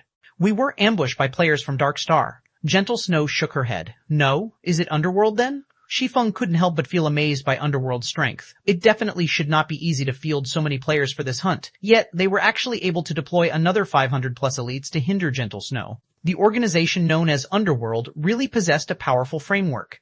No, they're elites from World Dominators. My guess is that Dark Star has already joined hands with World Dominators. Gentle Snow then suggested, it won't be possible from my side to break through anytime soon. If your reinforcements really can't break through, you all should just give up.